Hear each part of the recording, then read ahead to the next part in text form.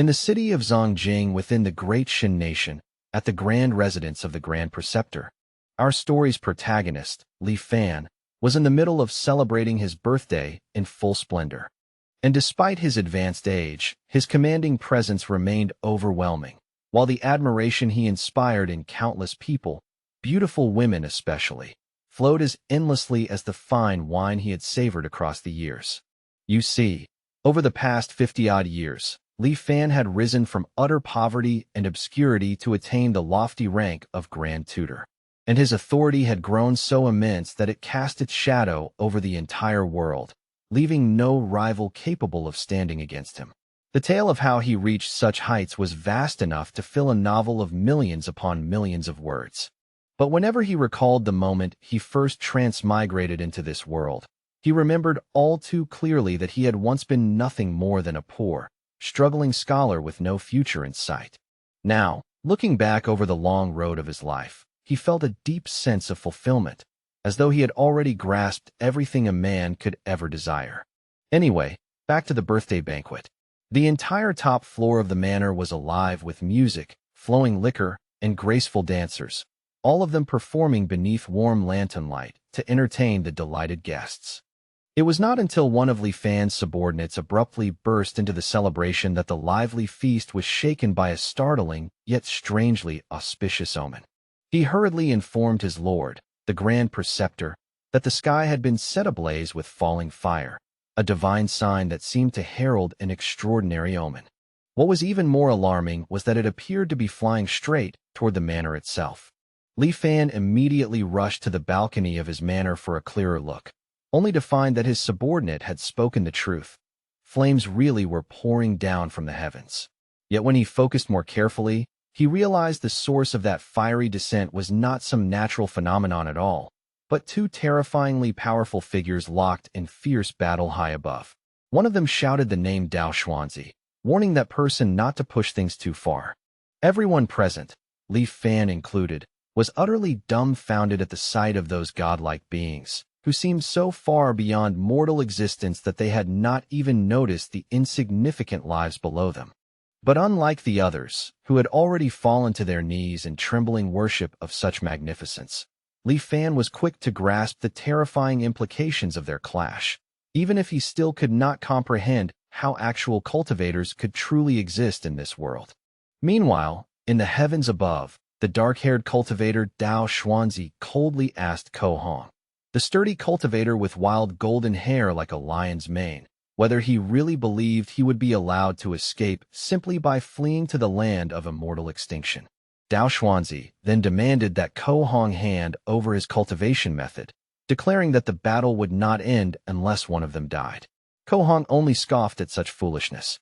It was precisely because he lacked a core formation method that he had remained trapped at the foundation establishment stage for nearly 100 years. His lifespan was nearing its end, and he was on the verge of crumbling into dust. Now that he had finally obtained a core formation method, how could he possibly surrender it to anyone else?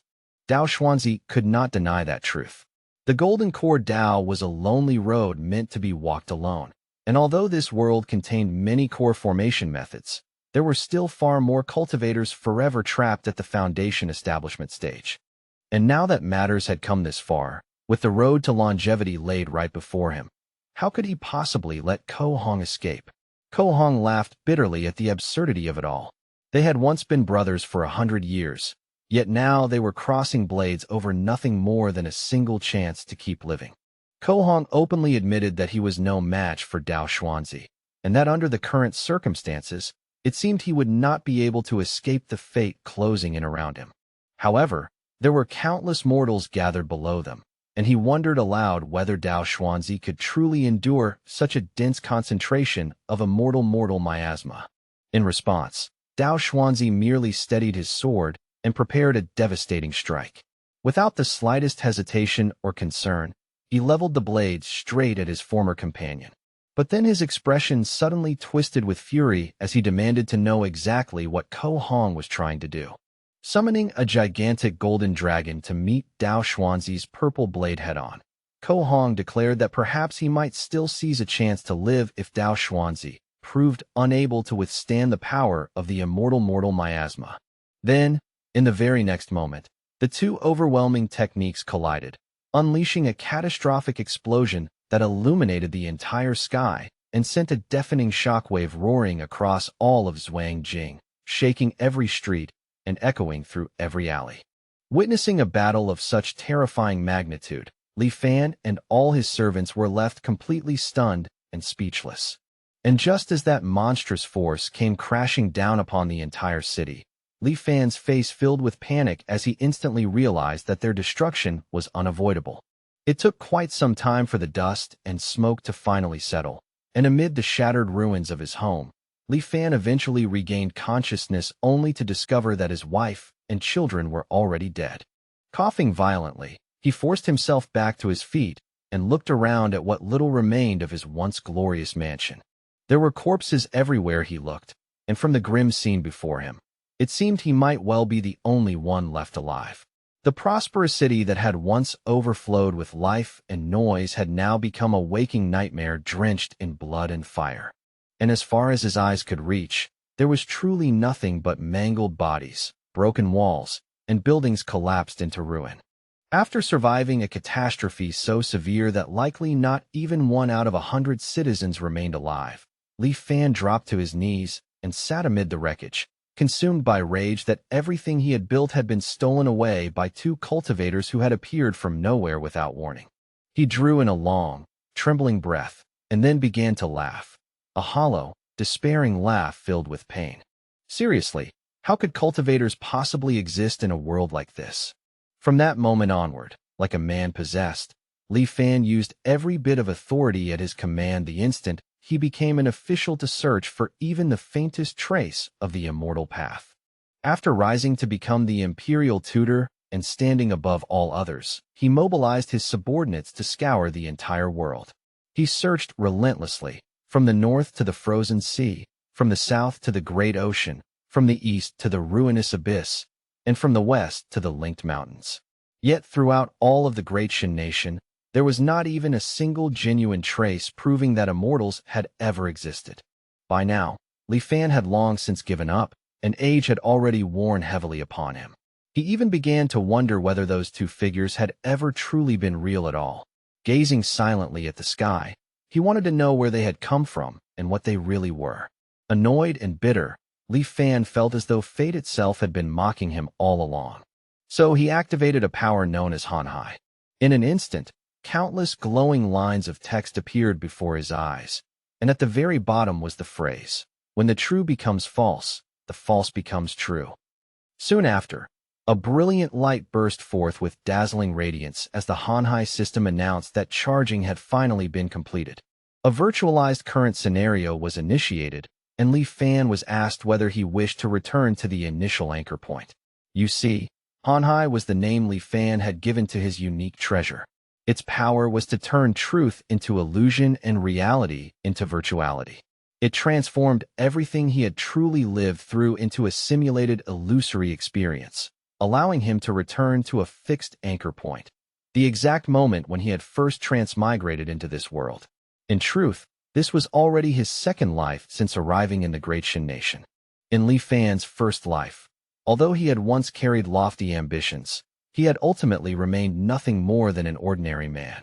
Li Fan had wanted to become a chief grand scholar, but after failing the examinations again and again, he finally abandoned that dream after turning 30 and instead began a small business.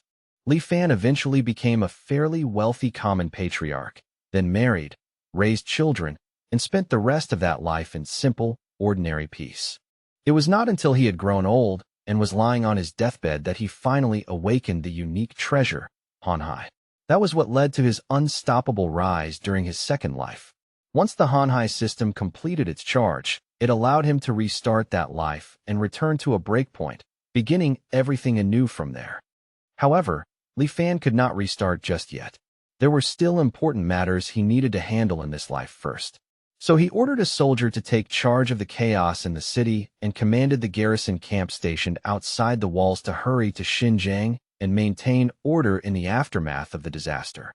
Most of Zhuangjing's buildings had already been reduced to ruins, And once his trusted garrison camp seized control of Xinjing, they would not only be able to speed up reconstruction after the catastrophe, but more importantly, Li Fan could remain within the barracks to oversee the cleanup in person while secretly dispatching men to investigate the whereabouts of the two cultivators.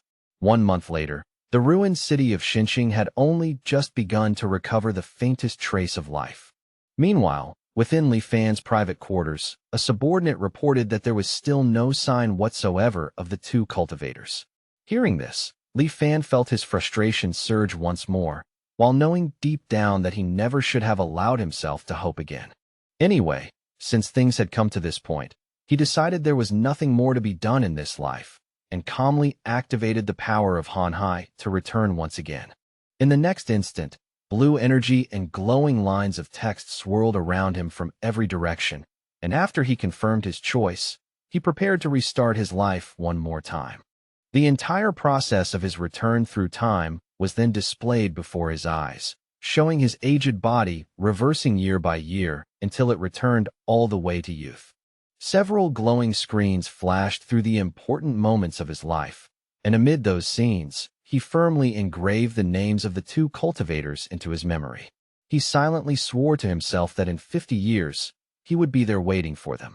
Li Fan then plunged into the portal without hesitation, his heart filled with grim resolve as he prepared to hunt those two immortals in his next life.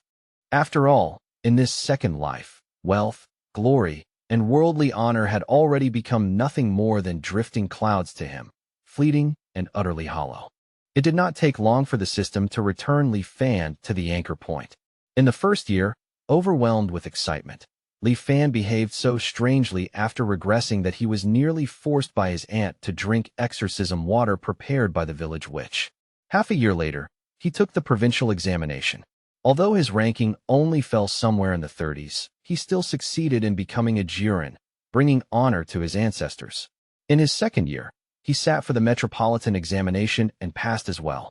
Then, during the palace examination, Li Fan performed brilliantly, placed in the second rank, and was granted the title of Jinshi. Afterward, he pulled strings in Xinjing and secured the post of county magistrate for Jiangnanshan County.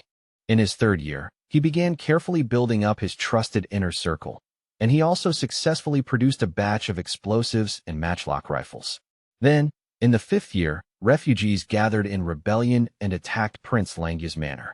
Li Fan led troops to the rescue and saved Prince Langya's family from disaster. The prince was profoundly grateful to him for that life-saving act. In the sixth year, Li Fan was promoted to prefect of Zhanghai Prefecture and married the daughter of the Vice Minister of Rights. In the seventh year, his wife gave birth to a son. In the 10th year, Princess Langya gave birth to a son as well. Li Fan personally went to offer his congratulations and presented a gift he had prepared with great care. In the 15th year, the emperor passed away, and Prince Langya inherited the throne, changing the era name to Xinjing.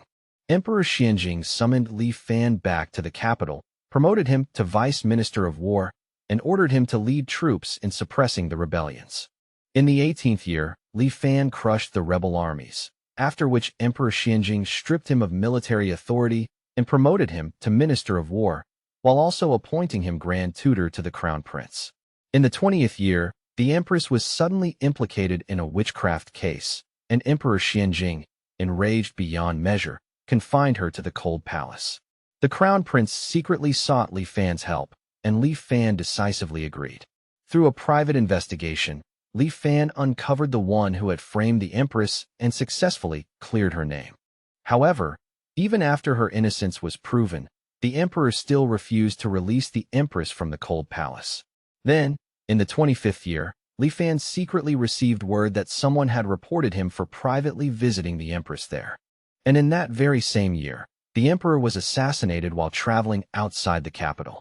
As a result, the officials brought the Empress out from the cold palace once again. The Crown Prince then ascended the throne and adopted the era name Kongning. In the 26th year, Li Fan was further ennobled as Grand Tutor and appointed Grand Scholar of the Deliberative Council, reaching the absolute peak of officialdom. Seizing that opportunity, he eliminated dissent and steadily built his own faction throughout the imperial court. By the 30th year, the people under heaven knew only the Grand Tutor, not the emperor. In the 31st year, the Empress Dowager became pregnant and gave birth to his son. In the 38th year, Emperor Kongning died in depression. In the 40th year, the Empress Dowager died of illness. In the 45th year, Li Fan's wife passed away. In the 46th year, Li Fan's eldest son also died of sickness. And in the 50th year, two immortals descended from the ruinous abyss and destroyed the city of Xinqing, while Li Fan only barely escaped with his life. When the simulation ended, Li Fan was faced with four choices and had to retain only one of them. The first option was an item in Li Fan's possession during that simulation. The second was the cultivation realm he had attained within the simulation. The third was the simulation memory of one person closely connected to him. Of course, that memory could be passed on for that person to inherit. As for the fourth option, it meant giving up all of the choices above in exchange for speeding up the charging progress. Li Fan could not help wondering whether everything he had just experienced had truly been real, or whether it had all been an illusion. Was it merely a simulation, a distortion of perception caused by its realism? Or perhaps, once one reached a certain level, the boundary between truth and falsehood simply ceased to exist. After only a brief period of contemplation, Li Fan pushed those wild thoughts aside and decided to focus only on the four options placed before him by the system. He felt the first two options were straightforward enough. If he ever managed to step onto the path of cultivation, both of them would surely be of tremendous help. Unfortunately, in that past life, he had remained nothing more than a mortal. As for the third option, there was simply no way of knowing what another person might truly be capable of. Stability mattered more than anything, and because of that, only the fourth option remained worthy of consideration. Since Hanhai's virtualization required stored charge whenever he suffered a fatal blow, Hanhai would consume that charging progress to automatically protect his life. This was also the very reason he had managed to escape death several different times in his previous life. Thus, the fourth option was undoubtedly the safest and most reliable choice he could make. Li Fan chose the fourth option and used it to accelerate the charging progress. By now, Li Fan had lived through 3 lives, accumulating a total of 166 years. As for his mental age limit, he remembered that in his last life it had only been a little over 900 years. But now, that limit had risen to more than 1,000 years.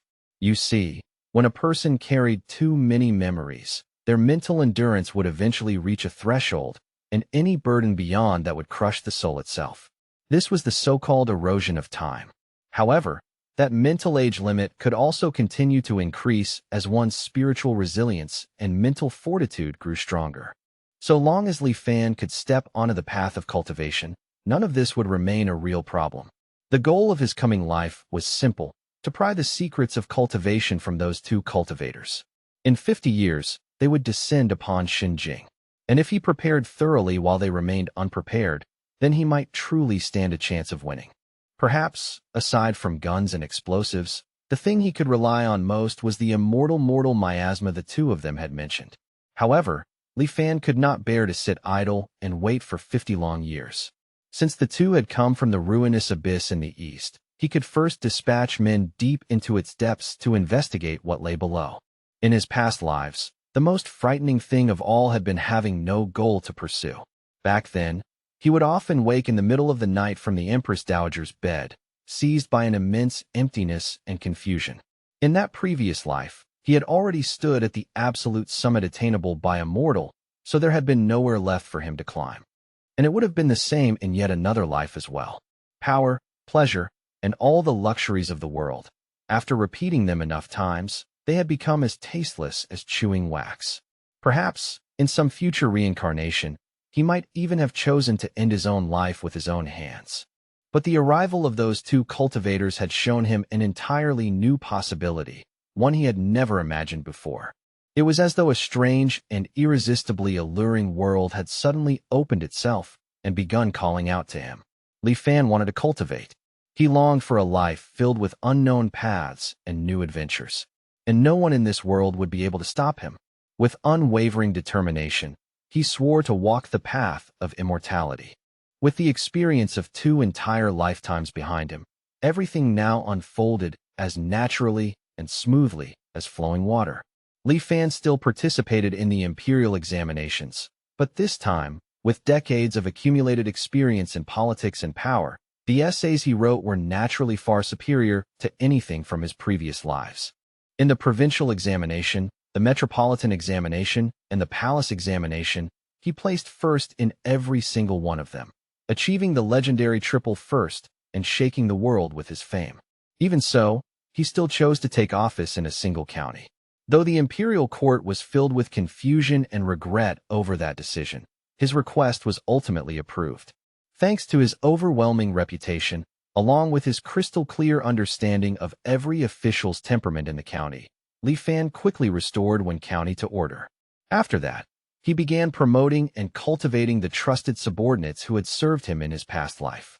In his fourth anchor year, he secretly searched for and found someone capable of serving as Prince Langya's body double, then carefully nurtured him into a loyal subordinate. In the fifth anchor year, he ordered that subordinate to disguise himself as a refugee and attack Prince Langya's manor. Li Fan pretended to stage a rescue, but in truth, he coordinated everything from within and had Prince Langya's entire family killed. At the same time, he arranged for the body double to take the prince's place. From then on, Li Fan secretly controlled Prince Langya's manor from the shadows. In the ninth anchor year, the wedding between Prince Langya and the chief grand scholar's granddaughter proceeded exactly as scheduled. That very night, Li Fan forced his way into the bridal chamber and took Princess Langya for himself. Then, in the 10th anchor year, Princess Langya gave birth to a son. Naturally, that child was Li Fan's. In the 15th anchor year, the emperor finally fell gravely ill. After receiving the Edict of Succession, Li Fan rushed to the capital together with his trusted subordinates. Once Prince Langya ascended the throne, Li Fan aggressively placed his own people throughout the imperial court. With the chief grand scholar's covert cooperation, Li Fan seized control of the entire situation with remarkable ease. In the 20th anchor year, after helping his son ascend as emperor, Li Fan formally enfeoffed himself as grand tutor and stepped out from behind the curtain to the very forefront once again, wielding authority over the world. After that, not only did the wheels of the great Shin nation avoid stagnation, they began turning even faster under his command.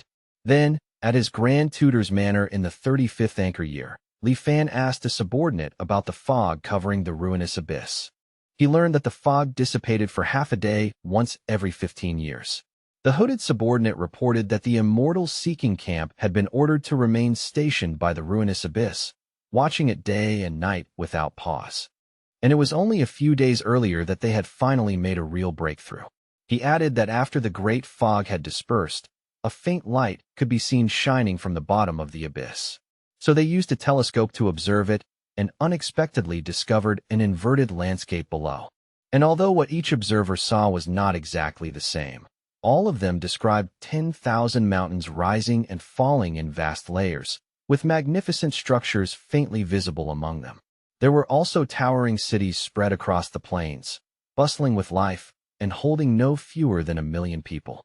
And beyond all that, there was even a city floating in the sky, wrapped in rosy light, with all kinds of rare and exotic beasts soaring through the air around it. It was a sight so unbelievable that it seemed almost unreal. After confirming that the two cultivators had indeed come from the ruinous abyss, Li Fan wanted to know whether they had discovered any method at all to reach the bottom of it. But the hooded subordinate replied that they had already tried many different methods. Yet the moment they descended to a certain depth, they were torn apart by a sudden astral wind. That astral wind was so terrifying that even the strongest armor could not withstand it for more than an instant. Li Fan dismissed his subordinate with nothing more than a quiet, casual wave of his hand. Then, as he gazed up at the bright full moon, he realized that in the end, he would most likely have to wait for the two cultivators after all. And so, in the great Shin nation, the 50th anchor year finally arrived, bringing with it a night destined to be anything but ordinary. In the night sky, the two overwhelming auras of power collided violently once again, shaking the heavens with their terrifying force. And just like before, Ko Hong roared out Dao Xuanzi's name, warning him in anger not to push things too far. However, this time, several blazing projectiles suddenly tore through the air and shot straight toward the two cultivators in the middle of their fierce clash. Ko Hong instantly grew furious and demanded to know who dared launch a surprise attack against them. Below them, rows of armed soldiers worked in perfect coordination, raising their rifles and firing relentlessly at the two cultivators in the sky. Yet with nothing more than a casual gesture from Ko Hong, every bullet froze motionless in midair, while he frowned and wondered what strange objects they were. And with his curiosity fully stirred, he used his flames to disarm a soldier from afar and forcibly draw one of the rifles into his own hand. Ko Hong stared at the weapon in disbelief, finding it strangely fascinating. After all, it relied on intricate mechanical structures in place of formations and explosive force in place of spiritual energy. To think that after several thousand years, the mortals exiled to this land of immortal extinction had actually managed to create something so ingenious. Ko Hong was genuinely amazed, though he also found it regrettable. Such a weapon could only function effectively in this place, where the great Tao was incomplete. But once taken outside this land, it would become nothing more than a heap of useless scrap metal. And even so, the sheer audacity of mere mortals daring to raise such things against them was still infuriating. Ko Hong, who had originally felt a faint trace of guilt, now wore an expression of utter intolerance and icy anger. He coldly questioned whether these insignificant mortals were truly seeking death, and in the next breath, he unleashed his Tao art technique, the Flame Dragon's Roar. In an instant, a colossal fire dragon took shape in the sky, then surged downward with terrifying speed toward every soldier gathered within the manor. But as that enormous dragon whipped across the city and charged toward its targets, the devastation left in its wake was so horrifying that in less than a moment, the entire city began to resemble Li Fan's previous experience all over again. Only this time, a slight yet deeply shocking deviation suddenly appeared, leaving Ko Hong stunned and wondering what exactly was happening.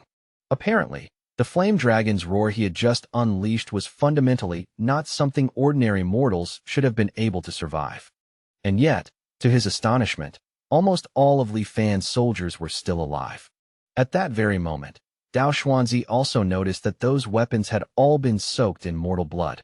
And after Ko Hong became tainted by the mortal miasma, the power of his Dao arts was clearly weakened. The very use of mortal miasma meant the enemy had come fully prepared. By then, it was obvious that the two of them had stepped into a carefully prepared ambush the instant they arrived. Since the place they had entered was both bizarre and dangerously unfamiliar, Dao Xuanzi suggested that they should not remain there any longer. But before the two of them could retreat, a voice rang out and threatened that if they fled, the news that they had obtained a core formation method would spread across the entire cultivation world by the very next day. Dao Xuanzi and Ko Hong both panicked at once, because that secret was supposed to be known only to the two of them. They immediately began wondering who could possibly have leaked it. But before either of them could react further, several cannonballs heavily condensed with immortal miasma were suddenly fired straight at them. Furious, Ko Hong shouted that those soldiers were courting death, then hurled a massive blaze toward the incoming cannonballs. Dao Xuanzi sensed the danger in that instant and immediately tried to warn Ko Hong to dodge instead. But it was already too late. Ko Hong's flames only succeeded in detonating all the cannonballs at once, releasing the immortal miasma in a violent burst. The entire night sky above what remained of the city was soon drenched in heavy rain-like droplets of immortal miasma, staining everything in a dreadful red. And on the ground, somewhere amid the broken ruins, the two cultivators now found themselves surrounded on all sides by dozens of armed soldiers. One soldier stepped forward and informed them that their grand tutor had given orders that their lives would be spared if they surrendered. Dao Xuanzi, though momentarily shaken, could only scoff coldly at the very idea of surrender. But before he could make a move to retaliate, he suddenly saw Ko Hong's storage ring floating silently before him. Realizing what that meant, Dao Xuanzi turned in horror toward his companion, only to see Ko Hong telling him to leave with the storage ring, before dying immediately afterward. The very moment after Ko Hong's death, a huge golden dragon burst out from his body and soared upward into the night sky above the burning city. Then that dragon-like spirit gradually transformed into a tree branch, suspended silently in the air. It was then declared that the Foundation establishment cultivator Ko Hong, who had cultivated for 205 years, had achieved his Tao foundation through the mystical object known as the Cho Dragon Branch, and that all of this had occurred within the land of immortal extinction. There, he had been besieged by several thousand mortals and carelessly injured by the immortal mortal miasma. His cultivation was instantly destroyed, and his remaining lifespan was pushed to the very brink of its end. Now his body had perished and his Tao had vanished, returning the Tao to the heavens. At that very moment, a soldier suddenly spoke up and told Dao Xuanzi that their grand tutor had no intention of fighting him to the death. If he gave up resisting, then his life would be guaranteed. Meanwhile, not far away, Li Fan watched the entire scene with a cold and detached expression.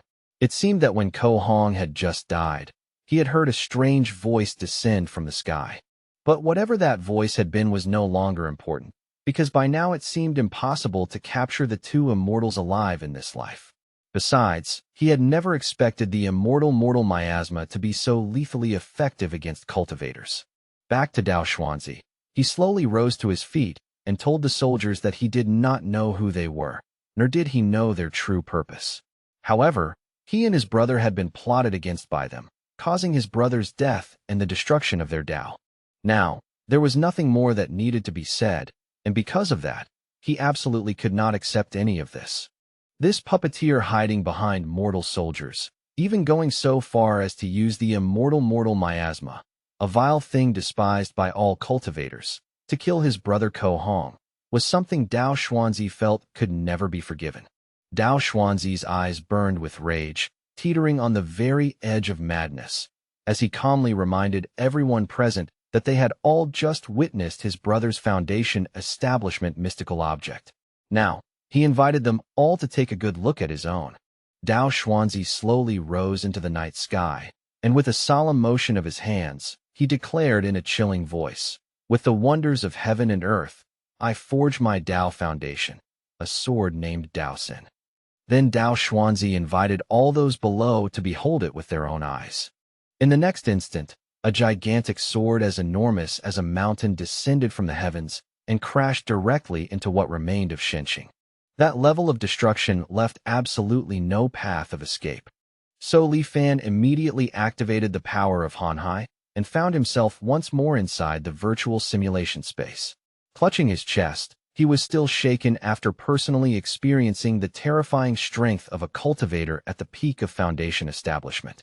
If not for the immortal mortal miasma, then even if Li Fan reincarnated 100 times and exhausted countless schemes, it still would not have been enough to threaten Dao Xuanzi and Ko Hong. Honestly, Li Fan had not expected the immortal mortal miasma to directly cause Ko Hong's body to perish and his Tao to vanish. At first, when they had called each other brothers of 100 years, he thought it was merely empty talk. He truly had not expected the bond between them to be so deep and extraordinary. When the ambush began, Dao Xuanzi called out to warn Ko Hong. Knowing full well that he could no longer escape death, Ko Hong willingly passed the core formation method to Dao Xuanzi. And when Dao Xuanzi watched Ko Hong die in that carefully laid ambush, he could not accept it at all, abandoning his own chance to survive and striking back with a sword art meant for mutual destruction.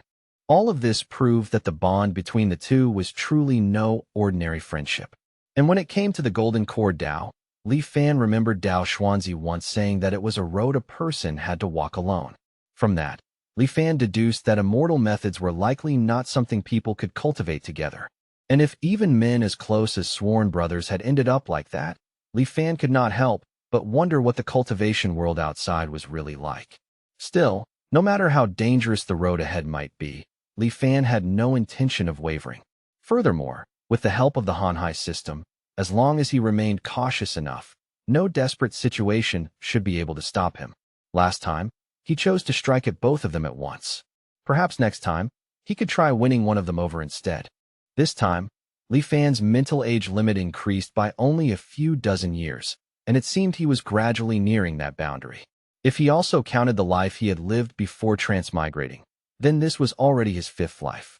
The road to seeking immortality was truly bitter and difficult, and he could only hope that the 50 years he was about to begin anew would not be wasted. So, In the 35th anchor year of his new life, Li Fan personally ventured to the endless ruinous abyss.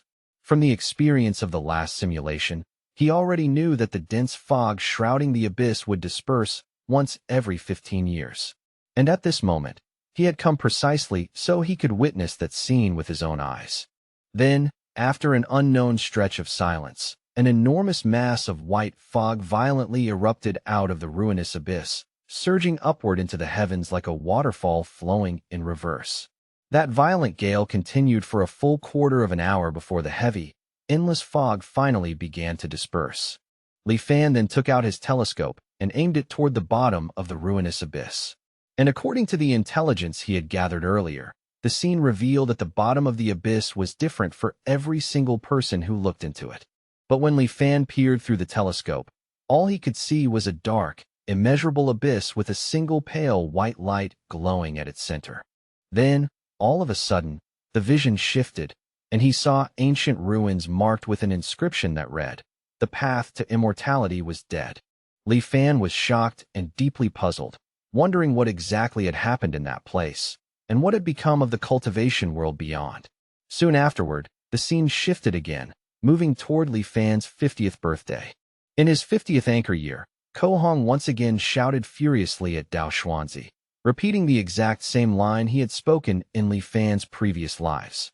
Then Li Fan's squad of soldiers launched their attack with rifles.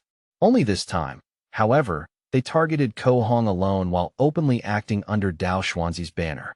Ko Hong, stunned and full of confusion, blocked the bullets while struggling to understand how such a thing was even possible.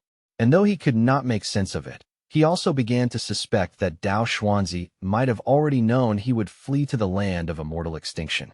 That suspicion immediately hardened into certainty the moment Ko Hong noticed that the bullets had been coated with immortal miasma. He shouted at Dao Xuanzi, calling him a despicable friend.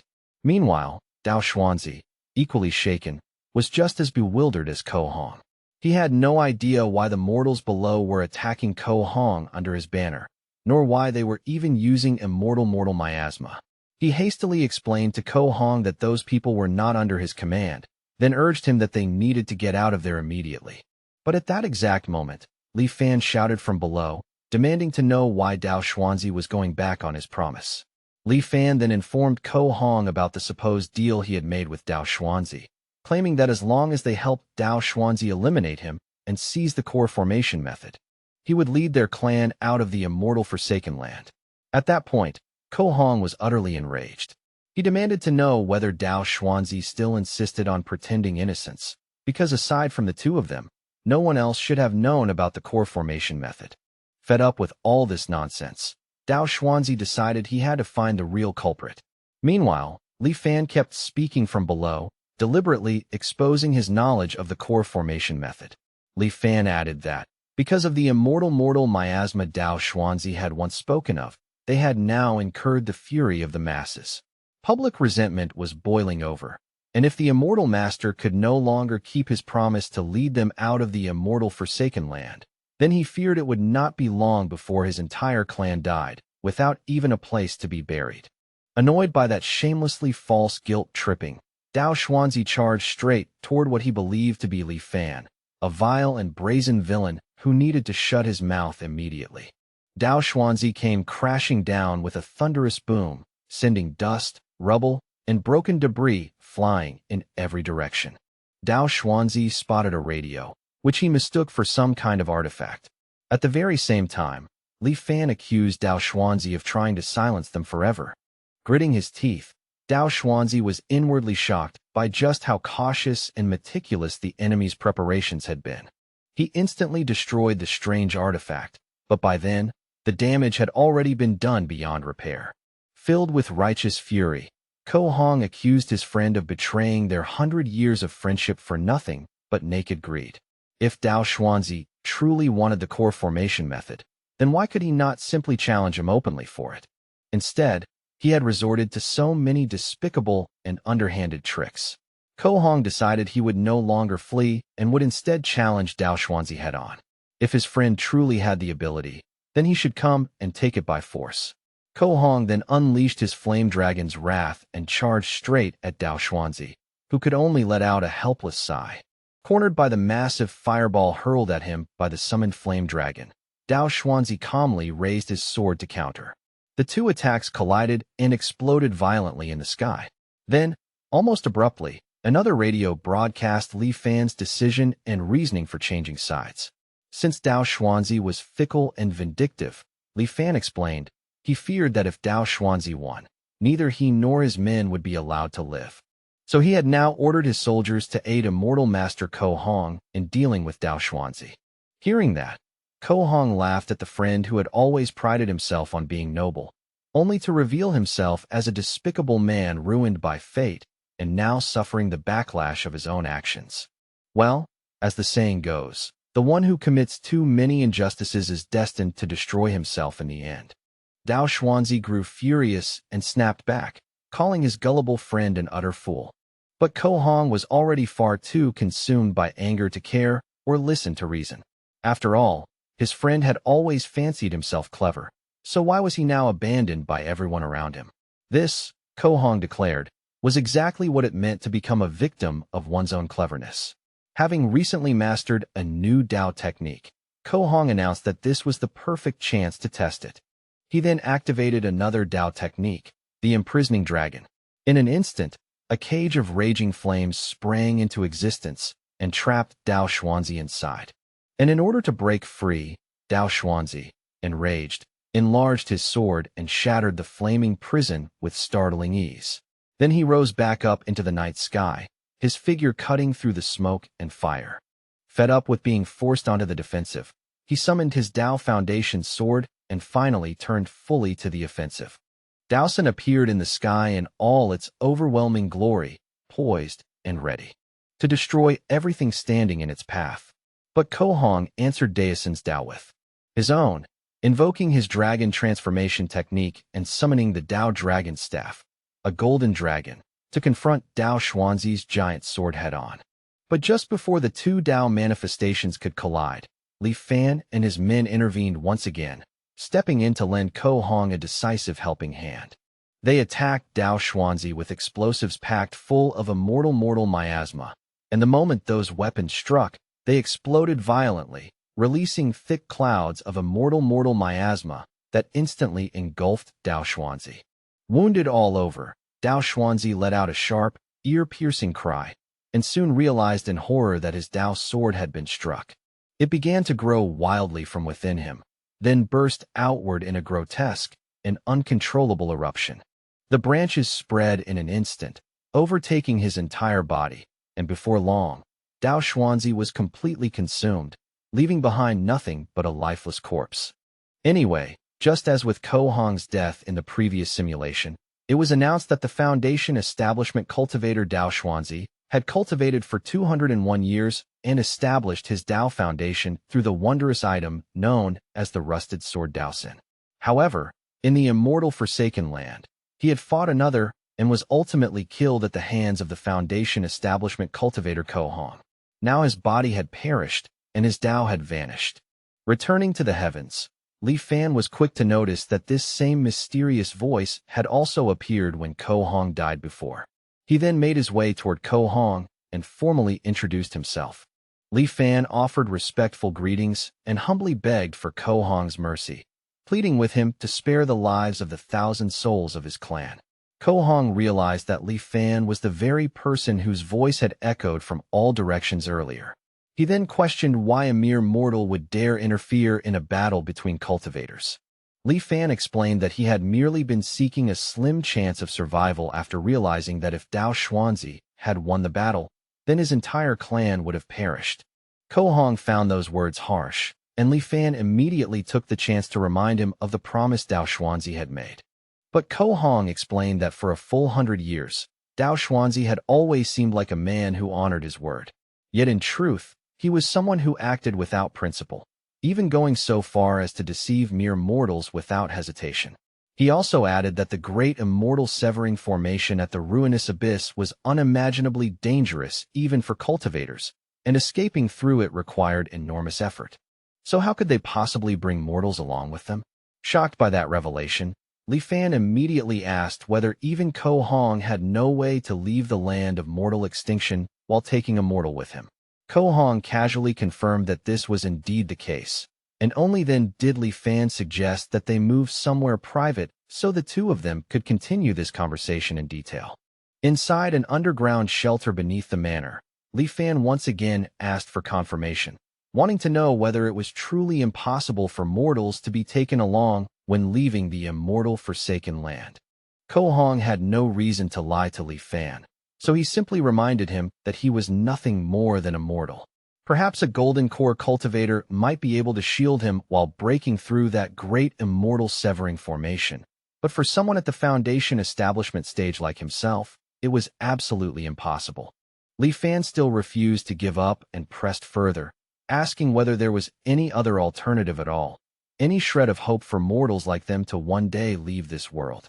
Ko Hong repeated that to leave the immortal forsaken land, one had to pass through the great immortal severing formation. But with the frail body of a mere mortal, making it through was utterly impossible. And besides, Li Fan was already old enough to have one foot in the grave. So why was he still so obsessed with leaving the land of immortal extinction? Wasn't he already satisfied with living as a local emperor in this small world? Li Fan did not answer that question. Instead, he wanted to know whether his descendants might be able to leave someday if they could cultivate to the Foundation establishment realm like Ko Hong. Hearing that, Ko Hong laughed at the sheer absurdity of it. There was not even a shred of spiritual energy in the land of immortal extinction, making cultivation impossible from the start. More than that, immortals and mortals had always been divided, and the mortals of this forsaken land were all tainted with miasma. So how could they possibly walk the path of immortality? Ko Hong then advised Li Fan to abandon the idea entirely. For mortals like him, if they wished to cultivate, they would first have to reach the outside world, reconstruct their bodies, and wash away the miasma within them. Otherwise, even if the great Tao of immortality were placed right in front of their eyes, they could only look at it without ever being able to touch it. Frustrated and unwilling to accept it, Li Fan once again asked whether there was truly no path out for mortals like them. And the instant Ko Hong firmly confirmed that there was none, Li Fan rose to his feet and respectfully took his leave. Ko Hong only began to feel that something was wrong when Li Fan suddenly paused just as the door closed behind him. But by then, it was already far too late. In the next instant, the underground shelter was flooded with mortal miasma. Ko Hong screamed in agony as he realized he had fallen straight into a trap. Outside the underground chamber, Li Fan stood in silence, listening to Ko Hong's agonized screams echo from within. And with a cold, unreadable look in his eyes, he declared that if immortals and mortals truly could not coexist, then how could he ever place his trust in the words of an immortal? According to the information Li Fan had obtained from Ko Hong, the land of immortal extinction was in truth an immortal forsaken land. And the root of it all lay in a great change thousands of years ago in the ancient cultivation world, an unknown plague. At first, no cultivator paid any attention to this disease spreading among mortals. That indifference lasted only until the first cultivator was infected by it. From that moment on, the plague grew stronger and began spreading among cultivators as well. And the very medium of transmission was the spiritual energy that cultivators depended on for survival. Through the spiritual energy of heaven and earth, the plague spread with terrifying speed throughout the entire cultivation world. For cultivators infected by it, a mild case meant their cultivation would regress and their realm would fall. A severe case, however, meant losing one's entire cultivation overnight and becoming no different from a mortal. After that, the body would perish and the Tao would vanish, returning to the heavens. Desperate and enraged, the cultivators vented their hatred upon what they believed to be the source of the disaster, the mortals. And so, a massive campaign of slaughter began. But it was not long before that campaign of massacre was forcibly brought to a halt. Not only did the plague fail to disappear after the mortals were killed, it seemed instead to lose all restraint, spreading wildly along the spiritual energy filling heaven and earth. That, in turn, led to the deaths of even more cultivators. But sitting around and waiting for death had never been the cultivator's way. So on one hand, a group of cultivators began researching methods to cure and resist the plague. On the other hand, some cultivators proposed the infamous Great Migration Plan. It called for banishing all mortals from the cultivation world into surrounding lesser worlds and shattered grotto heavens that lacked spiritual energy. After that, formations would be used to permanently isolate them, ensuring those mortals could never return again. Originally, there had been no mortals left in the cultivation world at all. But not every child born to cultivators possessed the aptitude for immortal cultivation, and over time, many new mortals were born within that world once more. Within the bodies of those mortals lingered a shadow of the plague. And because this plague had such a devastating effect on immortal cultivation, any descendants of mortals who wished to cultivate first had to purge that plague from their bodies. As time passed, this plague itself came to symbolize the distinction between immortals and mortals. And so, people gave it a name, the immortal mortal miasma. Legend said that in order to keep the cultivators within the immortal sects from losing their way, the progenitor mortals were exiled to surrounding lesser worlds. And those lands of exile eventually became what mortals came to call the immortal forsaken lands. Anyway, after reading through everything in full, Li Fan became keenly aware that he did not even know how many immortal forsaken lands existed. And among all cultivators, the number willing to brave the tremendous risk of entering such places was even smaller. Yet even encountering 2 of them had already been an extraordinary stroke of fortune. As a mortal, his lifespan was limited. Even if he could continue simulating lifetime after lifetime, he was still only repeating existence within the narrow bounds of mortal longevity. Li Fan was already 70 years old this year, and his physical lifespan limit was 86. In those remaining 16 years, he knew the chances of meeting another cultivator were practically non-existent. At that very moment, a chilling realization seized his heart. Li Fan began to wonder whether he was truly destined to repeat the life of a mortal over and over, lifetime after lifetime, without ever breaking free. Was there really no other path at all? Fortunately, it did not take him long to wrench himself out of that downward spiral. After suffering through nearly 300 years of bitter waiting, how could he possibly resign himself now? Li Fan then went to visit the captured Ko Hong, wanting to know exactly how the mortals in the Great Migration had originally been transported into the immortal Forsaken Land. When Ko Hong heard that question, he was genuinely surprised that Li Fan still had not given up. Even if he somehow managed to get out, so what then? At 70 years old, he still wanted to pursue immortal cultivation? Li Fan leaned in close to Ko Hong's face and reminded him that his cultivation had already been completely destroyed. So at this point, he was no different from the rest of them. However, if he were to return to the cultivation world, then he might be able to resume cultivating again, right? Li Fan then proposed a deal to Ko Hong. If Ko Hong could help him find a path back to the cultivation world, then perhaps when that day came, Li Fan would take him along as well.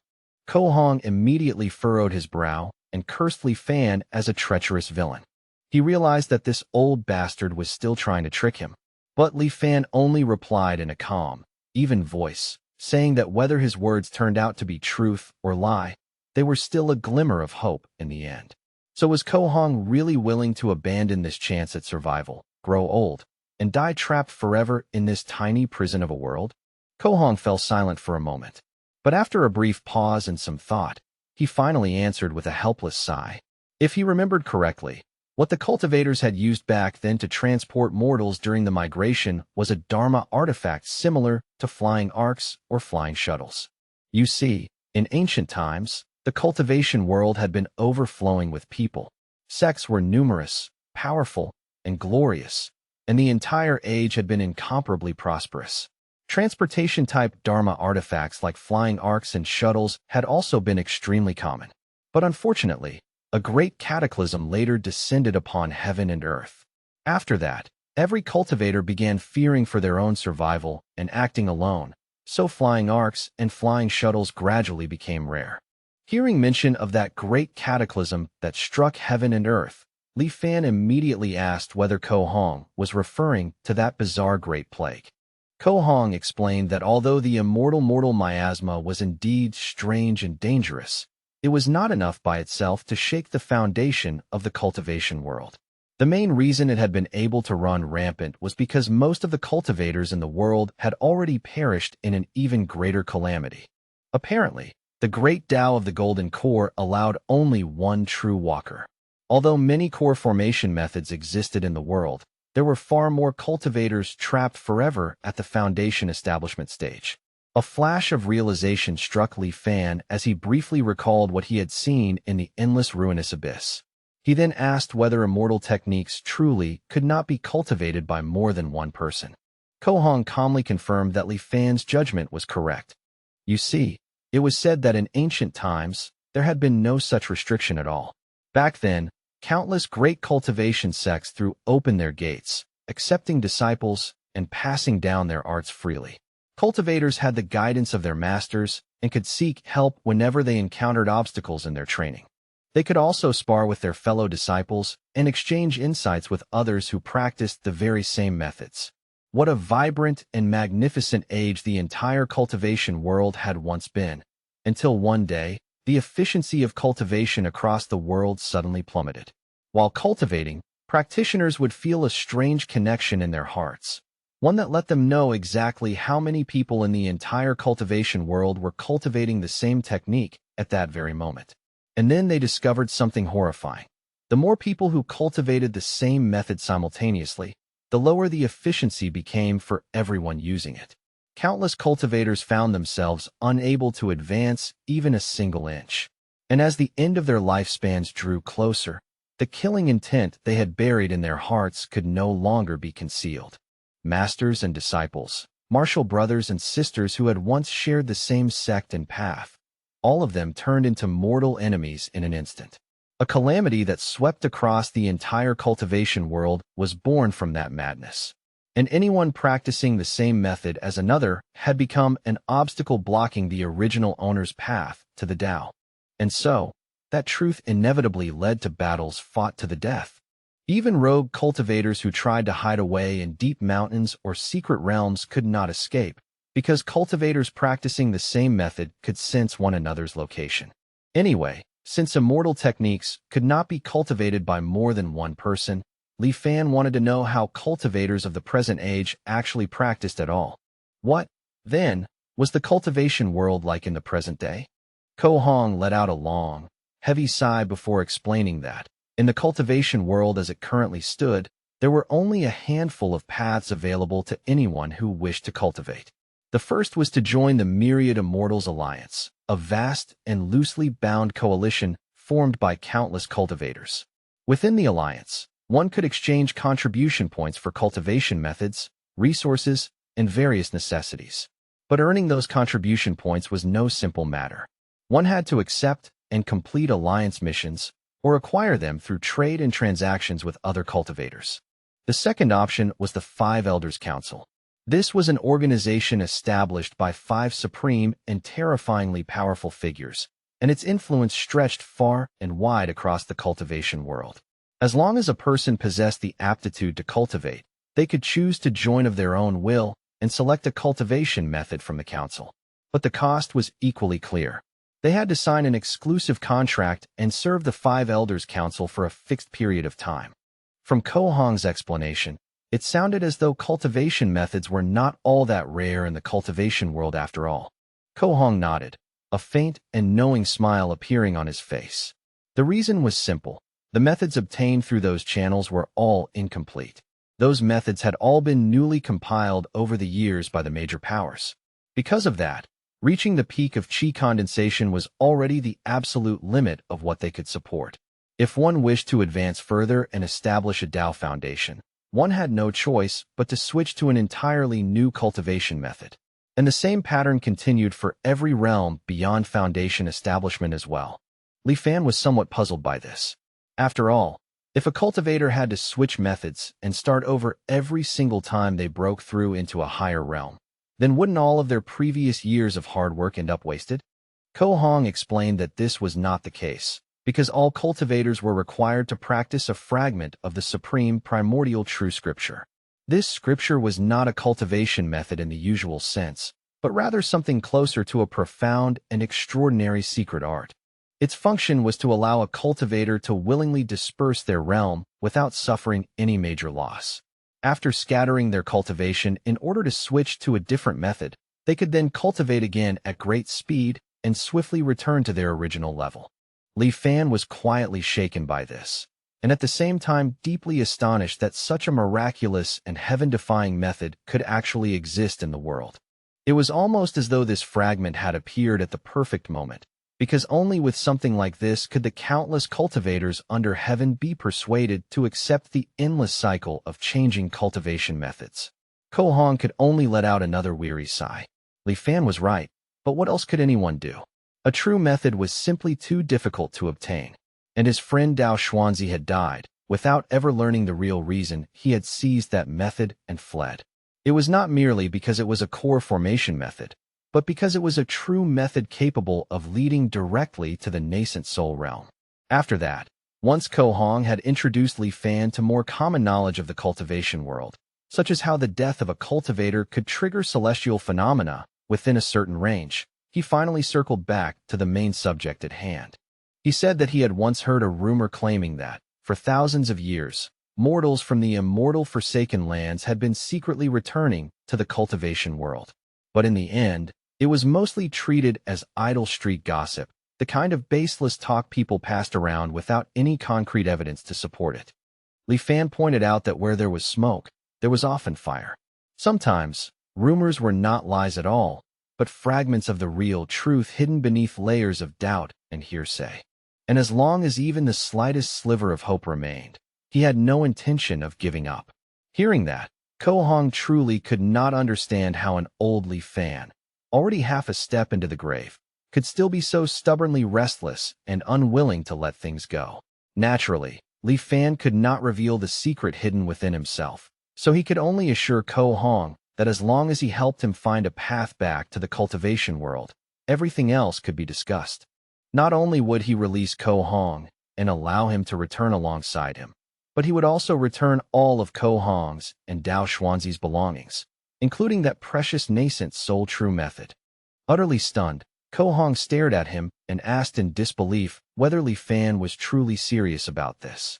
And after receiving Li Fan's firm confirmation, he agreed without the slightest hesitation and immediately decided to help. He solemnly vowed that he would do everything in his power, sparing no effort, to assist Li Fan. Thus, with Ko Hong's help, Li Fan began gathering historical books and ancient records from every corner of the world, painstakingly searching for clues about the era of the Great Migration within scattered and half-lost fragments of the past. At the same time, he mobilized the army on a massive scale to excavate ancient tombs everywhere, hoping to uncover even the faintest trace or hidden lead. This caused popular resentment to surge like boiling water, and officials submitted memorials every single day in an attempt to dissuade him, yet he forcefully suppressed them all. But unfortunately, too much time had already passed since the Great Migration era, and the lifespan he still possessed in this world was painfully, hopelessly short. 16 years later, Li Fan stepped out from the underground secret chamber, fully aware that the end of this simulation was drawing near. Yet even now, he still had not found the ship. His frail, aged body resembled a candle flickering in the wind, something that could be snuffed out at any moment. But before this life came to its final close, there was one last thing he needed to verify: the contents inside Ko Hong's storage ring. When he opened the storage space, what appeared before him was the Thousand Mysteries Jade Cosmos Golden Chapter Scroll.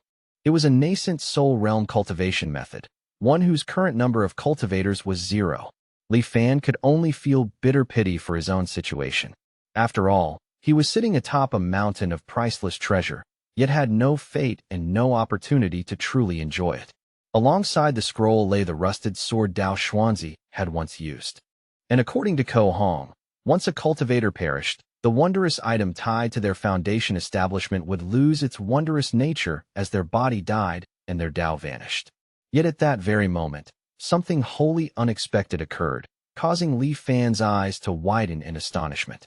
It turned out that his Huanjin system had suddenly detected the rusted sword Dao Xuanzi had left behind and classified it as a rechargeable item, though its current state was marked as damaged. Immediately afterward, The system asked whether Li Fan wished to proceed with the recharge.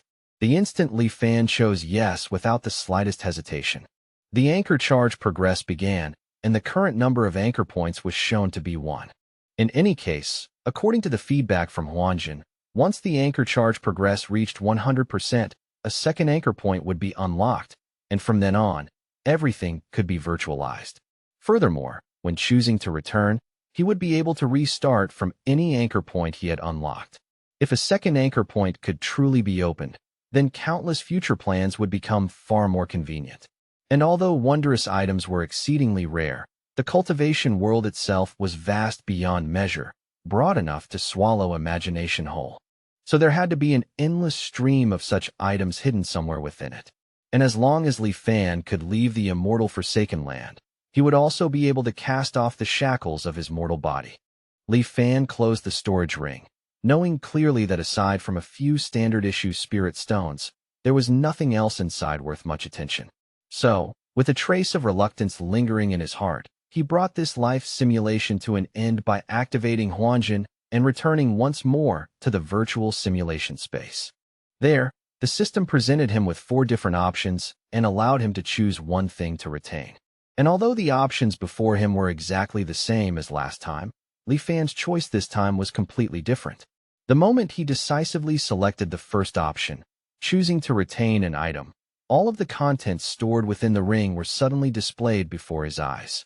Li Fan, feeling a little regretful that he could not retain every single item in the storage ring all at once, let out a deep sigh before ultimately choosing the nascent soul cultivation method. But the moment he checked his system panel afterward, an unexpected change immediately caught his attention. The nascent soul cultivation method he had just selected had actually been bound to him, meaning it would permanently exist within his Huanjin system from now on. After recovering from his brief moment of shock, a sly and calculating smile slowly curled at the corners of his lips. This unforeseen development had clearly opened up many more possibilities for future simulations and the plans he could lay within them.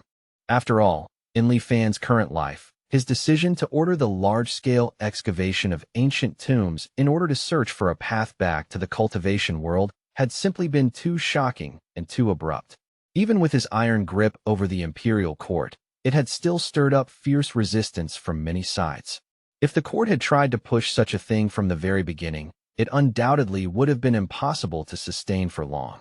But in his next life, if he began making arrangements from a much earlier point and spent 20 years gradually guiding events, then changing the mindset of the entire world might not be impossible after all. Time quietly flowed onward, and Li Fan's 6th life began. Under his subtle guidance from behind the scenes, many small yet important changes slowly took place throughout the world. In the 5th anchor year, an ancient seeking school suddenly emerged from nowhere. This school brought several ancient texts to the capital and requested an audience with the emperor. The exquisite, profound, and unparalleled nature of those ancient writings, rarely seen anywhere in the world, shocked the entire nation. The titles of the ancient texts were Change, Way and Virtue, Southern Flower, the Analects, and the Great Learning. In the 6th anchor year, the emperor suddenly fell gravely ill and became bedridden. All the imperial physicians were left helpless and at a complete loss. At that moment, the ancient seeking school presented an elixir to the emperor. Standing at death's very door, the emperor swallowed the elixir. To the astonishment of everyone who witnessed it, the elixir displayed miraculous effects. In only a few short days, the emperor's illness vanished, and he recovered completely. In the 11th anchor year, Jianghuai Prefecture uncovered a major tomb robbing case and captured a gang of more than 100 tomb robbers in a single sweep. The prefect of Jianghuai Prefecture, Li Fan, did not dare make a decision on his own authority. He drafted a memorial and sent it to the capital by 800 li urgent dispatch, requesting His Majesty's judgment. A full month passed before the imperial decree finally arrived. The criminals were not sentenced to death. Instead, they were reduced to slavery and sent to the capital. In the 15th anchor year, the emperor once again fell gravely ill. Desperate to prolong his life with an immortal pill, he dispatched more than 100,000 troops to excavate ancient tombs across the land in search of any trace of such medicine. Unfortunately, Immortal pills were incredibly difficult to find. The emperor died in lingering regret, and after his death, the trend of searching ancient tombs only spread more wildly and more fiercely throughout the world. But before dying, the emperor abdicated the throne and passed it on to Prince Langya. And so, Li Fan once again took secret control of the world from the shadows. In Li Fan's 23rd anchor year, after the excavation of an ancient tomb, a forgotten piece of history was slowly pieced back together, an ancient dynasty bearing the name Qi. The moment Li Fan learned of this, he immediately issued a bounty to the entire world, declaring that anyone who could locate a tomb from the Qi dynasty would be ennobled as a marquis. In the 25th anchor year, the tomb of the first emperor of the Qi dynasty, Emperor Kongning, was finally discovered. And after every obstacle had been removed and every barrier cleared away, Li Fan entered the interior of the tomb with his followers gathered around him. In just a little over a month, a passage leading to the main burial chamber was carved open. The principal tomb corridor stretched for several hundred meters, and its walls were covered from end to end in vivid, lifelike murals. Though 1,000 years had already passed, the images remained astonishingly clear, as if time itself had failed to erase them. Li Fan and his entourage finally arrived at the main burial chamber. The chamber stood 40 to 50 meters high, while its length and width each extended for several thousand meters, making it feel less like a tomb and more like an underground world. The ceiling appeared to imitate the arrangement of the heavens, inlaid with tens of thousands of luminous pearls like stars scattered across the night sky. Mountain peaks rose one after another below, half submerged in a sea of clouds. No one knew how that sea of clouds had been formed, yet it remained suspended within the chamber, motionless and undrifting. Even after several thousand years, it still had not dissipated in the slightest. Invisible paths linked the various mountain peaks together, and everyone who stepped onto them could not help but gasp in wonder. In that moment, Li Fan looked upon such astonishing craftsmanship with deep amazement and became even more certain that these truly were the methods of an immortal.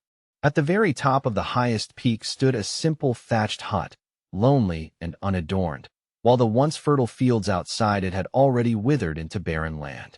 As they drew closer, they finally realized that the hut's thatched roof was not made of straw at all, but woven from countless fine threads of gold, gleaming faintly with an otherworldly luster. Realizing that this thatched hut was clearly Emperor Kongning's coffin chamber, Li Fan immediately ordered 2 of his men to step forward and open the door. The 2 obeyed at once.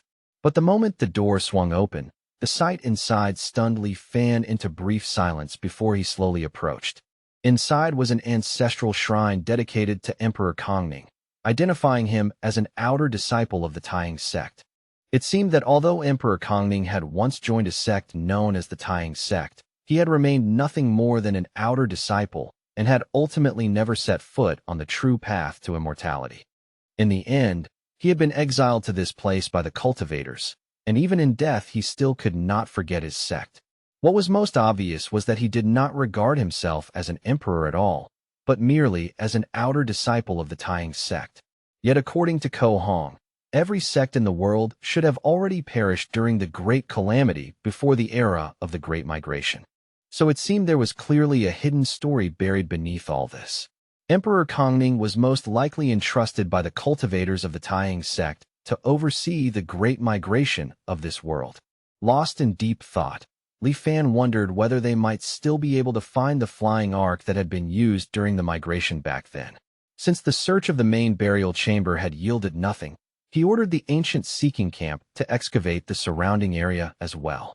Several days later, news finally arrived. Li Fan received a report that in the burial inventory of a nearby attendant tomb chamber, the words flying ark had been found. However, that attendant tomb chamber had already been robbed long ago, and judging from the traces of destruction left behind, the robbery had taken place more than 1,000 years earlier. The instant Li Fan heard this report, an intense and terrifying murderous aura suddenly rose around him. Then, only seconds later, he completely lost control and furiously swept everything off the table beside him in a violent outburst. Li Fan was furious that the same cruel pattern was repeating itself yet again. It was driving him to the very edge. Every single time he caught sight of even the faintest glimmer of hope, it always turned out to be forever out of reach, like flowers reflected in a mirror or the moon mirrored on the surface of water.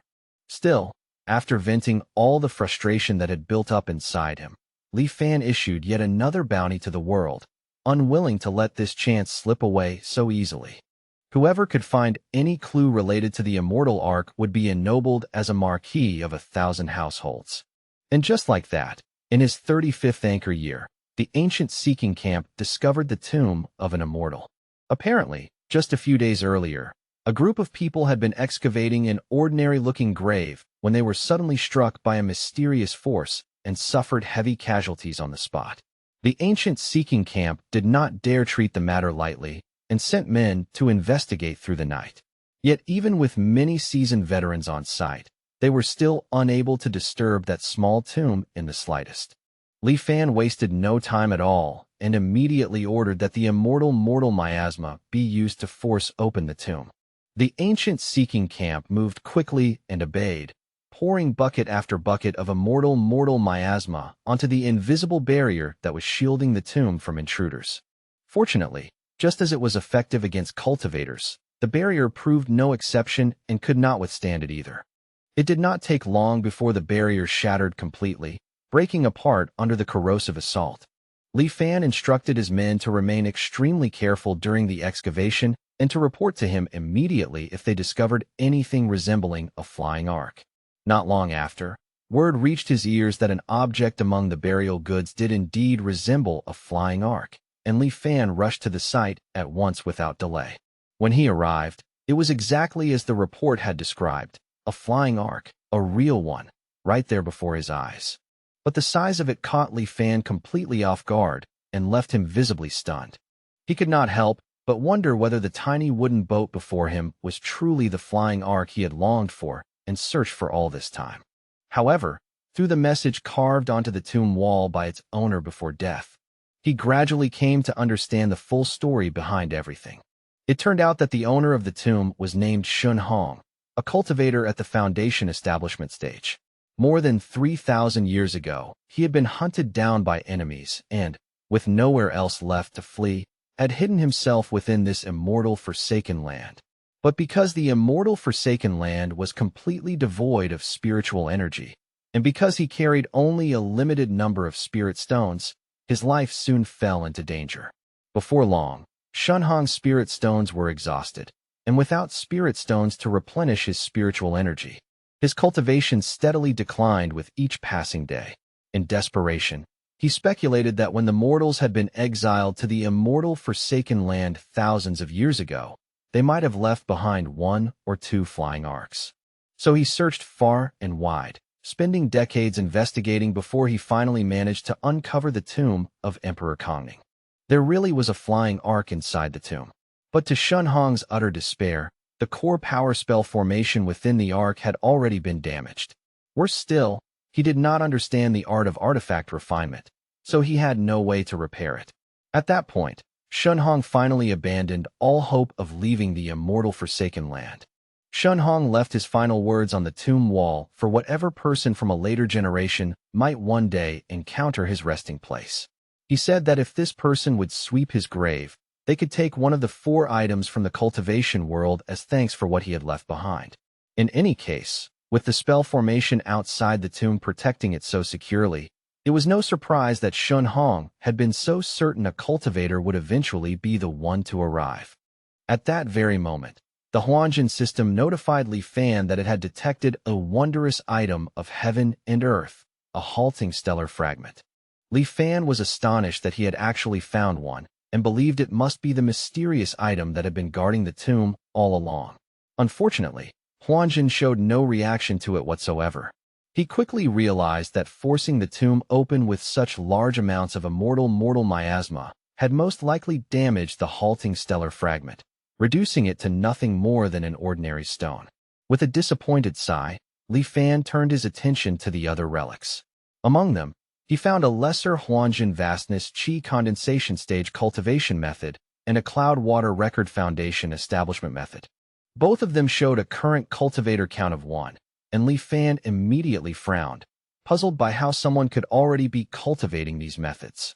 For a moment, he wondered whether this might be some kind of trap, but he quickly decided that probably was not the case. After all, more than 3,000 years had already passed, and even cultivators at the Foundation Establishment or Golden Core realms should have long since crumbled into dust.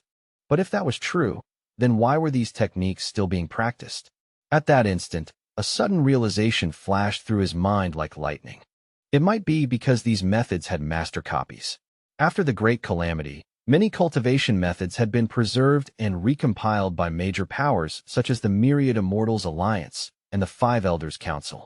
Whenever the managers of those great powers saw that a method no longer had anyone cultivating it, they would simply release it again for others to redeem. In other words, over the past 3,000 years, who knew how many different owners these two methods had already passed through? Dropping the scrolls back down in frustration, Li Fan muttered bitterly that everything in this world was rotten to the core. Then, trembling with a satisfaction so intense it nearly left him shaken with excitement, Li Fan picked up the third item, the Tying Arkansas. After passing through countless hands over thousands of years, the Tying Arc had now finally fallen into his possession, and with it, the wish he had waited centuries to fulfill had at last become reality. Although the Tying Arc was damaged, Li Fan was not worried in the slightest. Shen Hong had failed to repair it, and Li Fan knew very well that he could not fix it himself either. But there was someone who definitely could. And so, as the scene shifted to Li Fan's 50th anchor year, that familiar night of fate unfolded before him once more, exactly as it had before. This time, however, before Ko Hong and Dao Xuanzi could finish their heated exchange, Li Fan directly cut in and asked whether a mere core formation method was really worth fighting to the death over. Naturally, both Ko Hong and Dao Xuanzi could not help but wonder what insolent mortal would dare speak with such brazen arrogance. Li Fan calmly stepped forward and invited the two of them to come down and have a proper conversation. After hesitating for a brief moment, the two finally descended and silently joined Li Fan's group. Li Fan gave a light laugh and told them that long ago, his ancestor had left behind a prophecy on his deathbed for future generations. It said that two people would one day come from the east of the abyssal ruins and set foot in the capital, marking the opportunity for their clan to finally escape the immortal Forsaken Land. For thousands of years, his clan had always doubted those words. But now that the prophecy had truly come to pass, it called for a grand toast. Curious, Ko Hong asked for Li Fan's name, and upon hearing the reply, Dao Xuanzi narrowed his eyes slightly and repeated Li Fan's words, his voice filled with disbelief. He asked whether Li Fan's ancestor had truly foreseen their arrival thousands of years in advance, and what exactly Li Fan meant by an opportunity to escape. Li Fan's expression changed at once, turning sharp, cold, and faintly displeased, as though their doubt had touched a nerve he did not wish others to probe. He asked them directly whether they doubted his words. Ko Hong frowned slightly and replied that the whole matter simply sounded far too fantastical to believe. They had wandered the cultivation world for centuries, seen countless strange things, and yet had never once heard of anyone capable of deducing events that would happen thousands of years in the future. Li Fan then asked whether they had ever heard of the Tian sect. At once, Ko Hong's eyes widened in shock, and he quickly asked whether Li Fan meant that very sect once famed throughout the ancient world for its mastery of the arts of deduction. Li Fan let out a long, heavy sigh and told the two of them to relax and not be so tense. He explained that his ancestor had indeed once been a member of the Tian sect. However, unlike most cultivators, his ancestor had little interest in cultivation itself.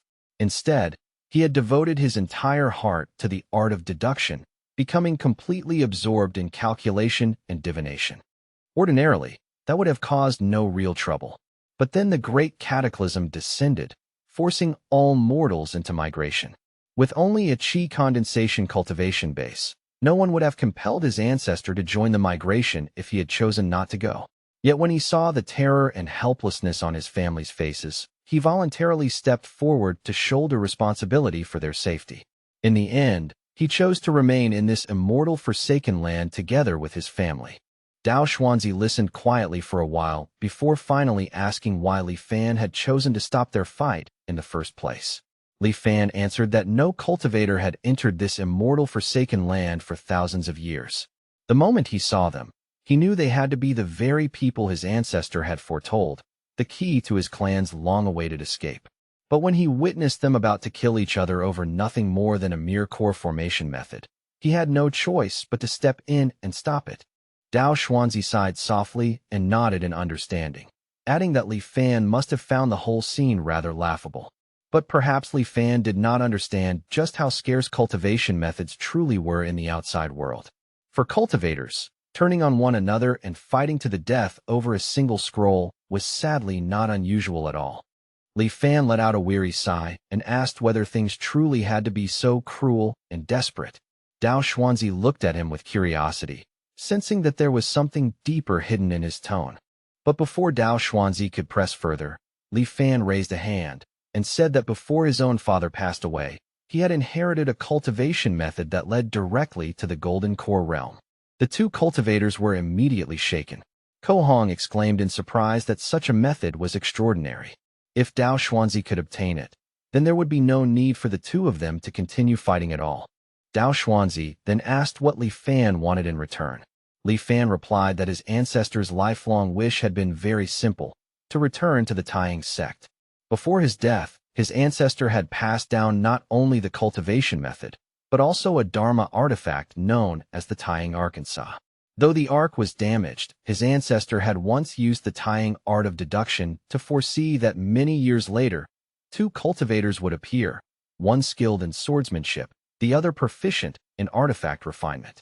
Together, they would help his descendants repair the Taiying ark and finally escape this immortal forsaken land. Deeply amazed, Dao Xuanzi exclaimed that the Taiying art of deduction was truly incredible. His brother, Ko Hong, happened to be devoted to the art of artifact refinement, while his own specialty was sword technique. Ko Hong too was left in awe of Li Fan's ancestor. After all, for someone with only a qi condensation cultivation base, to possess such unfathomable power was almost impossible even to imagine. Li Fan brushed aside their praise, saying that words without proof were meaningless. So rather than continue talking, he invited them to first see the method for themselves. But before the two could follow him, Dao Xuanzi shot his friend a murderous glance, clearly reminding Ko Hong that he already possessed a core formation method in hand. So was he still not satisfied? Ko Hong, suddenly nervous and alarmed, immediately agreed not to follow and obediently sat back down in his seat. Meanwhile, Dao Xuanzi followed eagerly after Li Fan, completely unaware of the cold and calculating look hidden in Li Fan's expression. Li Fan led Dao Xuanzi all the way down into the underground chamber below. But the moment they reached the entrance, Dao Xuanzi abruptly stopped in his tracks after noticing the lingering immortal miasma hanging in the air. Seeing Dao Xuanzi's fear and hesitation, Li Fan calmly explained that one simply could not be too careful. They were mortals, after all, and in order to protect their family's greatest treasure, they had no choice but to take every possible precaution. Li Fan entered alone and returned shortly afterward with the cultivation method in hand. Standing at the entrance, he invited Dao Xuanzi to examine the cultivation method his ancestor had left behind. The moment Dao Xuanzi saw the Thousand Mysteries Jade Cosmos Golden Chapter, he was completely stunned, practically dumbfounded, when he realized that it was actually a nascent soul method. Li Fan calmly acknowledged that everything was unfolding exactly as he had anticipated from the very beginning. He admitted that earlier, in front of Ko Hong, he had deliberately described his ancestor's inheritance as only a core formation method, because he feared stirring up greed and malicious intent. Dao Xuanzi respectfully praised Li Fan for his sharp mind and careful judgment. He assured Li Fan that there was no need to worry. His friend Ko Hong was an expert in artifact refinement, and he himself would persuade him to help repair the Taiying ark with all his strength. Li Fan laughed and said that he would be relying on Dao Xuanzi then. Once the ark was fully repaired, he would personally present the nascent soul method to him as promised. Later, Dao Xuanzi secretly informed Ko Hong through telepathy that Li Fan's claim was indeed true. He told Ko Hong that he had seen the ancestral core formation method with his own eyes. Ko Hong's expression darkened at once, and he immediately declared that they should seize the method by force. The moment Ko Hong suggested taking the method by force, Dao Xuanzi quickly refused. He reminded his friend that although Li Fan was only immortal, he was still a descendant of the Tian sect, and the sect's art of deduction was terrifying beyond measure. If they acted rashly, there was simply no telling what hidden measures or deadly contingencies Li Fan might have already prepared in secret. Repairing the Taiyang Arc was not an especially difficult matter, so there was no need to invite unnecessary danger. Dao Xuanzi also considered that if Li Fan were pushed too far, he might expose the truth that the cultivation method was actually a nascent soul technique, and that revelation would only bring disaster crashing down upon them all. The next day, Li Fan personally handed the Taiyang Arc over to them for repairs. Ko Hong examined it with open admiration and remarked that it truly was worthy of being an artifact from the Taiyang sect. Both its refinement and the profundity of its spell formations far surpassed anything he had studied before.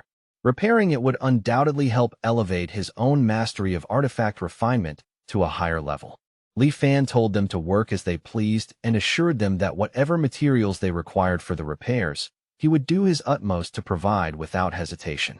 Cultivation knew no concept of time, and what looked like nothing more than a small wooden boat ended up taking Ko Hong and Dao Xuanzi nearly an entire year to restore. The moment Li Fan heard that the repairs were complete, he hurried over at once to see the result. Ko Hong explained that the Taiyang Arc's core power formation, its sizing formation, its dust cleansing formation, and several auxiliary formations had all been fully repaired. However, due to limitations in available materials, the defensive and offensive formations could only be restored in part. It would still be able to break through the great immortal severing formation, but if it had to face the direct attack of a cultivator, the situation would remain difficult. Li Fan replied that this did not concern him. As long as he could escape the great immortal severing formation and return to the cultivation world with his ancestors' relic in hand, then he would find a way to rejoin the Taiyang sect. Ko Hong then went on to explain the Arc's properties. It was powered by spirit energy and controlled through divine sense.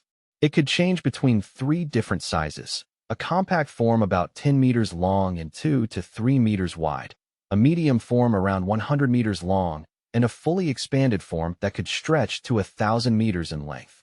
Although their reserves of spirit stones were limited, the energy already stored within the Arc would still be enough for Li Fan to leave in the Arc's second form. Smiling, Ko Hong asked whether Li Fan, being only immortal, needed their help piloting it, only to be left stunned when the small wooden boat suddenly transformed before their eyes into a miniature flying ship. Ko Hong was astonished and could not help remarking that Li Fan's methods were truly extraordinary if he could control the Taiyang Arc despite lacking any cultivation. Li Fan gave a light laugh and called it nothing more than a minor trick unworthy of praise. He then sincerely thanked the 2 cultivators, saying that after being trapped for 1,000 years, there was finally hope of escape at last. All of it was thanks to their help. Dao Xuanzi then asked about the cultivation method Li Fan had promised. Li Fan smiled faintly and gestured for them to follow, saying that everything had long since been prepared and that he would personally lead them to retrieve it. 3 days later, Ko Hong and Dao Xuanzi, having obtained the cultivation method, came to bid Li Fan farewell. Dao Xuanzi explained that they had already exhausted most of their spirit stones. If they remained in the immortal Forsaken Land any longer, their cultivation bases might begin to decline. Thus, they had come in person to take their leave and depart. Ko Hong told Li Fan that if he ever truly managed to leave this immortal Forsaken Land, he could look for them in Lingyan City near the Tongyan mountain range. He then handed Li Fan a carefully drawn map of the area surrounding the exit of the great immortal severing formation. Since there were no blank jade slips available, he had no choice but to record it from memory using paper and brush instead. Li Fan thanked him sincerely, his tone carrying genuine gratitude. After exchanging a few more parting pleasantries, Ko Hong and Dao Xuanzi transformed into 2 streaks of light and vanished into the distance. Watching them leave, Ko Hong remarked that Li Fan possessed a remarkable temperament, the bearing of a true figure among mortals. But he also let out a sigh, noting that Li Fan's final limit was already drawing near. Even if he did manage to return to the cultivation world, he would likely have only a few years left to live. Dao Xuanzi slowly closed his eyes and said in a soft, almost weary voice that without attaining longevity, everything else in this world was nothing more than empty illusion. He reminded Ko Hong that the very reason they had once turned on each other and fought to the death was precisely for that slim chance to grasp immortality. Ko Hong then seemed to recall something and turned to ask his companion exactly what cultivation method Li Fan had given him. Dao Xuanzi smiled faintly and replied that it could not possibly be the same method Ko Hong had received. He added that once he returned, entered secluded cultivation, and broke through to the golden core stage, he would not forget the 3 promises he had made. As they ventured deeper and deeper into the abyssal ruins, they noticed that the mist from the protective formation was still lingering thickly around them. Dao Xuanzi let out a laugh and teasingly asked whether his friend actually dared to pass through it. Without the slightest hesitation, Ko Hong accepted the challenge and charged forward at once. Meanwhile, aboard the Taiyang Ark, Li Fan stood at the edge and gazed into the endless fog filling the eastern ruinous abyss. He realized that 14 more years remained before the mist would naturally disperse on its own. By then, he would already be 85 years old, and his great limit would be right before him. Smiling faintly to himself, he murmured that there was nothing left in this life for him to cling to anymore. On that very day, he made up his mind to test the true nature of the great immortal severing formation for himself. He guided the Taiyang Ark and sent it plunging straight down into the abyss at full speed without any hesitation. The ruins were smothered in dense silver fog, and everything around him looked vast, distorted, and strangely unreal, as though the world itself had lost all sense of boundary. Suddenly, the ship jolted violently, as if it had slammed into something invisible hidden within the fog. The entire hull trembled under an overwhelming pressure. Li Fan immediately realized that he had likely entered the astral wind layer, a terrifying region where even a foundation establishment cultivator would struggle to survive. The wind blades here were sharp enough to shred a mortal body to pieces in an instant. At that moment, he felt deeply fortunate that the Taiyang Ark still had its defensive spell formation protecting it. Without that barrier, the consequences would have been beyond imagination. After half an hour of steady control and grim resistance against the raging winds, the violent shaking finally began to subside little by little. The thick fog ahead gradually parted, and blinding light poured in from beyond. At last, he had broken through. Li Fan had escaped the great immortal severing formation. After re-entering the cultivation world, he happened upon a rare and powerful cultivation method. Within 100 years, he successfully formed his core, and from that point on, his cultivation journey became astonishingly smooth. 1,000 years later, he attained enlightenment and ascended.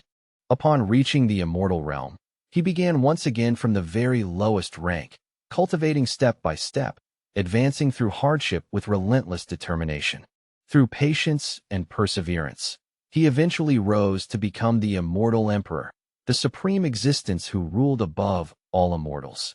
Then, transcending even that realm, he shattered the barrier of space itself and ascended once more into the divine realm. Starting as a minor figure in the god realm, Li Fan cultivated for 10,000 long years until he reached the God King realm. In time, he became the most powerful existence in that world. Afterward, he endured countless trials and tribulations before ascending once again. This time, he entered the primeval god realm, where he began anew as nothing more than a low-ranking gatekeeper. From there, he started over from scratch once again, cultivating tirelessly through hardship, loneliness, and endless years of solitude.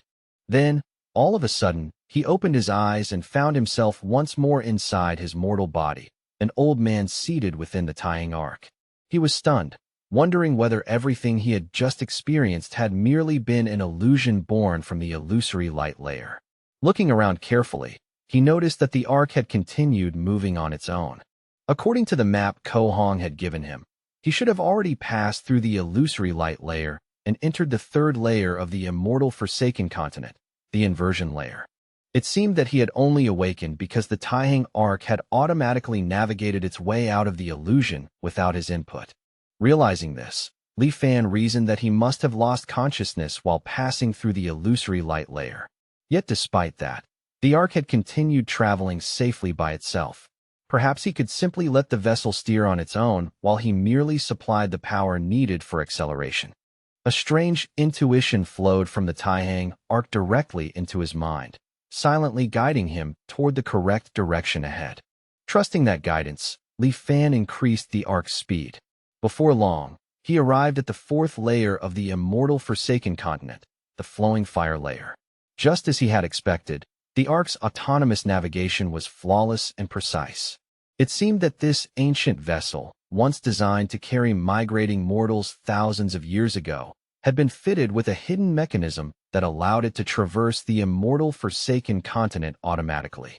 Having personally witnessed how reliable it was, Li Fan chose not to interfere any further.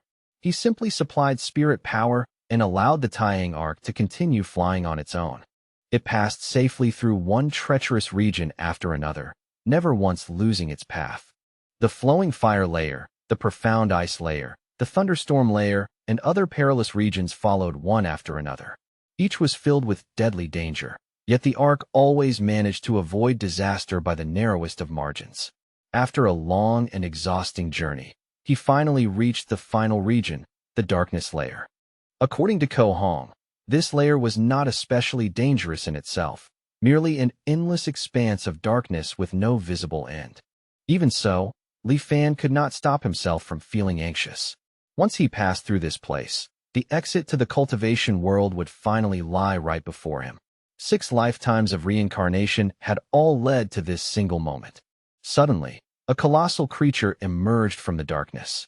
Its monstrous mouth was as vast as a mountain, opening wide as though it intended to swallow him whole in a single bite. Just before it could strike, Li Fan shouted into the dark void, "Huanjin, activate!" In that instant, a mechanical voice echoed through his mind, informing him that the simulation had ended. Li Fan's eyes flew wide open in horror, and he nearly lost control on the spot, wondering what in the world that terrifying being had been. Ko Hong and Dao Xuanzi had both passed safely through the great immortal severing formation without ever encountering such a creature. He wondered whether it was some kind of guardian that appeared only to mortals. It seemed that the safest course would be to wait until the dense fog dispersed and light appeared at the bottom of the abyssal ruins before attempting the journey again. Although he had failed at the final moment, the insights and gains he had obtained from this life far exceeded anything he had expected beforehand. Without any hesitation, after choosing to retain the Taihang Ark, he began once more and stepped into his 7th life. In the 4th anchor year, Li Fan led his most trusted subordinates to Shun Hong's sealed tomb. This time, he came prepared, bringing with him a special spray infused with immortal miasma. Slowly and patiently, he corroded the ancient defenses little by little. Bit by bit, the protective power of the halting stellar fragment weakened until it could no longer pierce through his armor. Moments later, the system detected a rechargeable item, the halting stellar fragment. Although it was damaged, the system still asked whether Li Fan wished to recharge it. Without the slightest hesitation, Li Fan accepted. Even though the fragment had suffered some damage, the anchor charge progress still rose by 25%. He quickly calculated that if he could repeat this process 3 more times, he would unlock the 2nd anchor point. As for the remaining relics inside the tomb, they no longer held any value for him at all. After ordering his men to reseal the burial site, he quietly turned and departed. In the 5th anchor year, curiosity once again managed to overcome caution in his heart. Despite his earlier resolve to wait patiently, he could not resist returning once more to the eastern abyssal ruins. This time, he told himself that he would only take a look from afar and would not descend. Yet as he approached, he noticed that the dense mist had already begun to thin and slowly clear away. He stood there in silence, his heart pounding heavily against his chest as countless thoughts surged through his mind. At that moment, he thought that if he piloted the Taihang Ark now, he could likely travel smoothly all the way toward the cultivation world. He had already waited this long. Did he truly have to endure another 15 years of waiting? His expression gradually hardened. So what if the Huanjin system was not yet fully charged? If he continued acting with such timidity and caution, How could he ever hope to reach the great Tao? Although anxiety crept into his chest, he still forced himself to steady his resolve. He had already tested this path once in his previous life. As long as he could avoid that unknown creature lurking within the darkness layer, he believed he could finally escape this immortal forsaken land. Just then, a dazzling golden light suddenly burst forth from the abyssal ruins, and with it came something deeply unsettling that made his entire body tense. As the golden light slowly dissipated, the inscription, "The path of immortality was dead," appeared once more before his eyes. Only then did Li Fan finally come back to his senses, wondering what exactly had just happened. Moments earlier, countless voices had been whispering inside his head, luring him down into the abyssal ruins. If not for the light from the bottom of the abyssal ruins piercing through the great immortal severing formation, he would likely have been torn to pieces on the spot. In any case, 15 years later, in his 20th anchor year, Huanjin finally completed its charge. With this renewed confidence, Li Fan once again returned to the abyssal ruins. Piloting the Taiyang Arc, he made it all the way to the thunderstorm layer without encountering any major trouble. He stopped just above the darkness layer. Then, all of a sudden, a fierce wind began to rise, and the frenzied thunderstorm below, influenced by that strange gust, gradually started to weaken. Specks of light emerged from within the darkness, and Li Fan seized that fleeting, precious illumination to search for the terrifying monster hidden in the black void. Unfortunately, no matter how carefully he searched, he found absolutely nothing at all. Seeing that the light was about to vanish again, he no longer dared hesitate. Li Fan immediately drove the Taiyang Arc forward at full speed, racing straight toward the bottom of the abyssal ruins. But in the very next instant, that monstrous mouth appeared out of nowhere once more, opening wide as if to swallow him whole. Yet this only confirmed that his speculation had been correct all along. This colossal behemoth harbored immense malice specifically toward mortals. Perhaps its very purpose was to devour any mortal who dared approach that forbidden place. Li Fan gritted his teeth hard and abruptly changed direction, forcing the Taiyang Arc to climb upward instead. He escaped the jaws of death by the narrowest margin imaginable and hurried back toward the frenzied thunderstorm layer, only to discover, near the very edge of the darkness layer, that the monster had stopped pursuing him. The behemoth remained right at the boundary of the darkness layer, which gave Li Fan the perfect chance to use the faint light from the thunderstorm layer to finally see what it truly looked like. And it was unimaginably, terrifyingly enormous. It resembled a whale, but one magnified 1,000,000 times over. Li Fan could not help wondering what kind of horrifying existence the thing actually was. The behemoth was so absurdly huge that, in front of it, the Taiyang Arc should have been no more than a speck of dust floating before its eyes. And yet, every single time he passed through that pitch-black void, it always managed to find him with terrifying precision. Although Li Fan felt deeply disheartened, he could only clench his teeth in frustration and continue trying to think of another way. Fortunately, he still had plenty of chances to keep experimenting. And so, over the next 15 years, Li Fan attempted to force his way through the darkness layer countless times. But during that period, the amount of time it took for the giant whale to discover him after he entered the darkness layer grew shorter and shorter. Left with no better option, he could only retreat in defeat each time after a brief and desperate struggle against the giant whale. In his 35th anchor year, while waiting at the edge of the thunderstorm layer, Li Fan noticed that only on the day the white mist receded did the giant whale seem to be delayed by something, discovering him only after some time had passed. With that extra sliver of time, he believed he might finally be able to fly all the way to the bottom of the abyssal ruins.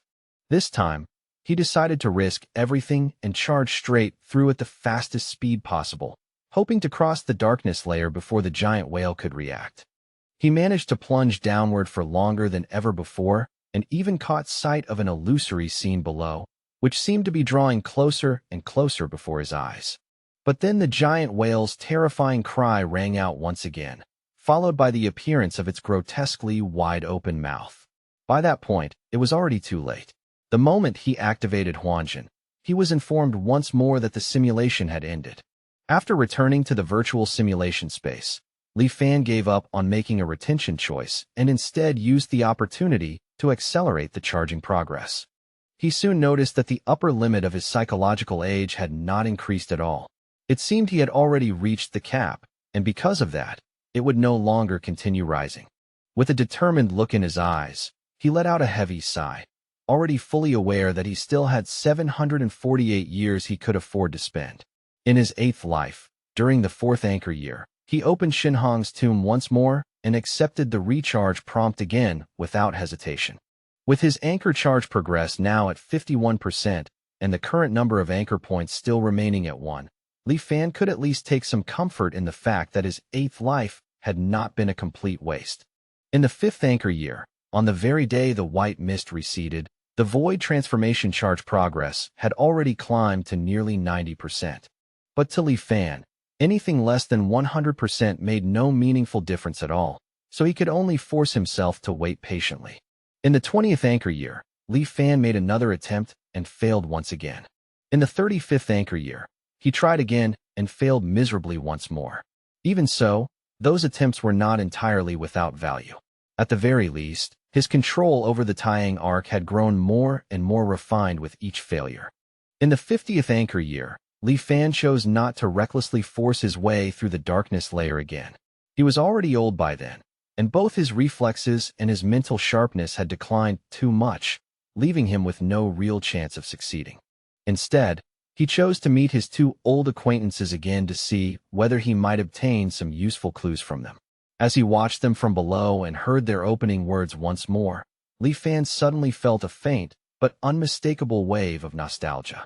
Just as before, he used the excuse of a core formation method to lure the 2 of them to the Grand Tutor's manor. And after 3 rounds of drinks had been shared, he brought out a scroll bearing a painted image of the behemoth and asked them about it.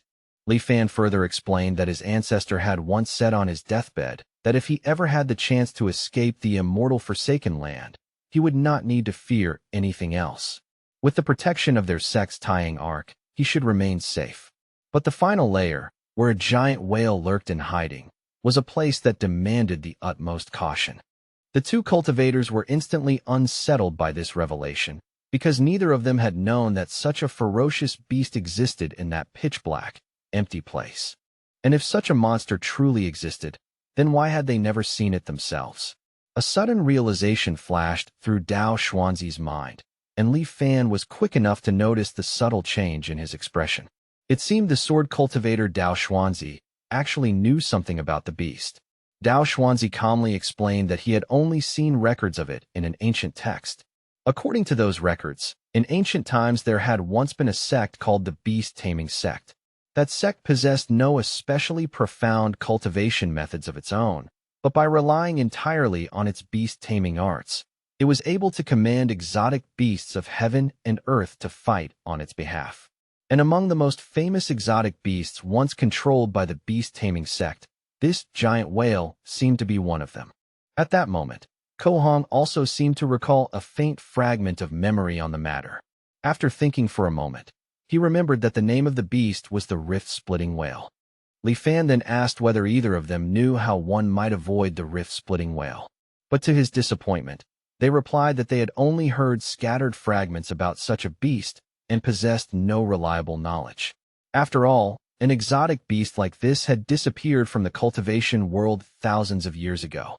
Hearing that, Li Fan let out a long sigh and lifted his head in disappointment. In the end, he still had to rely on himself alone. After handing the cultivation method over to Dao Xuanzi and sending the 2 of them away, Li Fan chose to bring his 8th life to an end. Then, in his 9th life, he opened Shinhong's tomb once again, intending to absorb the halting stellar fragment to continue charging up. Unfortunately, the Huanjin system gave no response whatsoever this time. In his 20th, 35th, and 50th anchor years, he made repeated attempts, yet still could not break through the darkness layer. By the 65th anchor year, Li Fan was already 85 years old, and the end of his life was drawing close. Since he had grown too old, he could no longer outmaneuver or outfight the giant whale. After weighing everything, Li Fan decided not to force the matter any further. He would instead completely surrender control of the Taiyang Arc and let it drift slowly toward the bottom of the abyssal ruins from the very beginning, passing through the astral wind layer, the illusory light layer, the inversion layer, the flowing fire layer, the profound ice layer, the thunderstorm layer, and finally the darkness layer. But to his complete incomprehension, the rift-splitting whale did not appear at all. Li Fan was utterly dumbfounded and remained dazed for quite a while, his mind racing with confusion. Why had the rift-splitting whale failed to appear this time? He was already almost at the very bottom of the abyssal ruins and could even faintly see the exit ahead. Li Fan immediately decided that he absolutely could not miss such an astonishing and hard-won opportunity. So, gathering every last ounce of strength left in his aging body, Li Fan pushed forward at full speed with everything he had. But to his shock and confusion, the rift-splitting whale suddenly appeared right behind him and rapidly closed the distance. It opened its monstrously enormous mouth, intending to swallow the Taiyang Arc whole. At the same time, Li Fan was still struggling to understand why it had suddenly detected him. Then it suddenly clicked, and realization struck him like a thunderbolt. This rift-splitting whale could not see, or more accurately, it seemed to ignore anything moving at a constant speed. So long as he maintained the same constant speed, he could safely pass through the darkness layer of the great immortal severing formation. Overwhelmed by this revelation, Li Fan could not help but laugh out loud from the depths of his heart. He could hardly believe that the final shackle binding him to the immortal forsaken land had finally been broken by his own hands. Anyway, back to the rift-splitting whale. In the end, it slowly closed its enormous jaws, but its attack missed the Taiyang Arc by a spectacular margin. Amid Li Fan's wild, unrestrained laughter and the deafening roar of the giant whale, the Taiyang Arc tore through the rift between the two realms and charged straight toward the cultivation world. But at that exact moment, everything around Li Fan suddenly blurred, as though he had crossed the impossible distance of several worlds in a single instant. Under that terrifying pressure, blood poured from his nose, eyes, and mouth, streaking down his face in a gruesome flow. Yet he paid no attention to his injuries at all, forcing himself to turn back and look toward the great immortal severing formation. His field of vision had risen to an almost unimaginable height, and in that breathtaking moment, he saw a scene he knew he would never forget for the rest of his existence. It was the rift-splitting whale. Not just one, but hundreds of them. No, more accurately, thousands upon thousands of rift-splitting whales. Those colossal whales carved away patch after patch of darkened space from the void and from the immortal forsaken land he had just escaped. And all of it was seen from the distant perspective of the cultivation world, which was already slipping farther and farther away behind him. Soon after, the Taiyang Arc suddenly burst out from an abyssal ruin, one eerily similar to the ruinous abyss within the immortal forsaken land.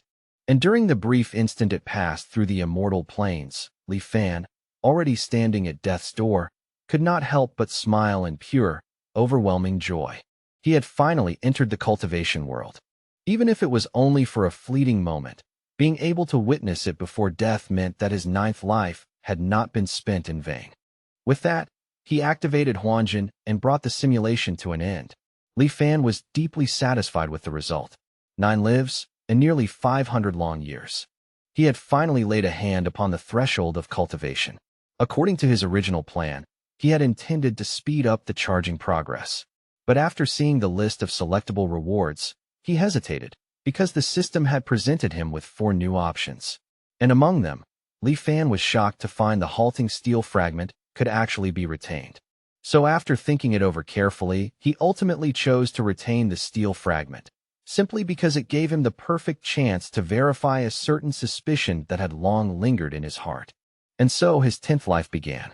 Since he did not choose to accelerate the charging process, he had to wait a full 20 years for it to finish. In the 3rd anchor year, Li Fan arrived outside Qianhong's tomb. This time, he did not choose to force his way in with the immortal mortal miasma. Instead, he directly took out the halting steel fragment from the Huanjin system. The moment the steel fragment brought back from his previous life appeared in this world, a wondrous and unexpected transformation immediately took place. It actually began to dissipate little by little, like a block of ice melting beneath a blazing sun, while the formation created by the halting steel fragment inside Qianhong's tomb visibly grew much stronger. It was exactly as Li Fan had suspected. Mystical objects born of heaven and earth possessed uniqueness, and two identical mystical treasures should never coexist in the same world. Yet through the power of the Huanjin system, he had forcibly created a second identical object out of nothing. The result was that the two mystical objects naturally merged into one, ultimately becoming whole again. Afterward, Li Fan ordered his subordinates to use the immortal mortal miasma spray to break open the tomb. It took a great deal of time and effort to slowly wear down the remaining power. When he finally entered Qianhong's tomb, the appearance of the halting steel fragment had not changed much. It merely looked slightly less damaged than before, and it seemed the Huanjin system still could not absorb it. Judging by the situation, the halting steel fragment still needed to be repaired much more completely before it would contain enough new energy for Huanjin to take in. Li Fan then stored this strengthened version of the halting steel fragment inside the tying boat. He treated it as part of the supplies for his future journey to the cultivation world in the 20th anchor year. As the Huanjin system neared the completion of its charging cycle, Li Fan began ruthlessly investigating and purging a number of corrupt officials and powerful landlords, seizing all the gold, silver, and jewels their families had hoarded over generations. After all, once he reached the cultivation world, he would still need to deal with mortals there. So gold, silver, and other valuables had to be prepared in advance. But money alone was not enough. Food was equally essential. Grain, however, was the foundation of the nation itself, and the amount he demanded was simply too enormous. The officials submitted memorial after memorial in opposition, but Li Fan had no interest in wasting words with them. Right before the assembled civil and military officials, he expanded the tying boat to its absolute maximum size and suspended it high above the imperial palace. When the common people witnessed this scene, they all dropped to their knees and kowtowed in terror and reverence. And when the court officials saw such unmistakable immortal methods with their own eyes, every one of them instantly changed their attitude. From that moment on, they threw themselves into helping him prepare the grain with remarkable eagerness and diligence. With the active cooperation of the officials, along with the execution of a group of profiteering merchants, the tying boat was finally packed to the brim. All preparations were complete. Li Fan no longer had any lingering ties to the mortal world. Piloting the tying boat, he once again arrived above the skies of the ruinous abyss. Then he relaxed his mind and allowed the tying boat to proceed on autopilot at a steady speed. It only lasted a few short hours, yet to him, it felt even longer than the hundreds of years he had lived through before. The wrenching, tearing sensation of passing between two worlds once again swept over his entire body. But this time, he gradually began to adapt to it. After what felt like an endless wait, he finally passed through the great immortal severing formation and arrived in the cultivation world. However, once he got a clear look at the surrounding landscape, he was left somewhat dumbfounded. He could not understand what exactly was going on. Why was the place where he emerged completely different this time? He could not even find a matching sea location on Qianhong's map. But since there was no better choice, Li Fan could only put the matter aside for now. What he needed to consider first was whether he could find an inhabited place before the spirit stones aboard the tying boat were completely exhausted. Above the vast, endless sea, he randomly chose a direction and piloted the tying boat forward, flying while searching everywhere for any trace of a city or settlement. But the sea was truly boundless, and even after flying for 7 days and 7 nights, he still did not see the slightest sign of human habitation. After another 10+ days passed in the same way, the tying boat began to move slower and slower as its power neared depletion. Fortunately, at this desperate and critical moment, the faint outline of a ship finally appeared on the distant surface of the sea. When Li Fan raised his telescope and looked toward that ship, he was left completely speechless. It truly was a ship, but one that was in the middle of sinking. It appeared to have been attacked, because there was a massive hole torn through the hull, and nearly 2/3 of the vessel had already gone under. In the waters surrounding the ship, dozens of people were desperately struggling.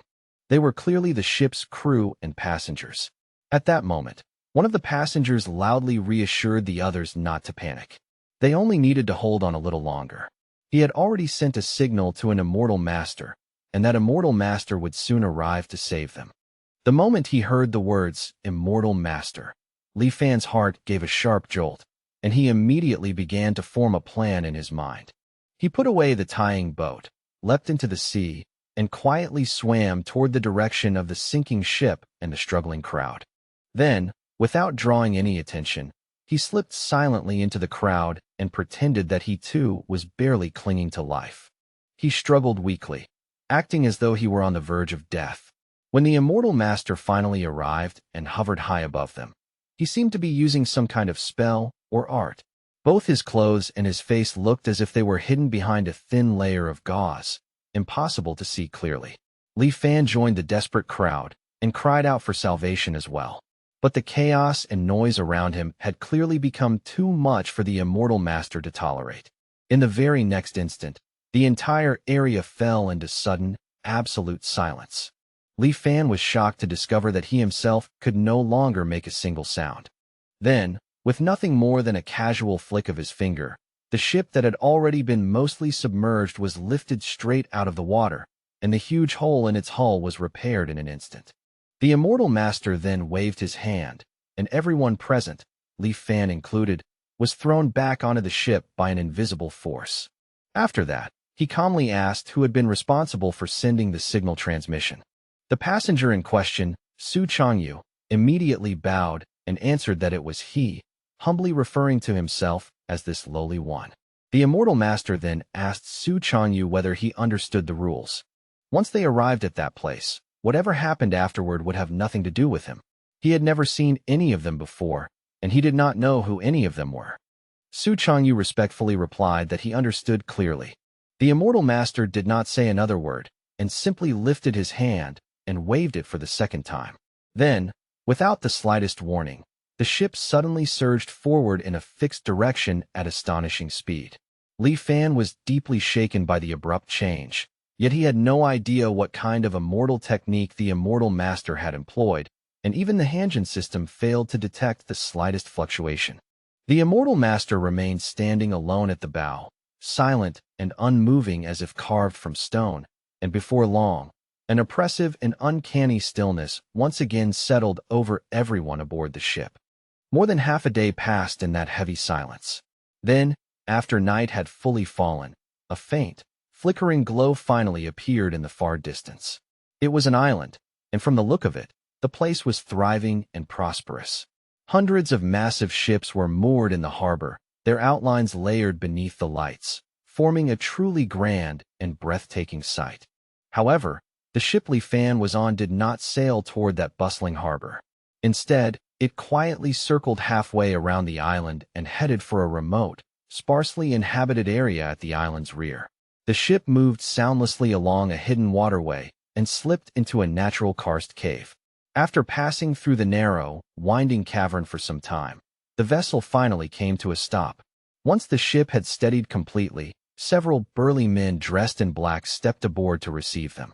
The men in black behaved as though the immortal master did not even exist, completely ignoring his presence as they began herding everyone on the ship off to disembark. After that, they escorted everyone into a spacious hall. One of the black-clothed men announced that all of them would rest there for the night. There was ample food prepared inside the hall, and they were free to take whatever they wanted. Once the instructions were given, the men in black turned around and left without another word. Amid the crowd, a young man could not help but complain bitterly about their rotten luck, saying that of all things, they had actually run into a sea monster. When they first set out, there had been nearly 100 people, yet now fewer than half remained alive. Another youth immediately chimed in, grumbling that he had no idea what his father had been thinking when he insisted on sending him into this great world to cultivate. In his opinion, how could cultivation possibly compare to the pleasure of listening to music and enjoying life? The young man nodded in agreement and proudly told the others that back in his homeland, he was the son of the Prince of Jinan. With his birth and status, what kind of wealth, comfort, and glory could he not have enjoyed there? And what was so good about this miserable, God-forsaken place? But at that moment, Su Changyu suddenly cut in and questioned what use there was in complaining now. After all, among all the families present, which one had not paid an enormous price to send them here? Rather than wasting breath on resentment, they might as well cultivate patiently. If they truly had the chance to become immortal masters, then not only would they gain hope for a longer life, they might also one day return to their homeland and perhaps even lift their families free from the shackles of mortality. Li Fan quickly realized that everyone gathered there was much the same as he was. They were all mortals exiled from a land where immortality had withered away. It was just that, in the land of immortal extinction they had come from, the existence of the cultivation world clearly did not seem to be some hidden secret. Not only that, but they had apparently already formed a mature and reliable smuggling route for crossing over. Just then, someone suddenly clapped Li Fan on the shoulder, startling him enough to tense on instinct. The burly man wanted to know what official position Li Fan had once held in Dali, because his face looked unfamiliar. Or perhaps, the man guessed, he was some wealthy merchant from one of the provinces. In an instant, Li Fan's expression darkened. The very moment he turned toward the burly man, he slapped the hand away with such force that the man's hand was immediately bruised. The fat man, sensing the bone-chilling aura radiating from Li Fan, hurriedly apologized and stumbled backward in panic. Backing away like a frightened chicken, just a single glance from this person alone had nearly scared him out of his wits, and he felt that Li Fan carried the imposing presence of someone who had occupied a high position for many years, which, in truth, was exactly the case. Li Fan was clearly no simple figure. At dawn the next day, a middle-aged man arrived at the spacious hall and announced that he would soon take them to obtain their household registration. Once they received it, they would officially become members of Lioli Island. But he warned them sternly to remember one thing above all else. They must never say anything that should not be said. Otherwise, he could not guarantee any of their safety. According to the story they were to maintain, they were all residents of Western Du Island, and because their island had been destroyed by a violent windstorm, they had fled to Lioli Island as refugees. After explaining this, he told them they were free to ask questions if they had any doubts. But seeing that not a single person dared to raise any question, the middle-aged man simply ordered them to change into ragged, tattered clothes. Afterward, led by the middle-aged man and watched closely by 4 or 5 men in black, they followed a hidden passage out of the karst cave and emerged onto the surface. Their group, numbering several dozen, was by no means small, yet most of the island's residents merely glanced at them casually before losing all interest. It was obvious they were already accustomed to such scenes. After winding through the residential quarters of the city for what felt like an endless time, taking turn after turn through unfamiliar streets, they finally arrived before a manor. Not long afterward, the young servant standing guard at the gate went inside to announce their arrival, then soon returned. He then led them through a side door on the left and into a vast hall. By the time they entered, 2 or 3 other groups totaling more than 100 people had already gathered there. Before long, it was finally their group's turn. The middle-aged man, Sun Zhang, respectfully stepped forward and greeted Steward Zhao, one of the island lord's aides who was overseeing the registration on this occasion. Steward Zhao calmly asked Sun Zhang whether the group he had brought over consisted entirely of refugees who were here to be registered. After receiving Sun Zhang's confirmation, Steward Zhao then asked another question, whether these people had once belonged to wealthy or noble households. Sun Zhang smiled, took something out from the breast pocket of his robe, and replied that they had all come from rich and prominent families on Dao Island. He presented that item to Steward Zhao and added, with a sigh, that it was tragic how all their former wealth and glory had vanished like bubbles the moment disaster struck, and they lacked the protection of an immortal master. Now, having lost everything, they could only travel thousands of miles to seek shelter on Lioli Island. Apparently, a violent windstorm had swept through the region only a few days earlier, and even Lioli Island had suffered some effects from it. But compared to them, the Western Islands had endured far greater devastation. It was said that more than 200 islands had been wiped out, and countless mortals had perished upon the sea. Fortunately, the immortal masters had shown mercy and issued orders to rescue the refugees.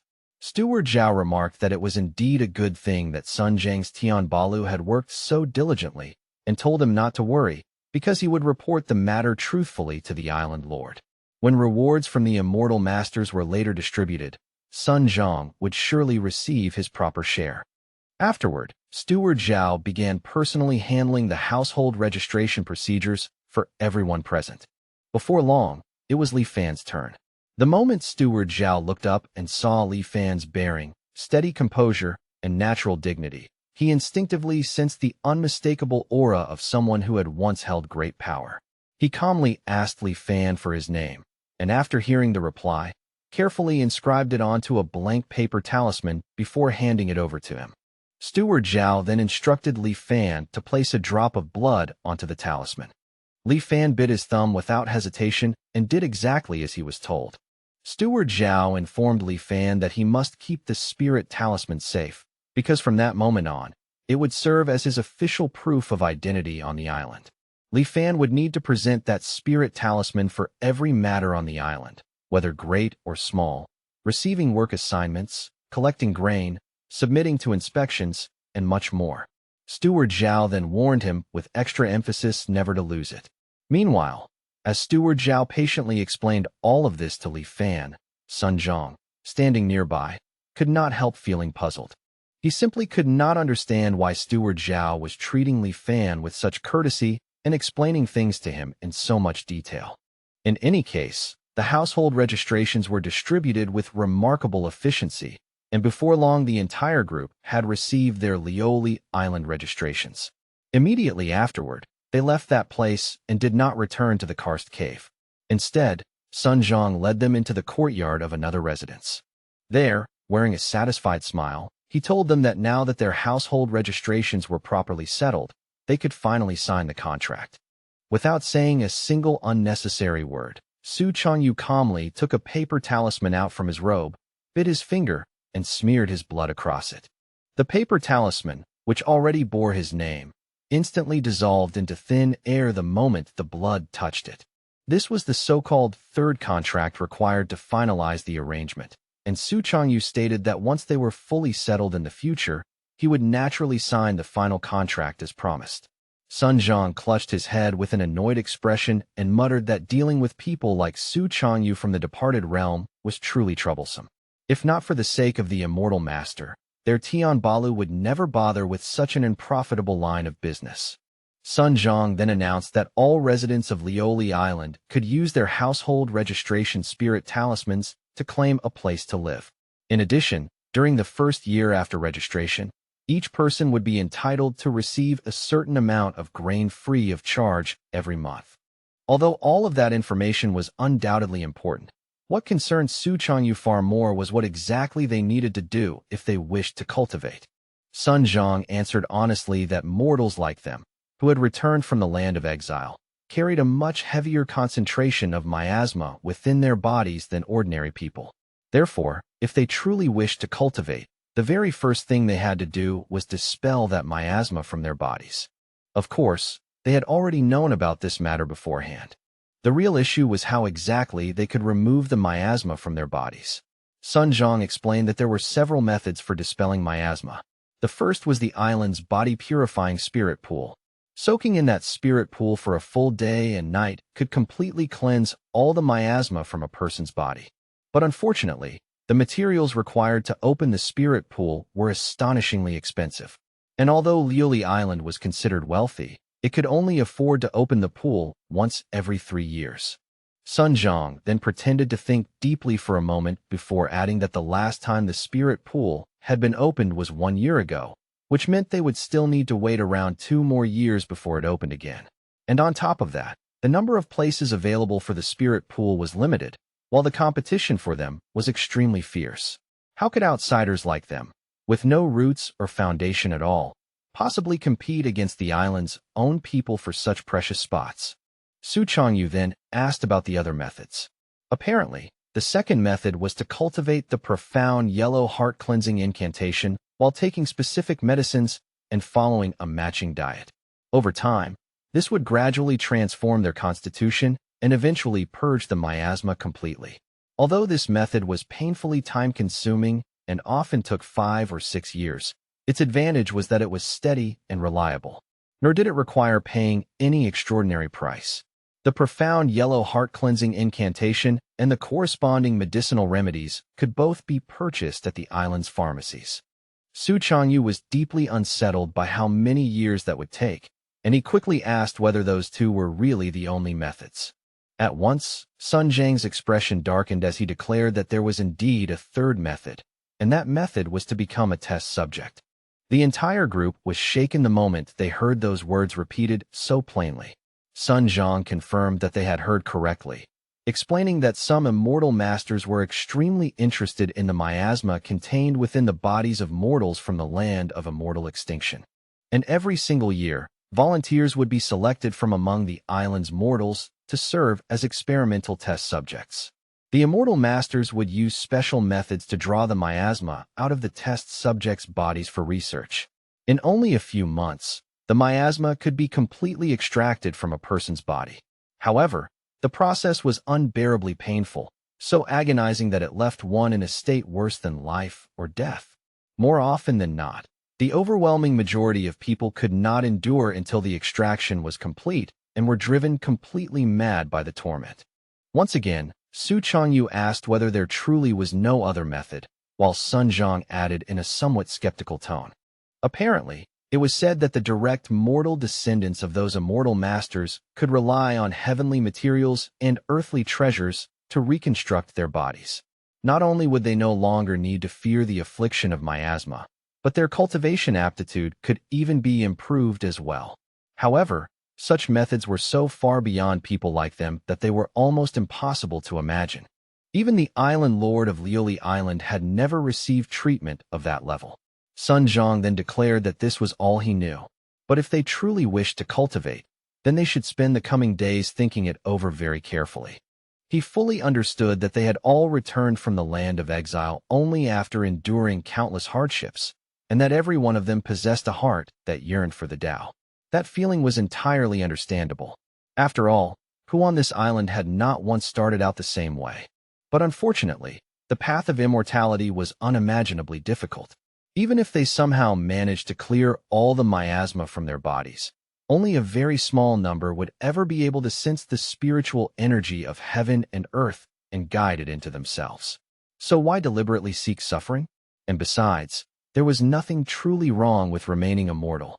Rather than stubbornly and bitterly chasing after the path of immortality, it would be far better to enjoy life, indulge in its pleasures, and simply live in the present while they still could. Su Changyu fell silent, his fist clenched so tightly that the tension in it was obvious. From the look in his eyes alone, it was clear that he had absolutely no intention of giving up on the path of immortality. After Sun Zhang left, the crowd gradually dispersed. Li Fan asked around for the place that supposedly offered free housing. After showing his spirit talisman, he was led by a guide to the residential district in the northern part of Lioli Island. Countless houses were packed together there in dense rows, and most of them contained only a single room. But fortunately, each one also had a small courtyard enclosed by walls, so the place did not look quite as shabby as it might have otherwise. After handing him the key, the guide turned and left. The interior of the room was extremely simple, containing only a bed along with a few plain tables and chairs. Still, at the very least, he had managed to settle down without too much trouble. And all of this was thanks to those people from the departed realm. Unfortunately, aside from Su Changyu, the rest of this group appeared to be entirely mediocre, with no true heart for the Tao and no real potential to accomplish anything great. However, since his primary goal at the moment was to remove the miasma from his body, Li Fan was seriously considering the spirit pool. And although the spots for entering the body-purifying spirit pool were extremely precious, the treasures he had plundered and stored within the Taiyang Arc were countless. So forcing his way into one of those places should not be especially difficult. The downside, however, was that doing so would be far too conspicuous. As the saying goes, one should never flaunt wealth. Li Fan still had no foundation at all on Lioli Island, so if he suddenly revealed too much wealth, it would undoubtedly attract greedy eyes and unwanted attention from all directions. He needed to think this through with great care. Just then, someone suddenly knocked on his door. When he asked who it was, the visitor merely whispered a vague reply from outside, revealing nothing useful at all. Li Fan drew a sword out from within his current miniature tying arc and cautiously made his way toward the door. Then, after opening it only slightly, he was immediately annoyed and slightly uneasy to see that it was the fat man, who rudely barged inside and accused Li Fan of not being one of them. He confidently declared that Li Fan was not from the departed realm. With his brow tightly furrowed, he demanded to know who Li Fan really was and what his purpose was in sneaking onto Liuli Island. Li Fan, his expression turning darker by the second, ignored those accusations and instead asked his own question. He wanted to know how the fat man had figured out that he was not from the departed realm. The fat man explained that when they had all fallen into the water, he had vaguely seen Li Fan suddenly emerge from beneath the sea. At first, he had thought it was only an illusion. But later, after thinking it through carefully, he realized that Li Fan had not originally been among their group when they first left the departed realm. It seemed this fat man was actually quite sharp and observant, yet he was completely oblivious to the cold, dangerous tone creeping into Li Fan's voice. To make matters worse, he then proudly revealed that he was the only person who had noticed Li Fan sneaking in, completely sealing his own fate without realizing it. Even when Li Fan asked whether he was absolutely sure about that, this fool proudly confirmed it again, never noticing the sword-bearing Li Fan looming closer and closer while he mocked the others as blind idiots for failing to notice. That was the very moment a sword drove straight through his chest from behind. The fat man's face instantly turned deathly pale before he collapsed lifelessly onto the floor, dead for good. Li Fan calmly put the sword back into the tying arc, then looked down at the fat man's corpse with cold eyes, thinking about how unbelievably clueless the man had been. Relying on nothing more than a little bit of cleverness, the fat man had discovered that Li Fan might have slipped in under a false identity, and he had rushed over at once to threaten him.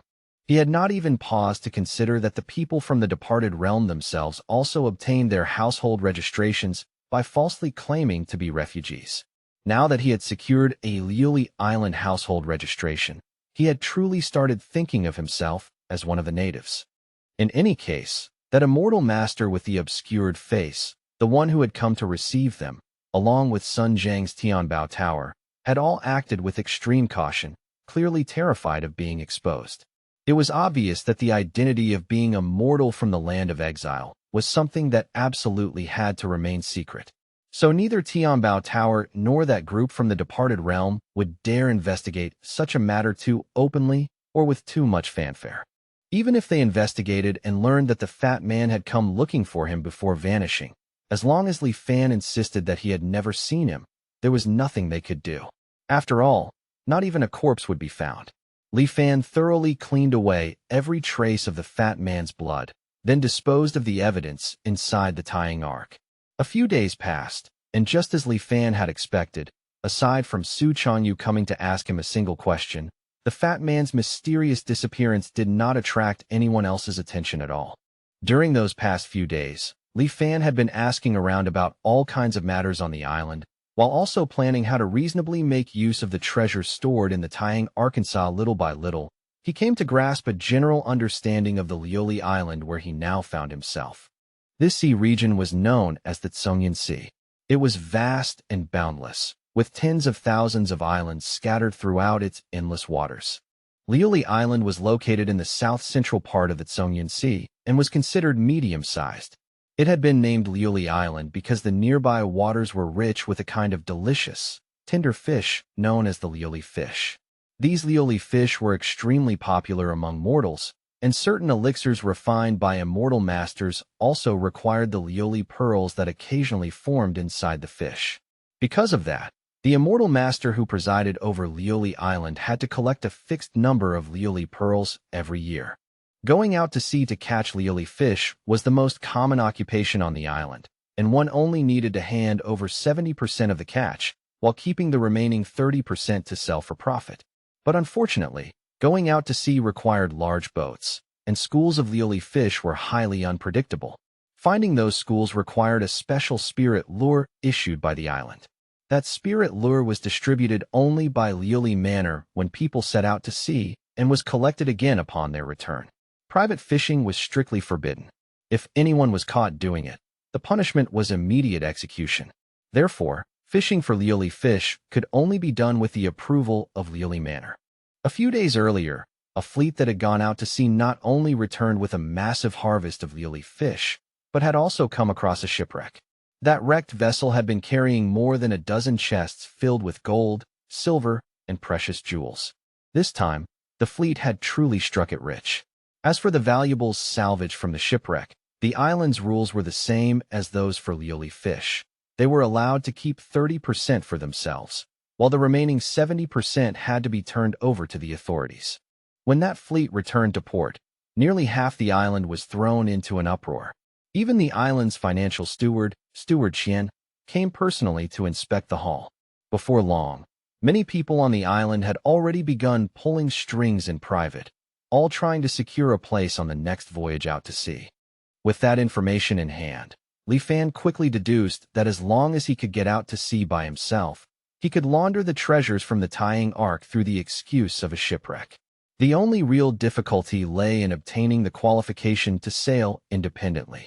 There were simply too many people on the island eager to join the fleet. Still, after making a few casual inquiries, he managed to learn the way forward. Apparently, the key lay with the island lord of Lioli Island, who had 3 trusted aides beneath him: Steward Zhao, Steward Qian, and Steward Qian. Steward Zhao handled personnel matters, Steward Qian oversaw finances, and Steward Qian was in charge of security. But the overwhelming majority of fleet voyage quotas were controlled by Steward Qian. Steward Zhao and Steward Qian had always wanted a share of that power, yet Steward Qian held it tightly in his grasp and only allocated 1 or 2 fleets to them. Li Fan suddenly recalled the day of registration and how Steward Zhao's attitude toward him had been noticeably different from everyone else's. Although he still did not know the reason, he reasoned that perhaps he should try going to see him. But Steward Zhao was not someone that currently Fan could meet just because he wished to. So Li Fan decided to start by going through Sun Zhang of the Heavenly Treasure Tower. However, the moment he arrived at the entrance, he was coldly brushed aside and ordered to leave immediately because of his status. The guard, speaking in a hard and unyielding tone, demanded to know who Li Fan thought he was to ask for a meeting with Sun Zhang. Li Fan, long accustomed to this kind of treatment back in the immortal Forsaken Land, was not shaken in the slightest. What truly bothered him, however, was the fact that the guards made that decision without even going inside to ask for instructions, as though they had already known exactly who he was. After all, the Heavenly Treasure Tower was a place open for business. So where was the sense in driving someone away without even hearing what he had come for? Li Fan began to wonder whether something had happened between Sun Zhang and the people from the departed realm, changing their tacit cooperation and causing Sun Zhang to become hostile toward him by association.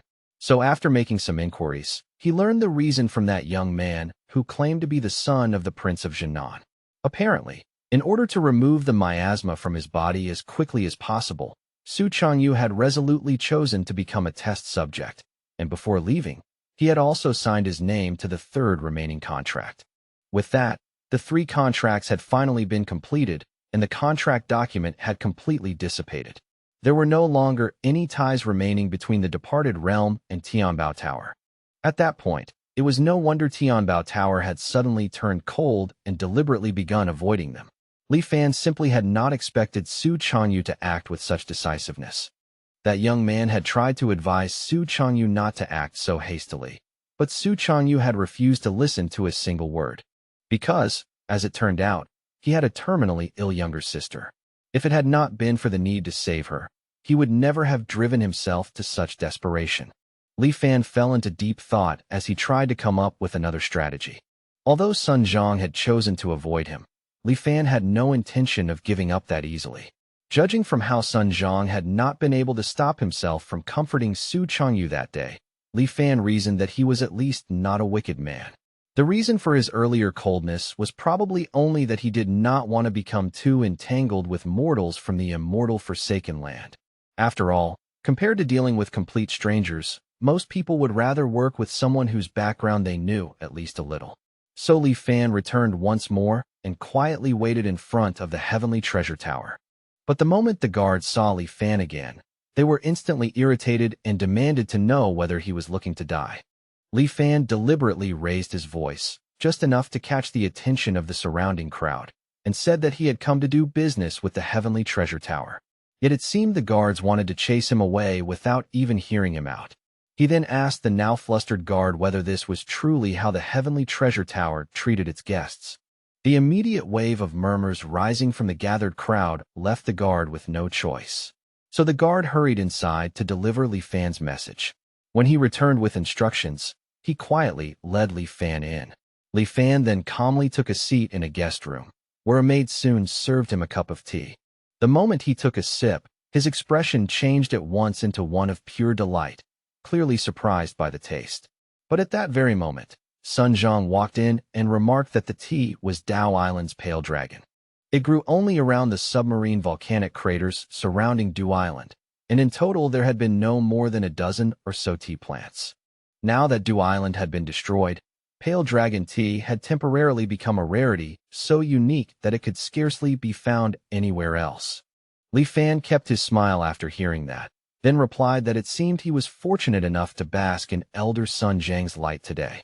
Sun Zhang, his face stern, reminded Li Fan that their affairs in the Dali Empire had already ended. There should no longer be any entanglements between him and the people from the departed realm. So why, then, had Li Fan sought him out a second time? Li Fan explained that he had been misunderstood because he truly had come only to discuss a business deal, nothing more. Sun Zhang could not help staring at Li Fan with a faintly mocking smile. Aside from Su Changyu, he simply could not imagine that anyone else from that group could possibly offer a deal worth discussing. However, the moment he saw Li Fan merely stare back at him with calm, unwavering eyes, he faltered ever so slightly. The two held each other's gaze for a moment too long, until Sun Zhang finally pulled over a chair and took a seat with visible reluctance.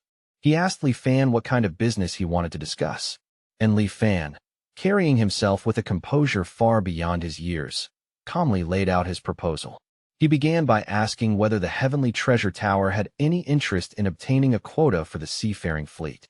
Sun Zhang replied that every time the fleet went out to sea, setting aside the treasures that might be salvaged, the lioli fish and other marine specialties alone were enough to bring in a massive fortune. So if he were to say that the Heavenly Treasure Tower had no interest in such an opportunity, that would naturally be a lie. However, the fleet quotas were firmly controlled by Steward Qian. Let alone Tianbao Tower. Even Steward Zhao himself could only secure 1 or 2 spots at most. Li Fan was just a newcomer, after all, so what ability did he possibly have to dare scheme over such a thing? Li Fan was not the least bit shaken by that response, and simply asked to be granted a meeting with Steward Zhao, his expression steady and resolute. He added that as long as he was allowed to see Steward Zhao, he had his own way of persuading him. A heavy, almost deafening silence suddenly filled the room as Sun Zhang stared at Li Fan with deeply furrowed brows. His decision remained unreadable as he silently weighed the truth and value behind Li Fan's words. Then, without warning, an authoritative voice suddenly cut in, drawing both men's gazes at once. The speaker, the shopkeeper, was a young woman with half her face hidden behind a veil. She told Sun Zhang to simply let Li Fan see Steward Zhao. After all, arranging such a meeting was not difficult. However, if Li Fan failed, then he would be chopped into pieces and thrown into the sea to feed the fish. Sun Zhang immediately rose to his feet and respectfully offered his greetings as the veiled woman calmly took over the conversation. Li Fan wasted no time and sincerely thanked her for giving him the chance. But the shopkeeper merely brushed it aside, seeming almost amused by the whole matter. Since Li Fan appeared to have some confidence, it did not seem as though he were merely boasting without substance. Li Fan replied that he always kept his promises and that his word was his bond. In any case, arranging an audience with Steward Zhao cost her nothing at all, and if he truly succeeded, the Heavenly Treasure Tower could naturally extract corresponding benefits from the result. But according to the island's rules, 3/10 of the harvest from each voyage could be kept for oneself. Li Fan said he did not want a single coin from that 3/10. Instead, he proposed that half of it should go to Steward Zhao, while the other half should go to the Heavenly Treasure Tower. Perplexed, the shopkeeper asked what it was that Li Fan wanted in return after going to such lengths and offering so much. Li Fan then boldly expressed his desire to enter the body-purifying spirit pool, which opened only once every 3 years. The moment those words left his mouth, both Sun Zhang and the shopkeeper were equally stunned. Then, unable to hold it in any longer, the shopkeeper burst into wholehearted laughter, her voice ringing brightly through the room. She simply could not believe that at Li Fan's age, he still wanted to follow others down the path of cultivating immortality. Li Fan remained silent and completely unbothered, letting her laugh as much as she pleased without the slightest change in expression. Only after she was done did he calmly add that only by seeking eternal life could he die without regret. The sincerity in those few quiet words seemed to cut through the laughter at once and silence her almost immediately. A faintly contemptuous smile rose to her lips, but in the end, she still agreed to help Li Fan with this matter. With everything settled, the shopkeeper told Li Fan to wait until a date was arranged. Once the time was set, she would send someone to inform him. Li Fan thanked her once again and took his leave, not forgetting to mention that he was staying at house number 7, 6th longitudinal, outside the city. If anything came up, they could find him there. The moment Li Fan was out of earshot, Sun Zhang asked the shopkeeper about the body-purifying spirit pool spot. She calmly replied that although competition for those places was fierce every year, the heavenly treasure tower was not without the strength to contend for one. If Li Fan could truly secure a seafaring fleet, then the profits that fleet brought in over just 5 years would be enough to cover the cost of a spirit pool slot. From any angle, this was a deal with profit and no loss. However, Sun Zhang immediately noticed her sudden unease and asked what was wrong. The shopkeeper could only explain that Li Fan's eyes had looked rather frightening, leaving Sun Zhang momentarily speechless. On the way back, Li Fan stopped by a pharmacy and bought the profound yellow heart-cleansing incantation along with the matching medicinal herbs. Even if everything went smoothly, it would still be 2 full years before the body-purifying spirit pool opened again. Since that was the case, he might as well begin cultivating it first and test the results for himself. Perhaps he possessed exceptional natural talent and could purge the miasma from his body on his own, without waiting those 2 years. Over the next several days, Li Fan stayed at home, cultivated diligently, and waited for the uncertain meeting with Steward Zhao. But before he ever got the chance to meet Steward Zhao, he heard a piece of news shocking enough to freeze the heart. Su Changyu had died, and when his corpse was sent back, what remained was only a twisted heap of flesh and blood. It no longer looked human in the slightest and was so grotesque that it was genuinely horrifying to behold. That ruined flesh and blood would even twitch for no clear reason, making one's scalp go numb just from looking at it. And on top of that, the people from the departed realm were all newcomers who could not even scrape together enough money to buy a grave plot. They had originally planned to bury him at sea, but Li Fan could not bear to watch that happen. So he took out some money himself and allowed Su Changyu to rest in peace beneath the earth. Even though their acquaintance had been brief, Xiao Hong, the heir to the Prince of Jinnan from the departed realm, was deeply shaken and wept bitterly at Su Changyu's grave. As for Li Fan, he did not feel much in particular, only a faint and quiet sigh rising in his chest. After all, he had not truly known the man. But Su Changyu had carried himself with decency and possessed a will as firm as iron, so it was no exaggeration to call him a talent. He might not have been a peerless genius seen only once in a century, but he was certainly no mediocrity. Among all those who had come from the departed realm, Li Fan had originally thought Su Changyu was the one most likely to make a name for himself. Yet even someone like that could not survive the very first prerequisite of cultivation, purging miasma, and died in such silence and misery. The path of immortality was truly harsh beyond words. In the time that followed, as Li Fan continued cultivating the profound yellow heart-cleansing incantation, his understanding of its words and meaning gradually deepened. But the facts proved that he was not some peerless genius either. For nearly a full month, he lived in seclusion, practicing the heart-cleansing incantation every single day without fail. Generally speaking, even those with mediocre aptitude would show obvious improvements after only half a month, their minds growing clearer and their spirits sharper. Yet a whole month passed, and Li Fan still felt no noticeable change whatsoever. Even so, he did not grow anxious and simply treated it as a mandatory part of his daily cultivation routine. Another half-month slipped by in this way, and at last, people from the Heavenly Treasure Tower arrived. Following the messenger, he finally met Steward Zhao in a courtyard owned by the Heavenly Treasure Tower. Li Fan respectfully greeted him and remarked that it had been quite some time, but Steward Zhao skipped all pleasantries and went straight to the point. He had heard from the people at the Heavenly Treasure Tower that Li Fan wanted a spot connected to the seafaring fleet. It seemed Li Fan's appetite was not small, but what backing did he actually have? Li Fan readily admitted as much. Although he did not reveal any supposed backing, he pointed out that a fleet heading out to sea was, in the end, seeking nothing but profit. So he asked Steward Zhao what he thought about the profit from catching liuli fish compared to directly retrieving treasure from sunken ships on the ocean floor. Salvaging treasures was worth several ordinary fishing trips combined. But the problem was obvious. How could anyone expect to encounter such fortune every single time? Steward Zhao had been on this island for more than a dozen years, and in all that time, only a few rare instances of such enormous harvests had ever occurred. But Li Fan declared with calm confidence that if he were allowed to command a fleet, he could guarantee that every single voyage out to sea would bring back a certain amount of treasure. With an intent gaze fixed on him, Steward Zhao slowly stroked his beard and unexpectedly admitted that Li Fan had not lied. Although Li Fan had not been boasting, he still could not help feeling genuinely curious as to how Steward Zhao had managed to discern the truth of his words so easily.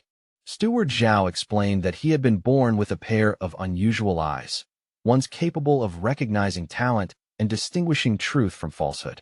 Just now, when Li Fan had spoken, Steward Zhao had seen a gentle white light emanating from his body, proving that his words were true and that he harbored no ill intentions. To think such a strange ability actually existed. Li Fan was both amazed and slightly startled as he recalled their first meeting. On the day of registration, Steward Zhao's attitude toward him had indeed seemed a little different from everyone else's. Clearly, Steward Zhao had already seen something back then. What Steward Zhao had seen was that Li Fan was extremely wealthy and had plenty of blood on his hands, clearly no ordinary person. That was why he had shown Li Fan a bit of courtesy at the time, casually planting a good karmic seed. In that case, on the day of registration, Steward Zhao must also have realized that what Sun Zhang from the Heavenly Treasure Tower said had not been the truth. However, whether Sun Zhang's words back then were true or false made little difference. With an immortal master presiding over the island, they were not afraid of trouble. As long as a person minded his own business, nothing would happen to him. Besides, gathering refugees had also been done under the immortal master's orders. So if Sun Zhang had brought so many refugees to Liuli Island, how could Steward Zhao possibly make things difficult for him over that? With all of that in mind, Li Fan asked whether Steward Zhao might now consider the matter of the seafaring slot, since he could already see clearly that Li Fan was not speaking falsely. Steward Zhao sat down and replied calmly, pointing out the obvious. Li Fan was a newcomer with no foundation at all, so if he were rashly handed a fleet, it would certainly stir up a great deal of dissatisfaction. Instead, he proposed that Li Fan accompany the fleet the next time it went to sea. If he truly could bring back treasure on every voyage, then after just a few trips, the crew would naturally be convinced by his ability. At that time, Li Fan could take over the fleet in a way that was fully justified. Li Fan thanked Steward Zhao and also praised him for thinking things through so thoroughly. Back at the Heavenly Treasure Tower, the shopkeeper was utterly shocked and bewildered to hear that Li Fan had actually managed to persuade Steward Zhao so easily. After receiving confirmation from Sun Zhang, the shopkeeper was finally fully convinced that Li Fan had not been talking big and truly possessed the confidence to secure the fleet. At the same time, Sun Zhang also began wondering what kind of backing Li Fan actually had. The shopkeeper then instructed Sun Zhang to send Li Fan the title deed to the vacant courtyard on East Street inside the city. That order stunned Sun Zhang so badly that for a moment he could hardly believe what he had just heard. They had spent a great fortune to acquire that courtyard, intending to use it to bribe Steward Qian. So how could they simply hand it over to Li Fan so cheaply? And even if they truly meant to give it away, should they not at least wait until after he helped them secure the fleet first? But the shopkeeper, firm and unmoved, told Sun Zhang to do exactly as he was instructed. If they really waited until then, a mere small courtyard would no longer be enough to befriend Li Fan. So Sun Zhang sent someone to deliver the title deed to Li Fan, and Li Fan naturally had no reason to refuse such a gift. Since he did not have much to pack, he moved into the courtyard house on East Street that very same day. Compared with the slum-like area outside the city, the environment in this courtyard was better by far more than just a little. After settling in, he also politely declined the few maids the Heavenly Treasure Tower had sent over. He quietly made himself at home there and waited for the next time the fleet would set sail. Originally, Li Fan had thought it would not take long, but who could have expected that an unforeseen disaster would push the departure date into an uncertain future? A massive windstorm suddenly struck Lioli Island, destroying everything in the surrounding area with terrifying force. Its destructive power was so overwhelming that even from inside his newly acquired home in the city, Li Fan could feel the ground trembling. Alarmed by the sudden disaster, he rushed out at once into his courtyard, heart tightening as he looked outside, only to be startled by the sight of several violent storms raging just beyond what appeared to be some kind of protective formation. And just outside that formation, the terrifying destructive power of the raging windstorm, with almost no rain or snow mixed into it, was plainly visible to the naked eye. Unlike Dew Island, which had been devastated by a similar windstorm not long ago, Lioli Island was fortunate enough to have an immortal master. He informed the island's residents that the Grand Protective Formation had already been activated, so there was no need for panic. They were simply to remain hidden in their homes and not step outside until everything had fully settled down. The residents of Lioli Island immediately began praising the immortal master, almost worshipping him as a merciful divine being who had saved them from calamity. As for Li Fan, he kept staring at the formation in silence, engraving every detail he could glean from this experience deep into his mind. He noticed that the blue light of the island's grand protective formation flowed and shifted in endless cycles, while the faintly emerging characters within it looked exceptionally profound and mysterious. Even the ghost-like howling sounds from earlier, along with the scattered raindrops, had all been completely shut out by that barrier of light.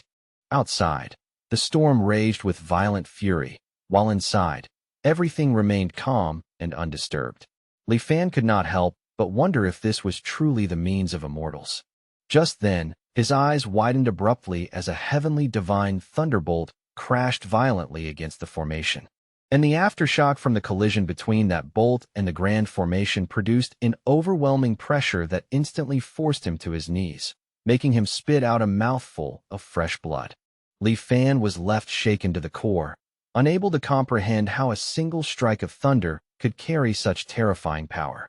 And what was even more frightening was that it seemed to be only one among many, as several divine bolts began striking around and upon the island like a heaven-sent punishment. Li Fan gritted his teeth, a sliver of uncertainty rising in his heart as he wondered whether his 10th life was truly going to end here like this. Fortunately, the island's grand protective formation proved far more reliable than he had imagined. It endured without shattering, and just like that, time began to drag by little. Although he had no clear sense of how much time had passed, the monstrous waves eventually began to calm. And it was only a gradual calming, nothing more. The windstorm had arrived swiftly, but retreated painfully slowly. With the sky buried in wind and rain, it was impossible to tell day from night. Li Fan felt that a full 2 or 3 days had gone by before the storm finally receded. He later heard from the islanders that this windstorm had actually been considered relatively small. The one that struck 15 years earlier had been several times more powerful. Back then, the island's grand protective formation had barely managed to hold, and its protective range had even been forced to shrink.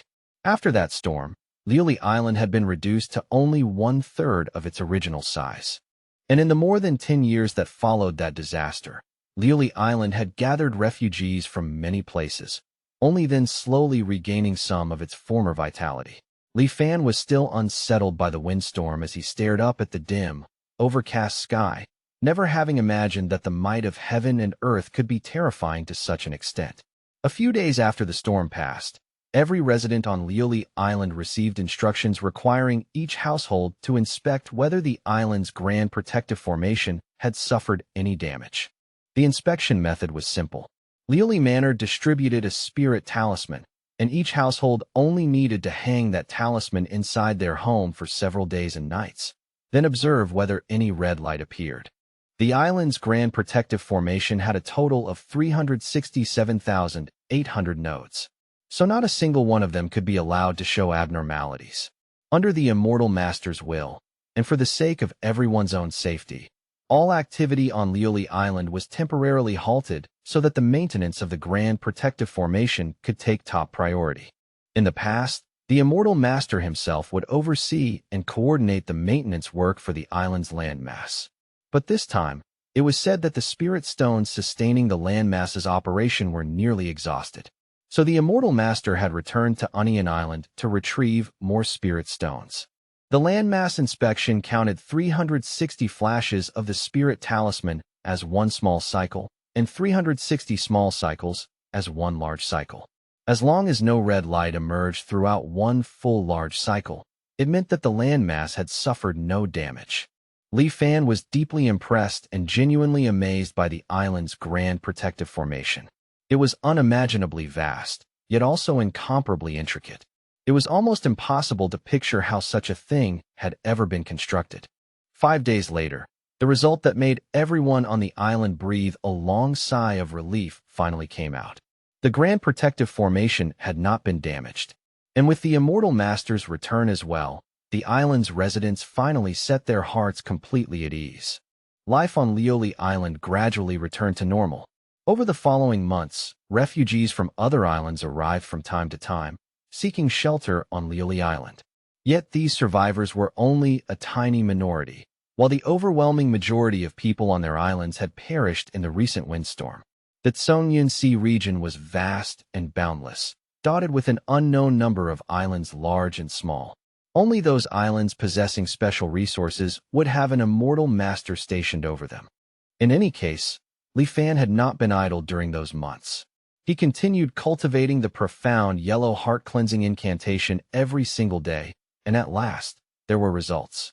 Both the upper limit of his physical age and his mental age increased once more.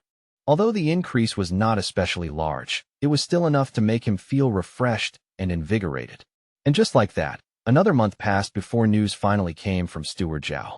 Apparently, the windstorm in the Tseongyun Sea had completely dissipated, and the fleet's next departure was now imminent. 3 days later, at Lioli Island's pier, Li Fan met up with the Tongyuan ship that Steward Zhao had told him to report to. After only a brief exchange, he boarded the ship. Meanwhile, aboard the vessel, some of the crew muttered about what kind of madness had seized the island lord to arrange such an assessment. After all, whichever fleet returned with the smallest harvest this voyage would be judged unqualified, and its future sailing rights would be revoked. How could that possibly be a good thing? And in the end, it was all because of the windstorm. There were even rumors that the Grand Protective Formation of Coral Island to the south had shattered, causing the entire island to be wiped out, and that the supplies Coral Island had been required to submit had now fallen onto Lioli Island's shoulders instead. The two crewmen complained about what kind of desperate situation this disaster had forced their island into and how they were supposed to survive in the days ahead. It was said, however, that this burden was only temporary, and they merely needed to make up for what had been owed first. The ship's boss, Zhang Haobo, barked at the two of them for acting like cowards. Why couldn't they look on the bright side for once? Didn't the fleet that placed first also receive a reward? And besides, the crew's share of the harvest had now been raised from 30% to 50%. The crew dejectedly told Zhang Haobo to stop dreaming. First place with their fishing skills? As if everyone knew perfectly well that they barely managed to meet the fishing quota every time they went out. Another crewman nodded in bitter agreement. As far as he was concerned, this was probably going to be their last voyage. He even suggested that they simply not return at all and instead become free and unfettered pirates out at sea. Thinking it over, he commented that such a life actually sounded thrilling.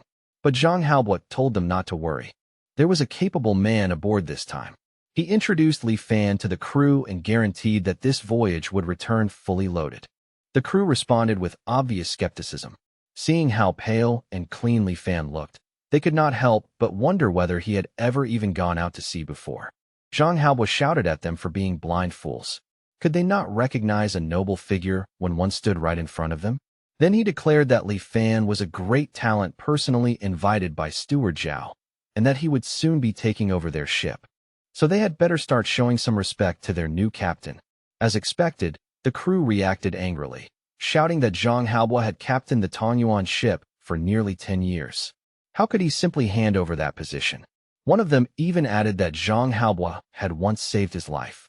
So if someone was trying to force him out of command, then he, at the very least, would be the first to object. He said he would never accept such an injustice.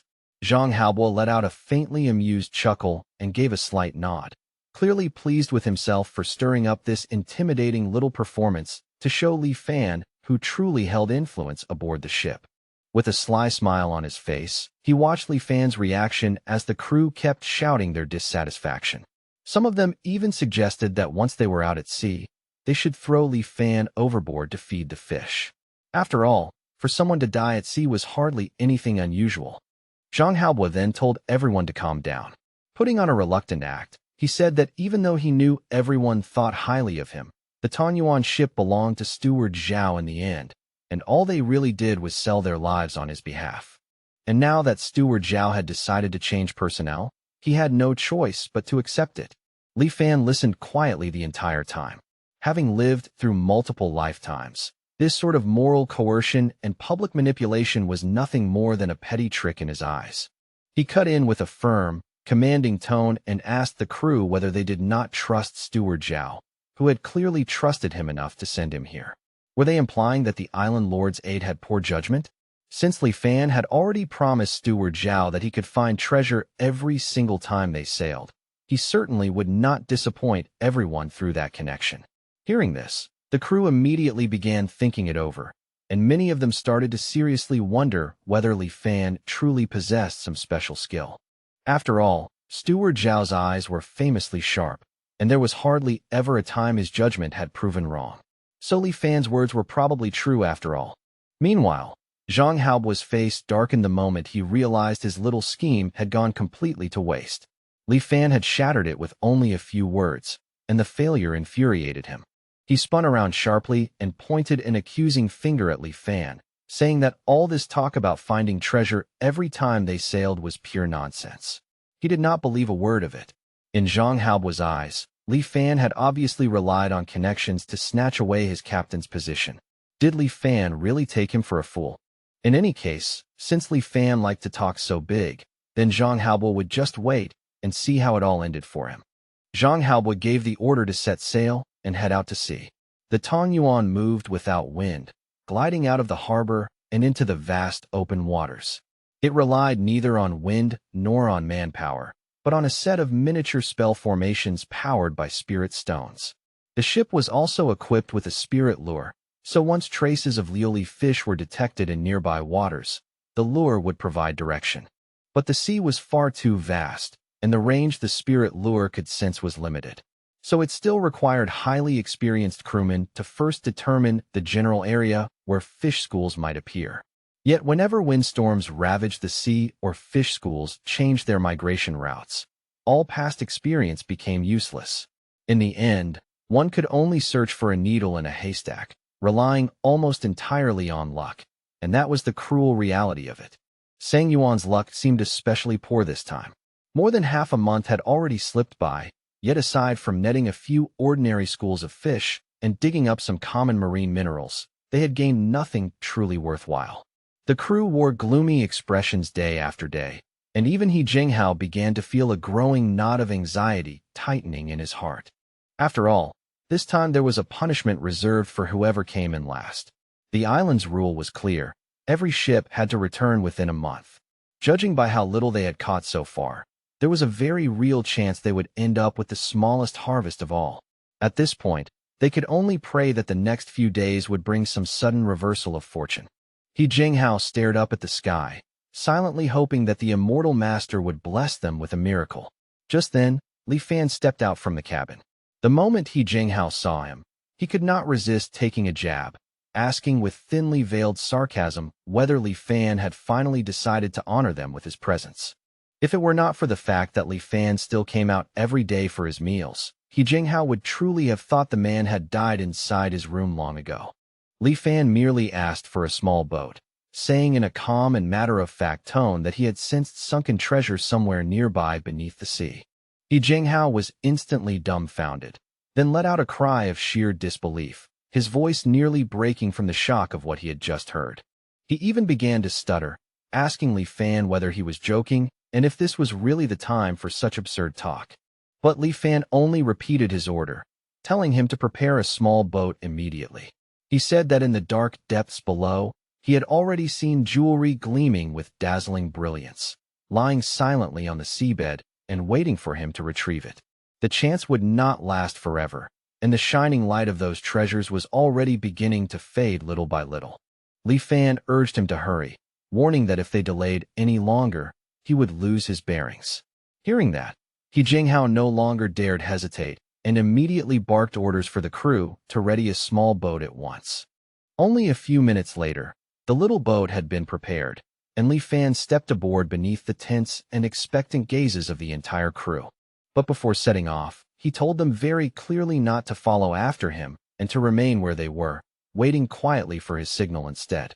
When they asked him why, Li Fan replied without the slightest hesitation that they were far too noisy, and that their clamor could easily interfere with his line of sight. That answer left the crew utterly speechless. As Li Fan rode farther and farther away until he was out of earshot, Luan quietly asked He Jinghao whether it was possible that Li Fan intended to run away alone. He Jinghao immediately dismissed the idea as ridiculous nonsense. After all, the sea was vast and boundless, and Li Fan had not even taken any dry rations with him. So where could he possibly run to? About 2 hours later, the crew spotted Li Fan signaling to them from the distance, and they quickly turned the ship and sailed toward him without delay. When they reached the location, Li Fan pointed directly at a spot beneath the water and calmly told them that the treasure was right there below. He Jinghao immediately ordered the crew to cast their nets and make preparations to dive into the sea. Less than an hour later, 16 heavy chests filled with gold and silver had been hauled up and loaded onto the ship. As those chests gleamed brilliantly beneath the cold moonlight, He Jinghao, for the first time in his entire life, could not help but seriously believe in that unbelievable stroke of heaven-sent fortune. And all of it was because of Li Fan. He had not been boasting at all. Instead, he had truly delivered, allowing the entire crew to return with their ship loaded to the brim. It turned out that everything he had said before was completely true. He really could locate sunken treasures hidden in the deepest parts of the sea. An ability like that undoubtedly made him no ordinary man at all, but someone utterly extraordinary, a figure on the same level as Steward Zhao. At that moment, He Jinghao was completely humbled, and his heart filled with deep regret over the way he had treated Li Fan before. After all, chances to meet someone so noble and extraordinary were incredibly rare. It would have been one thing if he had merely failed to seize such an opportunity, but to have actually suspected that such a person had come to snatch away his tiny little fleet was simply laughable. The more He Jinghao thought about it, the more ashamed he felt, and he realized he needed to apologize at once. So the moment Li Fan boarded the ship again, He Jinghao earnestly stepped forward, bowed deeply, and offered him a sincere apology. After casually and pleasantly dismissing the matter, Li Fan returned to his room to rest as though none of it had been worth mentioning. After obtaining such a haul of treasure, the Sang Yuan ship naturally stopped fishing altogether and immediately turned back, setting its course straight for Lioli Island. Since this harvest was simply too great, not a single member of the crew was able to relax along the way. They only wanted to return safely to the island as soon as possible.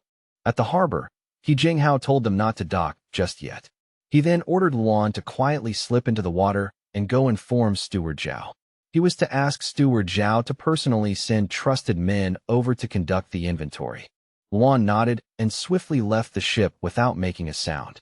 He Jinghao then turned to the rest of the crew and boldly declared that, unless something unexpected happened, their harvest would very likely be the greatest among all the fleets that had gone out to sea this time. According to the rules, half of it would belong to them.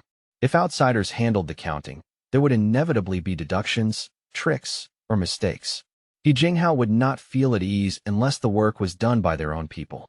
The crew immediately cheered in agreement, saying that even losing the smallest fraction of their share would be enough to make them sick with grief.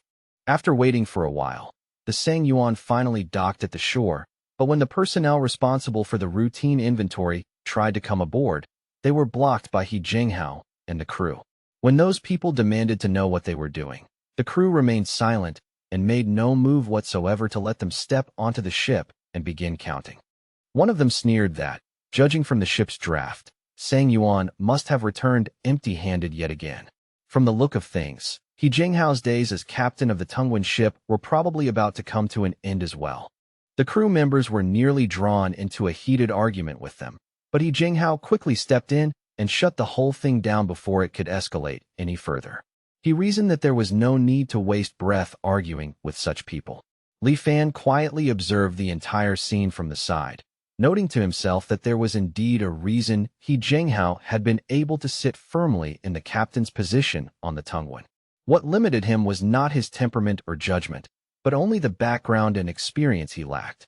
Soon enough, Steward Zhao personally arrived with his men, and as 16 chests of glittering jewelry were carried off the ship under countless stunned and watchful eyes, the entire dock instantly erupted into a sensation.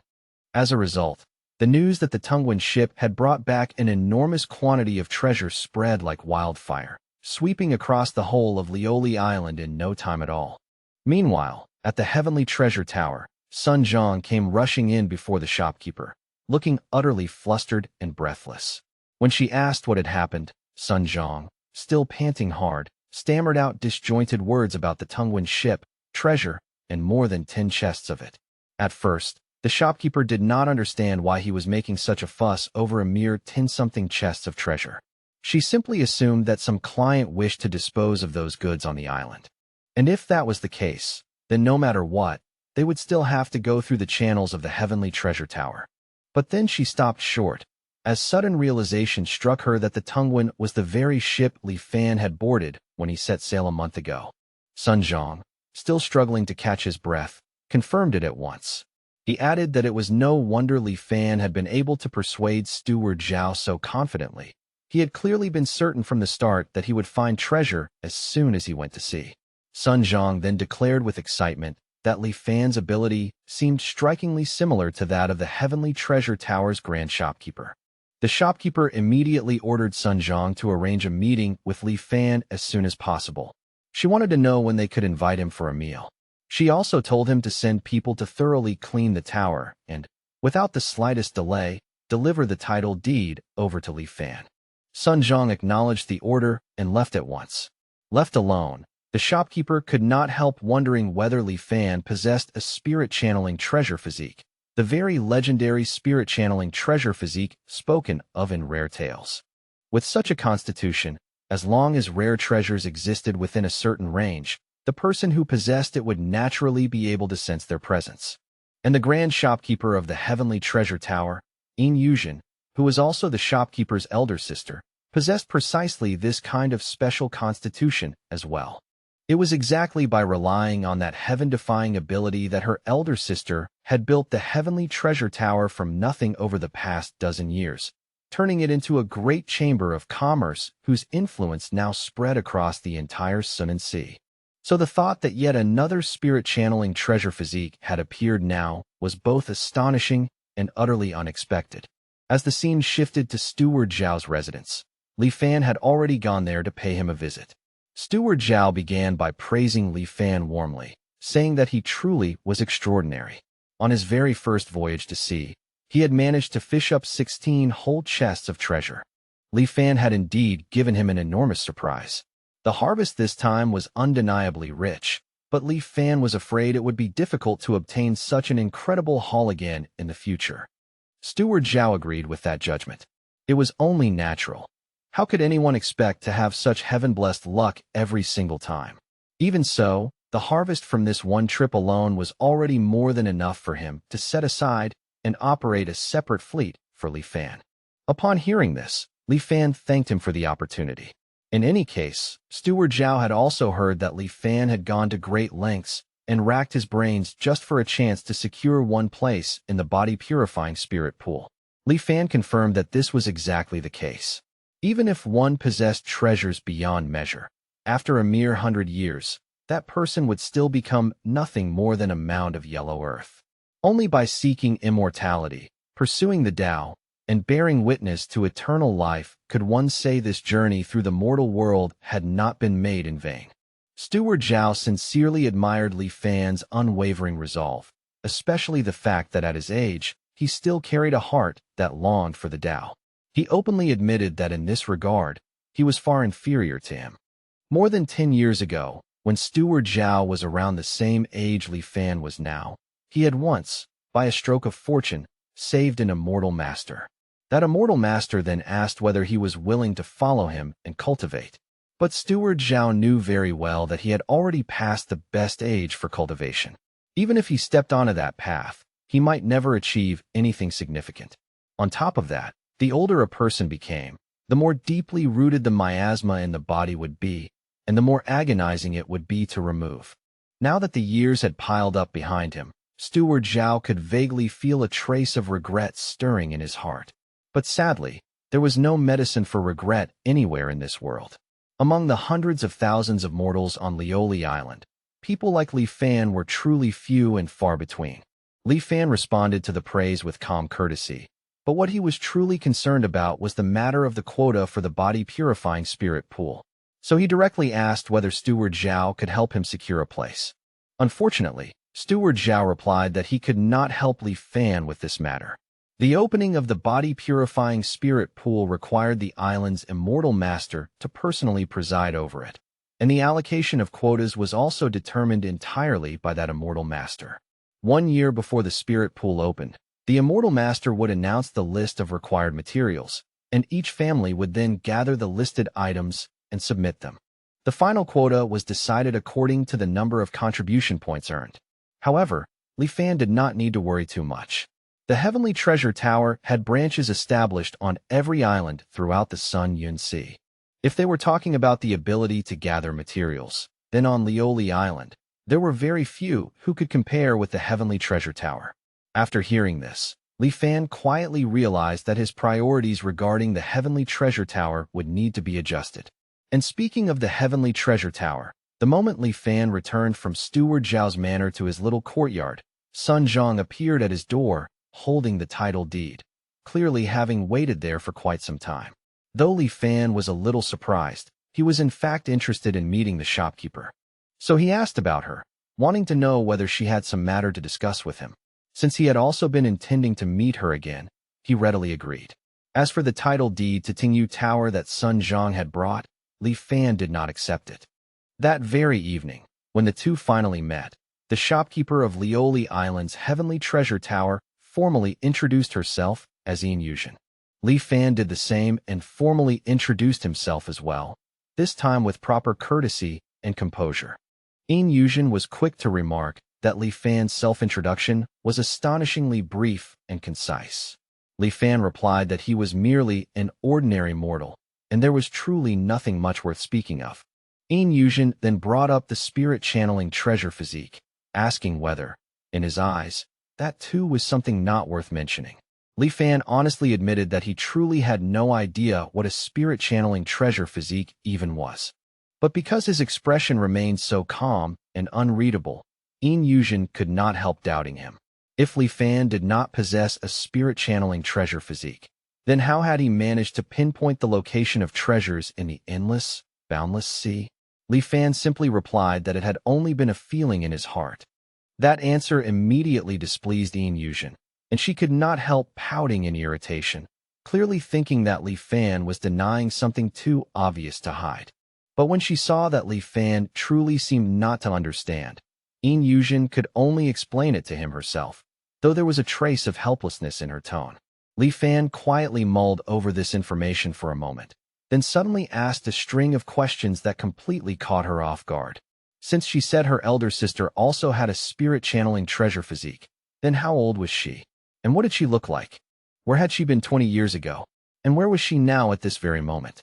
Yin Yuzhen was so startled by those questions that she nearly panicked on the spot, blurting out in shock whether Li Fan could somehow be their long-lost father or something of the sort. But after a brief moment of thought, she quickly rejected the idea herself, because Li Fan looked nothing like the two sisters. Li Fan was briefly stunned, then explained that he had only been curious. But Yin Yuzhen interpreted it as curiosity about someone of his own kind, and she found that entirely understandable. Li Fan did not bother correcting that misunderstanding, so Yin Yuzhen continued. She said that she and Yin Yuding had originally come from Yelon Island in the north. Their parents had died in a disaster when they were still very young, leaving the two sisters with no one to rely on but each other. In Yin Yuzhen's memories, those early years had been bitter and bleak. The sisters could only survive by begging day after day, never knowing where their next meal would come from. But from a certain point that she could no longer clearly remember, her elder sister began to find valuable things in all kinds of unexpected places again and again. Because of that, their lives gradually improved with each passing day. Later on, Yin Yuding single-handedly established the Heavenly Treasure Tower. Now, however, it was a pity that Yin Yuzhen had not seen her elder sister for several years. Li Fan asked where she had gone, and Yin Yuzhen explained that 3 years ago, Yin Yuding had been chosen by a passing immortal master and taken away. At first, she would still send word back through trusted people to report that she was safe. But later, all news from her suddenly ceased, and nothing more was ever heard. Upon hearing that Yin Yuding had been taken away by an immortal master, Li Fan wondered whether she had perhaps been brought away to walk the path of immortal cultivation. But unfortunately, Yin Yuzhen knew it was not that simple. If only that had been the truth. According to the letters Yin Yuding had previously sent back, she had used a secret code that only the two sisters understood to tell Yin Yuzhen that her current situation was extremely dangerous. If one day she suddenly stopped contacting her, it would likely mean that she had already met with misfortune. Yin Yuding had also warned her not to go looking for her. Li Fan asked whether this calamity had been brought about by her special physique. After all, Yin Yuding was still only immortal, so the things she could sense were merely treasures that held value in mortal eyes. To true immortal masters, such treasures should have been no different from useless scraps of metal. It was not as though no immortal masters had ever noticed Yin Yuding's special physique before, yet none of them had taken it seriously. Even now, Yin Yuzhen still had no idea why that last immortal master had chosen to take her sister away. Although her elder sister was likely facing far more danger than safety, the foundation she had left behind still remained.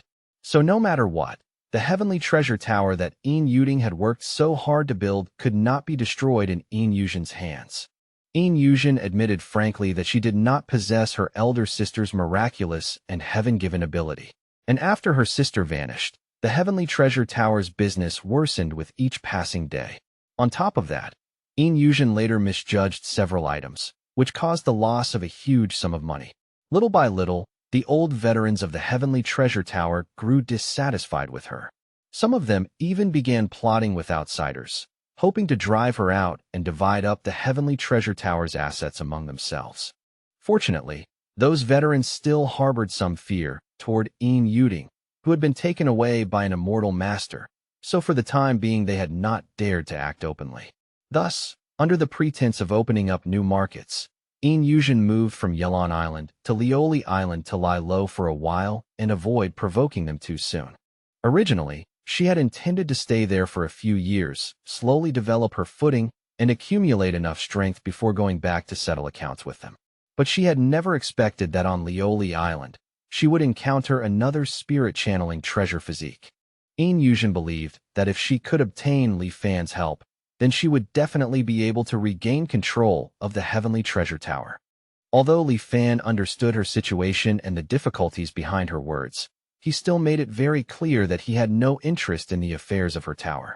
His only desire was immortal cultivation, and Yin Yuzhen had already promised that as long as he helped her secure a fleet, she would help him obtain a place in the body-purifying spirit pool.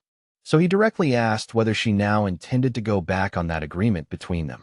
Yin Yuzhen explained at once that the Heavenly Treasure Tower had always placed integrity above all else in business. So anything they had promised Li Fan, they would absolutely fulfill without fail. However, before she could continue speaking, Li Fan abruptly cut her off. The instant he sensed that some kind of condition might be attached to her words, both his expression and tone dropped sharply, carrying with them a chill that felt almost bone-piercing. Yin Yuzhen immediately averted her gaze and hurried to explain herself. She said that even if Li Fan could enter the body-purifying spirit pool, what then? Expelling the miasma from one's body was never an easy matter. Every year, almost only half of those who entered the spirit pool actually succeeded. And the older a person was, the greater the chance of failure. Yin Yuzhen was merely pointing out an undeniable reality. Li Fan was no longer young. So could he really say with absolute certainty that he would succeed? Every person only had one chance in an entire lifetime to enter the spirit pool. If he failed, then Yin Yuzhen feared Li Fan would have to part with the dream of immortal cultivation forever. But Li Fan's resolve did not waver in the slightest. Even if the chance of success was only 50%, that was already enough reason for him to take the risk and try. After hearing how firm his stance was, Yin Yuzhen also quickly interrupted, taking it that Li Fan was at least willing to consider her perspective. She then added that in her elder sister's last letter, there had been an elixir sent along with it called the dust-leaving pill. And according to what was written in that letter, as long as one took that pill, the chance of successfully expelling the miasma from the body would rise dramatically. If it were used together with the body-purifying spirit pool, then even at Li Fan's present age, the possibility of success would still be very high. Hearing of such a miraculous elixir, Li Fan could not help wondering why Yin Yuzhen herself had never taken it after all this time. Yin Yuzhen simply replied that not everyone in this world was like him, so obsessively determined to pursue immortal cultivation at all costs. Yin Yuzhen's own obsession, or perhaps her deepest wish, was to do business well and protect the heavenly treasure tower her sister had left behind. Li Fan gave a faint nod, showing complete understanding, because he knew very well that everyone in this world had their own aspirations to pursue.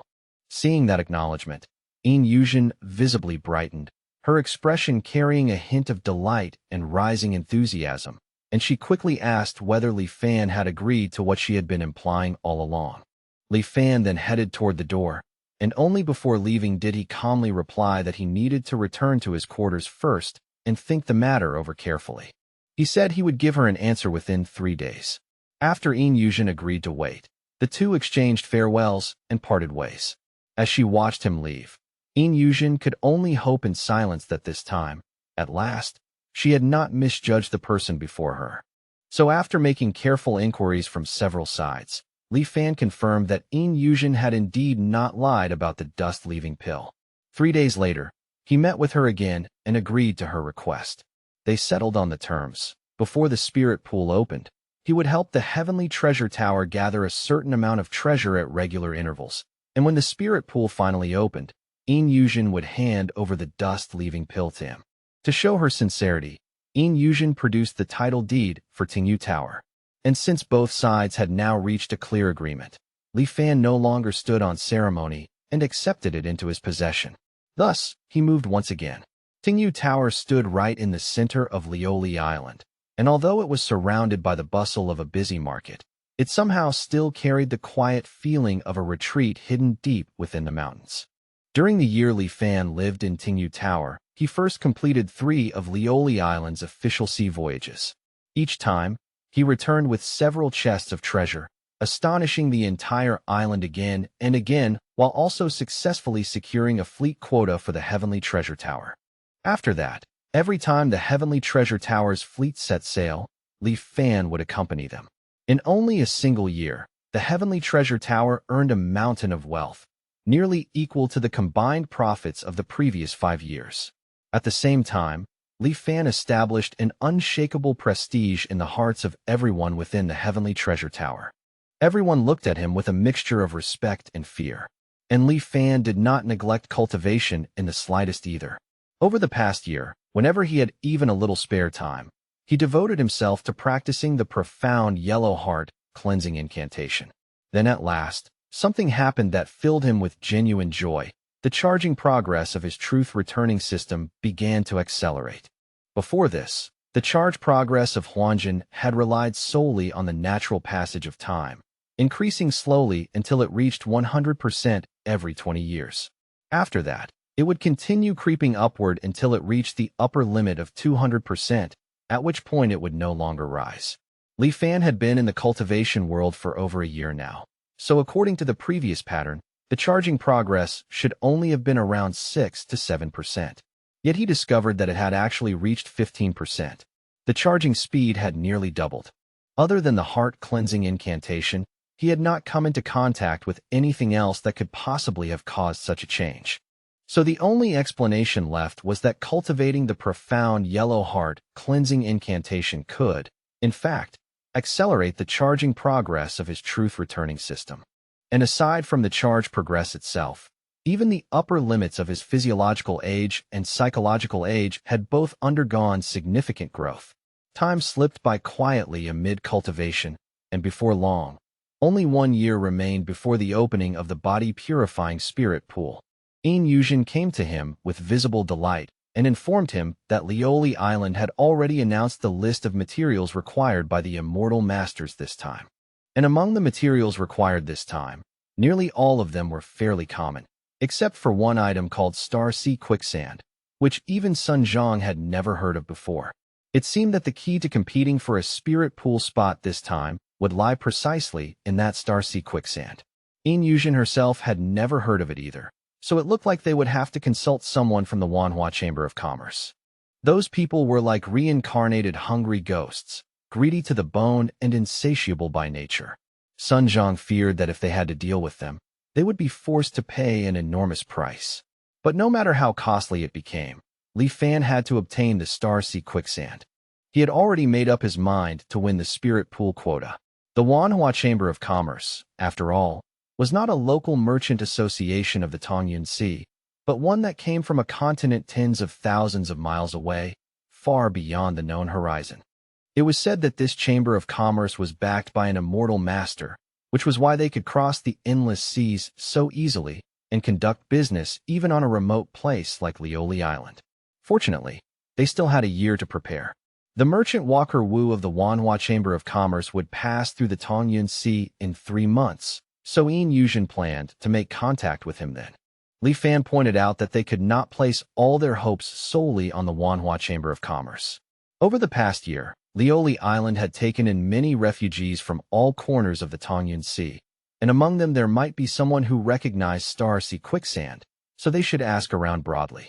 At the same time, the other factions on the island would certainly also be searching for this item, so they needed to keep a close watch on their movements as well. Once the list of materials needed for the body-purifying spirit pool was made public, the news quickly spread throughout Lioli Island. Even ordinary people who usually had no interest in such matters came to know that all the major factions on the island were now searching for something called Star Sea Quicksand. Ko Hong happened to hear about Star Sea Quicksand by chance, and he immediately went to visit Li Fan at Tingyu Tower. Li Fan asked him what business had brought him there. Ko Hong said that he had recently heard Li Fan was also searching for Star Sea Quicksand. Li Fan admitted that it was true, then added that because of his age, if he wished to step onto the path of cultivation, he could only rely on the body-purifying spirit pool. He then asked whether Ko Hong knew anything about Star Sea Quicksand. Ko Hong explained that back when the Immortal Master descended upon the land of Dali, he had promised that as long as they gathered the supplies he required, he would take a group of people into the cultivation world. And among those required supplies was Star Sea Quicksand. Hearing this, Li Fan frowned slightly and asked why he had no impression of that at all. Ko Hong replied that when the announcement had been made to the world, several items on the list had already been removed beforehand. Those reserved quotas were then distributed among the major noble families of Dali, and the item assigned to be collected by the Prince of Jinnan's manor happened to be Star Sea Quicksand. After hearing that, Li Fan simply told him to state his conditions directly. However, Ko Hong remembered that when Su Changyu died and was nearly buried at sea, it had been Li Fan who paid for his burial place, and that counted as a favor in his heart. Ko Hong also knew he should not really be doing this, but life on Lioli Island was simply too bitter and difficult to endure, and unlike Li Fan, he had no remarkable abilities to rely on. Ko Hong was still living in the slums even now. Li Fan immediately understood what Ko Hong was trying to say and interrupted him, telling him there was no need to continue. He understood his difficulties. Since he was determined to obtain this item, then as long as Ko Hong could provide a useful clue, he could ask for whatever he needed in return, and Li Fan would do his best to satisfy it. Overjoyed when he heard this, Ko Hong thanked Li Fan in advance, then quickly shared everything he knew without holding anything back. As it turned out, Starseed quicksand was not actually some rare and mysterious substance. It was simply that the immortal master used a different name for it than mortals did. In truth, this so-called Starseed quicksand was nothing more than meteorite iron fallen from the sky. His curiosity instantly stirred, and Li Fan asked whether just any piece of meteorite iron would do, or if there were other special requirements attached to it. Ko Hong replied that there were indeed additional requirements, then slowly explained them one by one in detail. First, the appearance of the meteorite iron had to be good. If the surface was pitted, rough, or uneven, it would not do. Second, the weight of a single piece had to be at least 50 jin. As Li Fan listened, he carefully committed every word to memory. After everything had been explained clearly, Li Fan thanked Ko Hong and then asked what exactly he wanted in return. Ko Hong nervously said that what he wanted was only a decent courtyard to live in, along with a somewhat easier job. Of course, if there could also be a few servants to help look after the courtyard, that would be even better. Li Fan found himself feeling unexpectedly lighthearted and relieved. For the son of the dignified Prince of Jinan to make such a modest request was almost pitiable.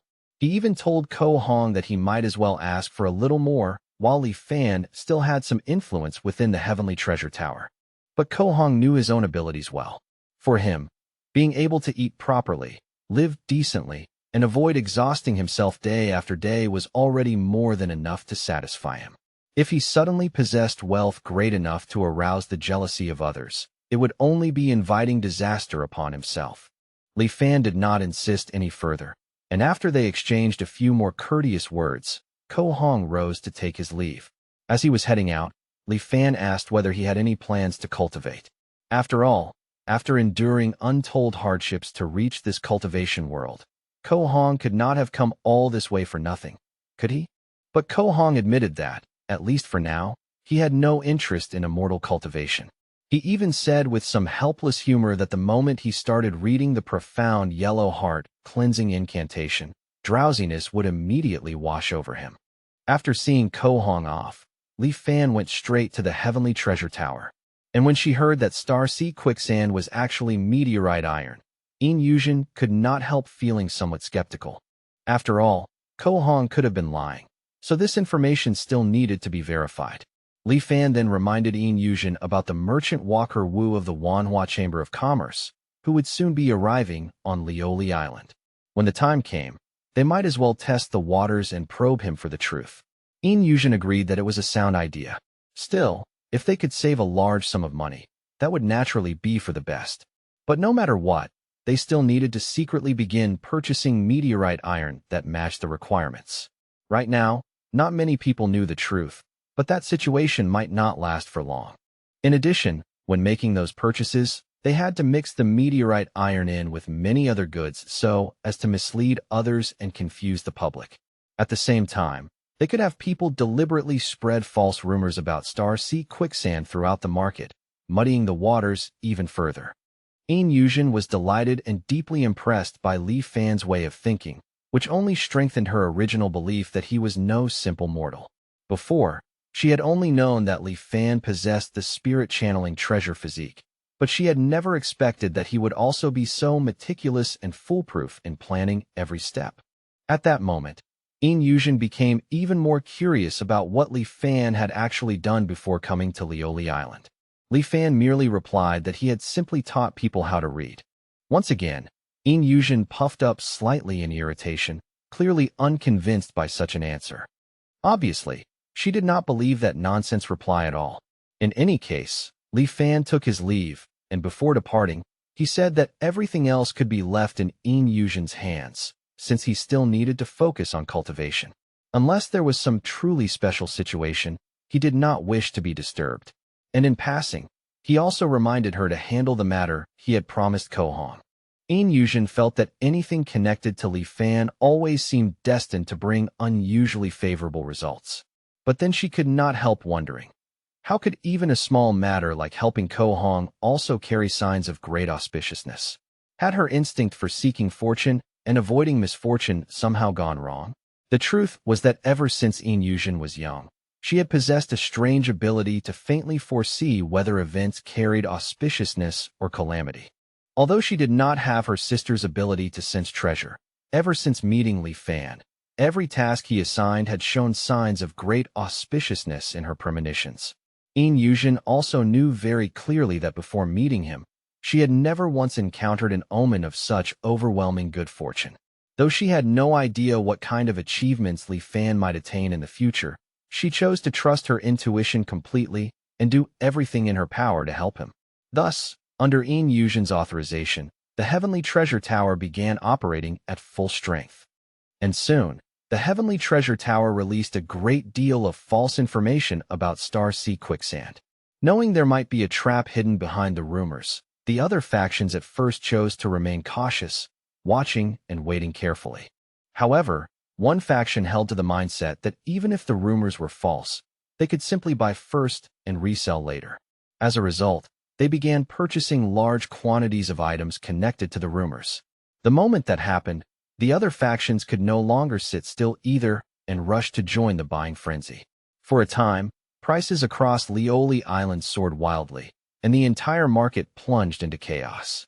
As the one who had quietly set all of this into motion, Li Fan simply remained inside Tingyu Tower, calm and undisturbed, devoting himself in silence to cultivation. It was not until 3 full months had passed that Yin Yuzhen finally managed to get in touch with Merchant Walker Wu of the Tianhua Chamber of Commerce.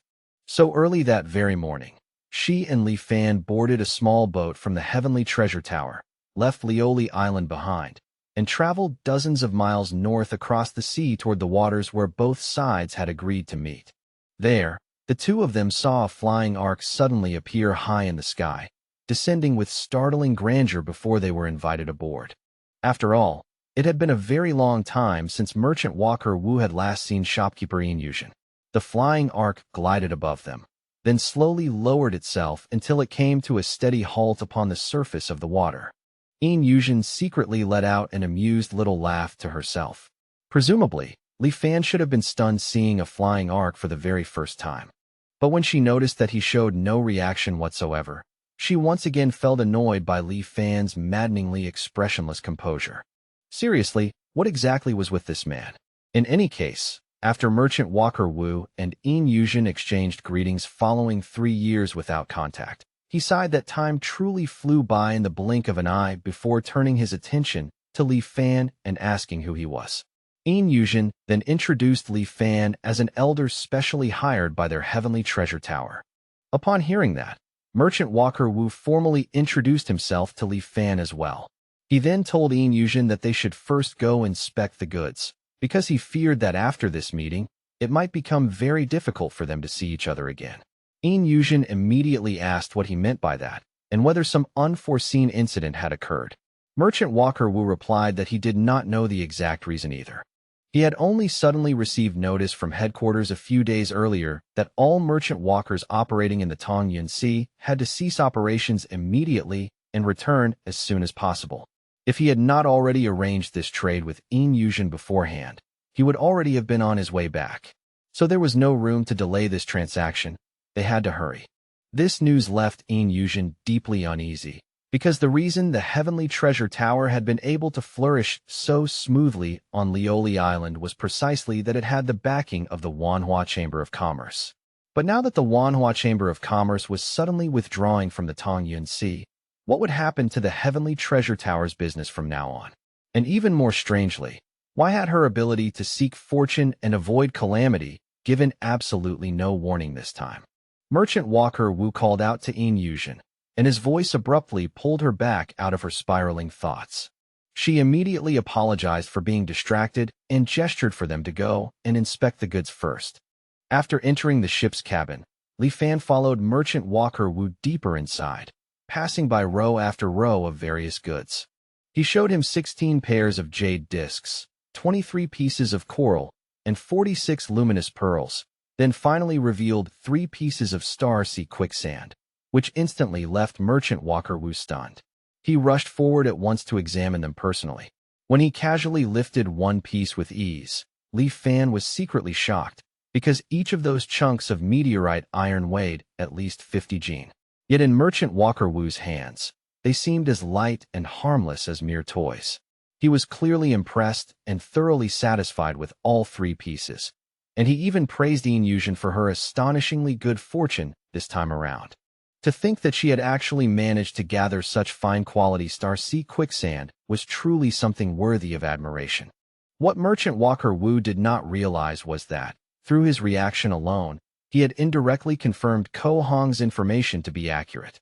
Li Fan and Yin Yuzhen exchanged a glance filled with obvious delight. In any case, Merchant Walker Wu was extremely satisfied with the goods the Heavenly Treasure Tower had provided this time. And because the two sides likely would not be able to meet again for a very long while, Merchant Walker Wu warmly invited them to stay as honored guests aboard the Manhwa Chamber of Commerce's flying ark. After Li Fan and Yin Yuzhen had eaten and drunk to their heart's content, Merchant Walker Wu personally led them to the warehouse of the flying ark and showed them all the things he had acquired while traveling among the various islands of the Tongyun Sea. Some of the items were priceless treasures, while the function of others was unclear even to him.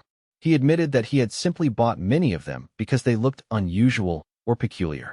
In any case, if the two of them were interested, they were free to choose a few items from among the collection. Yin Yuzhen was ecstatic the moment she heard this, her eyes almost sparkling like stars. With her instinct for seeking fortune and avoiding calamity, being brought here felt no different from a starving rat falling into a jar of rice.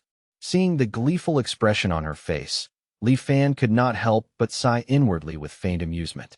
To him, since all the things here were merely mortal treasures, they held no real interest.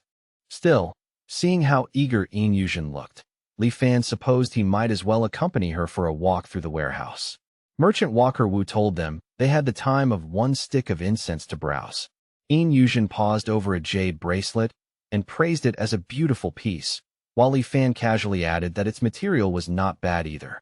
In truth, after 300 years of repeated cycles, Li Fan had long since lost interest in all mortal treasures. So as long as an item had nothing to do with immortal cultivation, he simply could not bring himself to care about it at all. But when he casually picked up a blue pearl just to pass the time, his eyes widened ever so slightly in shock as his system suddenly informed him that it had detected a chargeable item. Clearly, this blue pearl was no ordinary trinket at all, but a wondrous item of heaven and earth, the nth-level Sanghi Pearl. The system then immediately presented him with the option of whether or not to recharge using the item. Li Fan was still reeling internally from the fact that the object in his hand was actually a wondrous treasure of heaven and earth that was still in the middle of incubation and had not yet fully formed. He instantly suppressed the surge of excitement in his heart, deciding that he absolutely could not reveal anything. So he calmly put the pearl back as though it had failed to interest him in the slightest. He pretended complete indifference and casually looked through the nearby items until Merchant Walker Wu announced that time was up. Not once did he spare the Sanghi Pearl another glance. Yin Yuzhen then asked him whether he truly was not going to choose a few things. After all, it was rare for Merchant Walker Wu to be this generous, and such an opportunity would likely never come again. Merchant Walker Wu placed a hand on Li Fan's shoulder and laughed loudly, agreeing with Yin Yuzhen. There was simply no reason to enter a mountain of treasures only to leave empty-handed. Would that not be the same as looking down on him?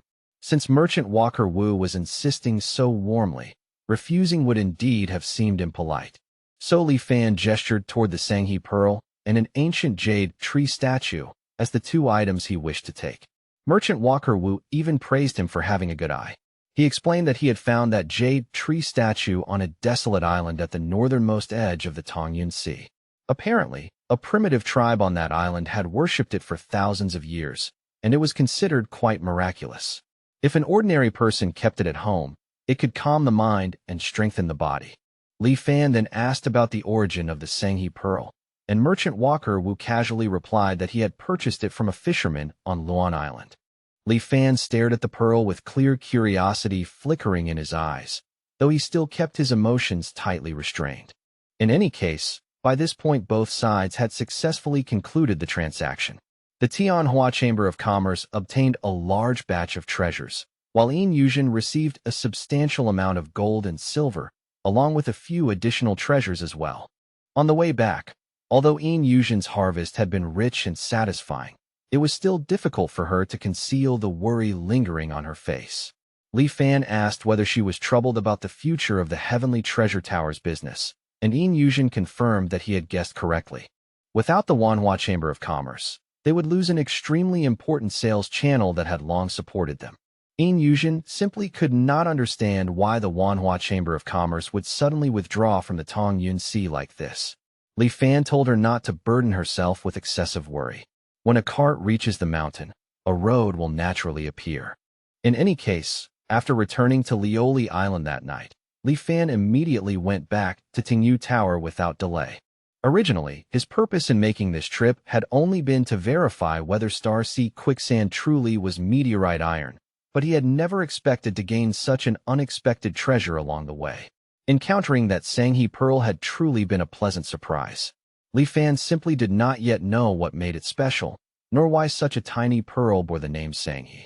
He even wondered whether the reason might be that it genuinely contained an ocean within it. Then, a sudden rustling sound followed by knocking outside his door instantly put him on alert. It was not even dawn yet, which made him wonder who would come to disturb him at such an hour. Li Fan drew out a short knife before asking who was outside, only to find that it was none other than Ko Hong, who had come in urgent haste, insisting that he needed to speak with him immediately. Li Fan opened the door and invited him inside, allowing him to sit down so they could talk properly. The very moment he entered, Ko Hong frantically told Li Fan that the matter of them being smuggled from the departed realm to Lioli Island had been exposed. Li Fan immediately asked who had spread the news, but Ko Hong did not know. What he did know was that everyone on the island now seemed to be aware that they were not natives of the cultivation world, but had come to Lioli Island by being smuggled in through the Heavenly Treasure Tower. It was even being said that the Immortal Master was furious and intended to arrest and kill them all. Li Fan considered what he had just heard for a brief moment, then calmly told Ko Hong not to panic, because from the sound of it, this did not seem to be a truly serious issue. Confused, Ko Hong asked why Li Fan would say such a thing. Li Fan explained with perfect calm that if the Immortal Master truly wanted to kill them, then their heads would have been separated from their bodies long ago. And besides, why would they have been allowed to hear the news and discuss ways to respond if that were really the case? In Li Fan's view, this matter was not actually aimed at them at all. The true target of the person spreading the news seemed far more likely to be the Heavenly Treasure Tower. So without wasting time explaining too much to Ko Hong, Li Fan hurried straight to the Heavenly Treasure Tower. And as expected, Yin Yuzhen had already received the news as well. Apparently, the various forces on the island had already found out that the fake information about Star Sea quicksand had come from the Heavenly Treasure Tower. Those people naturally refused to accept being played for fools, so they retaliated by spreading word that the Heavenly Treasure Tower had secretly been engaged in the business of smuggling mortals. Clearly, what they really wanted was to force the Heavenly Treasure Tower to hand over some Star Sea quicksand. Fortunately, they had already taken the initiative earlier and gathered a sufficient amount of it, so they might as well throw out a portion and let those factions fight each other like dogs scrambling over scraps. That would almost certainly cause them to begin turning on one another very soon. 3 days later, the Heavenly Treasure Tower arranged a meeting with the various forces on Lioli Island and presented its terms. They agreed to hand over a portion of the Star Sea quicksand, but the other parties had to provide materials of equal value in exchange. At the same time, as for how that Star Sea quicksand should ultimately be divided among the different families, that would be entirely up to them to decide for themselves. Finally, they also had to guarantee one slot for the Heavenly Treasure Tower in the body-purifying spirit pool. This condition was not particularly harsh, so after some discussion back and forth, both sides quickly reached a settlement. And after paying the price of several dozen pieces of meteorite iron, the Heavenly Treasure Tower finally succeeded in pulling itself free from that chaotic vortex. Then, almost on that very same day, All the rumors about smuggling on the island disappeared as completely as if they had never existed. Time passed in a blur, and at last the long-awaited day arrived when the spirit pool would be opened. After handing Li Fan the dust-leaving pill, Yin Yuzhen urged him to take it quickly. But after waiting so many years for this moment, Li Fan could not help feeling that everything before him seemed strangely unreal. After this day, he would finally have the chance to expel the miasma from his body and truly step onto the path of immortal cultivation. In any case, after swallowing the dust-leaving pill given to him by Yin Yuzhen, Li Fan entered the spell formation at the center of Lioli Island under the guidance of specially assigned personnel. There were 13 people in total entering the central formation, and aside from him, every single one of them was a teenager in the prime of youth. In the blink of an eye, the world around them changed completely. One instant they had still been standing in the middle of a bustling market, and the next, they found themselves deep within the mountains. Lush green trees spread in every direction, while distant peaks rose and fell in layers, their outlines wrapped in drifting mist. When Li Fan looked up, the summit above was hidden deep within thick clouds and mist, nowhere to be seen. The group climbed the stone stairs for 4 straight hours without pause. These youths all had impressive physiques, so even after such a long ascent, none of them was even breathing hard. But Li Fan, no longer young, was already panting heavily, and could only grit his teeth and struggle to keep from falling behind. After another 2 hours of climbing, they finally reached the summit. It was only a small clearing at the mountaintop, and with the crowd standing there in scattered groups, it felt somewhat cramped. This peak was the highest among all the surrounding mountains. Looking out in every direction, they could see nothing but a vast white sea of clouds.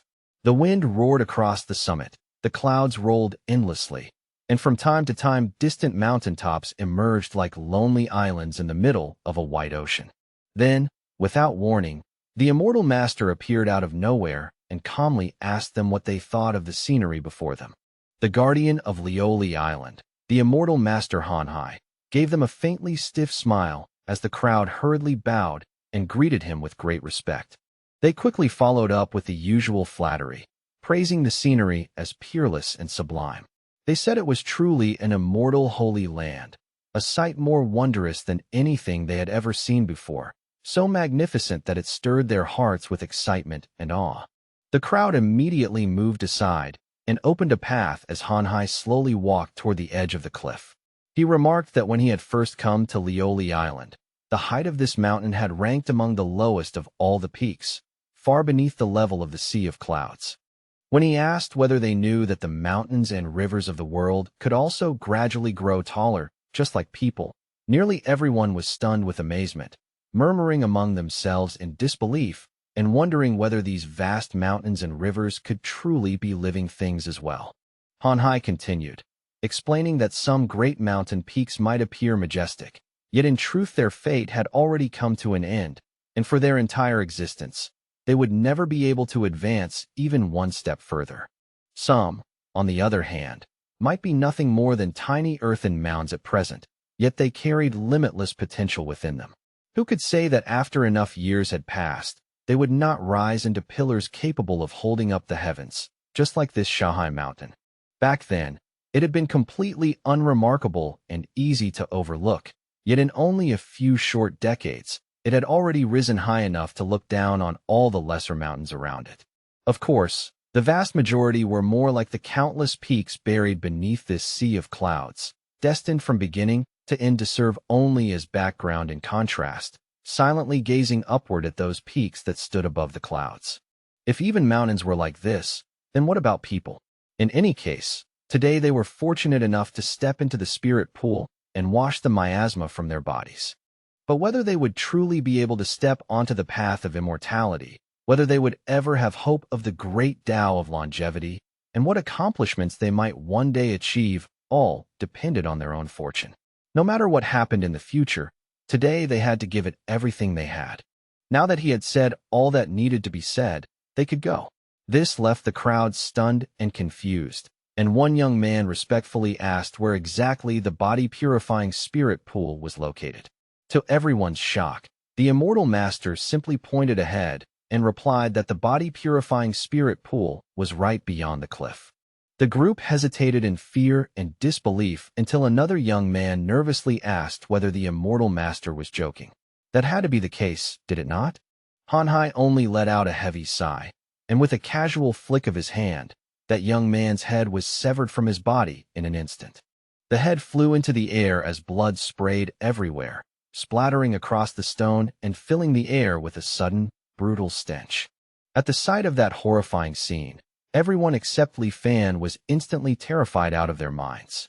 It was obvious that the young man had been used as a warning example, a sacrifice meant to force the others into obedience and make them remember this lesson for the rest of their lives. They all immediately dropped to their knees and kowtowed frantically to the immortal master, begging him to spare their lives. They pleaded for forgiveness for their insolence and swore that they would never dare question him again. With an icy expression, the immortal master Hanhai told them to learn well from this experience. On the path of cultivation, he said, having sound judgment was also an extremely important matter. They needed to know clearly what could be said and what absolutely could not be said. They were not to wait until their bodies had perished and their Tao had vanished before blaming him for never having warned them. The moment he finished speaking, Li Fan, the only one still standing, respectfully expressed his thanks for this life-saving lesson. This response visibly surprised the immortal master, who silently watched as Li Fan, without showing the slightest trace of fear or hesitation, walked past him and headed straight toward the cliff. Li Fan's steps never faltered, and when he reached the very edge, he calmly took that first step into the unknown. He did not plunge to his death, as everyone expected. Instead, the vast sea of clouds before him firmly supported his body, as if it possessed a will of its own, swirling and gathering beneath his feet to hold him up. He took another step forward with his other foot, and once both feet were planted firmly atop the clouds, a surge of white mist and wind rose from beneath him, carrying him onward through the boundless sea of clouds. The stunned crowd could do nothing but watch, while Hanhai silently acknowledged Li Fan's outstanding disposition. It was only a pity, in his eyes, that Li Fan was simply too old. He watched as Li Fan's departing figure suddenly rode the clouds farther and farther into the distance, disappearing deeper into that white expanse. The immortal master then turned to the rest of the group, who had finally realized that he had not been joking when he pointed to the cliff as the location of the body-purifying spirit pool. He told them that those who entered first would receive more spirit liquid, so they had better move quickly and stop hesitating. At those words, the whole crowd scrambled wildly and rushed toward the sea of clouds in panic and desperation. Meanwhile, as the clouds surrounded Li Fan and swept him deeper into the sea of clouds, the white mist around him continuously gathered toward his body. In only an instant, the clouds condensed into white spirit liquid.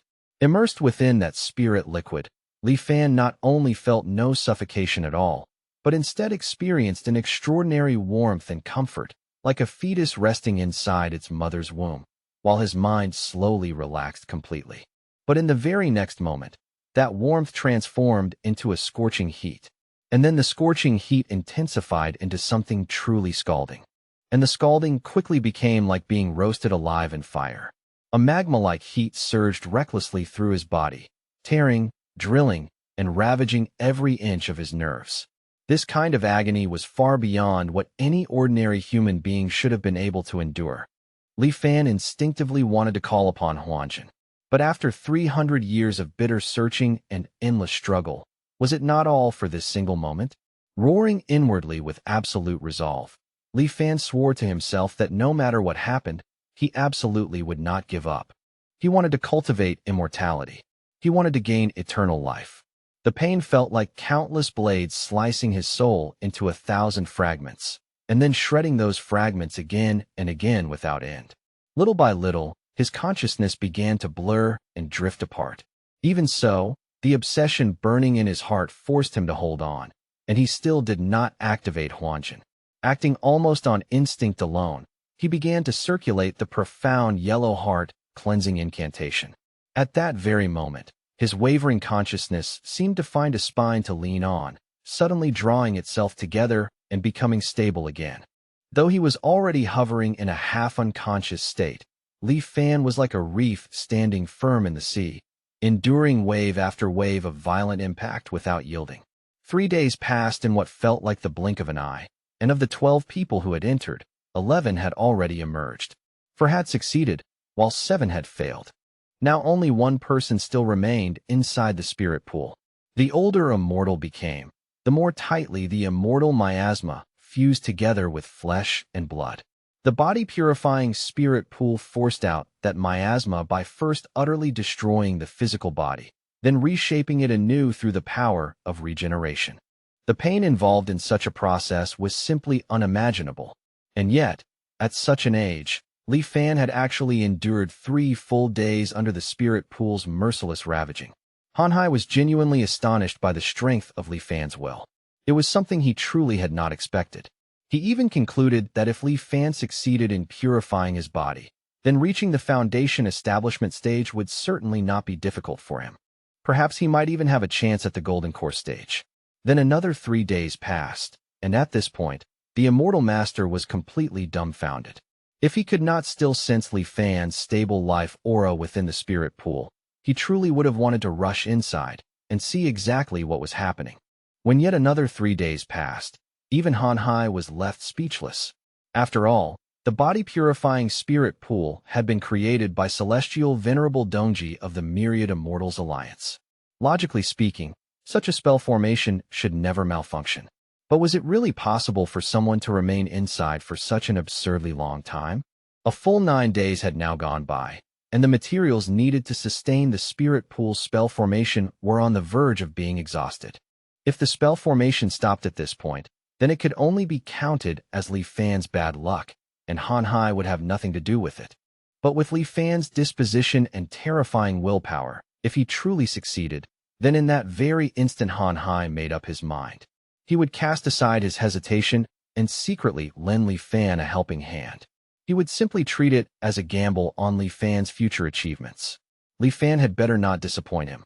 So with that thought settled, Han Hai formed a series of hand seals, and one item after another that he had privately saved for himself flew out from his storage treasure, vanishing into the depths of the sea of clouds.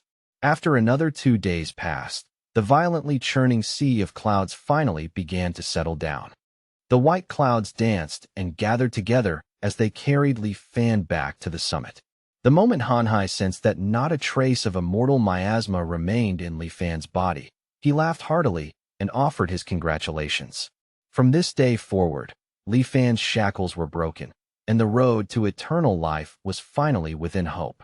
Li Fan paused in confusion, genuinely puzzled as to why Han Hai was suddenly treating him with such warmth, politeness, and enthusiasm.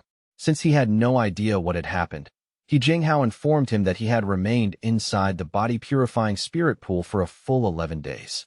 Because of that unexpectedly long stay, the materials sustaining the formation should have been exhausted long ago, and it was Jinghao himself who had spent a tremendous sum to replenish them and keep the process going for him. Li Fan was utterly stunned by this revelation, and when Jinghao saw the dazed, speechless look on his face, he added with a sigh that everyone else had already left after the very first 3 days. But what Jinghao did not know was that the real reason Li Fan remained so shaken after learning how long he had stayed in the body-purifying spirit pool was because of the change in his current psychological age. Its limit had already broken past the 100 mark. And even more astonishing, even absurd, was the upper limit of his psychological age. It had nearly doubled in one leap, surging to more than 2,000 years. As Jinghao continued talking without pause, Li Fan also noticed that the profound yellow heart cleansing incantation had somehow transformed into the profound yellow heart refining incantation. However, this clearly was not the moment to examine it in detail. He decided that once he returned to Tingyu Tower, he would sit down and study it carefully. Li Fan sincerely thanked Jinghao for this immense kindness, promising that he would never forget such grace and that he would surely repay it generously in the future, no matter the cost. Jinghao modestly told Li Fan not to dwell on it. Then he took out the manual for the 5 spirits chi sensing method and handed it over, explaining that after removing the miasma, the next step was to sense the spiritual energy of heaven and earth and guide chi into the body. Apparently, This five spirits chi sensing method was a summary of the previous generation's accumulated experience in sensing spiritual energy. He Jinghao told Li Fan to study it well, and before sending him off, he also gave him a dust-leaving talisman. He Jinghao instructed Li Fan to keep the dust-leaving talisman on his person before attempting to guide qi into his body. Li Fan still lived in the mortal world, after all, and he was bound to come into contact with ordinary people every single day. Over time, it was inevitable that he would be contaminated by miasma again. This dust-leaving talisman could help isolate that intrusion and shield him from further corruption, though it was difficult to maintain and would only last for roughly 5 years. But once he broke through to the qi condensation stage, Li Fan could come to the island and seek him out again. At that time, He Jinghao would personally take him to the Myriad Immortals Alliance station in the Tsongyun Sea, Wansan Island.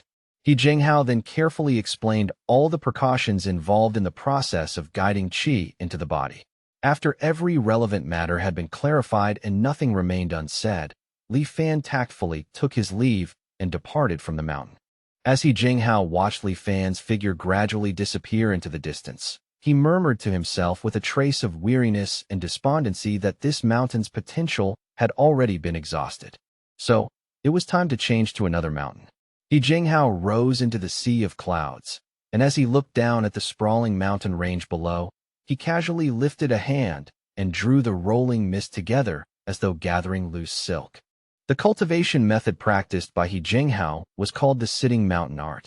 Its greatest feature was exactly what its name suggested: sit upon the mountain and enjoy the success it brings. Now he only needed to choose a mountain peak, sit upright upon it, activate the cultivation method, and spend several years slowly merging his aura with the mountain itself. Thereafter, every inch the mountain grew would send corresponding feedback into his body, steadily increasing his cultivation base. Besides profiting from the mountain's growth, he could also reap benefits by helping others, just as he had done for Li Fan this time. If Li Fan managed to break through to the qi condensation stage in the future, then He Jinghao would receive feedback from the unseen world as well, and his own cultivation base would rise along with it. This was not a matter of draining or stealing another person's cultivation.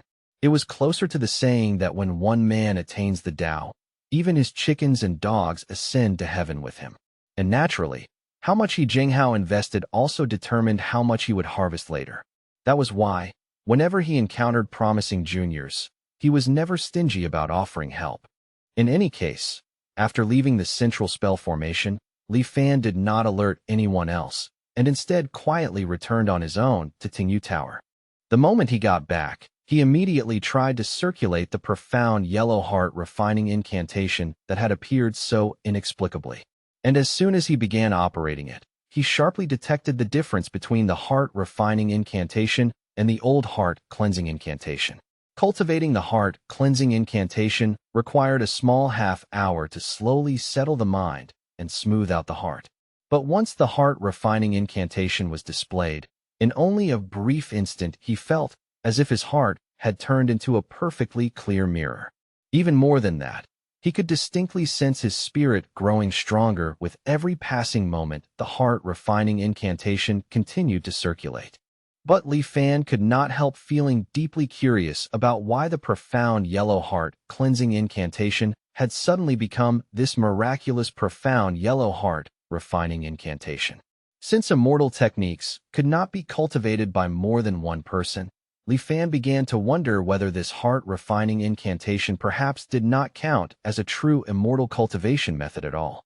Now that he stood only a single step away from crossing the threshold into the world of cultivators, and had even unexpectedly obtained a magical technique like the profound yellow heart refining incantation, Li Fan could not help feeling a little lightheaded and buoyant with excitement. However, only a few days later, he received a letter revealing that Ko Hong had already succeeded in guiding qi into his body and had gone ahead to Wansan Island. Recalling the simple condition Ko Hong had once asked in exchange for his help, Li Fan found it almost impossible to understand how that fellow had actually managed to accomplish such a shocking feat. He clearly remembered Ko Hong saying that he had no interest whatsoever in the path of immortal cultivation. Yet despite that, He had successfully removed the miasma from his body and broken straight into the chi condensation stage. Li Fan was completely baffled, and his confusion only deepened when he realized it had not even been long since their last meeting. That memory was still exceptionally vivid in his mind, as if it had happened only yesterday. Li Fan read the letter over and over several times before finally, and rather unwillingly, accepting that this unbelievable matter was indeed real. And as it turned out, after Li Fan had comforted Ko Hong that day, the poor fellow had gone home still restless, full of anxiety, and unable to sleep through the night. Every time he closed his eyes, it was as though he could once again see that horrifying scene of the immortal master descending from the sky and mercilessly slaughtering everyone from the departed realm. In order to sleep peacefully, and even more so, to become a cultivator so that he would no longer have to live in fear every single day, Ko Hong began earnestly cultivating the profound yellow heart cleansing incantation. Unexpectedly, in less than a month, he had cleansed all the miasma from his body by his own effort. Afterward, Ko Hong said he finally enjoyed a truly good night's sleep, and in that state he successfully guided qi into his body as well.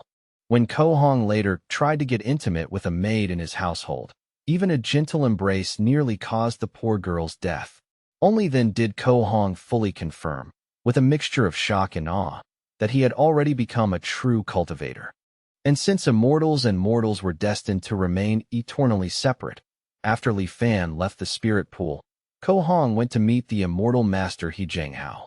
Upon confirming that Ko Hong was not lying, He Jinghao looked so regretful that his face nearly twisted. He had already used up all his materials to form good karma with Li Fan.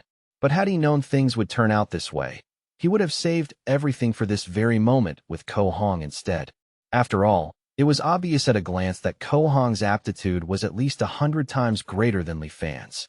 In the end, He Jinghao took Ko Hong with him and floated away toward Wansan Island.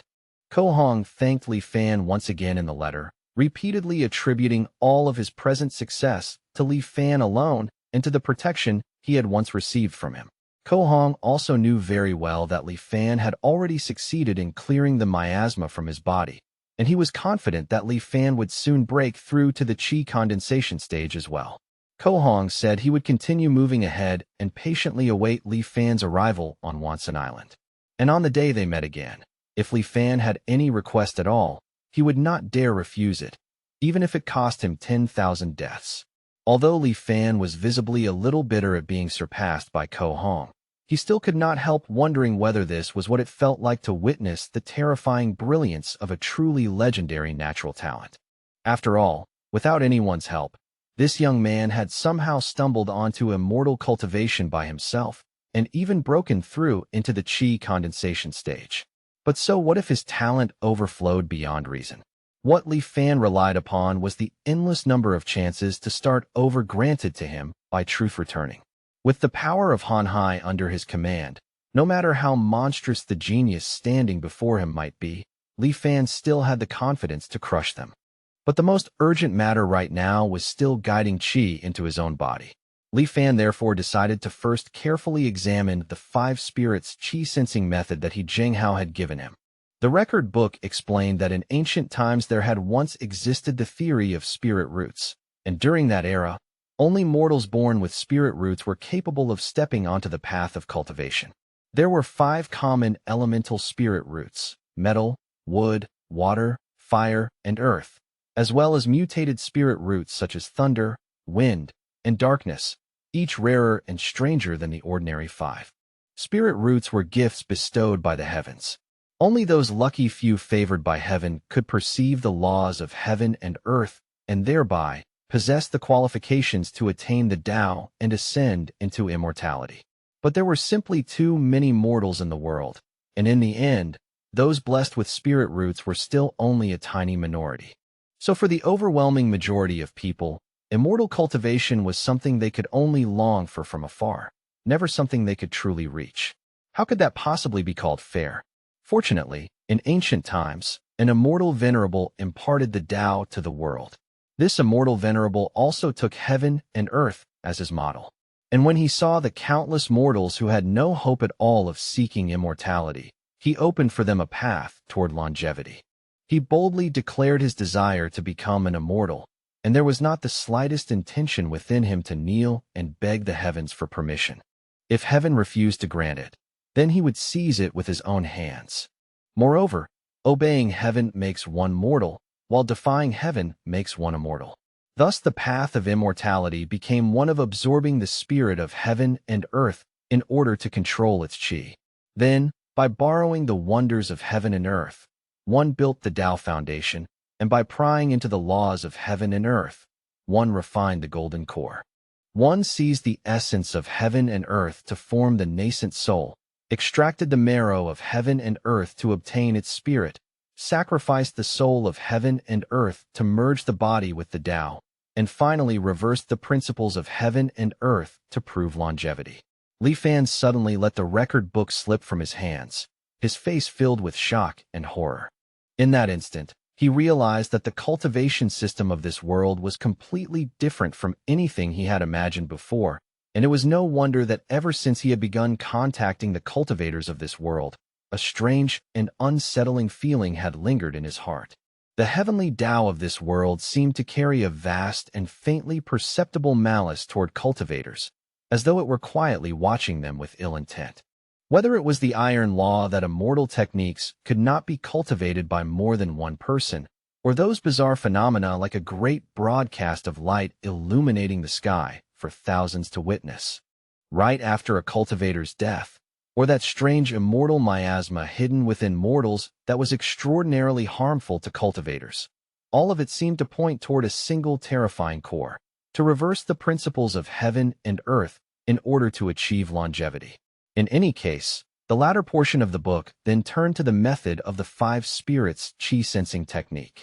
If a mortal who had already removed the miasma still could not guide chi into the body, then they could instead nurture their own 5 spirits, forcibly absorb the spiritual energy of heaven and earth, and then refine it to break through into the chi condensation stage. These so-called 5 spirits referred to the 5 emotions innate to all human beings: greed, fear, rage, hatred, and solipsism. These 5 emotions lay hidden deep within the human heart, inexhaustible and endlessly surging without rest. And the 5 spirits chi-sensing method used these 5 spirits as both motive force and fuel in order to cultivate the root of heaven and earth within the Dantian. The root of heaven and earth connected the cultivator's Dantian to heaven and earth themselves. Once it was formed, the cultivator could rely on it to forcibly draw in the spiritual energy of heaven and earth and transform that power for their own use. Those with exceptional aptitude could cultivate the root of heaven and earth in merely a day and a night, stepping directly onto the immortal path. And through relentless grinding effort, even those with absolutely no cultivation aptitude at all could still form their own root of heaven and earth within 10 years at most. Yet despite that promise, day after day passed, and in the blink of an eye a full 3 years went by without Li Fan successfully guiding qi into his body. The 5 spirits chi-sensing method required the use of 5 emotions as fuel to promote the formation of the root of heaven and earth. But Li Fan's heart was like still water, calm and unmoving. After all, he had long cultivated the heart-cleansing incantation. So the amount of those 5 emotions that could accumulate within him was pitifully small. On top of that, after staying cooped up at home for far too long, Li Fan began to feel a restless urge stir within the quiet stillness. So, after some thought, he decided to step outside and go for a walk. There, to his surprise, he unexpectedly ran into Zhang Haobo, the captain of the Tsangwan ship. Zhang Haobo was overjoyed the moment he saw Li Fan again after so many years without any contact. And Li Fan felt much the same. So with genuine warmth, he asked how Zhang Haobo had been faring over the past few years. Zhang Haobo nervously scratched his head before replying that the fleet's profits had been exceptionally good over the past few years. Of course, he also admitted with honesty that much of it was thanks to Li Fan's blessing, especially Li Fan's deeds, which had attracted a great many young people eager to join the fleet. On top of that, the crew's treatment and standing on the island had risen right along with it. However, Zhang Haobo and the crew of the Tsangwan ship were now preparing to leave Liuli Island. From Li Fan's point of view, the news came far too suddenly and felt completely unexpected. He could not help feeling confused, because by all appearances their lives had been going quite well, yet they still intended to leave everything behind. He asked what exactly had prompted them to make such a decision. Zhang Haobo then frankly told Li Fan that the members of the Zhangwan ship had recently encountered all sorts of strange and unsettling things while out at sea. During their last several voyages, they had often hauled in 1,000 jin of fish with a single net, every catch packed to the brim. 9 out of 10 casts were like this, and all kinds of fish were mixed together in chaotic abundance. It was almost as if every fish on the seafloor was desperately fleeing some looming disaster and gathering in one place to escape. Zhang Haobo and his crew had grown up on Liuli Island and knew the hidden reefs around the island like the backs of their hands. But recently, they had discovered that more and more reefs were becoming exposed around the island. In past years, changes in the water level happened regularly, but this year's fluctuation felt especially unusual, enough to make the entire crew quietly uneasy. But there was something else that worried them even more deeply. In the past 3 years, not a single windstorm had appeared. And it was not only the sea around Liuli Island. Rather, the entire Tsongyun Sea seemed to have fallen into the same eerie stillness. The very idea that windstorms had seemingly vanished from existence sounded bizarre, yet the more Li Fan thought it over, the more strangely convincing it became, quietly confirming the suspicion growing in Zhang Haobo's heart. Zhang Haobo added that ever since the day he was born, windstorms had never truly ceased. In years when they were frequent, there could be more than a dozen. Even in calmer years, there would still be 2 or 3. But now, for 3 whole years, not one had appeared. Although some people on the island were clapping and celebrating, claiming this was the immortal master's protection, Zhang Haobo and his crew did not see it that way at all. This kind of silence was simply too abnormal, and to them, it meant that something truly major was likely about to happen. Li Fan calmly shared some of his own thoughts on the matter, explaining that the island was protected by the Island Protecting Grand Formation, and beyond that, He Jinghao was personally presiding over it. So even if some dangerous situation arose, it should presumably still be manageable. However, leaving one's native homeland was no small matter, and because of that, Zhang Haobo ought to think it over again and again before deciding. Li Fan's words seemed to help clear Zhang Haobo's mind, so he agreed to discuss it with his crew once more before making their final choice. This brief interlude soon passed, and Li Fan once again devoted himself fully to cultivation. Time flowed on silently, and before he knew it, another full year had passed. Yin Yuzhen had finally accumulated enough strength and returned to Yellowin Island in high spirits, reclaiming the position of Grand Shopkeeper at the Heavenly Treasure Tower headquarters. In her letter, she also explained that Yellowin Island had only just been stabilized, so she would remain there for the next few years to settle the situation completely. She had specifically sent someone to deliver the letter, simply to report this piece of good news to Li Fan. Ko Hong also frequently sent people to deliver letters, asking after Li Fan's recent condition. His cultivation had advanced at a godlike pace, and by now he had already reached the mid-stage of qi condensation. In the end, Zhang Haobo chose to leave the Tsongyun Sea together with some of the crew members from the Zhangwan ship. The world was filled with disturbances and hidden changes, so Li Fan could only continue cultivating with patient resolve. And on this very day, wisps of the spiritual energy of heaven and earth slowly flowed into his dantian, spreading rapidly through his entire body together with the root of heaven and earth. In the 7th year since stepping into the world of cultivation, Li Fan finally entered the qi condensation stage. The moment he stepped into the qi condensation stage, he felt earth-shaking changes erupt within himself. Spiritual energy surged and circulated through his body, transforming his somewhat aged frame in silence, as gentle and constant as nourishing spring rain soaking into dry earth. The wrinkles on his face gradually disappeared, and his skin became smooth and full once again. This was true rejuvenation, and along with it, his entire physical constitution was strengthened to a much greater degree.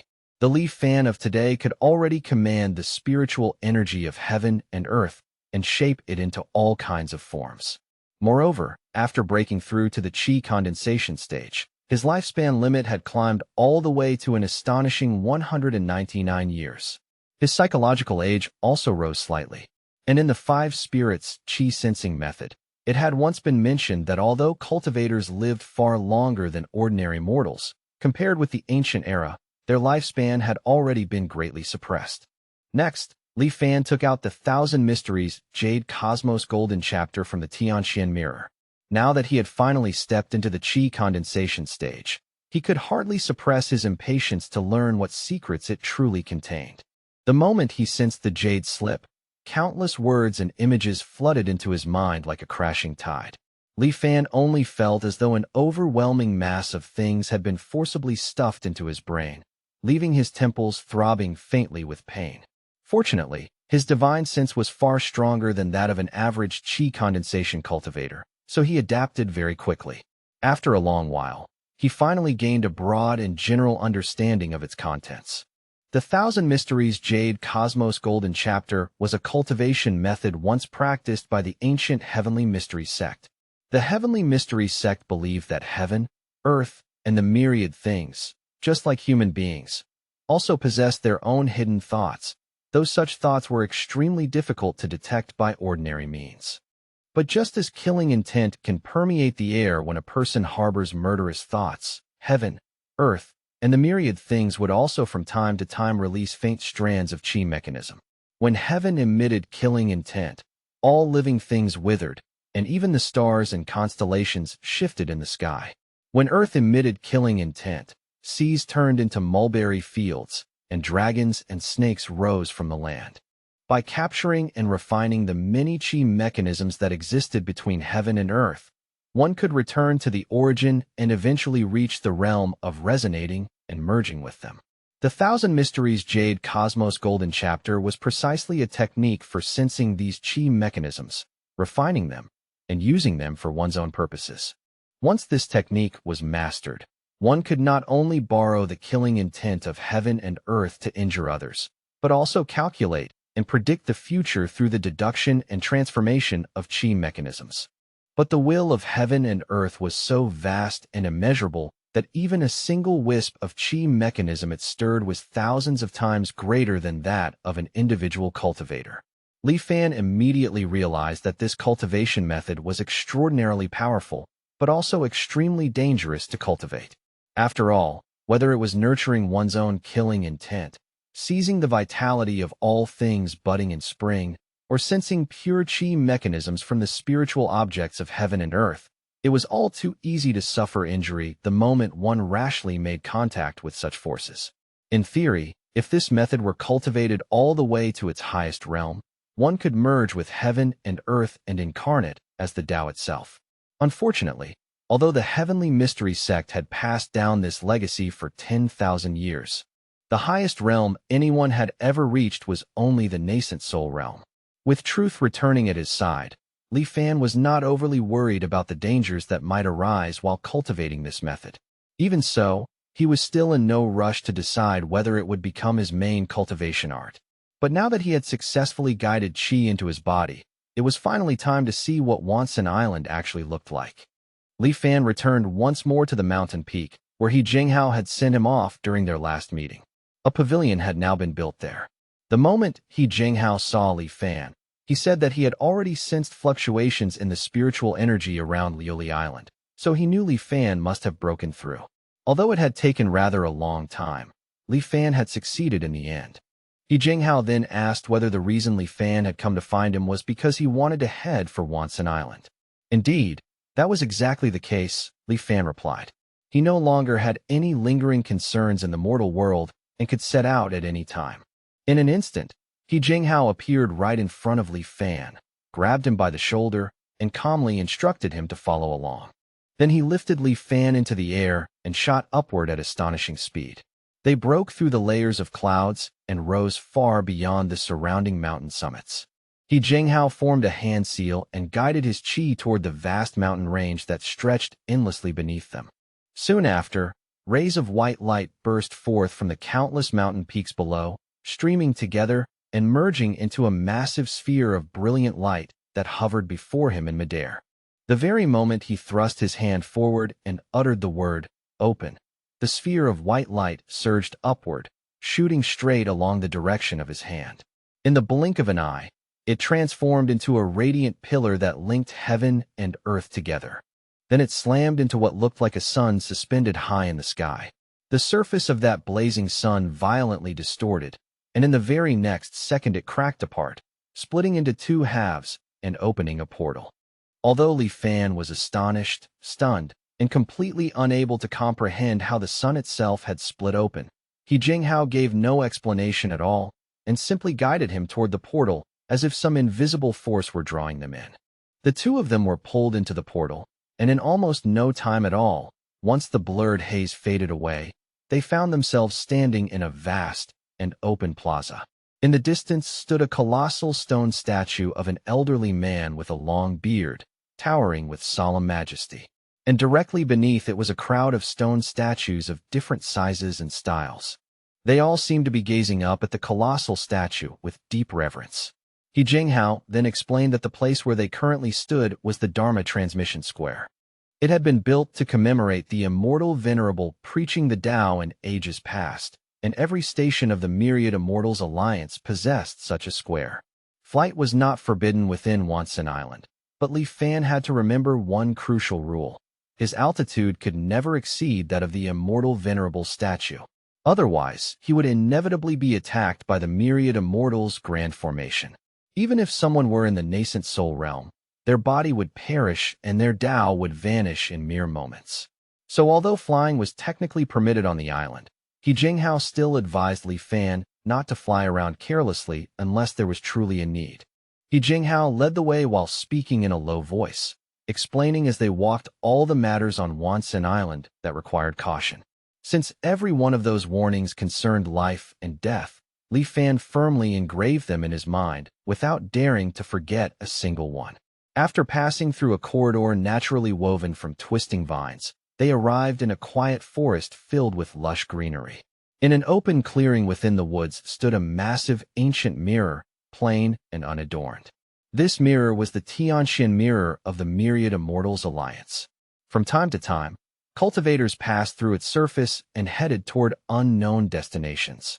There were also cultivators who emerged from within the mirror and departed directly. Legend had it that before the immortal venerable preached the Tao, the Tianxian mirror had been nothing more than an ordinary mirror.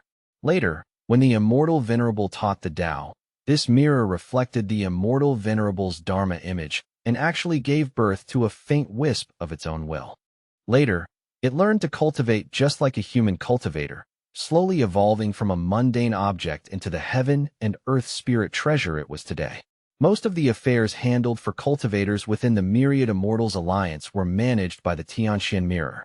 It was also said that the Tianxian mirror was extremely grudgeful, so one had to be very careful not to speak carelessly in its presence. He Jinghao then led Li Fan inside, and the very moment they entered the Tianxian mirror, they appeared within what seemed to be a secluded and pitch-dark independent space. As far as the eye could see, there was not another cultivator in this separate space. It felt as though Li Fan had stepped into a void where nothing existed at all, with darkness and emptiness stretching endlessly around him. He Jinghao spoke toward no one in particular, explaining that Li Fan was a newly advanced cultivator and had come to join the Myriad Immortals Alliance at Wansan Island. A reply soon came from the void, recording this recommendation merit as medium and crediting 50 contribution points to He Jinghao for referring an initial stage Qi condensation cultivator to the Myriad Immortals Alliance at Wansan Island. His current total contribution points had now reached 920 points. In any case, now that Li Fan had officially arrived, He Jinghao, feeling relieved, decided to take his leave. He still had duties guarding the island, so he would not accompany Li Fan any further. He also told him that if he had any questions, he could freely ask the Tianxian mirror. Li Fan thanked him sincerely, and soon afterward, the void stated that this divine sense fluctuation had been recorded and that an independent space had been generated as well. It then asked the cultivator Li Fan to state his name. Li Fan gladly complied and was welcomed into the Myriad Immortals Alliance. As a joining benefit, he would be gifted 20 contribution points free of charge. Contribution points could be used to exchange for spirit stones, cultivation methods, magical treasures, and all sorts of other resources.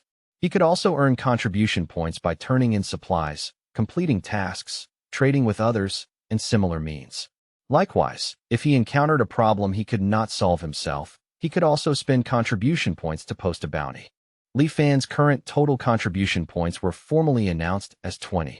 And as a cultivator who had newly joined the Myriad Immortals Alliance, he could reside within the Tianxian mirror free of charge for 30 days. But after those 30 days passed, he would need to spend contribution points if he wished to continue staying there. The residence fee was 10 contribution points for every 30 days. Of course, he could also choose to spend contribution points to purchase a cave abode of his own on Wanson Island. Li Fan then asked a question so unexpected that even the Tianxian mirror seemed to fall briefly silent. He wanted to know whether, if he found that he could not survive within the Myriad Immortals Alliance, he could choose to leave and instead join the Five Elders Council. The Void replied that anyone who had joined the Myriad Immortals Alliance could no longer join the Five Elders Council, and the reverse was equally true. If that rule were violated, the offender would be hunted down jointly by both sides. But Li Fan pointed out with calm precision that he had not actually agreed to join the Myriad Immortals Alliance yet. The Void answered that the moment a cultivator entered the Tianxian mirror and had their divine sense recorded, it was already regarded as voluntarily joining the Myriad Immortals Alliance. Li Fan then asked whether it was possible to leave the Myriad Immortals Alliance, refuse to join the Five Elders Council afterward, and instead choose the path of a rogue cultivator. The Void confirmed that this was indeed possible.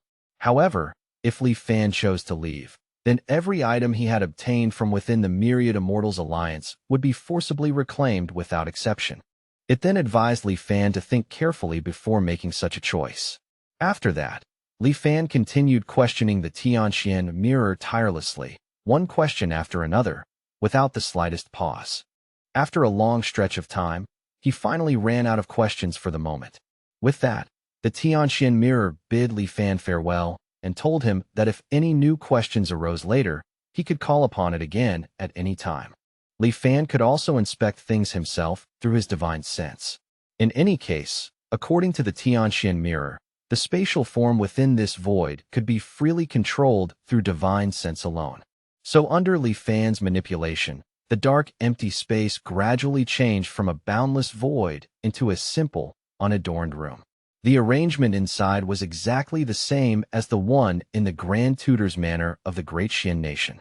The decorations and objects in the room were almost perfectly identical to the real ones, so much so that the difference was impossible to perceive. Li Fan could not help marveling inwardly at what an astonishing treasure the Tianxian mirror truly was. Through that lengthy interrogation just now, Li Fan had also gained a rough understanding of how this Myriad Immortals Alliance operated. Cultivation methods, materials, and many other items could all be exchanged simply by selecting the exchange menu with divine sense.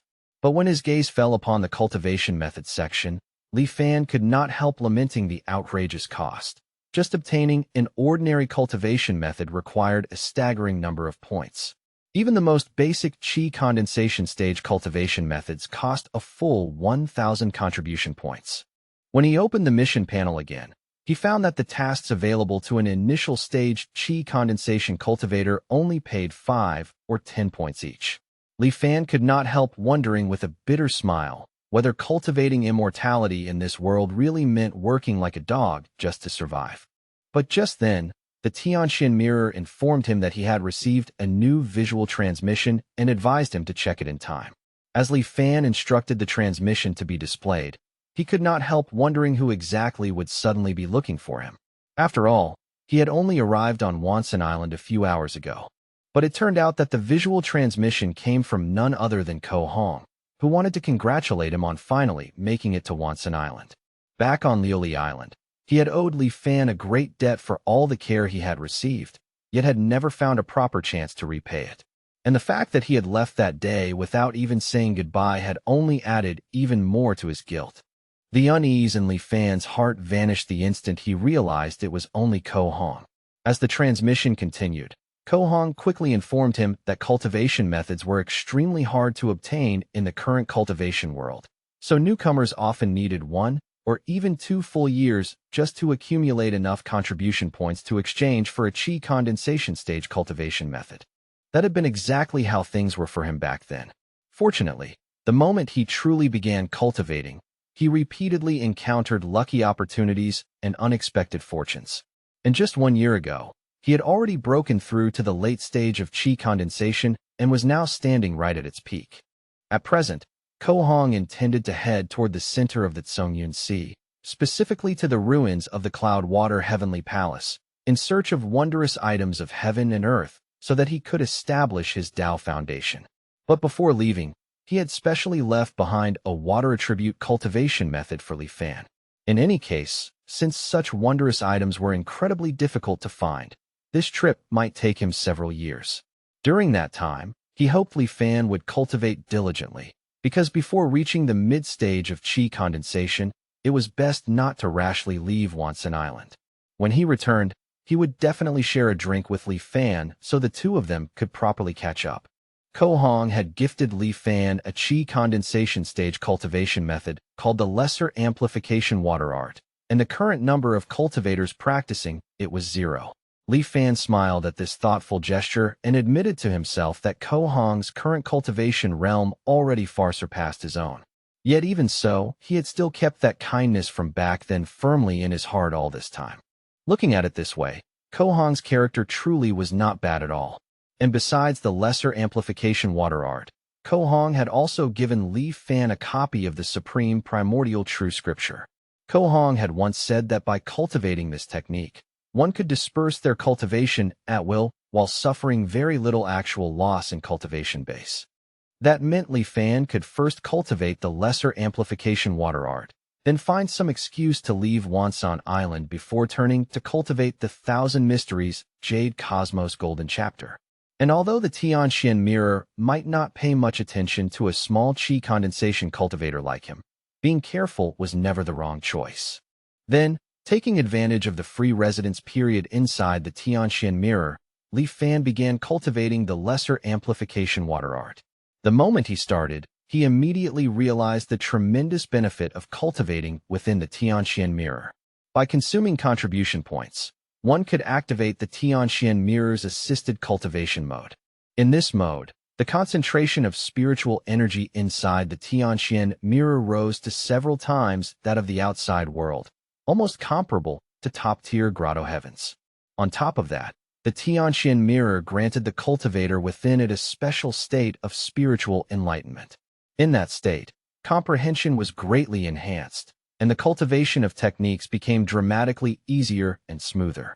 This extraordinary cultivation state almost gave Li Fan the illusion that he himself had become some peerless genius, and cultivating no longer felt like hardship at all, but rather a kind of pure enjoyment.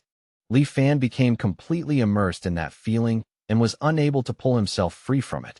But when the allotted time ended, he was abruptly forced out of that unbelievably smooth cultivation state. The speed of cultivation under assisted mode was more than 30 times faster than his own solitary bitter cultivation. That overwhelming sense of disparity nearly made him unable to resist exchanging for another day on the spot.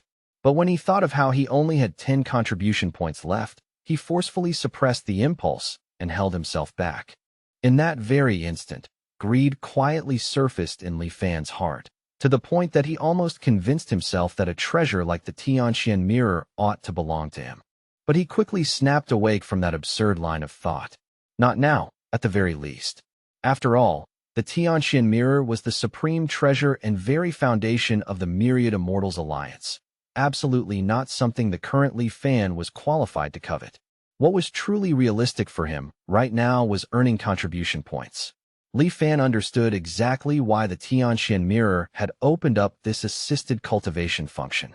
Any cultivator who had once tasted that near-perfect cultivation state would find it almost impossible to refuse experiencing it again.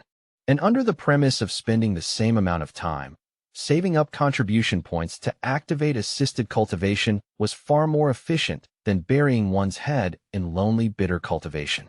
This Myriad Immortals Alliance truly had cultivators held firmly in the palm of its hand. Contribution points were absolutely necessary, but compared with taking missions one by one to earn them, Exchanging valuable items was clearly the fastest and least laborious method. If Li Fan took out the wondrous item of heaven and earth from the Tianxian mirror, the halting steel fragment, it should be able to exchange for quite a large number of contribution points. With his Hanhai system, the halting steel fragment would return after truth returning, but the real issue was whether his cultivation base could also be preserved in the process. In any case, he still needed to take on a mission that would let him leave Wansen Island, so he could retrieve the Tianxian mirror. Since every inch of land on Wansen Island lay within the surveillance range of the Tianxian mirror, it would be troublesome if he ended up drawing the attention of some mighty figure. And although his truth returning could turn reality into void, it still required his consciousness to guide it. But what if some great cultivator acted directly and froze his divine sense, leaving him unable to think at all? No matter what the situation was, caution had always been Li Fan's first rule of conduct. Just then, among the long list of available tasks, Li Fan spotted a certain name that instantly caught his attention and stirred his interest. Liuli Island, a mission connected to Liuli Island. Apparently, the Pill Hall had issued a commission recruiting people to go to Liuli Island and retrieve at least 20 ley pearls. The reward would then be determined according to both the quality and the quantity of the ley pearls brought back. Li Fan was immediately delighted, because this mission could not have suited him more perfectly. So, in order to avoid exposing the Tianxian mirror, Li Fan spent 5 contribution points to buy the smallest storage ring as a cover. Then he spent 1 contribution point to activate the teleportation formation and returned to Liuli Island. After arriving at the Liuli Manor, he met Steward Zhao, who was in charge of finances. Li Fan immediately ordered him to send people to retrieve ley pearls as quickly as possible. The more, the better. Steward Zhao obeyed and soon reported back that there were only 23 ley pearls available. He explained that these were currently all that remained on the island. And if Li Fan, now an immortal master, needed more, then he feared they would have to wait another year or so before enough could be gathered again. Li Fan then asked whether any accidents or unusual events had occurred recently. Steward Zhao did not dare deceive an immortal master, so he answered honestly that because of overfishing, the schools of ley fish had been growing fewer and fewer with each passing year. Steward Zhao respectfully suggested that perhaps they should wait a period of time and allow the ley fish population to recover naturally before fishing again. But of course, Li Fan was already well aware of this matter in his heart. In any case, after returning to Tingyu Tower, Li Fan released the Tianxian mirror, then quickly completed the transfer of the gold, silver, and the halting steel fragment stored inside it into his spatial ring. After doing all of this, he decided to return directly to Wansen Island. Li Fan then headed straight for the teleportation formation on Liuli Island. But before he could leave, He Jinghao suddenly appeared behind him and told him to wait. The sudden voice frightened Li Fan so badly that his heart nearly stopped, and he could not help widening his eyes in alarm and horror. But seeing Li Fan so tense, He Jinghao told him there was no need to be nervous. He merely wanted to ask whether Li Fan had any interest in taking the position of Island Guardian. Of course, it was not for Liuli Island, but for an island called Tianyu, located to the west of Liuli Island. Apparently, the Guardian of Tianyu Island had a good relationship with He Jinghao, and that man was currently facing a cultivation bottleneck. Because of this, he wanted to go out and seek opportunities elsewhere. However, he still had official duties to fulfill and could not leave without authorization. So he asked He Jinghao whether he knew of any suitable candidate who could be recommended. And when He Jinghao happened to see Li Fan arrive on Liuli Island, he thought he might as well ask him. But the real issue was the requirement for guarding an island. One normally had to be at least at the foundation establishment stage, while Li Fan was only at the initial stage of qi condensation. So could he really serve as a guardian? However, since this would not technically be an official guardian appointment, He Jinghao's friend would simply issue a targeted commission to Li Fan, and Li Fan would temporarily substitute for him as guardian for a period of time. Besides, Tianyu was not a large island. With the island-protecting Grand Formation in place, a qi condensation cultivator was enough to watch over it for a while. And as the one recommending him, He Jinghao would naturally receive a certain share of the reward as well. But during this temporary guardianship, Li Fan wanted to know the maximum length of time he could leave the island before problems arose. He Jinghao explained that the island-protecting grand formation generally completed one cycle every 5 days. So if Li Fan had matters to handle outside, it would be best for him to return within 5 days. It was also best not to leave the island more than 3 times in a year. Then, after collecting his contribution points each year, Li Fan could go to the Tianxian Mirror and exchange them for 5 days of assisted cultivation time. Those 5 days were often worth more than half a year of ordinary bitter cultivation. Seeing no major drawback in the proposal, Li Fan readily agreed to it. However, he still needed to return to Wansan Island first and hand in his mission before anything else. That was only natural, and He Jinghao had no objection to it. Once everything on Tianyu Island had been arranged in a few days, he would come personally to find him on the island. So, after bidding farewell to He Jinghao, Li Fan returned to Wansan Island and handed over the lei pearls within the Tianxian Mirror, bringing his current contribution points to a total of 26. The quality of this batch of lei pearls varied greatly, so in the end, he received a reward of 21 contribution points. Then, taking out the gold, silver, and the halting steel fragment from his storage ring, Li Fan requested to exchange them for contribution points. A moment later, the Tianxian Mirror returned the results. That batch of gold and silver was converted into 235 contribution points, while the wondrous item of heaven and earth, the halting steel fragment, though flawed in quality, was still converted into a staggering 1,968 contribution points. Having suddenly become wealthy, Li Fan did not choose to spend recklessly right away. Instead, he first asked the Tianxian Mirror about the concern weighing on his mind. He directly inquired whether any possible disaster was expected to strike the Zongyun Sea region in the near future. The Tianxian Mirror fell silent for a brief moment before reassuring Li Fan not to worry too much.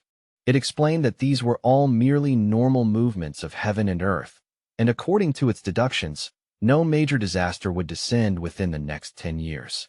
Li Fan stroked his chin thoughtfully and said that he understood, but that he also wanted information regarding the lei pill.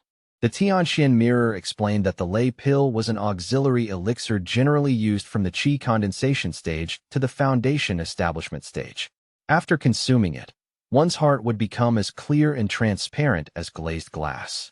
It could produce an effect similar to spiritual enlightenment, increasing one's comprehension of cultivation methods and accelerating cultivation speed. Furthermore, this effect could stack together with the assisted cultivation function of the Tianxian Mirror. Lei pills were highly sought after among qi condensation and foundation establishment cultivators. The price of a single pill generally fluctuated between 5 and 6 contribution points. The lei fish were now nearly extinct, so the price of lei pills was bound to rise along with the shortage. Therefore, Li Fan decisively spent 2,100 contribution points and bought 350 lei pills in one go. He then informed the Tianxian Mirror of a piece of intelligence he had suddenly remembered, namely that the schools of lei fish on Lioli Island had nearly disappeared for unknown reasons. After a brief moment of verification, the Tianxian Mirror awarded him a single contribution point. Li Fan was deeply disappointed by that reward. After all, receiving only 1 contribution point for what seemed like such important intelligence felt far too unfair. He could not help wondering whether hoarding goods was considered somewhat malicious behavior by the Tianxian Mirror, and whether that was why it had only given him a reward of 1 point. Did the Tianxian Mirror truly possess a will of its own? He questioned that silently to himself. In any case, after Li Fan provided the intelligence, the market reacted with astonishing speed. The price of lei pills soared within a short time, surging from 6 contribution points per pill to 9 contribution points per pill. Before long, cultivators everywhere heard the news that lei pearls were about to go extinct, and that sudden price shift also drew the attention of many previously uninformed people. The price of lei pills rose once again. For a brief moment, it even reached the astonishing height of 12 contribution points per pill. Seeing that the timing was just right, and wanting to sell them off as quickly as possible, Li Fan chose to sell directly to the Tianxian Mirror. The Tianxian Mirror purchased his 350 lei pills at the high yet convenient price of 10 contribution points per pill. Li Fan was not greedy either. So with 3,500 contribution points credited to him, His total contribution points at that moment climbed to a full 3,629. That temporary explosion in the price of ley pills was caused only by the shock of sudden news, which had made the cultivators momentarily lose their rational judgment. And after everyone gradually calmed down, the price of ley pills returned to a more reasonable and stable level, settling at 8 contribution points per pill. At that point, Li Fan bought back 100 ley pills for his own cultivation use. Through this operation alone, he increased his contribution points by 600. And on top of that, he had effectively obtained 100 ley pills for free. Then he began to spend lavishly, buying an introductory formation manual, an elementary explanation of alchemy, the basics of artifact refinement, a treasure compendium of the cultivation world, and many other things besides. Whether they would be useful immediately or not, Li Fan bought them first without hesitation.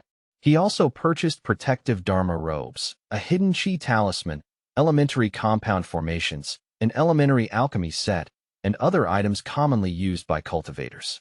He bought everything to his heart's content.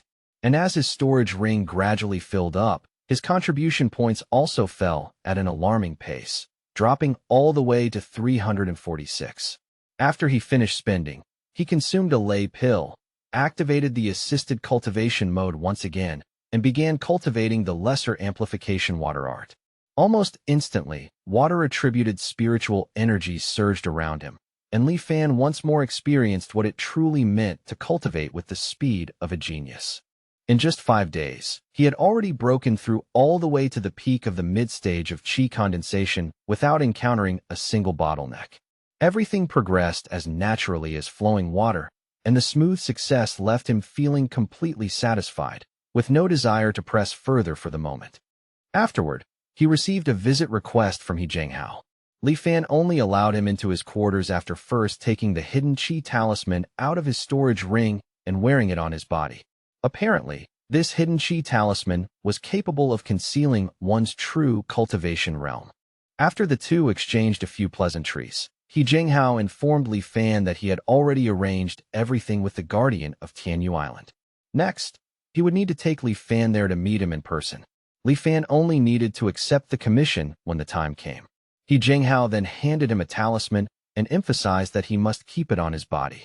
As for what they had discussed earlier, when they met later, Li Fan should not speak too much and should leave everything to him. Li Fan was visibly stunned when he saw what kind of talisman He Jianghao had actually handed him. It was a prestige talisman, and if he had not just purchased an identical one himself not long ago, he truly would not have recognized this spirit talisman at all. The effect of this prestige talisman was exactly the opposite of the hidden chi talisman. It was specifically used to disguise oneself as a cultivator of a higher realm. He Jianghao had given him this prestige talisman so that he could masquerade as a foundation establishment cultivator. Obviously, He Jianghao had lied when he said that a chi condensation cultivator was enough to guard an island territory. From the very beginning, he had planned to have Li Fan pose as a foundation establishment cultivator to accept the commission from the Tianyu Island Guardian, thereby pocketing the difference in reward for himself. One had to understand that the contribution points required to hire a foundation establishment cultivator and those needed to hire a chi condensation cultivator were worlds apart.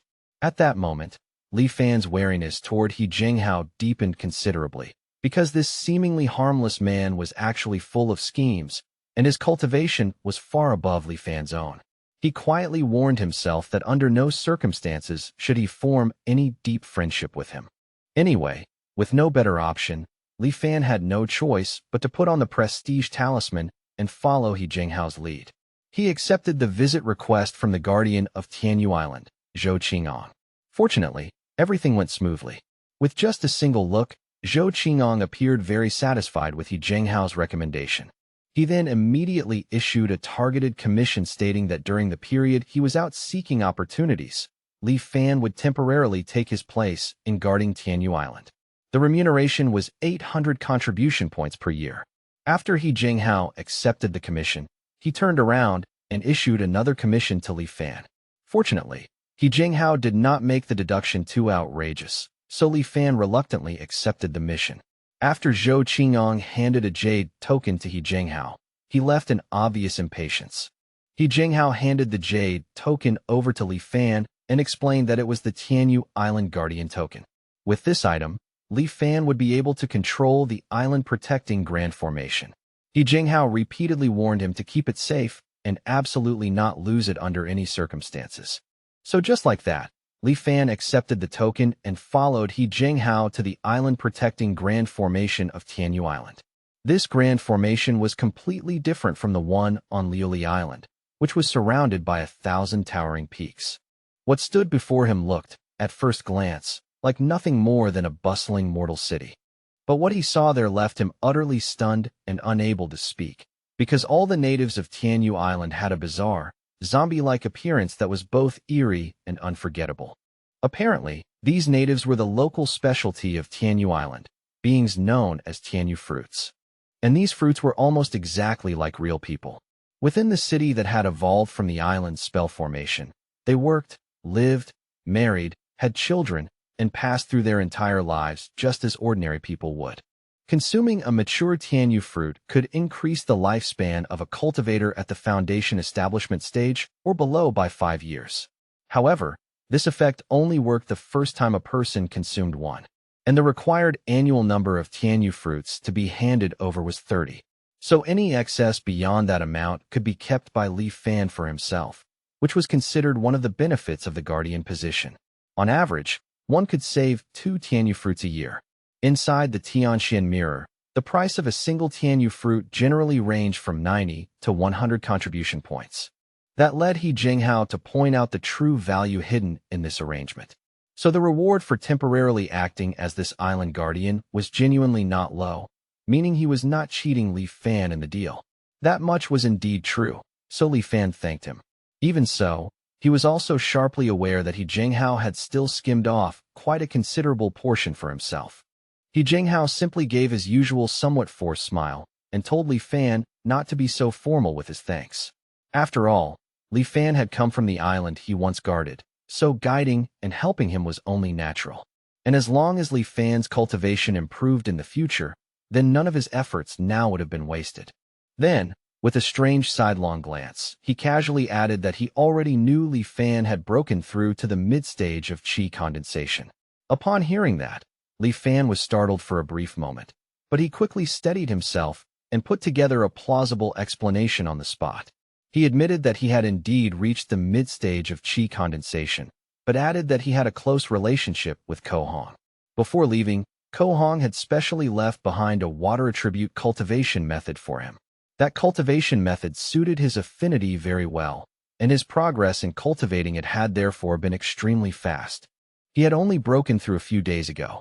He Jinghao let out a dismissive chuckle and pointed out that Li Fan had acted with his usual caution and had even used a talisman to conceal his qi. If his own cultivation method had not been somewhat special, he might truly have failed to notice. Still, that was understandable. Being careful was never a bad thing, because caution prevented major mistakes. However, He Jinghao had not expected Li Fan's relationship with Ko Hong to be so good that Ko Hong would specifically leave a cultivation method for him. It seemed Ko Hong truly was a heaven-blessed talent.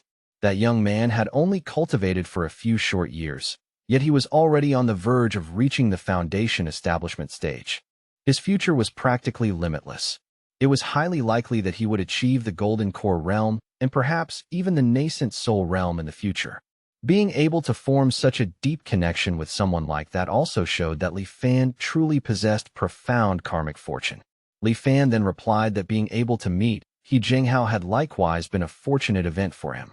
The two then arrived at the entrance of a residence, and by an almost absurd coincidence that made He Jinghao laugh, a Tianyu fruit happened to mature at that exact moment.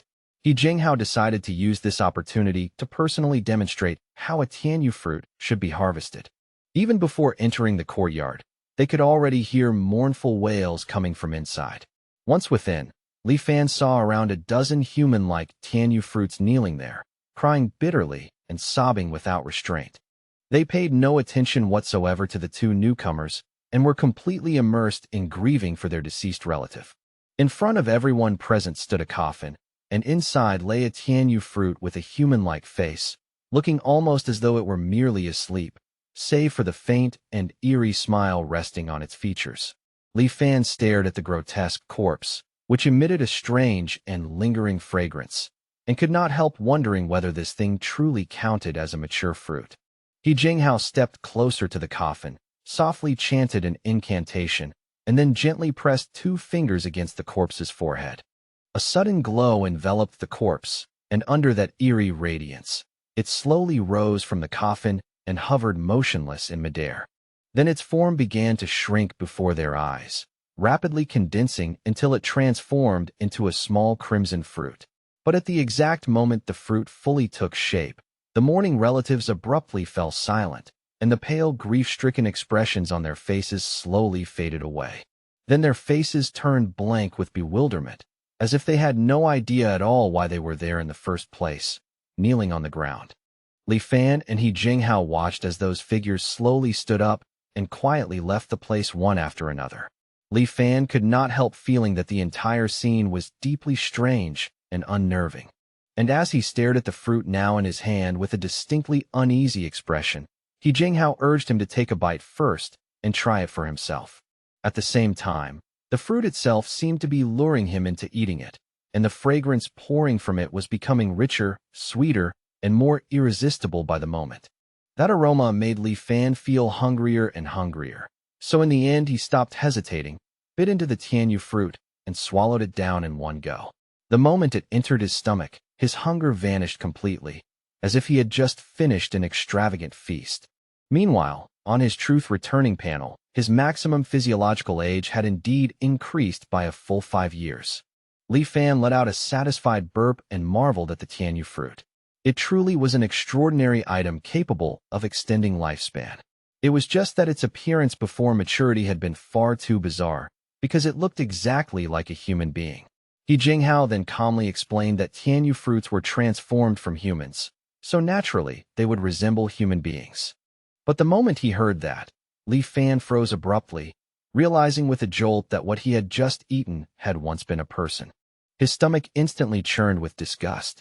He Jinghao had to clarify that, strictly speaking, the Tianyu fruit belonged to the category of fruit, so it could not really be counted as a human.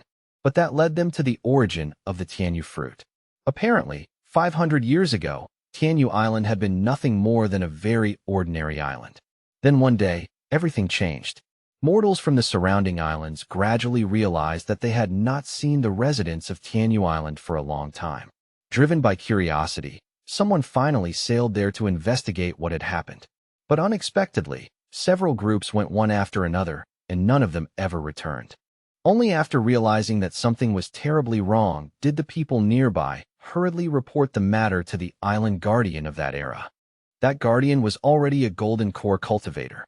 Even so, after witnessing what had happened on Tianyu Island, he was overcome with deep terror. All the mortals on the island had vanished without a trace, and the city where they had once gathered had, at some unknown point, become overgrown with tree after tree, their branches lush and heavy like a primeval forest. Hanging from those branches were fruits with human faces. Whenever the wind blew, the human faces on those fruits would reveal chilling, unnatural smiles. After barely recovering from his shock, that golden core guardian descended into the city to investigate. Not a single mortal on the entire island had survived. They had all turned into those human-faced fruits.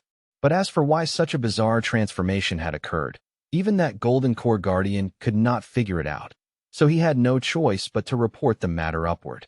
The Myriad Immortals Alliance sent specialists to investigate, but no one knew what conclusion they ultimately reached. It was only known that later, all the great trees in the city were cut down, and Tianyu Island was restored to its former vitality and appearance. The Myriad Immortals Alliance also built a grand formation there, assigned people to guard it, and began harvesting the fruits. And those human-faced fruits continued living within the formation as though nothing had ever happened. With a trace of disgust, Li Fan wiped his mouth with the back of his hand and remarked that no matter how one looked at it, those Tianyu fruits were still people, were they not? But He Jinghao merely scoffed at that simplistic way of thinking. He then asked Li Fan how Tianyu fruits could possibly be considered people. They possessed no true intellect of their own and acted entirely on instinct. If one insisted on saying anything, then at most they only retained a few lingering human obsessions. But even so, Li Fan felt that the matter was simply too mysterious and unsettling. In the end, whether those Tianyu fruits were truly people or not had become irrelevant once cultivators discovered their lifespan-extending effects. And even if they really had once been human, if eating them could extend one's lifespan, then they still would not have been able to escape the fate of being consumed. In any case, from that point onward, Li Fan remained stationed on Tianyu Island. And if he was being honest, the position of Island Guardian was actually a rather relaxed one. So he poured almost all of his time into painstaking cultivation. After mastering several simple minor spells, he also decided to begin cultivating the Thousand Mysteries Jade Cosmos Golden Chapter. This cultivation method from the ancient Heavenly Mystery sect was truly obscure and difficult to comprehend. It was vastly different from the lesser amplification water art he had cultivated before, almost as if the two belonged to completely different cultivation systems. And just like that, an entire year passed, yet Li Fan's understanding of the Thousand Mysteries Jade Cosmos Golden Chapter had barely reached the entry level. He returned to Wansen Island and collected his remuneration for serving as temporary guardian, receiving 800 contribution points. Then he exchanged those points for the next stage portion of the lesser amplification water art. After another 5 days of cultivation under the assisted cultivation mode of the Tianxian mirror, Li Fan faintly sensed that he was no longer far from the late stage of qi condensation. Yet because his duty as temporary guardian still remained, he reluctantly returned to Tianyu Island. And while reading through miscellaneous cultivation records, he was surprised to discover that although he was only one step away from the late stage of qi condensation, he had already encountered a bottleneck. That was when he first came to know of Heaven's Bane. According to those cultivation miscellanies, this kind of bottleneck could not be broken through by bitter cultivation alone. One had to seek the opportunity within one's own unseen intuition, dissolve the obstruction, and only then break through successfully. Apparently, the existence of such a bottleneck was like a calamity sent down by heaven itself, deliberately blocking cultivators from advancing. Thus, cultivators also called it Heaven's Bane. Knowing that a breakthrough could not be forced in a short time, Li Fan temporarily set aside the practice of the lesser amplification water art and switched to cultivating the Thousand Mysteries Jade Cosmos Golden Chapter instead.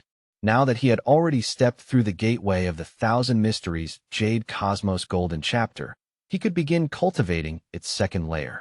And according to its description, after successfully cultivating the second layer, one could grasp the divine ability known as discern mechanism.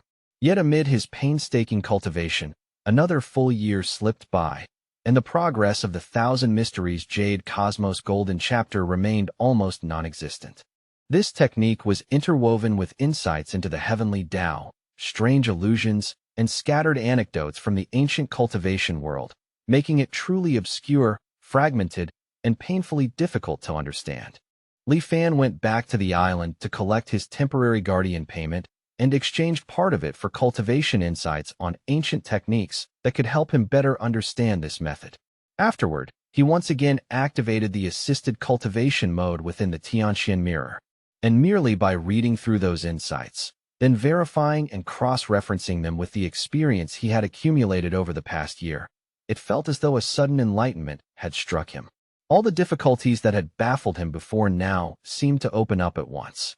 Li Fan immediately hurried back to Tianyu Island and entered closed-door cultivation. And just as he had expected, this round of cultivation was completely incomparable to the ones before.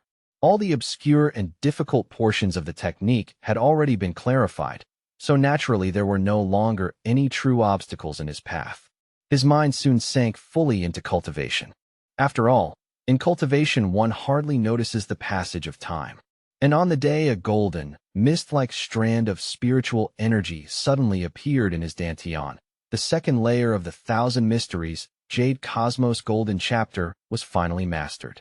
Li Fan was overjoyed, because he had now comprehended the core divine ability of the technique, discern mechanism. Li Fan immediately decided to test it and see what the so-called qi mechanisms of heaven and earth actually looked like. He raised his gaze upward, and the sight before him sent a cold chill racing straight down his spine. Li Fan could not help wondering what exactly was going on. Tianyu Island, which was clearly in broad daylight at that moment, was actually shrouded in black qi, as if it were the underworld itself. Alarmed, Li Fan tried again, but the result remained exactly the same. The dense, ominous death qi hanging overhead still did not disperse in the slightest. Completely at a loss as to how this could be happening, Li Fan suddenly remembered something important, swiftly cast the water mirror technique, and stared into his own reflection. There, he saw a dark aura of death centered around himself. It was more than 1,000 times thicker than the death qi surrounding even the mortals on the island. He could not help but wonder whether the problem lay in the Thousand Mysteries Jade Cosmos Golden chapter itself. Li Fan was inside the island-protecting Grand Formation, and Tianyu Island lay within the central region of the Tsongyun Sea, firmly inside the sphere of influence of the Myriad Immortals Alliance. So who could possibly produce such dense death qi around him? As the unease in his heart rapidly intensified, Li Fan acted without hesitation. Whether this ominous sign was true or false, he had to head to Wansan Island first and avoid the coming calamity. He hurriedly activated the teleportation array, but to his utter horror, the thing gave no response at all. That only made Li Fan even more afraid. Gritting his teeth, he stared at the silent formation in worry, unable to understand why the teleportation array had completely stopped responding. He then tried using the communication spirit talisman that Jinghao had given him. But after calling out several times and receiving no reply at all, the grim reality became impossible to deny. Some bizarre and dangerous change had indeed occurred. And if he continued to remain on Tianyu Island, then he would only be walking straight into a dead end. Li Fan could not just sit still and wait for death to arrive. Right now, only Wansan Island seemed like the safest place, so he took out the Tianyu Ark and piloted it out of the island. Normally, it would take roughly 2 or 3 months to fly from Tianyu Island to Wansan Island. Fortunately, when Li Fan had gone on that shopping spree earlier, he had bought quite a number of spirit stones in advance. In any case, when he reached the very edge of the island-protecting Grand Formation, Li Fan stopped the Tianyu Ark and saw. The sea surface ahead looked calm enough, but he could clearly sense that the world beyond the Great Formation was saturated with killing intent. And the moment he stepped outside the island's protective Grand Formation, he would without question be walking straight into death. He returned to the island and shrank the ark back to its miniature form. For now, leaving was simply not an option. After spending such a long time in closed-door cultivation, he also had no way of knowing what had happened in the outside world. So Li Fan decided he might as well begin by asking the mortals on the island. Thus, he went to visit the island lord in his own manner, demanding a full explanation of what exactly had taken place. The old man immediately dropped to all fours and began desperately begging for help, saying the island's residents truly could not survive much longer. It turned out that no rain had fallen for a full half-year, and the island's reserves of fresh water and food had nearly been exhausted. If things continued like this, every last one of them would starve to death. Li Fan, genuinely startled by the news, suddenly recalled that brief conversation he had once had with Jinghao. The island lord then went on to tell Li Fan that the fish in the nearby coastal waters had already been depleted, and not a single fleet that had ventured into the deep sea to fish had ever returned alive. So now, they were truly standing on the brink of starvation.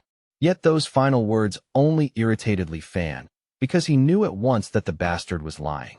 With the rest of the island's residents reduced to skin and bone, while this man remained round and well-fed, how could such a lie possibly pass?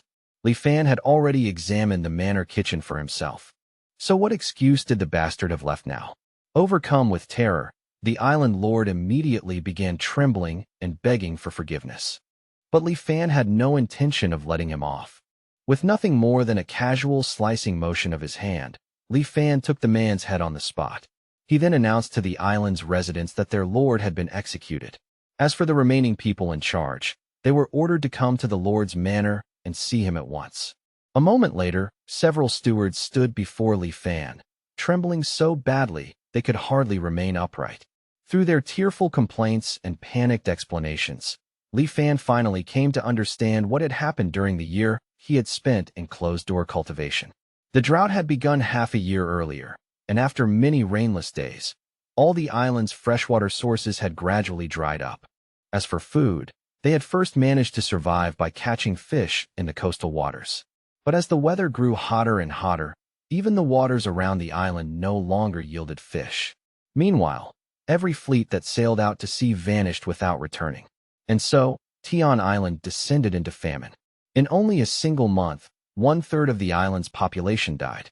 No one could even say how many tragedies had unfolded in that time. If Li Fan had not emerged from seclusion when he did, he likely would not have seen even a handful of living people left. Since matters had reached this point, he could not simply stand aside and ignore them.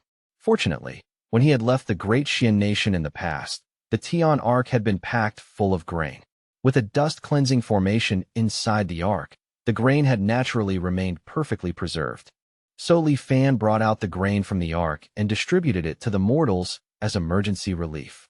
When the people of the island saw that the immortal master had brought life-saving food, they all fell to their knees in overwhelming excitement, kowtowing again and again without stopping. By this point, there were not many mortals left alive on the island. Therefore, the grain stored inside the Tian Ark, if rationed carefully, should be enough to keep these survivors alive for several more months. Half a month later, relying on his basic understanding of formations, Li Fan constructed a crude seawater desalination formation. With drinking water and food finally secured again, the mortals slowly regained their strength, and some measure of vitality gradually returned to them. Only after personally constructing a formation did Li Fan realize that he had barely stepped onto the Tao of formations at all. It was then that he discovered the island protection grand formation of Tian Island was deteriorating at an alarmingly rapid pace. He had no idea what kind of upheaval had taken place outside. Violent spiritual energy raged beyond the barrier, making departure equivalent to certain death. Yet if he remained on Tian Island after the protective grand formation collapsed, that too would mean death. Looking once more at the overwhelming deathly aura hanging above, Li Fan could not help but wonder whether this was the heavens themselves releasing killing intent. The island protection grand formation was on the verge of failure, and there was nowhere left for him to hide. Still, the mortals on Tian Island had recovered their strength, so he could be said to have fulfilled his duty as their guardian. And though unwilling in every sense, he no longer had any other path to choose. Yet in that very moment, a sudden thought flashed through his mind. The violent spiritual energy outside did not seem to be aimed at mortals. The fishermen who had left the island were proof enough of that. They had not died because the violent spiritual energy struck them down, but because they ran out of fresh water and food under the merciless, blazing heat. So if Li Fan used the supreme primordial true scripture to dissolve his entire cultivation and temporarily return himself to mortality once more, then perhaps he could pilot the Tian Ark to Wansan Island and carve out a slim chance of survival from certain death. At present, Li Fan was cultivating two different methods. One was the lesser amplification water art, a new method, while the other was the Thousand Mysteries Jade Cosmos Golden chapter of the ancient Heavenly Mystery sect, an old method. The cultivation style of the new method was to seize from heaven and earth by force.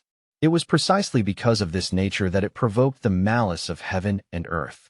Now, layers upon layers of killing intent had descended from the world itself, all aimed at cultivators who practiced the new methods. Li Fan began operating the supreme primordial true scripture, quietly pondering what might happen if he dispersed only the new method while preserving the realm of the old one. Would the killing intent between heaven and earth weaken, even if only a little? As the cultivation method circulated, the water-attributed spiritual energy he had gained from cultivating the lesser amplification water art slowly began to disperse. It transformed into a stream of pure energy and settled quietly into his dantian. The lesser amplification water art was completely dissolved. Yet Li Fan felt no discomfort at all. He could not help marveling at just how wondrous the supreme primordial true scripture truly was. At the same time, the killing intent of heaven and earth permeating the outside world noticeably weakened.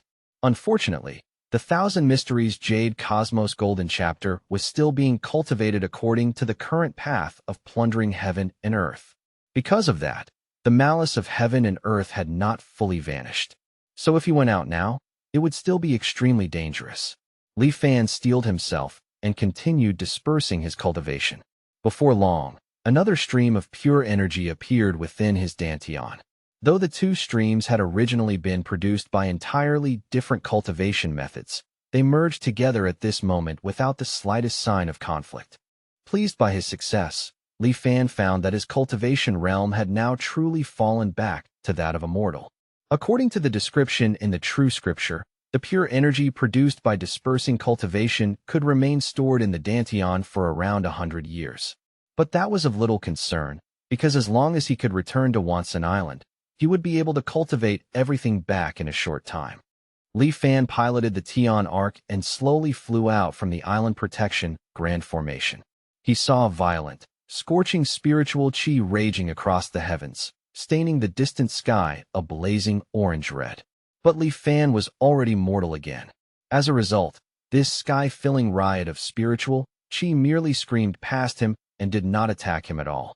He sped toward Wansan Island at full speed. Along the way, he passed quite a number of islands. Yet every person on those islands was completely dead, without even the faintest trace of life remaining. 3 months later, he finally arrived at the place where Wansan Island should originally have been. Li Fan took out the map and compared it 4 or 5 times, but even then he still could not believe what his eyes were showing him. The once vast Wansan Island had vanished completely. In its place, only a giant black hole remained, lying in eerie emptiness above the ocean. The surrounding seawater poured ceaselessly toward that black hole, yet the instant it touched the edge, it was vaporized into mist. The temperature above the black hole was so terrifyingly high that even the air itself had become warped and distorted. Despair spread plainly across Li Fan's face. Wansan Island was truly gone, erased just like that. Seriously, what kind of power could possibly have accomplished something so horrifying? Could it have been the malice of the heavenly Tao? The countless cultivators who once came and went across Wansan Island, the Dharma Transmission Square with its 10,000 statues, and the myriad immortals grand formation that could instantly kill a nascent soul cultivator. All of it had been reduced to nothing before this sudden catastrophe. In the face of such disaster, cultivators had become no different from mortals. They were nothing more than ants. Li Fan immediately chose to flee as fast as he could from this damned place, to flee this sea and head for the continent. And so, with his mind in utter chaos, he kept flying for an unknown stretch of time, driven onward almost by pure instinct. But suddenly, the Tian Arc seemed to slam into something unseen and was forced to halt mid-flight. Fortunately, a protective spell formation shielded it at the crucial moment. Otherwise, the arc would have been shattered, and Li Fan would have died under the violent impact. Although he suffered a few minor injuries, the shock also helped him calm down. Far ahead of the Tian Arc stretched an unbroken coastline.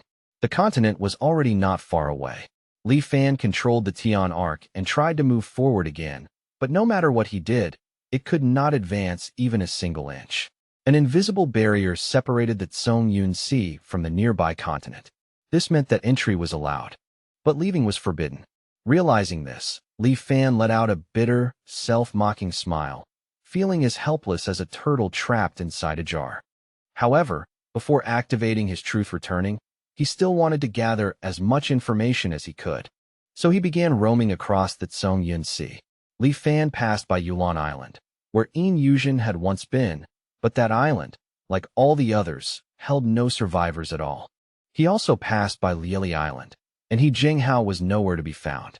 Corpses covered the ground everywhere, and there was not the slightest sign of life to be seen. Every island he passed had become a land of death. Occasionally, he encountered cultivators who had survived as he had, but all of them had already gone mad and mistook him for some wandering ghost. In the end, by some strange turn of fate, he returned once more to Tian Island. There, at last, he sensed a long-lost trace of vitality. Perhaps in the entire Tsongyun Sea, these were the only living people still left. They still had no idea what changes had taken place beyond the island, and on their faces there still lingered the smiles of people grateful simply to have survived disaster. Perhaps ignorance truly was a kind of blessing. While strolling about casually, he came upon a temple containing a statue made in his own image and name. The mortals there regularly worshipped and paid homage to him, praying that the coming years would bring favorable weather and enough food to eat. Li Fan had no idea when the villagers of Tian Island had actually built this temple, much less enshrined a statue of him as the immortal master who had saved them all. Letting out a weary, resigned sigh, he ultimately decided to leave it as it was. He would protect them for as long as he still could. Yet under the killing intent of heaven and earth, trying to shelter mere mortals was obviously far from an easy task. The true disaster had only just begun. 1 year passed, then 2, then 3, yet still not a single drop of rain fell from the sky. The sea levels steadily sank, and the seawater kept retreating farther and farther away from the island. Even with the seawater desalination formation in place, it became harder and harder for the mortals of Tian Island to obtain enough water. Li Fan could do nothing but watch, helpless, because he had no idea how to confront a catastrophe of this scale. The only piece of good news was that over these 3 years, perhaps because the overwhelming majority of cultivators in the Tsongyun Sea had already perished, the killing intent between heaven and earth directed at cultivators gradually began to fade. Li Fan also seized this rare chance to cultivate himself back to the mid-stage of qi condensation. Once the day came when he no longer had the ability to shelter the island's residents, he would return to the anchor point without hesitation. Then, to his immense shock and confusion, he suddenly noticed a faint trace of white mist hidden within the black, deathly qi. And that immediately made him wonder where this flicker of life force, that thin strand of white mist, could possibly have come from. He pushed mechanism analysis to its absolute limit and discovered that the life force of everyone on Tian Island was somehow connected to him. Or rather, not to him directly, but to something on his person that he had nearly forgotten, the wondrous heaven and earth item. That was the Sanghi Pearl. Unlike when Li Fan had first seen it more than 10 years ago, it had now turned a deep azure blue, and its entire body was filled with dense, rich water vapor. It was as if a boundless ocean were truly being nurtured and condensed inside that tiny pearl. The sight was nothing short of astonishing. Seriously, where one vast sea passes away, another vast sea is naturally born in its place. Those words suddenly struck Li Fan like a bolt of insight. So he piloted the Tian Ark and flew 10,000 meters into the sky, intending to observe the current state of the Tsongyun Sea from above. There, he saw that the Tsongyun Sea below, after enduring such a prolonged drought, had already begun exposing broad stretches of seabed. Submerged mountain ranges were gradually revealing their true forms, and the islands of the Tsongyun Sea were astonishingly nothing more than the peaks of those mountain chains. Li Fan then suddenly remembered the invitation Ko Hong had given him when they parted long ago. If Li Fan ever managed to leave the immortal Forsaken Land, he could go to Lingtian City in the Tsongyun mountain range to find him. That sudden realization made him smile at the sheer trickery of it all. The Tsongyun Sea and the Tsongyun Mountains had been one and the same from the very beginning. In his previous life, when his lifespan was nearing its end, he had broken through the blockade of the great immortal severing formation by sheer luck and arrived in the cultivation world for the first time. What he saw back then was an unbroken, sprawling mountain range stretching endlessly into the distance. Yet in this life, after entering the cultivation world, what greeted him was a vast and endless ocean. Before now, he had not thought too deeply about it, merely assuming that the difference came from arriving at a different teleportation location.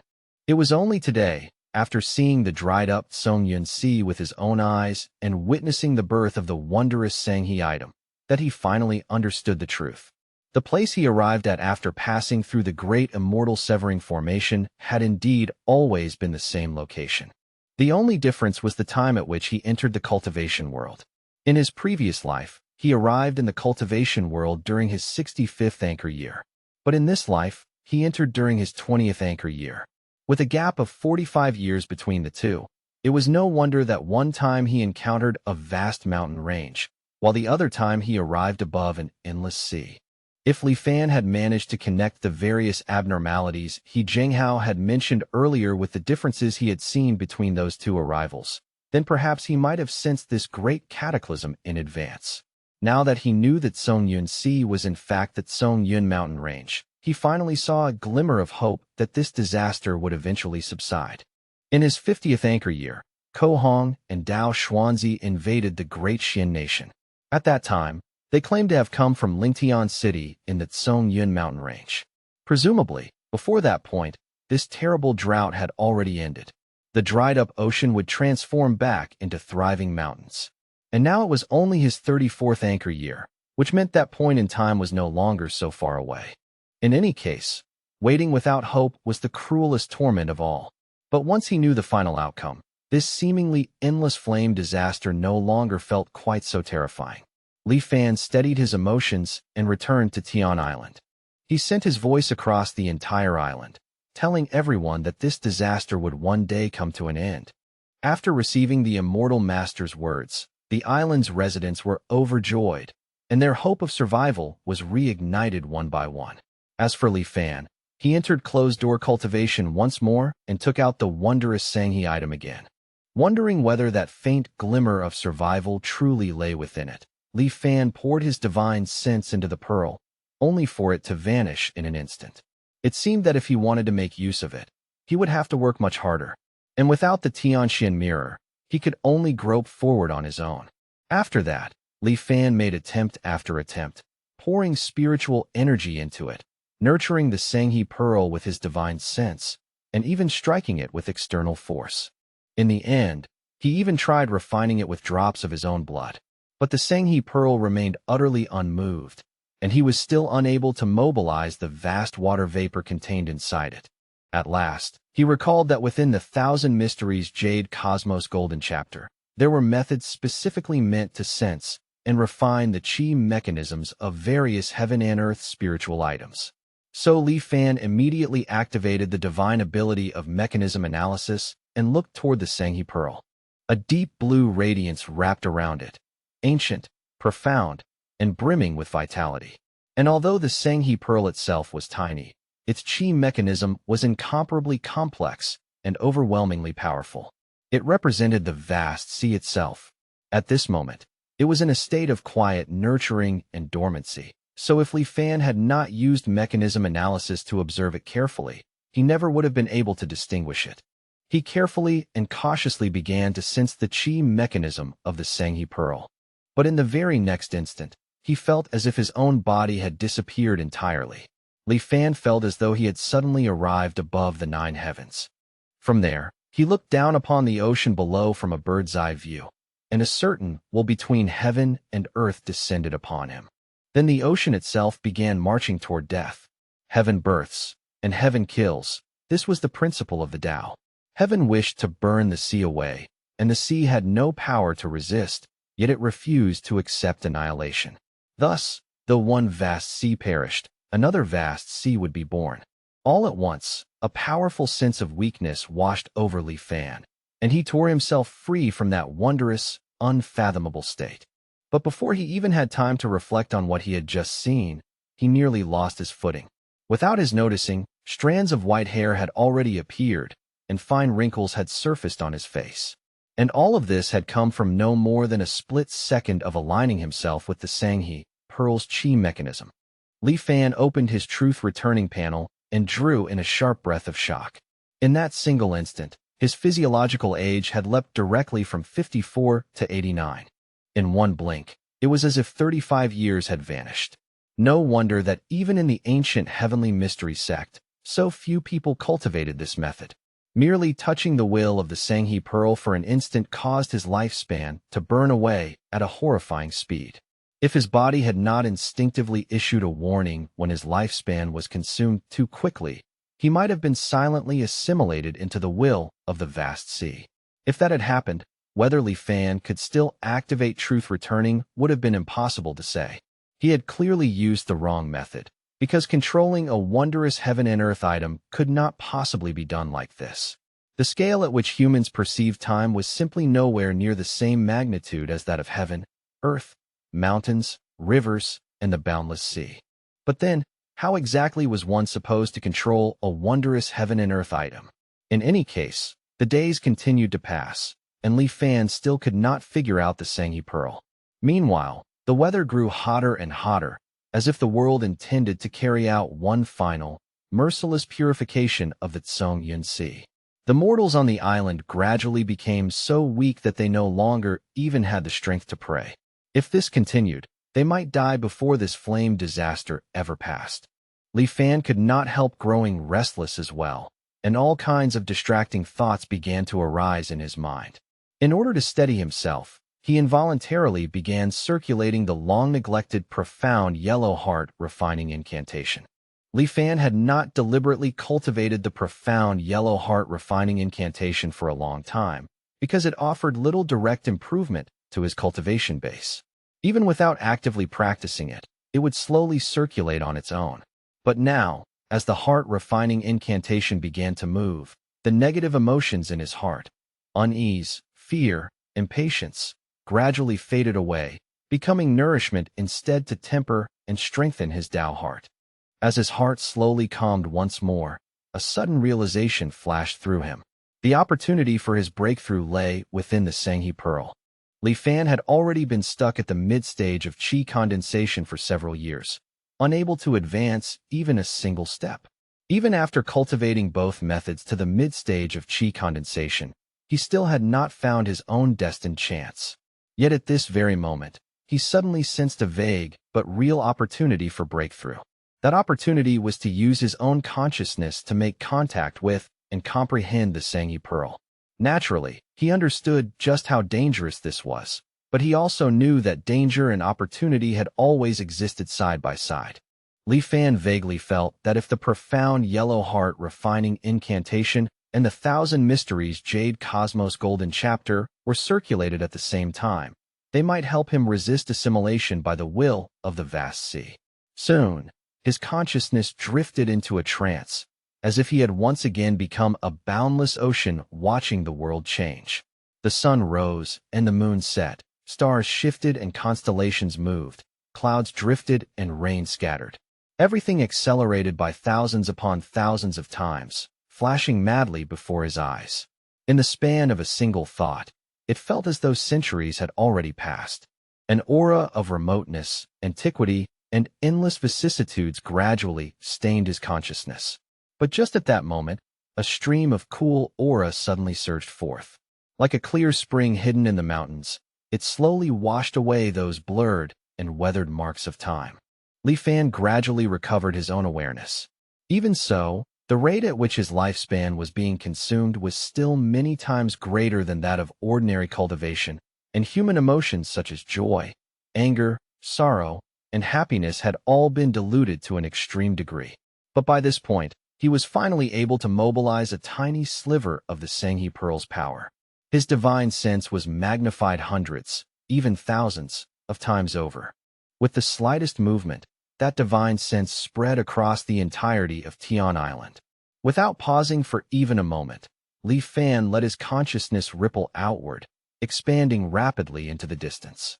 One dead island after another appeared within his mind, and through the reach of his divine sense, he saw that beneath one particular island, a volcano that had long gone extinct was being reignited by the influence of the flame disaster. He also saw that in the many hidden corners of the Tsong Sea, a small number of cultivators still remained alive. Through that sweeping glance, Li Fan witnessed countless secrets of the Tsong Sea, things usually buried deep and only exposed in the final days of collapse. But none of those secrets had anything to do with him. So he quickly withdrew his divine sense and activated the Sanghi Pearl, drawing together the remaining water vapor scattered between heaven and earth across the Tsong Sea and gathering it above Tian Island. And so, the surviving humans on Tian Island finally welcomed the long-awaited downpour they had despaired of ever seeing again. The people wept with joy, because that torrential rain lasted for half a shurchen, drenching the island with life-giving water at last. Li Fan then used the Sanghi Pearl to automatically draw in water vapor once every half-month and bring rain to Tian Island, thereby ensuring the continued survival of the mortals there. After accomplishing all this, he incarnated into the vast sea itself and quietly observed the world, sensing the countless flows of aura between heaven and earth as well as the will of heaven and earth. And just like that, 2 years slipped by. To Li Fan, The passing of time no longer seemed important. The more he gazed into the heavens, the deeper his comprehension became. Over the years, he had once believed that the killing intent pervading heaven and earth throughout the Songyun Sea was gradually fading away. But now he realized that it had never diminished at all. It still existed even now. Cultivators plundered heaven and seized from earth, and so the heavenly Tao naturally generated killing intent in response. Yet the heavenly Tao did not strike directly with its own hands. Instead, heaven released its killing intent and set into motion a grand plan for the elimination of cultivators. Thus, as the times demanded, the embodiments of the heavenly Tao's laws, the souls of heaven and earth, came into being, and their purpose was to exterminate the cultivators who rebelled against heaven and earth. At that very instant, as Li Fan beheld the soul of heaven and earth, an immense flood of information burst into his mind without warning. The soul of heaven and earth possessed no thoughts or emotions of its own and acted only according to the instincts laid down within it. But to cultivators, the soul of heaven and earth was something incomparably dangerous. They were the laws themselves made manifest, and for them, slaughtering cultivators was as effortless as killing chickens or butchering sheep. Once one was targeted by such a being, it was essentially a sentence of certain death. Yet at the same time, as incarnations of the great Tao's laws, the souls of heaven and earth also represented an unrivaled heavenly opportunity for cultivators. As the ancient saying went, sacrifice the soul of heaven and earth, and merge oneself with the Tao. And once a cultivator could truly refine a soul of heaven and earth, then regardless of what their previous cultivation had been, they could instantly ascend into the Tao integration realm. The moment Li Fan glimpsed the soul orb known as Qi Yin, an uncontrollable greed surged up from the deepest part of his heart, screaming for him to devour it, seize the great Tao, and attain immortality in supreme glory. That ravenous desire urged and tempted him without pause, trying to drive him madly toward the crimson figure hanging high in the sky. But the instant Qi Yin sensed Li Fan's gaze, the crimson figure slowly turned his head, and their eyes met across the distance.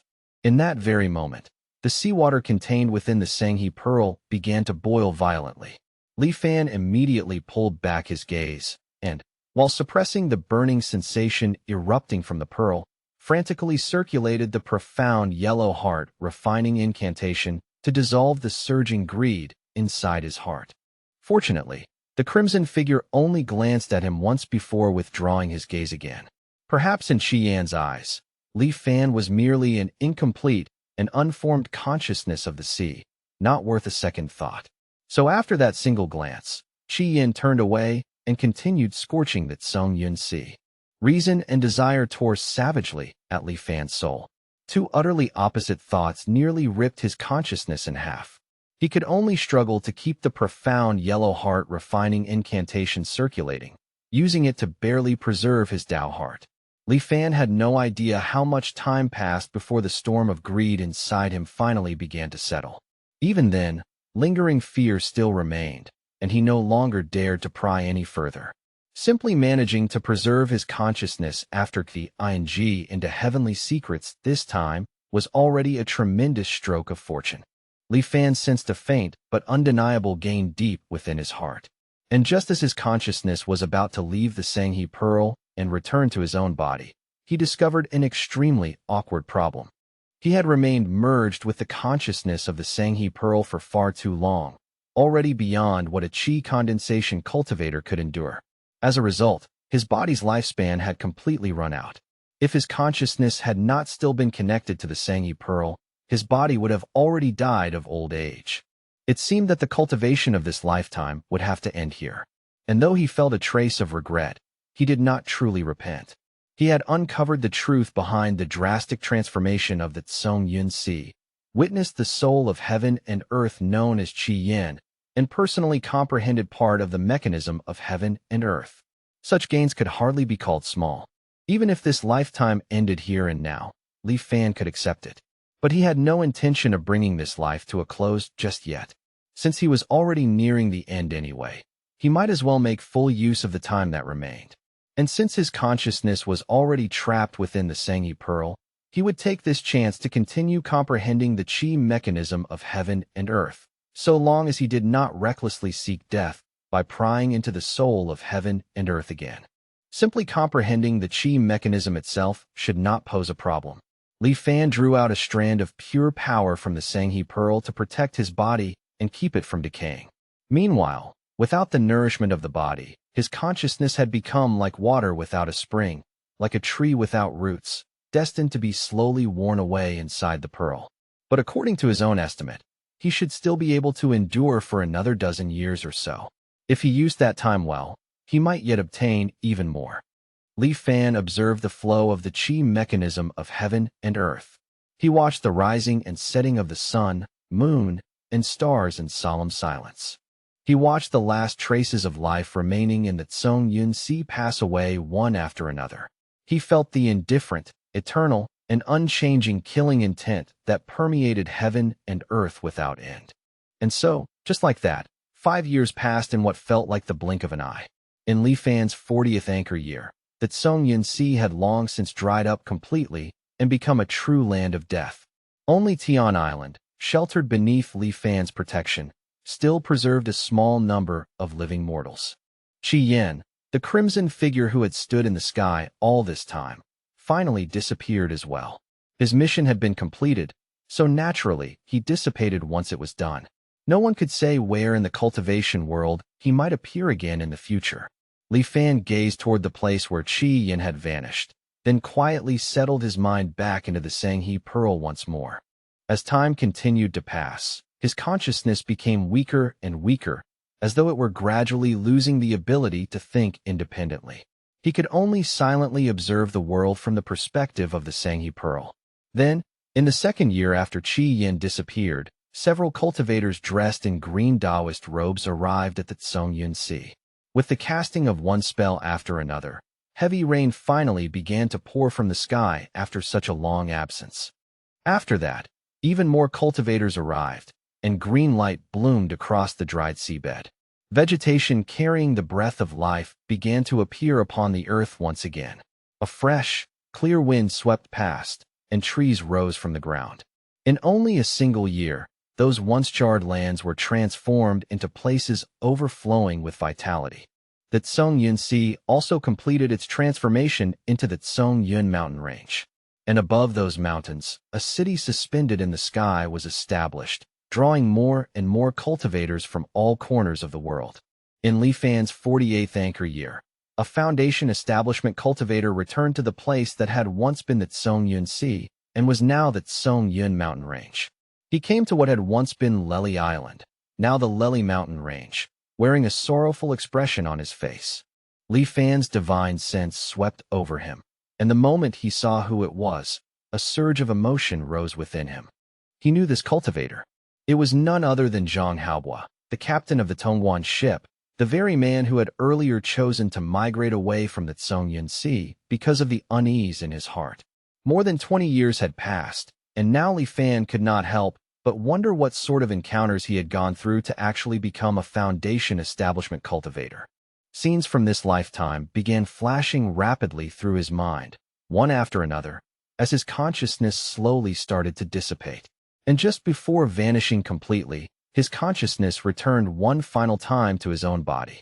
More than 10 years of comprehending the chi mechanism of heaven and earth caused the bottleneck that had blocked his realm from breaking through to suddenly collapse. Spiritual energy from heaven and earth surged wildly into him, and his cultivation instantly broke through to the late stage of chi condensation. Then, with the last breath of his life, Li Fan activated Truth Returning. And when he returned to his virtual space, the familiar 4-option window that appeared after every simulation's end emerged before him once more, urging him to make a choice. Li Fan chose the second option and retained his cultivation realm. He already knew that the Sanghi Pearl was on Lewin Island, so when the time came, he could simply go and retrieve it himself. As Li Fan made his choice, 2 familiar streams of spiritual energy appeared out of thin air within his dantian, and an indescribable fluctuation descended over his body. A moment later, the spiritual energy inside his dantian burst outward like a surging river, sweeping through his entire body, remolding it and forcefully raising his realm. The immortal mortal miasma vanished in an instant, disappearing with astonishing and absolute thoroughness. And Li Fan immediately noticed that the effect was far superior to the forced expulsion brought about by the body-purifying spirit pool formation in his previous life. He also realized that the fluctuation from just now was none other than the will of heaven and earth itself, the power of laws. In his previous life, through the Sanghi Pearl, he had observed the operation of the qi mechanism of heaven and earth for more than a decade, so he could recognize it at a single glance.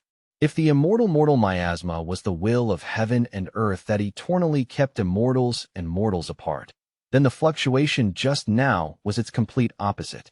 Li Fan could not help feeling astonished by his Hansen system, finding it truly incredible that the immortal mortal miasma, which had plagued the cultivation world for thousands of years, could be removed so easily through it. In any case, the road of immortal cultivation was unimaginably difficult, especially in a world where cultivators plundered heaven and earth, and killing intent filled the world itself. In his previous life, he had only just entered the cultivation world when he met Su Changyu. He had thought Su Changyu's will was extraordinary and that his heart was firmly set on the Tao, so he would surely accomplish something great. Yet who could have imagined that he would die so inexplicably after only a few short days? And by contrast, that inconspicuous Xiaoheng beside him had actually possessed astonishing heavenly talent. He had every hope of reaching foundation establishment within just a few years. Both Li Fan and He Jinghao had once believed that in his lifetime, he would surely attain the great Tao of the Golden Core. But once again, who could have imagined that heaven and earth had already long ago laid down killing intent? All living beings in the Tsong Yun Sea, whether they had enjoyed success or suffered frustration, whether they were cultivators or mortals, had long been fated to be unable to escape death. Only that ordinary fisherman Zhang Haobua, after escaping calamity, later encountered other opportunities and ultimately became a foundation establishment cultivator. The affairs of the world were unpredictable to the extreme. There was truly nothing more fitting than that. Heaven emitted killing intent, desiring to exterminate cultivators. And naturally, cultivators themselves could not perceive it. That was also why, when Li Fan had asked the Tianxian mirror whether any disaster existed, the Tianxian mirror's answer had been no. It had merely been blinded by the heavenly secrets. But something still felt wrong, because why had the Wan'e Chamber of Commerce seemed to detect it long ago, ordering all of their subordinates to withdraw from the Tsong Yun Sea in advance? And why had they not warned the Myriad Immortals Alliance either, choosing instead to sit back and watch as countless living beings lost their lives? There was clearly something suspicious hidden beneath all this. If he had the chance in the next lifetime, Li Fan intended to investigate the matter thoroughly and uncover the truth. The cultivation world was incomparably dangerous, and before the void transformation charging was fully completed, it was better not to step into it rashly. Now that he could cultivate the profound yellow heart refining incantation, the charging speed had increased greatly, which meant that his arrival in the cultivation world this time should be more than 10 years earlier than in his previous life. Li Fan clearly remembered that during those 10 years, some major event seemed to have taken place in the Tsong Yun Sea. So in this coming lifetime, with the advantage of foresight, he could make thorough preparations in advance and plan every step much more carefully. As the scene shifted back to the Great Xian Nation, specifically to Juili Mountain, halfway up its steep and dangerous slopes, two young men were making their way along its narrow and treacherous mountain path. Walking in front was a young man named Erlang, a straw hat resting on his head, while close behind him followed his burly companion Wang Xuanba, who suggested that they stop and rest for a while. They had already been walking for most of the day, and he truly felt that he could not take another step. Erlang reminded him that tigers and other wild beasts occasionally appeared in these mountains, so stopping to rest there was not safe at all. He also said that he knew of a hidden cave not far ahead. If Wang Xuanba was really too tired, then they could simply go there and rest instead. But even then, Wang Xuanba once again questioned Erlang, asking whether there really were immortals on this mountain at all. Erlang answered without the slightest hesitation, full of confidence that there absolutely were. He had seen one with his own eyes. Ever since 5 years ago, it was as though Erlang had become possessed by something. Whenever he had free time, he would rush into Juili Mountain again and again. Wang Xuanba had no idea how many trips Erlang had made back and forth over the years, but no matter how many times he looked, he had never seen Erlang actually find an immortal. In Wang Xuanba's opinion, Erlang should have given up on this idea long ago. Seeking immortals and asking the Tao was simply too vague and illusory. To someone as straightforward as him, Erlang would be far better off practicing martial arts properly, just like he did. After listening long enough, Erlang finally shouted for Wang Xuanba to stop being such a downer, because he was starting to sound exactly like his mother. Seriously, if he kept spouting any more nonsense, then he could just turn around and go down the mountain by himself first. But unfortunately for the two of them, they soon encountered one of the very beasts said to appear from time to time in Juili Mountain, a gigantic white python. Wang Xuanba, suddenly overcome with fear, was the first to spot the enormous creature. Yet before he could even warn Erlang, the white python had already opened its enormous jaws, releasing a nauseating stench as it lunged forward to swallow him whole. Fortunately, he reacted quickly enough to throw himself out of the white python's reach, while Wang Xuanba leaped high into the air and slammed his heavy fist down toward its head with all his strength. Erlang also joined the fight at once, shifting from a fist strike into a sharp finger attack. He unleashed dozens of rapid, piercing jabs in a storm of motion, and the sharp sounds of collision rang out one after another without pause. Yet despite their fierce and relentless assault, neither of them managed to leave even the slightest mark on the white python's scales. Hissing furiously in rage, the white python twisted its massive body and lashed out with terrifying force, striking Wang Xuanba square in the chest. Wang Xuanba was sent flying backward, crashing violently into the face of a cliff. The white python then whipped its huge head around, jaws stretched wide as it lunged directly toward Erlang. Erlang had no time at all to dodge. He could only brace himself, arms thrust outward, using every ounce of strength in his body to force the white python's jaws apart. The python let out a chilling roar and pushed forward with overwhelming brute force, repeatedly smashing Erlang against the mountain trail and jagged cliffs in a savage attempt to shake him loose. For one terrifying instant, it almost looked as though Erlang had already been swallowed whole. But with a deep, guttural roar of his own, he held on stubbornly and pried the white python's jaws back open. The beast thrashed violently, enraged that it had failed to devour such a seemingly insignificant human. In its fury, the white python flung Erlang away, sending him crashing heavily down beside the unconscious Wang Xuanba. Erlang pushed himself up with great difficulty, grunting in pain as he spat out a mouthful of blood. And as the giant white python towered menacingly over them, Erlang cursed inwardly, wondering whether the two of them were really about to die in this place. Ever since that evening when Erlang had seen the peerless figure of an immortal soaring through the skies above Juili Mountain, he had become utterly obsessed with seeking immortals and asking the Tao. So he had entered the deep mountains countless times, driven by a single hope, to find that immortal and take him as his master. But who could have imagined that instead of finding the immortal, he would end up losing his life here first? Just as Erlang had resigned himself to death, a clear and piercing eagle cry suddenly rang out from deep within the mountains. As the sound rushed down the slopes, mountain lions, bears, cranes, and countless other beasts surged forward as well, joining together to engage the white python in a fierce and chaotic battle. Seeing those strange beasts locked in such a violent struggle and paying no attention to him at all, Erlang struggled back to his feet, trying to understand what exactly was happening. Why had so many wild beasts suddenly appeared out of nowhere just to attack that giant python? Then, all at once, something seemed to strike him. His eyes shot upward, and he shouted loudly for the immortal master. In Erlang's mind, this unnatural tide of beasts could only have been the work of the immortal master secluded within Juili Mountain. Erlang felt both excitement and anxiety surging together in his chest. Unfortunately, even after shouting until his voice turned hoarse, there was still no sign of the immortal master. Yet not far away, Li Fan was quietly hovering in the air above him, his presence concealed from the mortals below as he watched with a faint smile and a trace of appreciation in his eyes. He could tell that Erling's constitution seemed somewhat special, and his heart in seeking the Tao was also unusually firm. He was not bad at all. But unfortunately, Li Fan, as an immortal master, had not even secured a firm foothold for himself yet. So how could he possibly take a disciple at a time like this? It would be better to wait until the future, when the time was truly right. Only then could he grant Erling the chance to become his disciple. Li Fan then flew away, thinking that his 9 years of painstaking study had not been in vain after all. The formless killing intent was indeed something extraordinary.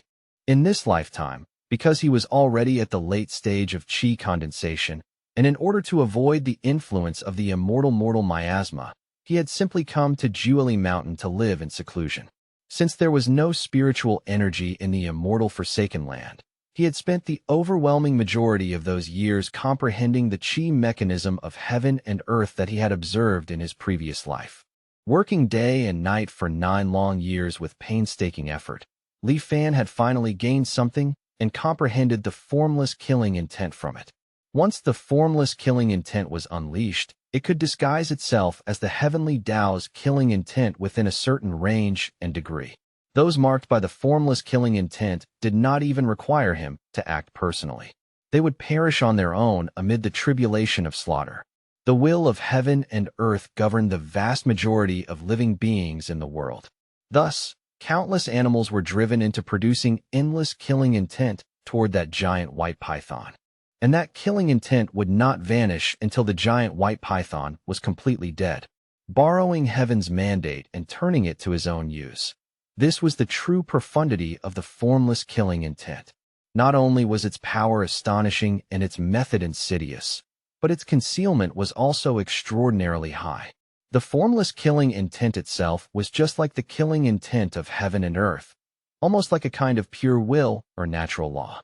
Ordinary cultivators would not be able to detect it at all. With so many advantages gathered into one technique, it really was an exceptional tool for killing and robbing. After briefly tidying things up, Li Fan checked the charging progress of his truth returning and found that it was only 1% away from completion. It seemed that his time in the immortal Forsaken Land had come to an end, and it was finally time for him to set foot in the cultivation world once again. Li Fan raided the tomb of Chun-Un and departed aboard the Tian Ark, passing through the great immortal severing formation and returning once more to the cultivation world. There, upon seeing the deep blue sea of clouds again, he could not help but feel as though an entire lifetime had passed.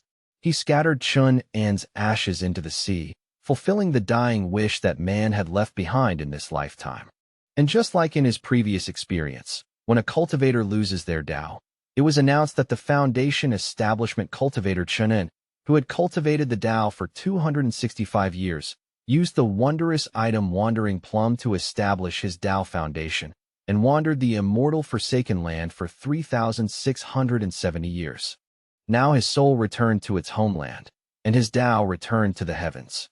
After that strange phenomenon vanished, Li Fan vaguely sensed that some indescribable change had taken place within him. But after examining himself carefully, he still could not determine exactly what that change was. In the end, he decided to set the matter aside for the time being and simply keep it in mind. After identifying his current location, he also decided to store away the Tian Ark and make his way to Lely Island by riding the wind instead.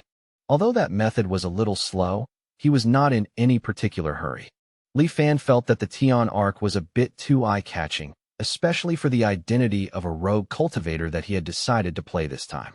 Li Fan was prepared to act as a rogue cultivator from the Tsong Yun Sea who had, by chance, cultivated his way to the late stage of chi condensation and now wished to break through into the Foundation Establishment stage, but lacked the proper method and therefore desired to join the Myriad Immortals Alliance. However, at that exact moment, his expression sharpened and his head snapped up in alertness as he realized that a surge of killing intent had suddenly locked onto him. And on top of that, the aura pressing down on him was terrifyingly powerful, at the very least at the Foundation Establishment stage. Alarmed and unsure of what was happening, Li Fan turned his head and saw a cultivator charging straight toward him at astonishing speed.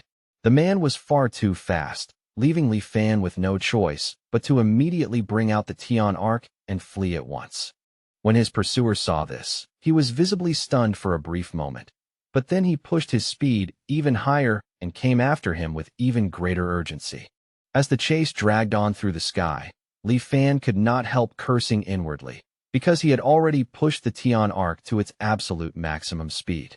Even so, that man was still steadily, little by little, closing the distance between them. So Li Fan activated the formless killing intent and locked it directly onto his pursuer. But the instant he released that technique, it felt as though countless invisible eyes had suddenly fixed themselves on him, making him wonder whether this was some backlash from using the formless killing intent beyond his own realm. It was, after all, a false borrowing of heaven's mandate, and it carried the possibility of drawing the attention of the will of heaven and earth. Fortunately, the problem did not seem too severe, likely because he had only crossed a single major realm in using it. The will of heaven and earth merely cast a brief glance his way before falling silent again. But if he had tried to use it across even more realms, then Li Fan feared that a soul of heaven and earth might have appeared on the spot to erase him. In any case, once the formless killing intent was unleashed, Li Fan soon noticed a tornado suddenly forming between heaven and earth. Wild winds spun ceaselessly across his pursuer's path, rapidly condensing into a violent storm. Carrying a faint azure glow like a giant dragon, the tornado roared forward as it charged straight toward the man chasing him. Caught completely off guard, the man was struck head-on by the tornado and swallowed by its force. Li Fan seized that brief opportunity to accelerate and widen the gap. But not long after, the man shattered free from the tornado and came rushing after him at an even faster speed than before. At the same time, the formless killing intent locking onto him grew even more intense. Yet just then, a giant crocodile shark suddenly leaped high out of the sea below and swallowed the man in a single bite. But in the next instant, a burst of raging flames erupted violently, and the man blasted his way out from the crocodile shark's mouth before charging toward Li Fan once again, intent on killing him. Then, out of the clear bright sky, a bolt of thunder suddenly crashed down without warning.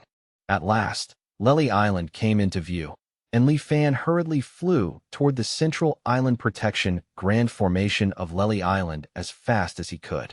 Li Fan made a foolish miscalculation, believing that if he could obtain He Zhenghao's help, then he would be saved.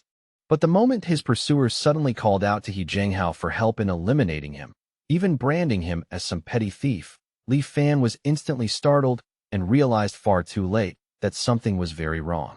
The two of them clearly knew each other, and knew each other quite well. The moment Li Fan heard He Zhenghao's voice, asking the man called Protector One how he had ended up looking so badly charred, Li Fan no longer hesitated for even an instant. He directly activated his Huanjin system, ending the simulation and returning to his virtual space. There, breathing hard, he admitted to himself that this had been the shortest life he had experienced since first activating Truth Returning. Li Fan had never expected that the moment he stepped into the cultivation world, he would be hunted down for no reason at all. Even more absurd was the fact that the other party was actually someone from the Myriad Immortals Alliance, who had come from 1,000 miles away with a clear and deliberate purpose to execute him. Now the real problem before him was this. Why would someone from the Myriad Immortals Alliance come after him the instant he entered the cultivation world? Since the Tsung Yunxi was currently under the control of the Myriad Immortals Alliance, then the other party could obviously use some method to lock onto his position. Li Fan could not help but brood over where exactly this sudden trouble had originated.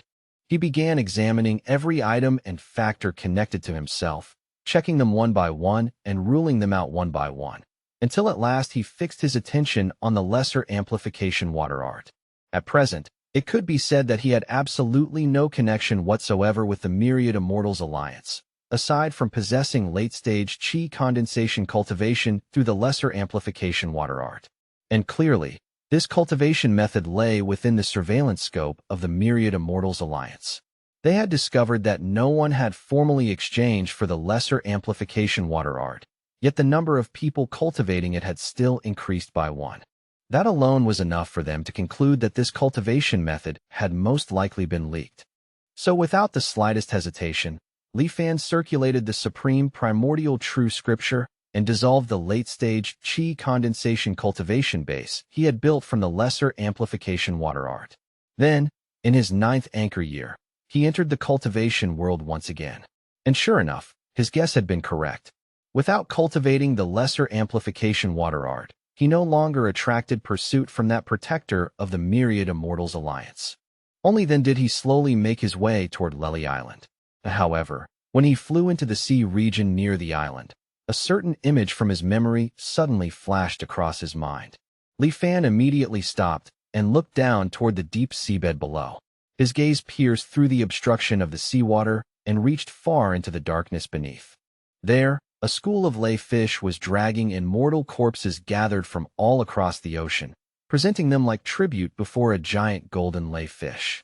That golden lay fish swayed its bloated body lazily as it swallowed the human corpses brought by its subordinates one after another. And after chewing for a moment and spitting out the broken bones, it even revealed an unmistakable look of dissatisfaction, as though the meal did not suit its taste. Li Fan silently locked the golden lay fish with the formless killing intent. In response, countless lay fish instantly swarmed around that golden bastard as if they had all gone mad. The figure of the golden lay fish quickly vanished into the frenzied school, and before long, its golden blood slowly began floating up toward the sea's surface. After the golden lay fish died, Li Fan extracted the massive lay pearl from within its corpse and held it in his hand. He briefly sighed in pity that such a huge lay pearl was not actually a wondrous item of heaven and earth. Even so, simply carrying it on one's body produced an effect similar to swallowing a lay pill. So in truth, it was far from ordinary. Satisfied with the harvest, Li Fan stored it away and then rose into the sky above Lely Island. He came to a stop in midair and released his spiritual energy outward. Then, almost immediately, He Jinghao appeared at his side and asked which fellow Taoist had arrived at his Lely Island.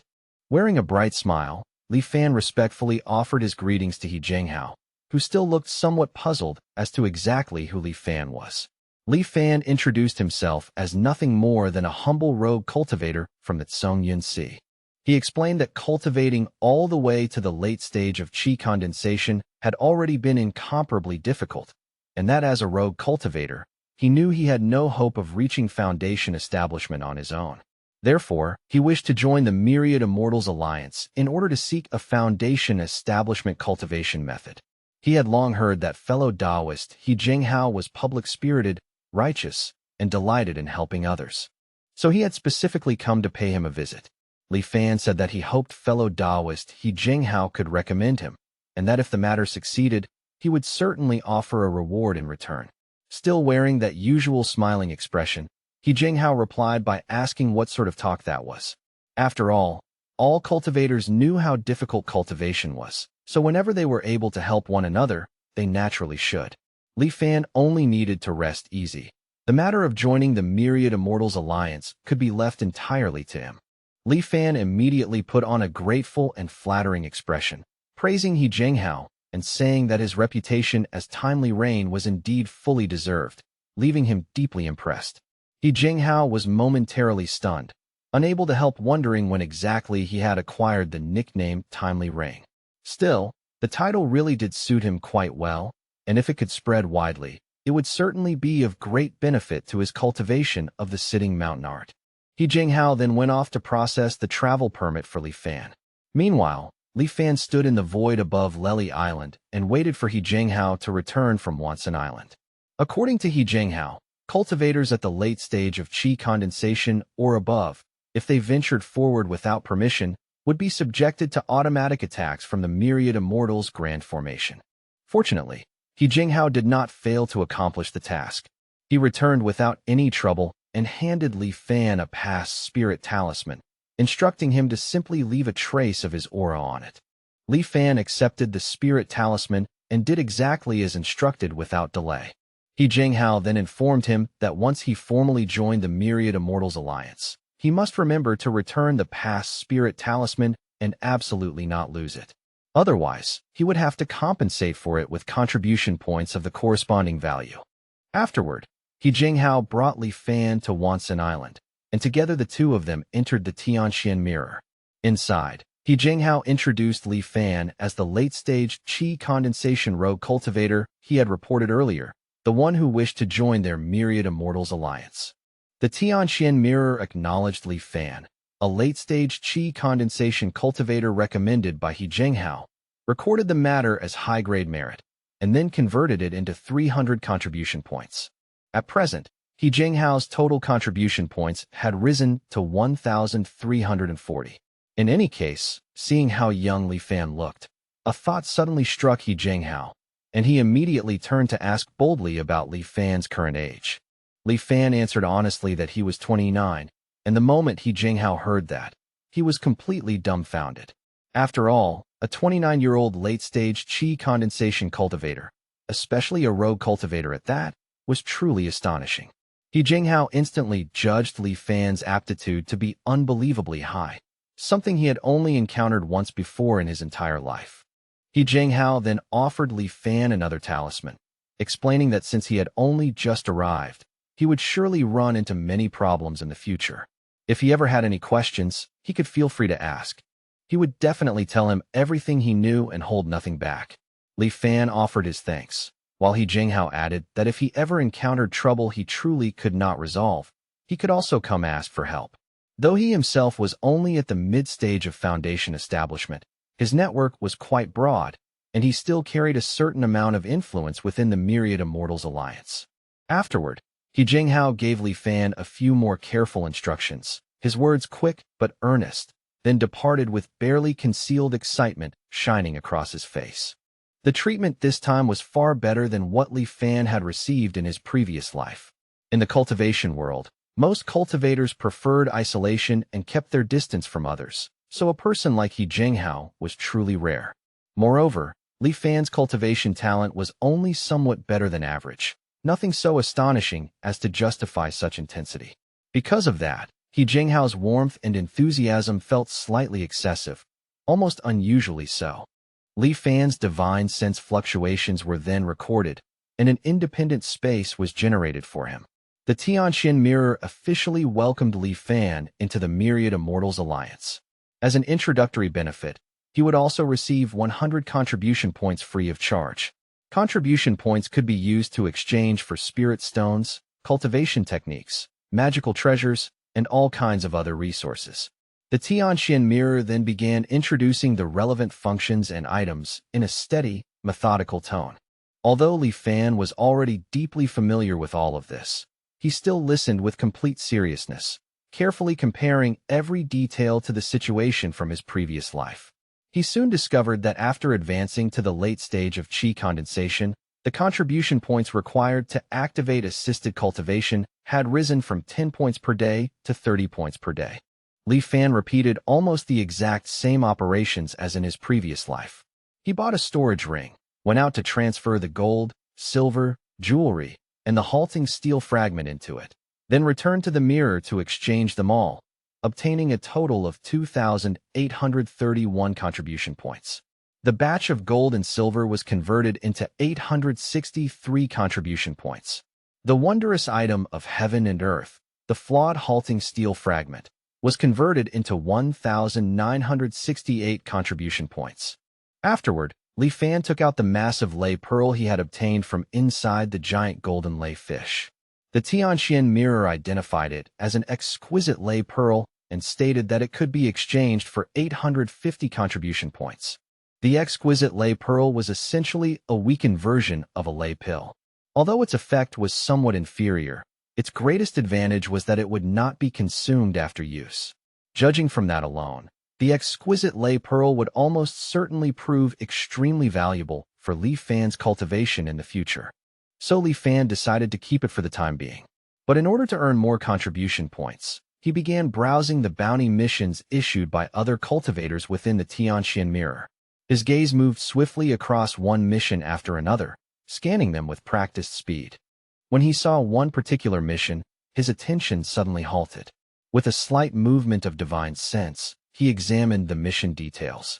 It stated that Elder Chun of the Medicine Hall required an auxiliary alchemy ingredient known as blue blood coral and was offering a bounty to the entire Myriad Immortals Alliance. Anyone who provided relevant information, once it was verified, would receive 1,000 contribution points. Anyone who directly provided blue blood coral would receive 3,000 contribution points. Li Fan had seen this exact mission objective before during his time in the Tsongyun Sea, so he accepted the mission at once. He had a clue he could offer. In the northwestern maritime region of the Tsongyun Sea, more than 200 li west of Wei Island, he had once seen this kind of coral growing on the seabed. Unfortunately, that patch of coral had been guarded by a sea snake. He did not know the exact strength of the creature, but merely glimpsing it from afar had filled him with a fatal sense of danger. Li Fan fabricated a plausible story and submitted the mission information. Thanks to the efficiency of the Myriad Immortals Alliance, the authenticity of what he provided was verified with remarkable speed. In less than half a day, he received the reward for the mission. What truly invited deeper thought, however, was that the bounty for blue blood coral was not removed after his information was confirmed. Instead, it remained hanging there exactly as before. Clearly, Elder Chen required a very large quantity of this blue blood coral. Li Fan could not help but wonder what kind of elixir Elder Chen was actually refining. Suppressing that sudden surge of curiosity, he shifted his attention toward the most eye-catching bounty among the many listed missions. It was a bounty for the Cloud Water Map record, with a staggering reward of 100,000 contribution points. There were only 2 bare lines of text and not a single extra explanation. Yet that terrifying figure of 100,000 contribution points was enough to shake the hearts of every cultivator who saw it and stir uncontrollable desire within them. Unfortunately, this bounty mission had already been hanging there for more than 10 years, and let alone completing it, no progress of any kind had ever been made. No one had even managed to determine what the Cloud Water Map record actually was. The publisher of the mission was also shrouded in mystery from beginning to end. They had never revealed themselves, nor had they offered even the slightest explanation, as if silently telling everyone that those who understood would understand on their own, while explaining anything to the ignorant would be a waste of breath. In the Tsongyun Sea, at present, not a single person knew the whereabouts of the Cloud Water Map record except for Li Fan. He remembered how Ko Hong had once informed him that he should go to the center of the Tsongyun Sea, to the ruins of the Cloud Water Heavenly Palace, in search of a wondrous item of heaven and earth to establish his Tao foundation. From that, it seemed obvious that the Cloud Water Map record was directly connected to the Cloud Water Heavenly Palace itself. And the reason no one yet knew this secret was simple. The Cloud Water Heavenly Palace had not appeared in the world at all. In Li Fan's previous life, he had also become interested in the Cloud Water Heavenly Palace because of Ko Hong's message. Thus, he had taken this major event, one destined to shake the entire Tsongyun Sea, firmly to heart long before it happened. The Cloud Water Heavenly Palace stood alone overseas. It was said to have been the most powerful sect in the Tsongyun Sea during the ancient era. When the great calamity of heaven and earth descended, the disciples of the Cloud Water Heavenly Palace slaughtered one another in chaos, and fewer than 1 in 10 survived. The survivors then activated the sect-protecting Grand Formation, and from that day onward, they completely withdrew from the world. From then on, the Cloud Water Heavenly Palace remained concealed beneath that formation, continuously obscured and hidden within the maritime region at the very center of the Tsongyun Sea. It was not until the 11th anchor year that the formation was finally destroyed, and the Cloud Water Heavenly Palace, hidden away for 10,000 years, at last reappeared before the world. However, even though it had chosen seclusion, the Cloud Water Heavenly Palace had still failed to escape destruction. When the cultivators of the Tsongyun Sea entered it, they discovered that the once glorious sect had long since become a ruin filled with anomalies and unsettling dangers. At that time, more than 100 cultivators made up the first group to enter the ruins of the Cloud Water Heavenly Palace. Most of them were only at the chi condensation or foundation establishment stages. They had assumed it was merely an ordinary ancient ruin, but they had never expected the entire Cloud Water Heavenly Palace to be riddled with anomalies. Caught utterly off guard, that first batch of cultivators suffered disastrous casualties the moment they ventured inside. In the end, fewer than 1/10 of them came out alive. Among those survivors was a man named Sikong Yi. He possessed only late-stage chi condensation cultivation and looked completely unremarkable, the sort of person no one would remember at a glance. Because of that, everyone assumed he had survived purely by luck. Yet no one had expected Seekong-e to produce the Cloud Water Map record and directly complete the bounty mission worth 100,000 contribution points. After Seekong-e received the reward, he immediately left the Tsongyun-si through a super long-distance teleportation formation and vanished from everyone's sight as though he had never been there at all. From that moment on, Seekong-e never appeared again. Li Fan slowly recalled everything he had seen and heard in his previous life, then decided to first learn more about anomalies and sect ruins. With that in mind, he purchased a survival guide to sect ruins. In the current cultivation world, all sect ruins worth exploring and rich enough to attract attention could generally be divided into two broad categories. The first type consisted of ruins in which no anomalies existed. The second type consisted of ruins where anomalies did exist. If no anomalies were present, then as long as one stayed alert to formation traps and hidden mechanisms, there were usually no especially overwhelming dangers waiting inside. But if anomalies were present, then one had to proceed with extreme caution at every single step. These so-called anomalies referred to all kinds of strange phenomena inside ruins that could not be measured, explained, or judged according to ordinary common sense. Anomalies felt as though they did not belong to this world at all, and in many cases they seemed to possess unique laws and rules entirely their own. The rules governing anomalies also differed in strength. According to their intensity, they were classified as Qi condensation level anomalies, Foundation establishment level anomalies, Golden core level anomalies, and so on. Any cultivator caught within the range of an anomaly had to obey its rules if their cultivation base was lower than the power of those rules. Once those rules were violated, death was all but certain. Li Fan carefully read the survival guide to sect ruins from beginning to end and felt his confidence grow much stronger. In his previous life, after the news spread that Seekong-e had found the Cloud Water Map record in the Cloud Water Heavenly Palace and earned 100,000 contribution points, cultivators poured toward the Cloud Water Heavenly Palace one after another, exploring it endlessly and carrying out countless treasures. Because of that, most of the rules within the Cloud Water Heavenly Palace had long since ceased to be secrets.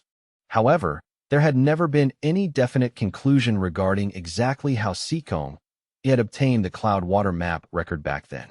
If Li Fan wanted to seize the Cloud Water Map record in this life, then the best method would be to secretly follow Seekong-e and intercept him at the very moment he was about to succeed. There were still 2 full years before the Cloud Water Heavenly Palace would open.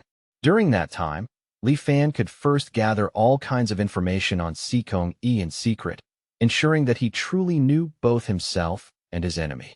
At the same time, he also had to raise his own strength as much as possible. At present, he possessed only the formless killing intent, so he still needed to cultivate additional offensive techniques. Thus, his gaze settled on a Qi condensation stage offensive cultivation method listed within the Tianxian Mirror, the Nether Spirit illusion art. It was a Qi condensation stage cultivation method that focused on visualizing and nurturing a phantom spirit within the mind. When facing enemies, the phantom spirit could be released to confuse and shake them. Once that phantom spirit became sufficiently powerful, it could even burrow into another person's sea of consciousness and launch a direct divine sense attack. Li Fan was immediately delighted by this illusion technique. The more he looked at it, the more he felt that this cultivation method had practically been tailor-made for him. Although he still did not know how the strength of his divine sense compared to that of other cultivators, after reincarnating continuously for hundreds of years and receiving further enhancement from the profound yellow heart-refining incantation, it surely could not be weak. Moreover, this technique specifically required one to visualize and cultivate a phantom spirit. So if Li Fan were to use Qi Yin as the prototype for that visualization, then the resulting phantom spirit would very likely possess extraordinary power. However, the moment he saw the price, which was shockingly expensive, he froze in place. No wonder no one was buying it. The price tag was 2,500 contribution points, almost the same as a foundation establishment cultivation method. Even so, Li Fan still gritted his teeth and purchased the Nether Spirit illusion art. In the blink of an eye, his contribution points plummeted, leaving him with only 1,321 points remaining. With the cultivation method now in hand, he activated assisted cultivation mode, took out the exquisite lay pearl, and began cultivating without the slightest hesitation. Visualizing a phantom spirit could not be done out of thin air. It had to be based on something that truly existed within the cultivation world. As his thoughts moved slowly, scenes from the past surfaced one after another before his eyes. It felt as though he had been drawn back to the moment in his previous life when he witnessed Qi Yin boiling the sea. A phantom image slowly emerged within his sea of consciousness. Even though it was still only a vague and unformed shadow, Li Fan suddenly felt his body temperature surge upward with frightening intensity. Sweat poured down his body like heavy rain. Li Fan forcibly circulated the heart-refining incantation, struggling to suppress the unbearable scorching sensation spreading through him. He continued to visualize Qi Yan's figure again and again as the phantom spirit of Qi Yan slowly began to take shape. At the same time, the temperature of his body climbed higher and higher, becoming more terrifying with every breath. A soul of heaven and earth was indeed no trivial existence. Li Fan found that he simply could not condense a phantom spirit while using it as the direct prototype. There had to be some hidden restriction of the rules involved, something he had not yet understood. A soul of heaven and earth was the manifestation of a certain law of heaven and earth. If the yin of Qi Yin represented laws related to flame, then what special meaning did the Qi of Qi Yin actually contain? Besides the red flame of Qi Yin, were there other forms of flame? Li Fan immediately began experimenting. The figure's aura remained unchanged, but the color shifted from red to green.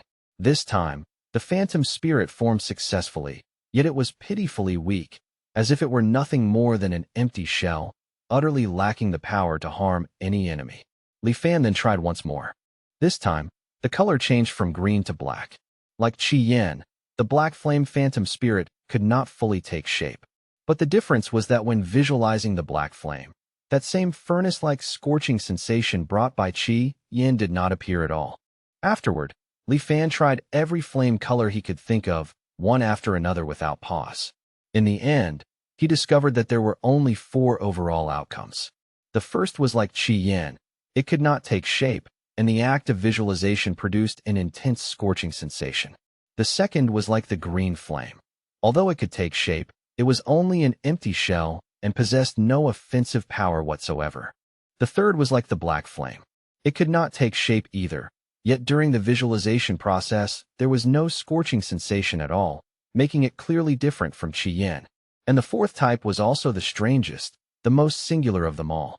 It was a phantom image almost identical to Qi Yin, except this one glowed with a deep blue hue. There was no searing, burning sensation whatsoever. Instead, it was replaced by an unimaginably frigid cold. During the visualization process, his whole body seemed to be frozen solid at absolute zero, yet his consciousness entered an incomparably wondrous state.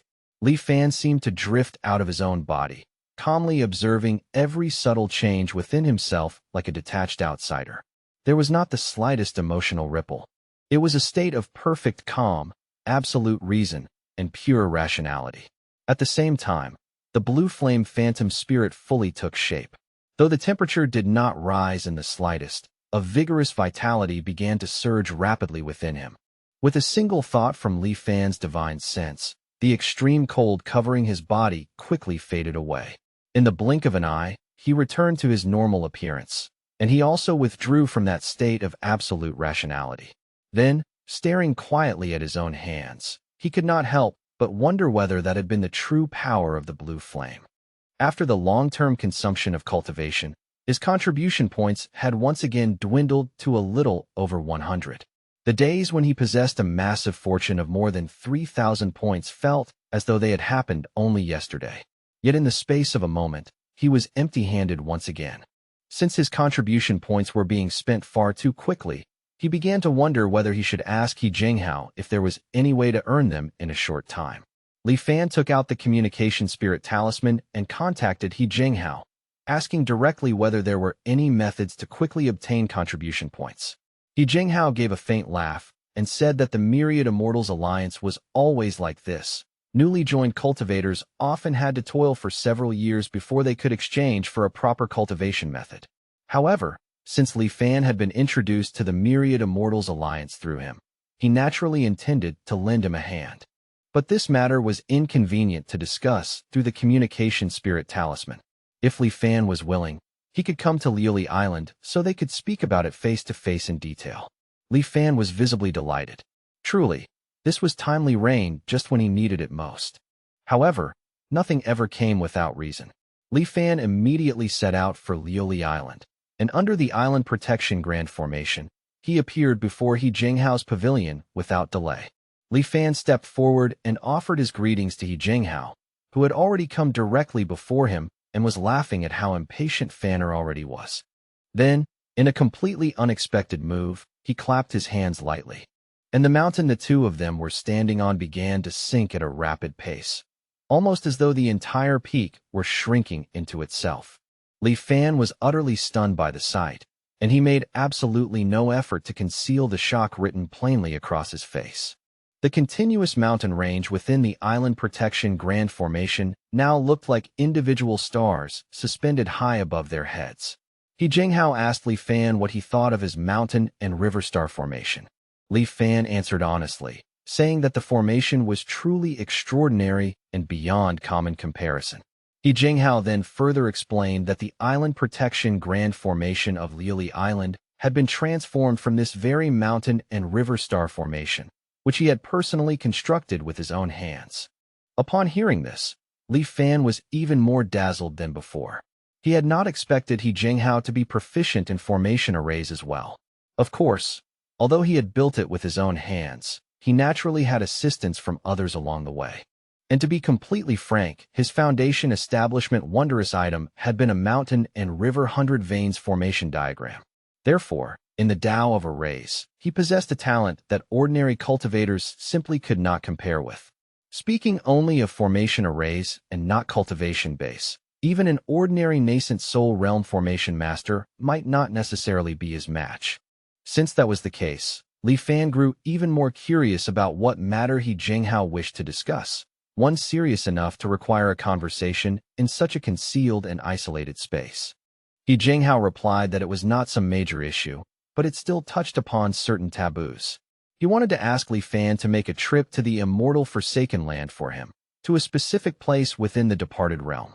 Repeating what he had just heard, Li Fan asked why such a trip was necessary in the first place. He Jinghao explained that although the immortal Forsaken Land was merely a lesser world for mortals, it contained quite a number of valuable things that could be exchanged for a considerable amount of contribution points.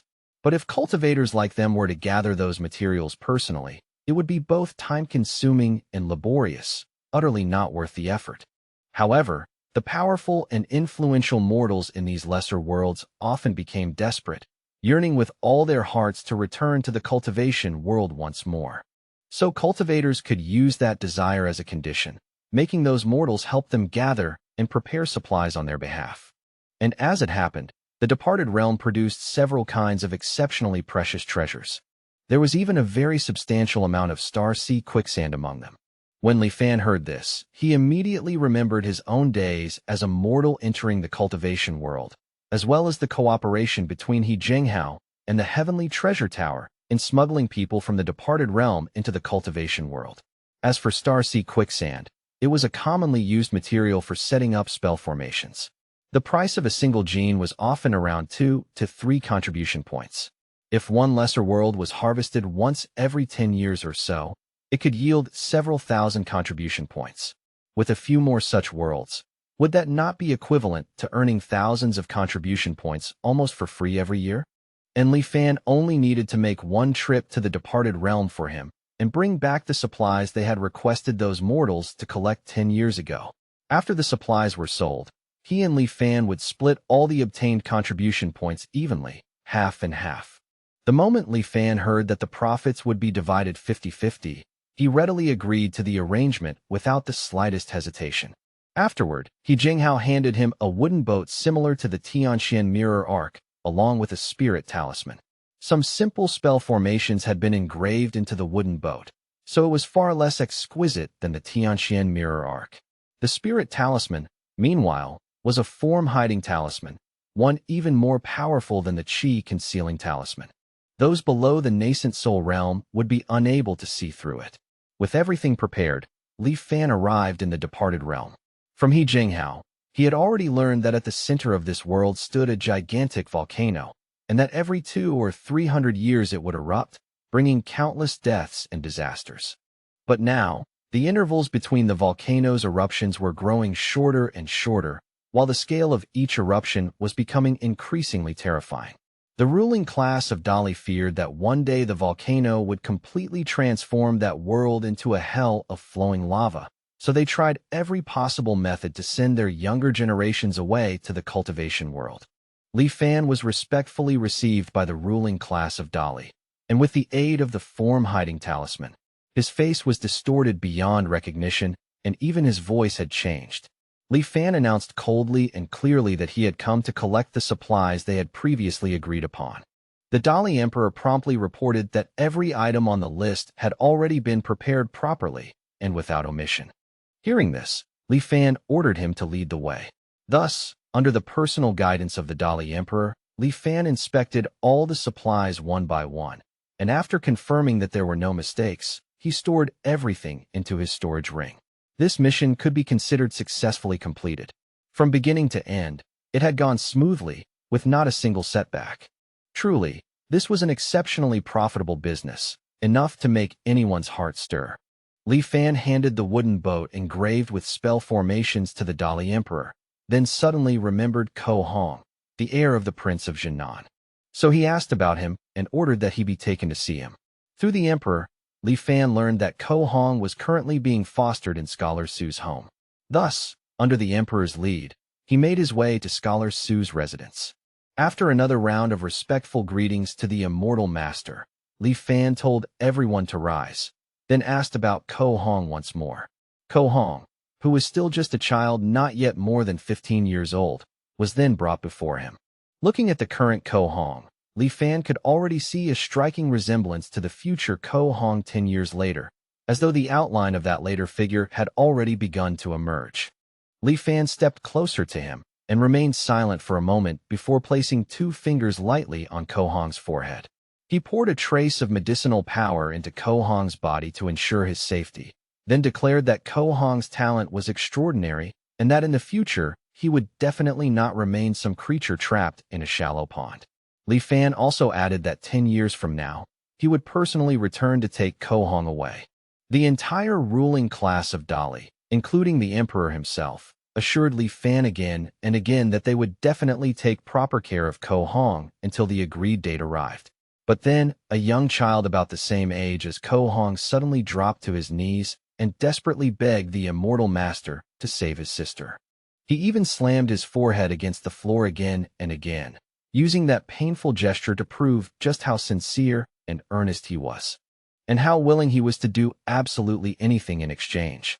An older man, most likely his father, hurriedly reprimanded him for speaking nonsense in front of an immortal master, then turned and begged Li Fan for forgiveness on account of the child's ignorance and impulsive behavior. Of course, this child was none other than Su Changyu. Everyone else immediately followed suit, kneeling down together and begging Li Fan to forgive the child's offense. Li Fan gave a slight nod, because in his previous life he remembered Ko Hong mentioning that Su Changyu had a sister suffering from an incurable illness. And since he had already intended to look into the matter anyway, he told them to take him to see her this once. After a short while, he saw Su Changyu's younger sister in a basement chamber.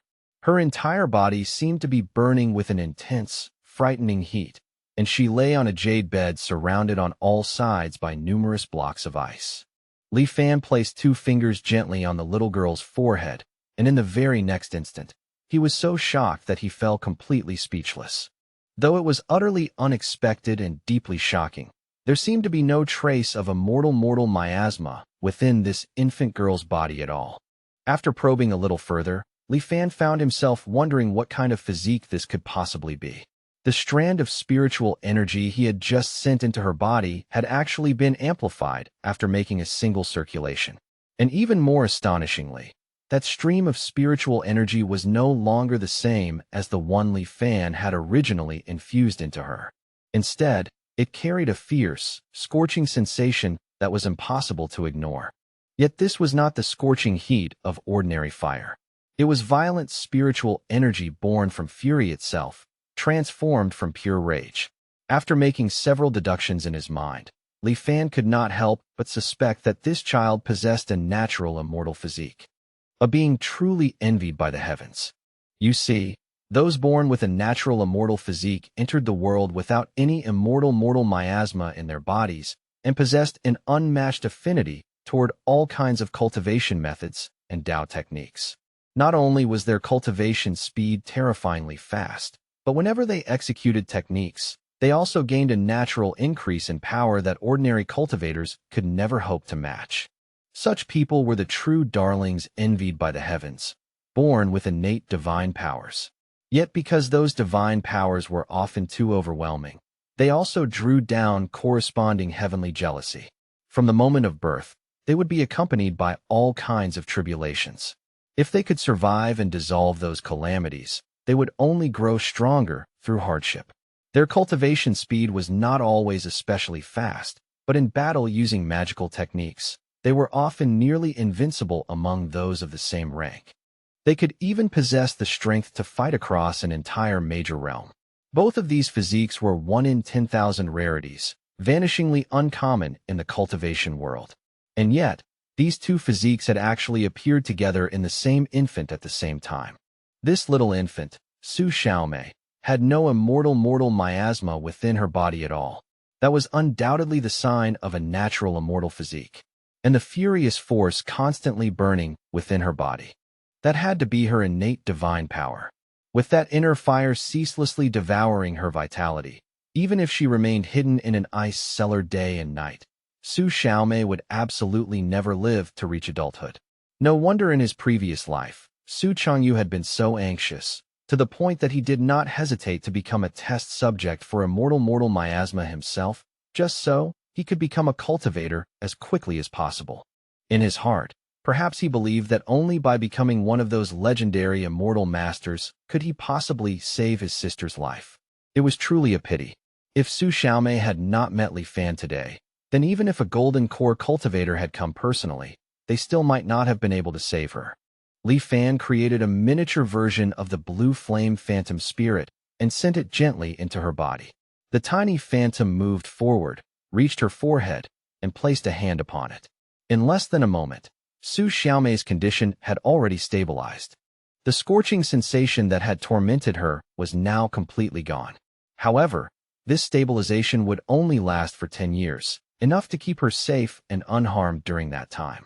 If Li Fan could retreat safely from the Cloudwater Heavenly Palace in this life, then he would naturally come to find her ahead of time.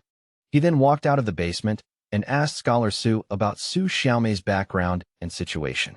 Scholar Su hesitated for a long while, his face stiff and conflicted, before finally stammering out the full sequence of events.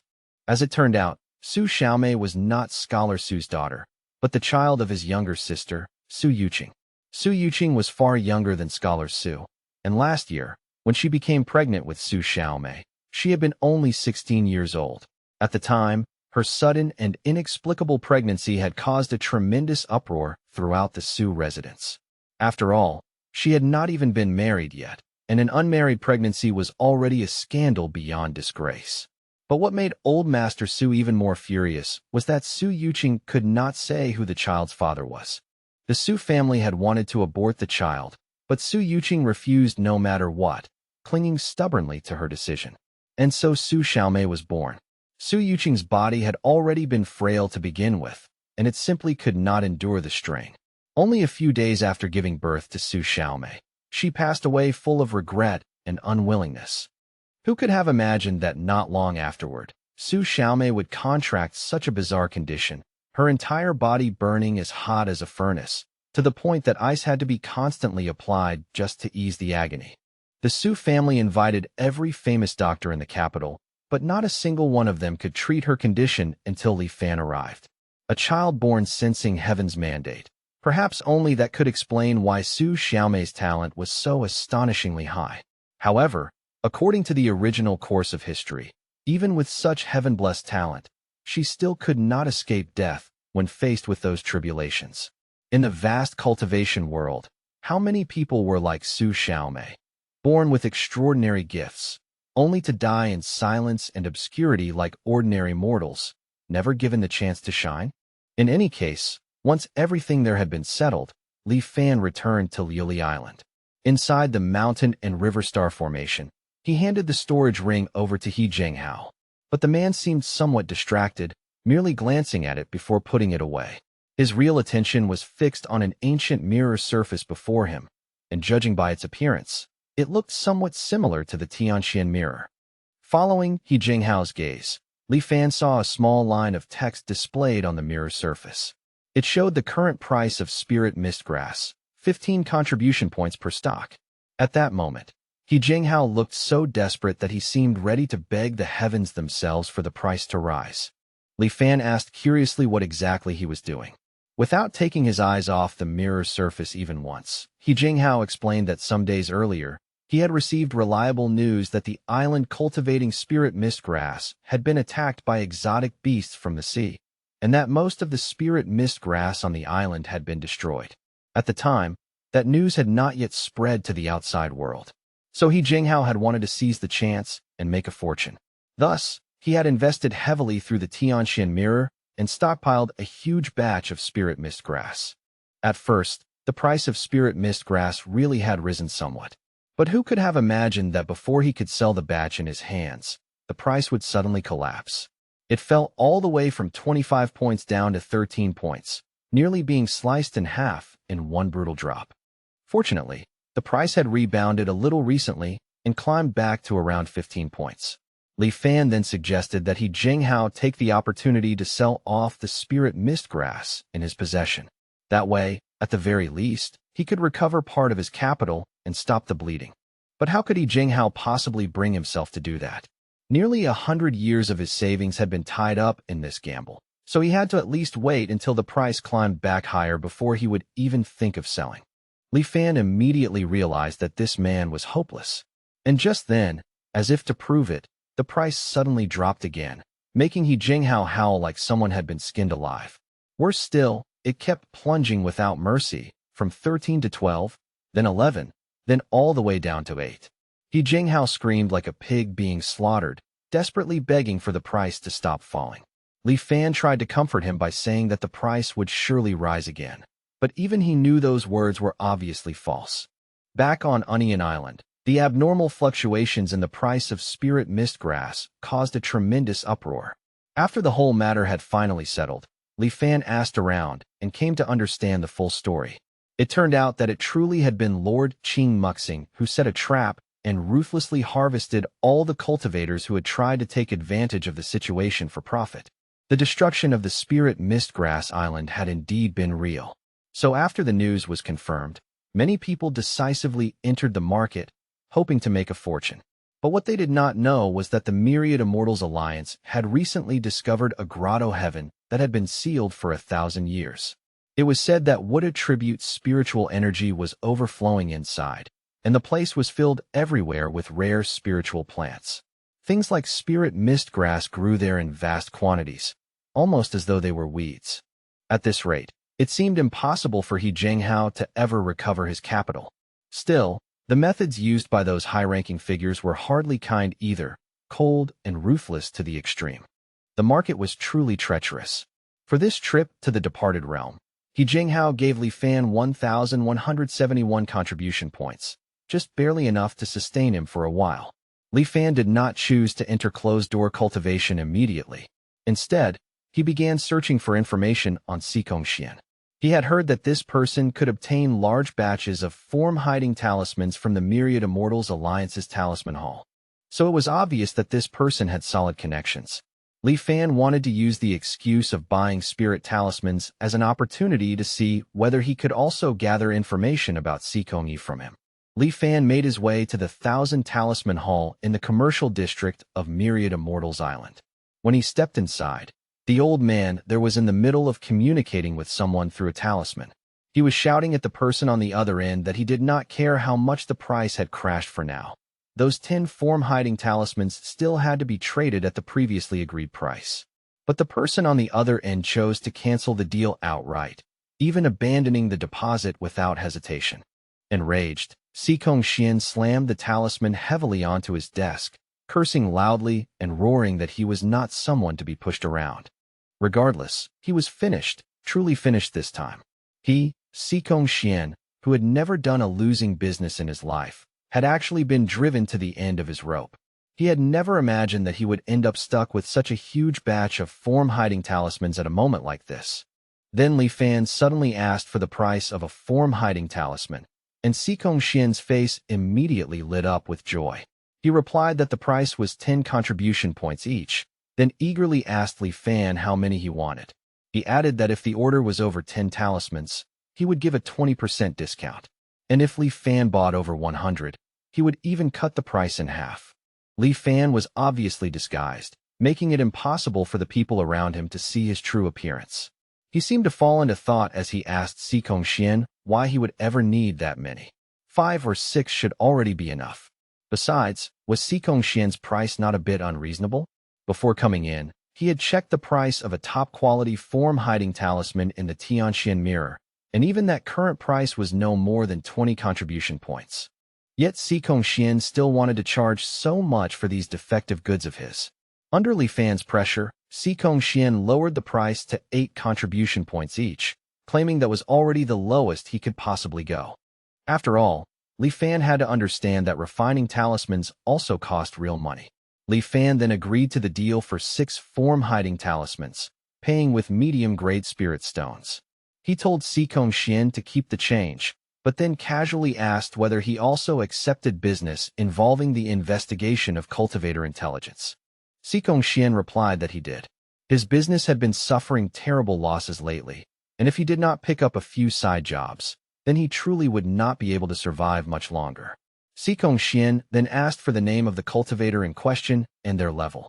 Li Fan calmly replied with the name Sikong Yi, adding that he was a mid-stage qi condensation cultivator. Sikong Xian told Li Fan to rest easy. This Sikong, it was merely a minor qi condensation cultivator, and he guaranteed that he could investigate his background thoroughly and dig up everything for him. Sikong Xian then began hinting that the price would not be low, but Li Fan calmly cut him off, saying that since Sikong Yi was only a mere qi condensation cultivator, the investigation surely should not cost too much. After all, in this line of work, there was always some degree of risk involved.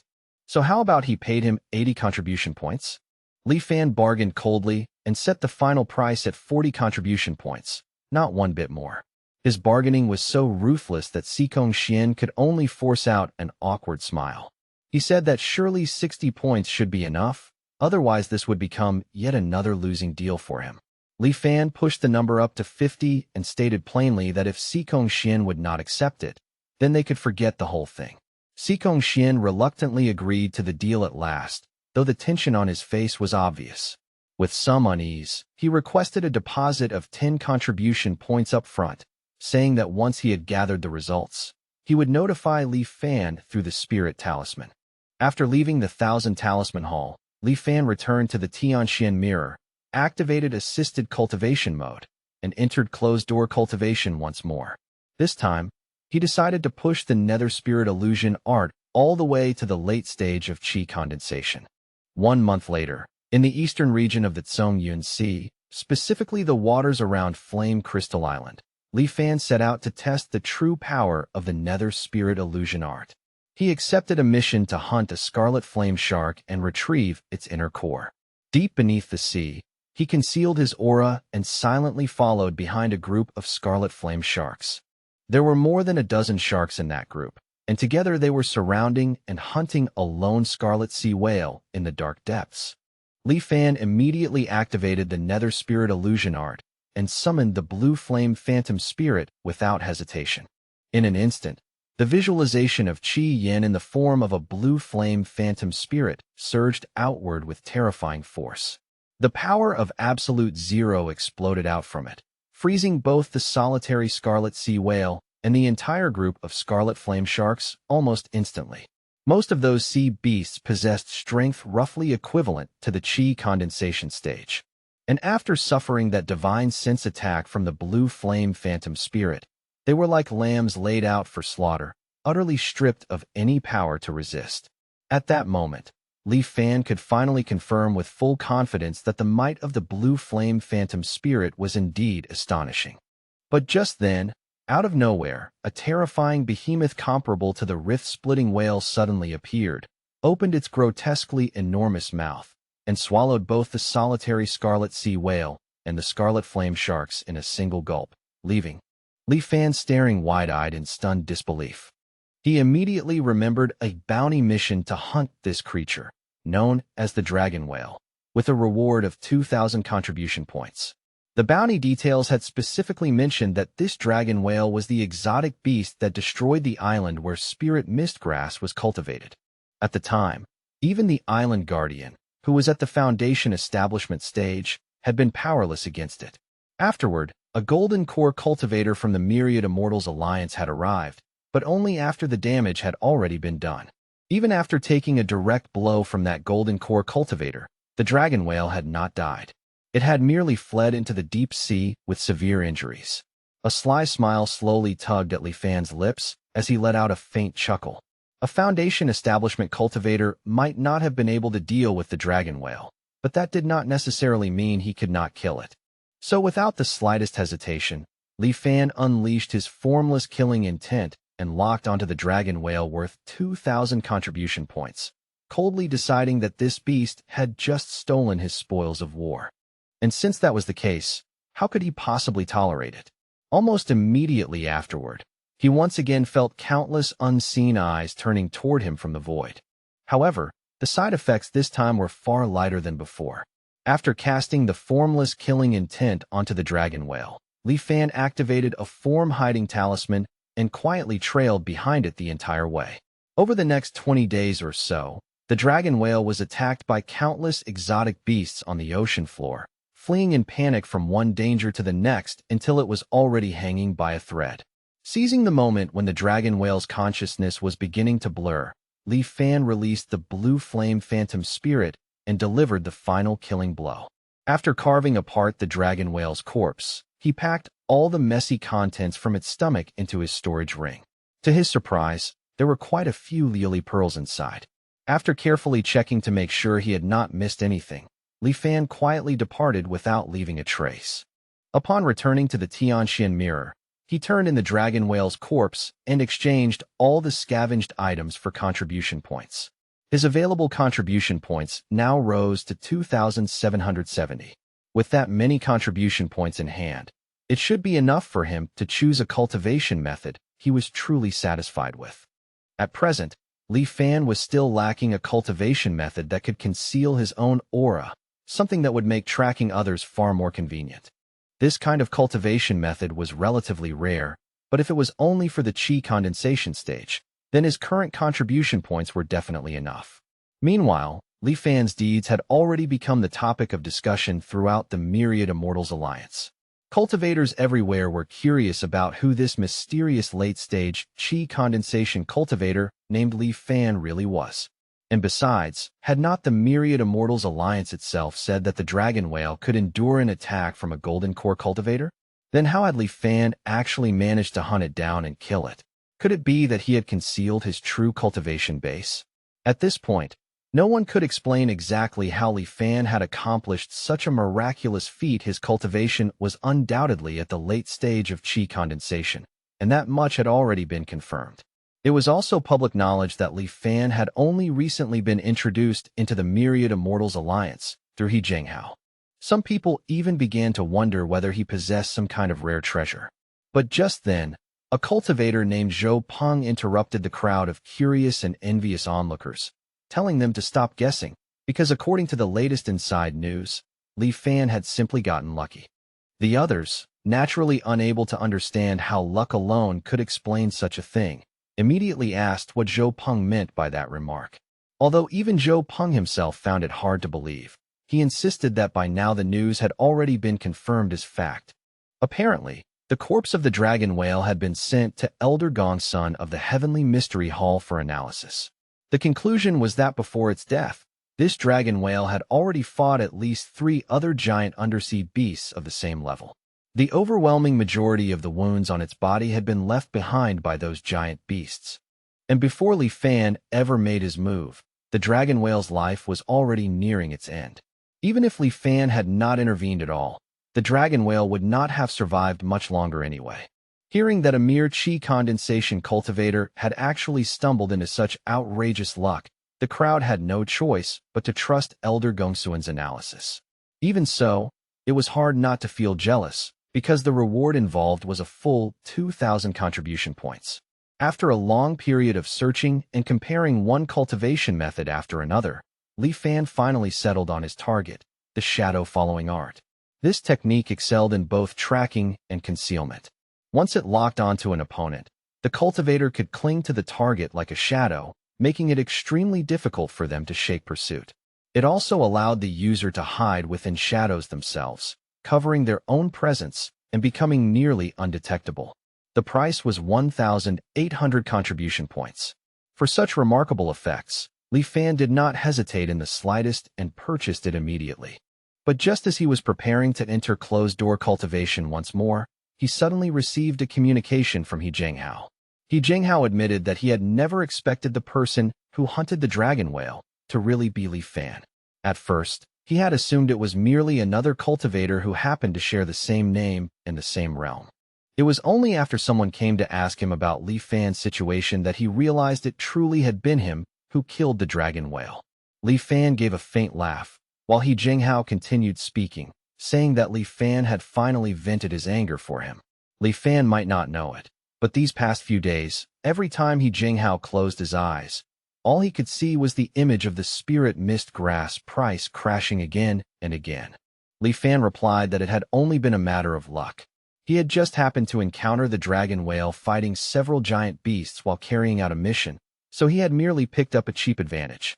He Jinghao, however, insisted that luck was also part of a person's strength. In his eyes, Li Fan's talent and fortune were both astonishingly extraordinary. His future on the Great Tao was surely promising beyond measure. As it happened, He Jinghao said there was something he needed Li Fan's help with, and he wanted to know whether Li Fan would be willing. Li Fan asked what exactly the matter was. He Jinghao then said that he wanted Li Fan to serve as the acting guardian of Liuli Island in his place. As Li Fan repeated what he had just heard, He Jinghao continued explaining that because of the spirit mistgrass incident, he had previously lost more than half of his savings. Watching the nascent soul cultivation method he wanted grow farther and farther out of reach, he truly could not accept it. Coincidentally, a few friends had recently discovered an ancient cave abode and invited him to explore it together. According to them, this cave abode must have been sealed before the great calamity descended. If that was true, then many rare treasures were surely hidden inside, and perhaps even quite a few precious cultivation methods as well. If he could gain anything at all from that expedition, then at the very least he might be able to recover some of his losses. That was why he had decided to take one more gamble. Li Fan then asked how long He Jinghao would need him to act as guardian in his place. He Jinghao replied that it would not take too long.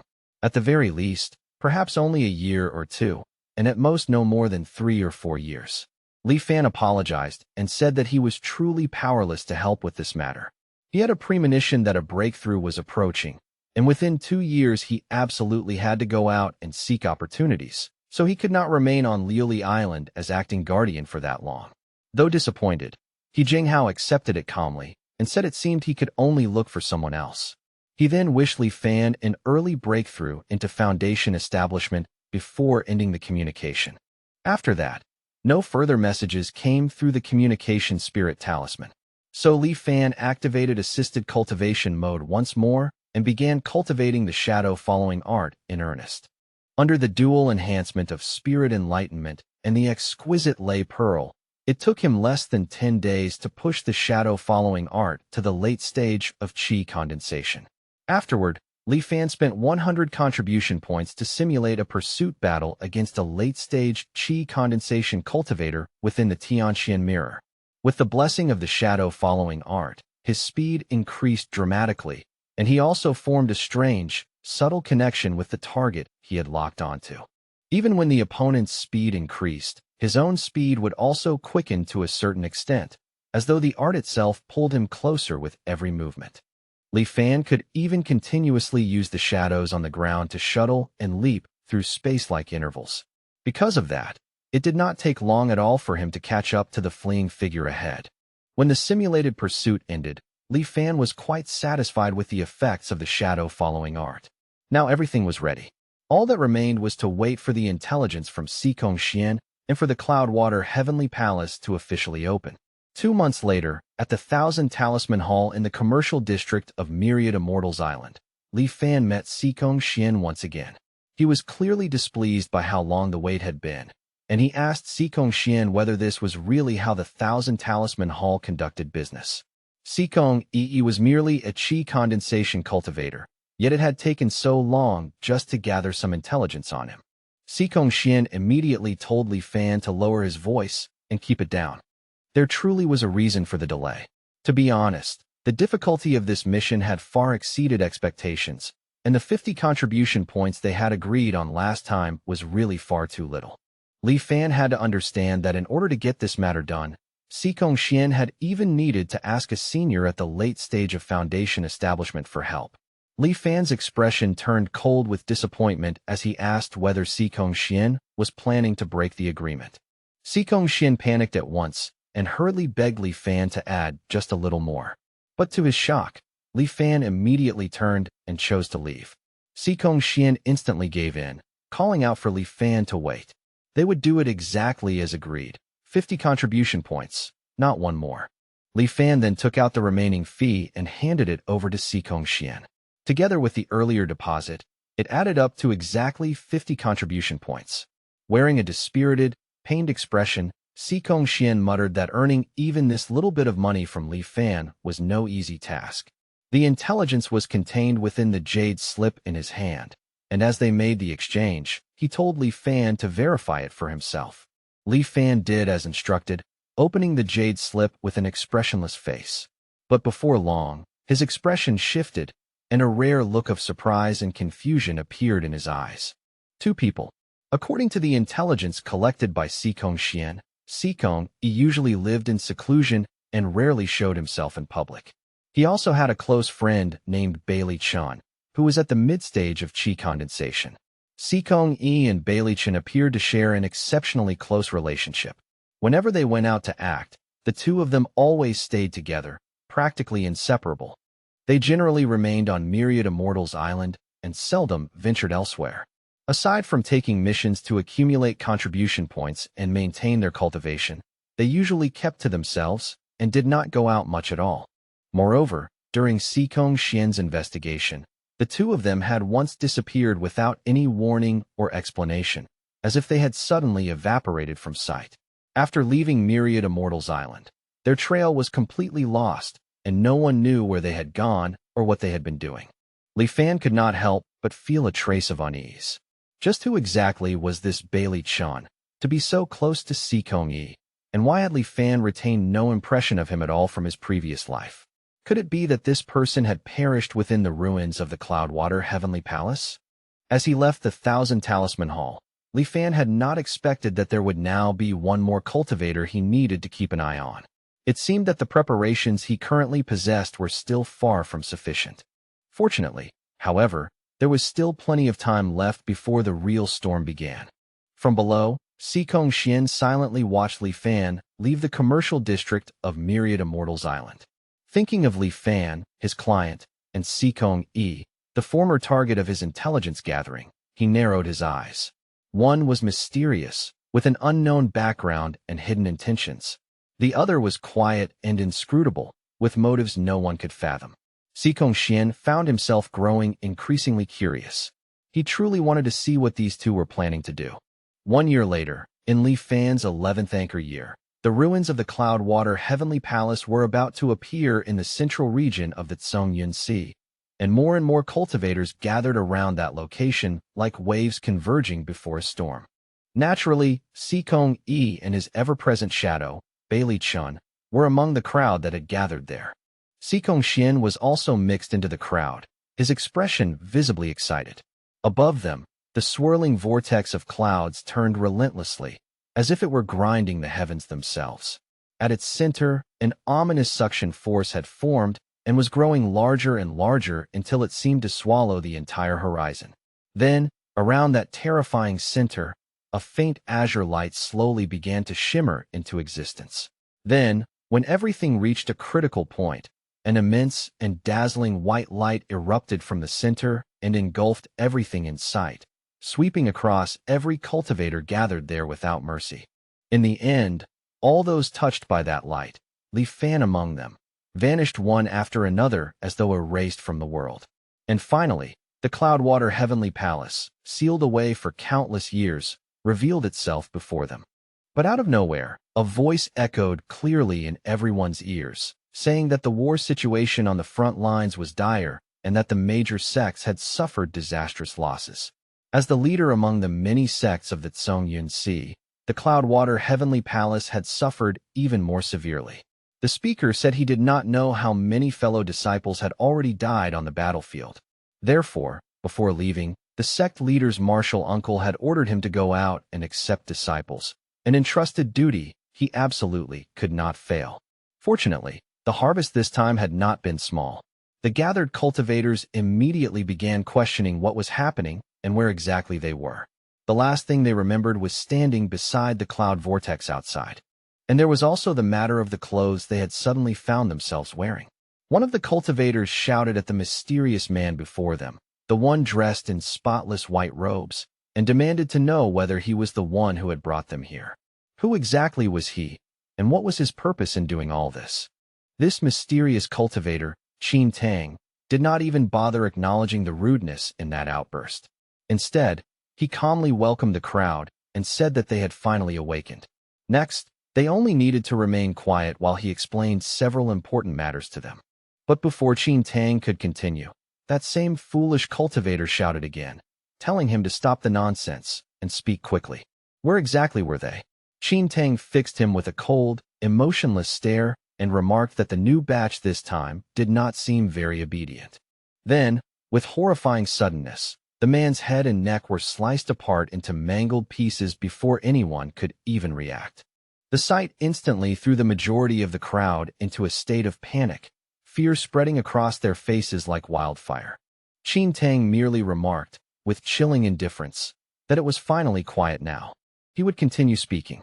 Qin Tang then introduced himself and added that he was the chief of the Cloudwater Heavenly Palace Dharma Transmission Hall. They were to address him as Senior Brother Qin, and all of them had been accepted as outer disciples during this outing.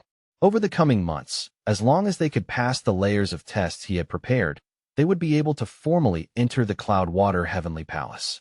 Next, there were several rules that they had to remember firmly and never forget. The first rule was that they must maintain sufficient respect toward him as Senior Brother Qin. Whatever he said, they were to obey without question. As Qin Tang continued on to the second rule, a divine sense voice transmission suddenly echoed in the ears of every cultivator present, asking whether any of them understood what was happening. After all, this was clearly an anomaly, and the Cloudwater Heavenly Palace was most likely a sect ruin enveloped by one. So was this Qin Tang fellow actually alive, or was he already dead? The voice transmission then told everyone not to panic for now. Anomalies possess their own rules, and as long as they followed what Qin Tang said, there should not be any danger for the time being. Standing farther back, Li Fan kept a close watch on Sikong Yi and Bailey Chun, only to notice that their expressions remained perfectly normal, as if they had already expected to encounter an anomaly here. Or perhaps, even in the face of an anomaly, they already had a carefully prepared plan. In any case, once Qin Tang finished speaking, he clapped his hands to draw everyone's attention and informed them that it was getting late, so he would first take them to rest. Tomorrow morning, they would officially begin the first round of testing. Qin Tang told the group to follow him.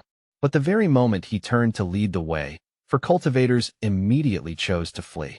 In their minds, remaining in such a place for too long was clearly courting death, so they might as well take the chance to explore the rest of the ruins and see whether there were treasures hidden elsewhere. Qin Tang only revealed a contemptuous smile and did not even bother trying to stop them. In the next instant, Those four were suddenly sliced into mangled pieces, just like the fool from earlier. As the rest stared on in horror, the divine sense voice transmission sounded again, cursing them as fools. It had already been said that they were inside an anomaly, yet those four still foolishly tried to flee. They truly did not know how to write the word death. Still, it was strange. Some of the people present were also cultivators, yet when they died, there had been no phenomena of heaven and earth at all. Apparently, once shrouded by an anomaly, the ruin formed its own self-contained rules, causing much of the common sense of the outside world to become invalid. Because of that, they had to treat everything here with even greater caution. Qin Tang then led them to their lodging and explained that they would rest there for the night. Tomorrow morning, they were to gather at the square without fail. He told them to go choose their rooms, then added a final reminder that they had better remember to sleep early. After Qin Tang left, Li Fan deliberately chose a room relatively close to Sikong Yi and his companion. He lay flat on the bed, circulated the profound yellow heart-refining incantation, and quickly dispelled every distracting thought from his mind. Seeing Li Fan fall asleep almost immediately, the other cultivators in the same room also forced themselves to lie down and try to sleep. But not everyone had the sensitivity to realize what was about to happen. Quite a few people were still whispering to their companions in low voices, their expressions uneasy and agitated, unable to calm themselves enough to rest. Time passed bit by bit in that oppressive silence. Then suddenly, all the lights in every room went out at once, plunging the entire area into complete darkness. Seconds later, Qin Tang's voice sounded faintly through the blackness. The cultivators who had not truly fallen asleep were obviously startled awake. But in Qin Tang's eyes, this was direct disobedience, because he had clearly told them to sleep early. Otherwise, it would be troublesome if tomorrow morning's test was delayed. Well then, since they could not sleep, he would help them. Qin Tang brutally sliced his first 3 victims into mangled pieces before they could even make a sound, and then he began a merciless killing spree. Soon, hair-raising sounds rang out one after another through the darkness, and no one knew how many cultivators had lost their lives without even managing to let out a scream. Only then did everyone finally realize that Qin Tang's words about remembering to sleep early had not been casual advice at all. Many cultivators wanted to resist, but without causing even the slightest ripple, they died silently just the same. Qin Tang let out a helpless sigh and muttered that this errand was truly exhausting. If not for the sect leader's martial uncle, and for the fact that all the senior brothers and sisters had gone missing, he would never have been the one sent out to do such a dull task. It was boring, truly boring, so he might as well go drink some wine instead. As for sleep, anyone who often suffered from insomnia would understand it deeply. If there was no burden in the mind, a person could fall asleep just like that.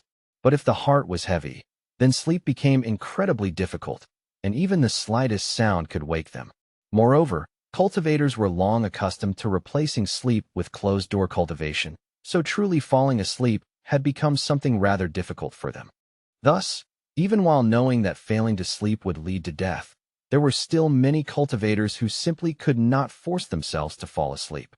In the latter half of the night, Qin Tang returned and brought with him yet another wave of terror and slaughter. The next morning, when Li Fan woke and stepped out of his room along with the other surviving cultivators, what greeted them was a ground strewn with corpses. Sikong Xian had not passed this trial. His head lay separated from his body, resting there in chilling stillness. Li Fan did not linger and went straight to the square from yesterday. After the lesson of the previous day, none of the cultivators dared run off recklessly to other places.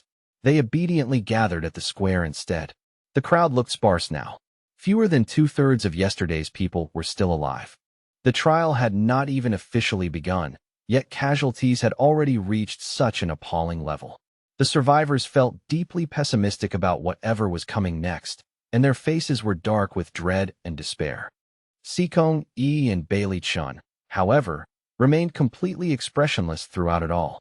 Qin Tang, still leisurely enjoying his wine, kept praising how excellent it tasted. He then expressed his satisfaction that everyone who remained had managed to make it here. Now, they could formally begin the first layer of the test. Qin Tang said that his master once taught him that in seeking immortality and asking the Tao, There were three things that mattered most: natural talent, temperament, and luck. His master believed that among those three, natural talent was the most important. But Qin Tang himself believed that temperament was the most important of all. So the three layers of tests he had prepared were all closely tied to temperament. As Qin Tang spoke, he led them into a three-story pavilion. The first floor, where the group was now standing, was lined with bookshelves on every side, and those bookshelves were filled with all kinds of cultivation methods. At the same moment, the same thoughts surfaced in the minds of nearly every cultivator present. They had struck the jackpot this time. Just casually taking out a few of those cultivation methods would be enough to offset more than 10 years of ordinary hard work. Still, although the crowd's eyes burned with greed as they stared at the manuals on the shelves, no one dared move rashly under the shadow of Qin Tang's previous displays of terrifying power. Qin Tang stated that the way of the heart lay in focus, courage, and perseverance. Therefore, the first stage would test the depth of their concentration. There were exactly 36,541 cultivation methods stored here, and over the coming period, they would remain in this place and transcribe them all. The time limit for this task was 3 full months. After those 3 months had passed, he would evaluate them according to the amount each person had copied and completed. Hearing this, the whole group became ecstatic. There were so many cultivation methods here, and Qin Tang was actually allowing them to copy them freely without restriction. Some of them immediately thought that as long as they could memorize even a few cultivation methods, then even if they gained nothing else afterward, this trip alone would already be worth it. Qin Tang then opened up a designated space for them to transcribe those cultivation methods and calmly told them to begin. He said that he hoped they would not disappoint him. Then Qin Tang stretched lazily and informed the group that he needed to get some sleep first, because last night had truly exhausted him. He then walked off to the side and leaned back against a wall before slowly closing his eyes. Although Qin Tang had already given them the go-ahead, not a single cultivator in the crowd moved at first. They all stood there watching him in tense silence until he finally began to show clear signs of having fallen asleep. Only then did they immediately scatter throughout the three-story pavilion like a flood breaking loose. Some rushed off in search of the strongest and rarest cultivation methods they could possibly find. As the cultivators frantically skimmed through one nascent soul cultivation method after another, most of them convinced they had struck an unbelievable fortune, Li Fan ignored their near-maddened behavior. He casually grabbed one cultivation method and began copying it straight away. He did not study the contents, nor did he try to comprehend a single line, only copying every word as it appeared, because he knew these methods were all illusory in the end. In his previous life, cultivators who had explored this place countless times had already reached a clear conclusion about the cultivation methods that appeared in this level. No matter what method was used to record them during the trial, every record would disappear the moment one left the Cloudwater Heavenly Palace. And although some of the cultivators present could vaguely sense that something was wrong, with a nascent soul true method sitting right in front of them, how many could really resist the temptation to read it carefully and delve into its mysteries? So they copied slowly, constantly unable to resist turning back to reread what they had just seen. There were even 1 or 2 people who became completely intoxicated by the profound wonders of the cultivation methods and delayed their copying even further. Thus, time passed day after day. Endless copying was, after all, both dull and exhausting. Intimidated by Qin Tang's earlier brutality, no one dared use magic power to cut corners. Before long, some people could no longer endure it and had no choice but to stop and rest. Some merely closed their eyes briefly to recover a little before resuming, while others rested thoroughly before forcing themselves back to work. Li Fan, however, did not rest even for a single moment. There were also 2 or 3 others who remained just as tireless as he was. It seemed that because of the cultivation methods they practiced, their endurance was naturally far better than that of ordinary cultivators. As for Li Fan, he was relying purely on sheer willpower. More importantly, he clearly knew that Qin Tang's evaluation for this level was not only connected to the amount copied and the number of mistakes made, but also to one especially crucial standard: the length of time from the moment one picked up the pen to the moment one put it down. Just as Qin Tang had said before, this level tested focus. Since the test began the instant one started copying the cultivation methods, then stopping for any reason at all would count as a break in focus. Li Fan emptied his mind of distractions and used a stubborn, unyielding will to suppress both physical exhaustion and mental fatigue. He did not know how much time had passed until Qin Tang finally woke up, stretched himself once again, and praised how wonderfully he had slept. In any case, time was up, and it was time for him to inspect their performance. After giving the room a brief glance, Qin Tang let out a slight chuckle and commented that this trial was truly getting worse with each passing year. But when his gaze landed on the utterly exhausted Li Fan, with a thick and substantial stack of copied manuscripts piled before him, he was genuinely surprised. That surprise soon shifted into clear interest, and then into appreciation, as he remarked with a smile that this was truly interesting. Li Fan seemed to be the only cultivator present who had truly caught Qin Tang's attention. Then, still smiling, Qin Tang announced that the first trial had officially ended. Everyone should return and rest now, because the second trial would begin the day after tomorrow. Then, following a sudden clap from Qin Tang, Li Fan and everyone else felt their vision blur and twist. In the blink of an eye, they were sent back to the same building where they had slept before. Qin Tang himself did not appear alongside them this time, and only then did the cultivators finally relax a little. Excited murmurs immediately spread among them as they began talking to one another. In their eyes, this had been a tremendous opportunity. While copying, many of them had also memorized what they saw, and some claimed to have remembered as many as 15 full cultivation methods, most of them golden core methods, with even a few nascent soul methods among them. But others argued that remembering so many methods was meaningless if they could not survive. Their most important goal was still to stay alive long enough to leave this place. Still, some were not shaken by that cold reality at all. In their view, being fortunate enough to glimpse the mysteries of a core formation method meant that even if they died the very next day, they would have no regrets. There were also some cultivators whose eyes turned toward the belongings of those who had died earlier, clearly harboring designs on them.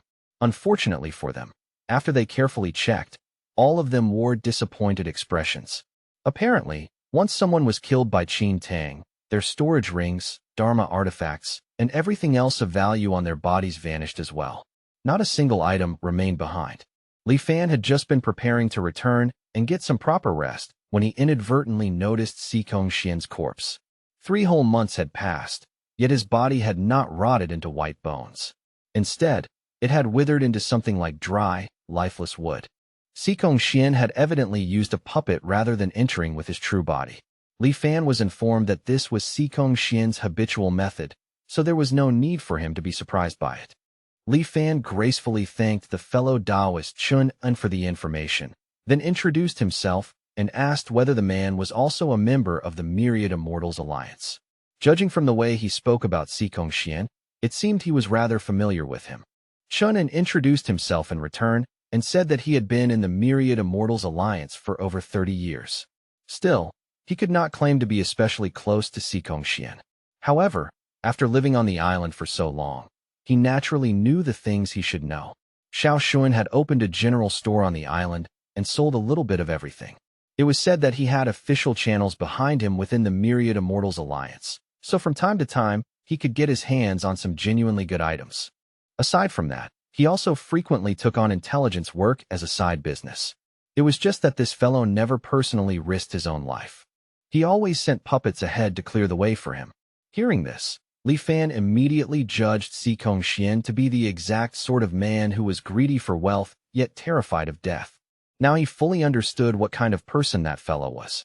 Chun An burst into hearty laughter when he heard Li Fan summarize him so perfectly. Greedy for wealth and afraid of death.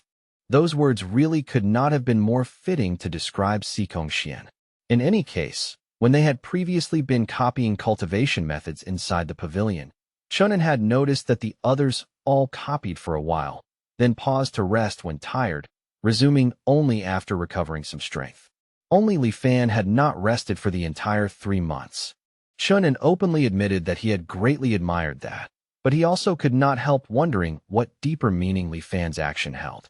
If they were speaking strictly in terms of copying speed, Then because of accumulated physical and mental fatigue later on, Li Fan certainly should not have been able to compare with those who rested frequently. He could not help asking whether Li Fan would be willing to enlighten him on the matter. Li Fan modestly replied that he dared not claim there was any deep meaning behind it. It had only been an intuition from the heart. Qin Tang had said that the first trial was one of focus, and to be focused was to have no distractions. Only by remaining undisturbed by all external things could one truly be called focused. And since physical fatigue and mental exhaustion could also be considered outside disturbances, then if one stopped because of them, would that not mean one was no longer truly focused? In any case, this was only Li Fan's own humble opinion, so he hoped Chunin would not take it too seriously. Hearing that, Chunin fell into deep thought, his expression slowly becoming more contemplative. Li Fan did not speak any further and simply returned to his room to rest. Early on the morning of the third day, Qin Tang met them once more at the square. After once again praising how excellent his wine was, he announced that the second trial was about to begin. This time, he wanted to test their courage. After all, the path to immortality was long and strewn with countless hardships, dangers, and bitter obstacles. So did they truly have the courage to face those hardships one by one? In the next instant, the entire group of cultivators was teleported to the shore of a vast and endless ocean. Qin Tang's final words to them rang out clearly. He would be waiting on the opposite shore of the sea, and they were to rely on their courage to cross it. Qin Tang himself was nowhere to be seen. Only his distant voice remained. The crowd looked at one another in dismay upon hearing this, but soon one bold cultivator stepped toward the shore and took the first step out. At once, seawater beneath his foot condensed into ice, steadily supporting him in place. Seeing that someone had taken the lead, the rest of the crowd could no longer hold back and impatiently stepped out onto the sea as well. Bailey Chun did the same, calmly following the others out onto the ocean surface. Only Sikong Yi still remained by the shore for a while, delaying his movement. Li Fan steadied his mind and slowly stepped onto the sea as well. The water beneath his feet instantly condensed into ice, and as he moved forward, the figures of the others gradually disappeared into the vastness of the ocean ahead. Before long, it felt as though only he remained in the entire world. Li Fan continued walking forward one step at a time. The sun rose and the moon set overhead again and again, and Li Fan no longer knew how much time had passed. Yet the scenery before him remained unchanged from beginning to end. This ocean seemed truly without end. Even though he had already known the answer in advance, he still could not stop feelings of helplessness, hesitation, and emptiness from slowly rising in his heart. At that moment, he could clearly feel that the thickness of the ice beneath his feet was gradually beginning to thin. Li Fan immediately expelled the fear growing in his heart. He continued forward with firm and resolute steps. At once, the ice beneath his feet became thick and solid again. This second level tested courage, not merely the courage to face dangers from the outside world, but even more importantly, the courage to face one's own heart. On that boundless ocean, after walking for so long without ever seeing the opposite shore, would one begin to doubt, wondering whether they had already lost their direction? Would anxiety then rise, making them question whether this sea truly even had an end? And from there, would panic be born, stripping away the courage needed to keep moving forward? Or perhaps, one would simply give up on oneself and refuse to take another step. Li Fan kept walking forward one step after another, while also examining his own heart with every breath. He cast aside all outside distractions and thought only while moving onward. Condensing ice to cross the sea was just like walking the path of immortality itself. The road ahead was hazy and remote, the destination invisible and unreachable to the eye. Time passed, and it seemed as though one would have to continue onward like this forever, without end. Even knowing clearly that this trial would eventually come to an end, his heart still wavered countless times along the way, because this journey across the sea was simply far too long and far too lonely. Li Fan's hair gradually turned pale, and his body slowly bent with age, yet his footsteps never once stopped moving forward. Every time his heart wavered, he would steady his conviction once more and force himself to take the next step, until finally his body had grown so old that it could scarcely continue walking at all. At last, Li Fan collapsed weakly onto the surface of the sea, his body spent and drifting as though all strength had finally left him. His vision blurred more and more, but just before his consciousness completely faded away, he finally saw it clearly. On the shoreline not far ahead, Qin Tang stood there alone and motionless, a solitary figure waiting quietly by the coast. He lifted his wine gourd toward Li Fan, smiling faintly as if everything had already been decided, and with that gesture, the second trial came to an end. Then, in the very next instant, the entire group of cultivators was suddenly teleported back to the square all at once. It was easy enough to tread across the river of the Nine Nethers, yet far more difficult to cross the sea that lay hidden within one's own heart. Thus, the second pass, the trial of courage, was officially over. And just like before, the final test would be held the morning after next. So, early on the morning of the third day, Qin Tang appeared before everyone once again as usual. Only this time, he was neither drinking nor drunk. He looked far more alert, composed, and full of spirit than before. Today was the final layer of the test. On the path of cultivation, one would always encounter countless hardships and endless temptations. Whether they could hold on and remain true to their original intentions was something that would soon be seen. As Qin Tang's voice echoed out, everyone's vision suddenly went black, and they all lost consciousness. Then, all at once, in a small mountain village, a much younger Li Fan, only around his teenage years, lay on the roof watching the setting sun, feeling faintly as though he had forgotten something important. He had grown up in this mountain village since childhood, living a simple life of rising with the sun to work and resting at sunset every day, and this had continued for a full 15 years. Such days were ordinary and quiet, yet they were also filled with a peaceful kind of happiness. And if he were to live like that forever, perhaps there would seem to be nothing wrong with it at all. Yet deep inside his heart, there was always a faint, persistent throbbing, as if some unseen force kept reminding him that he absolutely should not let his life end so plainly and so ordinarily. Li Fan paid no attention to his mother's calls. He only kept looking up at the sky until night fully fell and countless stars filled the heavens above. Beneath that immense and boundless starry sky, he felt his own smallness even more deeply. Thus, he stared into the sky for the entire night until dawn was just about to break. Then, as if sudden enlightenment had struck him, he abruptly realized something. Li Fan rushed back inside and urgently told his mother to cancel his marriage with Arrow from next door. He was not going to get married. He was going to seek immortality and step onto the path of cultivation. After saying that, he ignored his mother's desperate attempts to stop him, quickly packed his luggage, and set out on the road to seek immortality. But half a year later, while venturing through the deep mountains, he met an unfortunate end in the jaws of a tiger. In another scene, before a rundown Taoist temple, amid the flickering glow of firelight and the sound of people sobbing all around, his heart was filled with deep confusion and helpless uncertainty. And as a tearful young woman informed Li Fan, her eldest senior brother, that their master had died, she asked through her tears what they were supposed to do in the days ahead.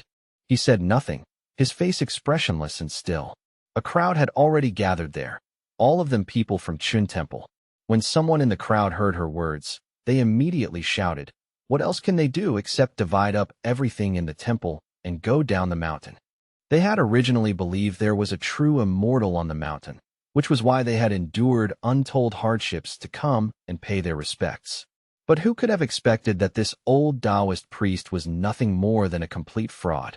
Another person echoed the sentiment at once, asking how a true immortal could possibly die so easily. Li Fan still remained silent. In his heart, only one thought lingered again and again: his master had been a liar. Meanwhile, the crowd ransacked the temple and took everything of value, leaving him alone on the mountain in the end. Yet Li Fan still felt that perhaps things were not exactly as everyone believed. Perhaps immortals truly did exist after all. So, for the latter half of his life, he remained alone in that Taoist temple, quietly watching the clouds gather and disperse over the mountains, watching the sun and moon rise and fall through the passing years. Day after day, he devoted himself to studying the Chun Ascension chapter that his master had left behind. Yet in the end, He never made even the slightest progress and died full of regret and unwillingness. At the same time, as the scene shifted into yet another scenario, a martial arts practitioner muttered in confusion, wondering why the tribulation cloud had still not descended after gathering for so long. Another added that the power of this heavenly tribulation was even greater than the one that had appeared when the sect leader ascended back then. But that was only natural, because after all, in terms of pure combat strength alone, Martial Uncle Li Fan could be called the #1 person in the Lion Sword sect in the past 1,000 years. So what was there to fear from nothing more than a heavenly tribulation? As Li Fan gazed at the heavenly tribulation clouds churning violently above him, he merely raised his sword with calm indifference and slashed forward in one swift motion. A streak of dazzling sword aura burst forth from Lion Peak and cleanly split the boundless tribulation cloud straight down the middle. Then, almost immediately, strands of sunlight pierced through the opening and poured down over the peak, bathing everything in a warm and radiant glow. The crowd below was utterly astonished that their martial Uncle Li Fan had actually split open the heavenly tribulation cloud itself, forcing open a temporary rift in the immortal gate. Without the slightest hesitation, Li Fan flew directly into the immortal gate and arrived in the immortal realm. However, once there, he discovered that all the Lion Sword sect seniors who had ascended in the past had already been slaughtered by unknown enemies. So while cultivating in the immortal realm, he also searched for the true culprit hidden behind it all. But even after wandering and searching for a full 100 years, he still found no answers and no results whatsoever. Then, during one exploration of an ancient secret realm, he was suddenly ambushed by a close friend who had been traveling at his side, and he died filled with shock, disbelief, and unwillingness. The scene then shifted once more to another scenario in the northern immortal domain. Ever since Li Fan unified the Qingtian immortal domain 2,000 years ago, he had embarked on a bloody path of conquest. Over the long years that followed, using the heads of 5 immortal emperors and 16 immortal kings, he forged his terrifying reputation as Heavenly Emperor Li Fan. In the end, throughout the entire immortal realm, only the northern immortal domain remained, lingering on with its last breath. Li Fan sensed that Qin Tang, who now happened to be his trusted confidant, seemed to have something he wished to ask. So he told him to speak freely without restraint. Qin Tang then calmly questioned Li Fan, the imperial lord whose power had become so monstrous that all immortals in the immortal realm trembled upon hearing his name. Why had he never once shown any intention of stopping? What exactly was the imperial lord pursuing with such relentless effort? And after completely unifying the immortal realm, what did the imperial lord intend to do next? Li Fan let out a self-mocking laugh and answered with complete honesty. What he sought was nothing other than longevity. Qin Tang repeated those words softly, then looked at Li Fan and asked in return, with his current cultivation, could this not already be called longevity? Barring accidents, living for another few million years should not be difficult for him at all. Although a lifespan of millions of years might arrogantly be called longevity by others, what Li Fan truly wanted was to step beyond the immortals themselves and endure for as long as heaven and earth. For a brief moment, Qin Tang was genuinely stunned by that answer, before a knowing smile slowly rose at the corner of his lips. And at that very moment, he declared that there was no longer any need to continue the test. The trial of perseverance had come to an end. Qin Tang soon judged Li Fan to be an anomaly within this trial. No matter how many infinite layers of worlds he constructed, he feared that he would never be able to grind down Fanner's unshakable will and indomitable determination. Qin Tang thought it was a real pity, because if his master had been here to witness such a rare and extraordinary talent, he likely would have been deeply pleased. Qin Tang then officially announced that all 3 trials had now concluded. Among the participants, some had performed far beyond his expectations, while others had been so poor that they were almost unbearable to watch. He added that his sect leader and martial uncle had once told him that when the Cloudwater Heavenly Palace accepted disciples, they always valued quality over quantity. And since that was the case, only half of those present would be allowed to remain. The majority of the cultivators immediately panicked, and they anxiously demanded to know what exactly he meant by that. In the first trial, Some had only cared about memorizing cultivation methods and had not even copied many books at all. Others had fallen after taking only a few steps in the second trial. And in the third trial, some had focused only on indulging themselves in the pleasures of the illusion. Now, each of them believed they were doomed for certain. Every single person was terrified that they would be among the half-Qin Tang intended to kill. And after being marked, they realized that they might die no matter what, so they might as well join forces and fight for one slim chance at survival. Qin Tang remained perfectly calm and composed as more than a dozen cultivators charged straight toward him in fury. He merely formed a hand seal, modestly asked to be enlightened, and then used his authority as the chief of the Dharma Transmission Hall of the Cloudwater Heavenly Palace to summon exact replicas of the cultivators who had now turned hostile. These marked cultivators were immediately forced into a brutal confrontation against superior versions of themselves. Meanwhile, Qin Tang explained that his sect leader and martial uncle was a strict man, yet he had once told him that one should never take things to extremes. Therefore, if they could survive against their own mirrored reflections, he would no longer make things difficult for them. Half of the cultivators instantly fell into a bitter and desperate struggle, while the other half, including Li Fan, withdrew to a safe place to watch from afar. Those blue mirror reflections attacked with terrifying ferocity, felt no fatigue whatsoever, and could not be injured at all. Quite a few cultivators died miserably beneath the hands of their own mirror reflections, and as more and more cultivators continued to fall, it became obvious that the remaining ones locked in bitter resistance would not be able to hold out much longer. Driven into desperation like cornered beasts, they cursed Qin Tang loudly and shouted for him to wake up to reality. What disciples was he even trying to accept when the Cloudwater Heavenly Palace had already been destroyed? Who knew how many years ago? What master? What martial uncle? Someone shouted in fury. When the great calamity came, didn't they just turn on each other and slaughter one another? Hearing this, Qin Tang found it utterly absurd, because in his understanding, the Cloudwater Heavenly Palace had always been united from top to bottom.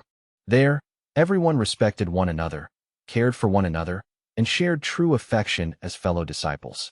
Even if it meant sacrificing their own lives for a brother or sister of the sect, none of them would have hesitated in the slightest. So how could they possibly have slaughtered each other like that? It was precisely at that moment that everything suddenly began to veer violently off course. Because the instant Qin Tang was struck by that grim and horrifying realization, his mind was thrown into chaos, and along with it, the preset rules governing this anomaly also began to unravel. And like a system suffering an endless, unstoppable glitch, he kept repeating the same two words again and again. Great calamity. Great calamity. As everything started collapsing around them, and in the worst possible way, all of the blue mirror reflections suddenly darkened and fell completely into berserk madness. For a brief moment, the remaining marked cultivators were visibly stunned by this abrupt and terrifying change. But before any of them could even react or defend themselves, they were instantly butchered by their own darkened mirrored replicas. Qin Tang was still trapped in that strange daze, endlessly muttering the words, "Great calamity," while the remaining replicas unexpectedly shifted their attention toward the cultivators who were supposed to have already been spared. Panic erupted at once, and they frantically cried out, wondering what they were supposed to do. These mirror reflections should have vanished the moment their original bodies died, yet that clearly was no longer the case after they had turned dark. And what made the situation even more terrifying was that defeating them seemed utterly impossible. Qin Tang's entire body was trembling uncontrollably when, all of a sudden, a hand reached out from behind and gently rested on his left shoulder. He abruptly snapped out of his trance and turned around, only to see Li Fan standing there, offering him a wine gourd filled to the brim. Li Fan told senior brother Qin to have a drink and not to let those words from earlier weigh on his mind. There was no great calamity at all. Qin Tang took the gourd and, still shaken, asked Li Fan once again whether there truly was no calamity. "That's right," Li Fan answered with calm confidence, reassuring him without the slightest hesitation that there was absolutely no great calamity. Little by little, clarity returned to Qin Tang's eyes as he kept murmuring to himself over and over that there was no calamity, as though he were forcing those words deep into his own subconscious. He lifted the gourd, took a long swallow, and then burst into hearty laughter, shouting once again that Li Fan was right. There was no great calamity at all, and in that very instant, all of the mirrored replicas returned to their original color and slowly dissolved into thin air, vanishing one by one. Li Fan let out a quiet sigh of relief and lowered his head slightly in satisfaction. Fortunately, in his previous life, there had been a way to deal with Qin Tang losing control. Otherwise, the outcome this time would have been filled with grim and dangerous possibilities, far worse than anyone could imagine. But suddenly, his eyes lifted sharply as a trace of curiosity flashed through them, and he wondered what exactly was happening now. He could clearly sense two faint yet unmistakable streams of killing intent locking onto him as their target. They came from Sikong Yi and Bailey Chun. Facing the killing intent from those two, Li Fan pretended not to notice anything at all, and secretly used formless killing intent to reverse lock onto them instead. Qin Tang then once again announced that the trial had ended and that everyone was free to leave. After that, he turned toward Li Fan and told him that he should leave as well. Li Fan reminded Qin Tang that he still owed him a gourd of good wine. That bold and almost outrageous request came so suddenly that it completely caught Qin Tang off guard. But soon after, he started laughing aloud and admitted that Li Fan was right once again. He really did owe him a gourd of fine wine. Qin Tang then placed 2 fingers against Li Fan's forehead and passed on an original cultivation method he had painstakingly created himself, the cloud water illusory dream art. It even contained everything he had comprehended and learned throughout his entire life. He hoped Li Fan would not allow it to sink into obscurity. Li Fan thanked him solemnly and promised that he would definitely not betray that trust. Qin Tang watched quietly as Li Fan, like all the others, slowly withered away and faded from sight. Then he softly called out to his martial uncle, to his master, and to his senior sisters and brothers, before raising the gourd again and taking another great gulp. As the scene shifted back to Li Fan, he had no idea how much time had passed, but little by little, he regained consciousness. And standing ahead of him was a towering, imposing gate. Across it were written 4 great characters, Cloudwater Heavenly Palace. And beneath that enormous gate stood a stone statue. The stone statue was heavily damaged, riddled everywhere with scars and marks of destruction. Its heart had been pierced clean through, leaving behind a massive hollow hole. And from the statue's weathered and blurred face, one could still faintly make out the likeness of Qin Tang. Li Fan took out another wine gourd, walked directly beneath the stone statue, and gently placed the gourd before it. Only then did he finally step through the gates and enter the Cloudwater Heavenly Palace. Inside the Cloudwater Heavenly Palace, thick mist shrouded everything in every direction, making it almost impossible to tell east from west. Because of this, most of the cultivators who had awakened in front of Qin Tang's stone statue had already chosen to leave the palace grounds. Only a few had ventured deeper inside to continue exploring, disappearing completely into the endless mist. Li Fan circulated his shadow-following art and sped off in the direction marked by formless killing intent, searching for traces of Sikong Yi and Bailey Chun. He soon found them and kept a short but careful distance, concealing his aura as he silently followed behind. Sikong Yi and Bailey Chun appeared to be extremely familiar with the layout of the Cloudwater Heavenly Palace. They moved with a very clear purpose the entire way, continuously bypassing mist-covered buildings as they pushed deeper and deeper inside. Then, all of a sudden, the two of them dashed off in opposite directions, clearly using a tactic meant to divide anyone following them. Although Li Fan briefly wondered whether he had already been discovered, he still chose in the end to pursue the direction Sikong Yi had gone. After a brief moment of hesitation, Sikong Yi eventually descended in front of the demon refining tower, then turned slightly with a knowing smile before rushing straight inside. Li Fan saw through the blatant provocation at once and considered whether Sikong Yi was planning to use one of the deadly terrains within the Cloudwater Heavenly Palace to kill him. But if that truly was his plan, then he was afraid Sikong Yi would be disappointed. Without even the slightest hesitation, Li Fan followed Sikong Yi directly into the tower. The demon refining tower was, after all, one of the most dangerous and terrifying places within the Cloudwater Heavenly Palace. During the first 10 years after the Cloudwater Heavenly Palace opened, not a single cultivator who entered it had ever returned alive. In Li Fan's previous life, it was not until Divergence Year 21 that an alchemy master risked everything to enter the place and finally uncover its bizarre and deadly rules. Gusts of cold wind howled through the inside of the tower, carrying with them a thick smell of rot and foul decay. Li Fan climbed all the way to the top, where he saw a gaunt and malnourished disciple of the Cloudwater Heavenly Palace anxiously muttering to himself that all of his fellow martial brothers and senior sisters were fighting on the front lines. And since he was the only one unable to help directly, he had to refine even more elixirs. Only by doing that could he possibly increase their strength. For every extra elixir he successfully refined, the chances of survival for his senior brothers and sisters would grow just a little greater. However, every demon and monster within this demon refining tower was already dead, and there were no alchemical materials left for him to use either. So, while he was still pondering what exactly he should do next, Li Fan stepped inside and saw Sikong along with 2 other cultivators already captured there as prisoners. And before he could even make sense of the situation, he too was suddenly restrained and seized on the spot, leaving no room to react and filling the scene with instant panic. The other 2 cultivators cried out in terror, unable to understand how this could have happened. Hadn't they already chosen to leave this place directly? So how had they been tied up here again in the blink of an eye? Their lives were finished. They had clearly already escaped from the Cloudwater Heavenly Palace. Yet despite that, they had still been captured and dragged back.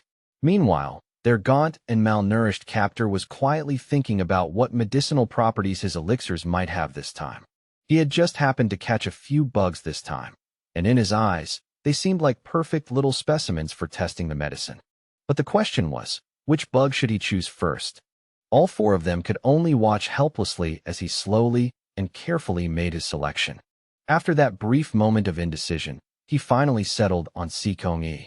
Li Fan, wanting to see exactly what Sikong was relying on to dare lure him into such a deadly terrain, chose to do nothing for the moment and simply watched as Sikong was pulled toward their malnourished captor. As that happened, Sikong's body rapidly shrank smaller and smaller until he transformed into a tiny flying insect. Now turned into an insect-like creature, Sikong was paralyzed with overwhelming fear, his fragile wings firmly pinched between 2 fingers so he could not move at all. The man then brought over a green pill, many times larger than the insect-like Sikong himself, and forcefully shoved it toward him, making him swallow it whole. Its mouth was torn wide open just to force that enormous green pill inside. After swallowing it, the abdomen of the insect-like Sikong swelled to many times its original size, ballooning grotesquely into a huge bloated sphere. This sight completely shocked Li Fan and terrified the other 2 cultivators out of their wits. What Li Fan found hardest to believe was that Sikong made no attempt to resist from beginning to end. And after being transformed into an insect and forced to swallow that green pill, Sikong's body finally melted away into a puddle of green liquid. Meanwhile, the man only looked disappointed that the medicine test had failed, guessing that the medicinal strength must have been too overpowering. At that point, it was obvious that Sikong was dead, yet Li Fan kept silently analyzing what exactly had changed to produce this unforeseen outcome. Could it be that, in this life, his act of tracking them had caused events to diverge from how they unfolded in previous lives? But that still didn't feel right, because Sikong had very clearly lured him into this demon refining tower. So how could he possibly die so easily? He knew perfectly well that this was a deadly terrain. Li Fan even began to wonder whether Sikong had lured him here simply to trade one life for another. Just as Li Fan was sinking deeper into confusion, he suddenly sensed something and lifted his head. His formless killing intent had once again locked onto a target outside the tower, and that target was none other than the supposedly dead Sikong. It seemed that Sikong had somehow revived outside the demon refining tower, which meant that what Li Fan had just witnessed was likely the death of a puppet or some kind of external avatar. Yet neither explanation seemed entirely correct. It only made Li Fan feel that the secrets hidden within Sikong Yi and Bailey Chun ran even deeper than he had imagined. Still, once Li Fan had fixed his eyes on the two of them, their secrets were no longer beyond his reach. With formless killing intent locked onto them, he was not afraid that they would escape. What mattered now was finding a way to get out of this demon refining tower as quickly as possible. Other than Li Fan, the remaining two cultivators were scared half to death when their malnourished captor prepared to repeat the process once more. At that moment, they truly felt that it would have been better to die by Qin Tang's hands instead. At least that would have been a quick and clean death. This anomaly, the gaunt man before them, swallowed the elixir himself, yet remained completely unaffected. After all, the pills had all been refined in the same furnace, so in theory, there should not have been much difference between them. After that, the man took out his next black elixir for testing and began choosing another bug-like victim to use as the next subject. Fortunately, Li Fan was not chosen this time either. The selected cultivator flew into the anomaly's hand just like Sikong Yi had, transforming into a flying bug with a human face. The anomaly pinched that human-faced flying bug in one hand, held the black elixir in the other, and forcefully stuffed it inside. Once the elixir entered its belly, it seemed to begin digesting immediately, and the flying bug's abdomen started shrinking. Then tiny black dots drilled out from its abdomen one after another. After emerging from the body, they did not scatter or fly away, but instead landed directly on the human-faced flying bug and greedily devoured it alive. Very soon, the human-faced flying bug had been gnawed clean away until not even the slightest scrap remained behind. With a sigh, the anomaly drew those densely packed black dots back into his own stomach. Unfortunately, the second medicine test had also failed, and before long, the third round of pill testing arrived. This time as well, Li Fan was still not selected.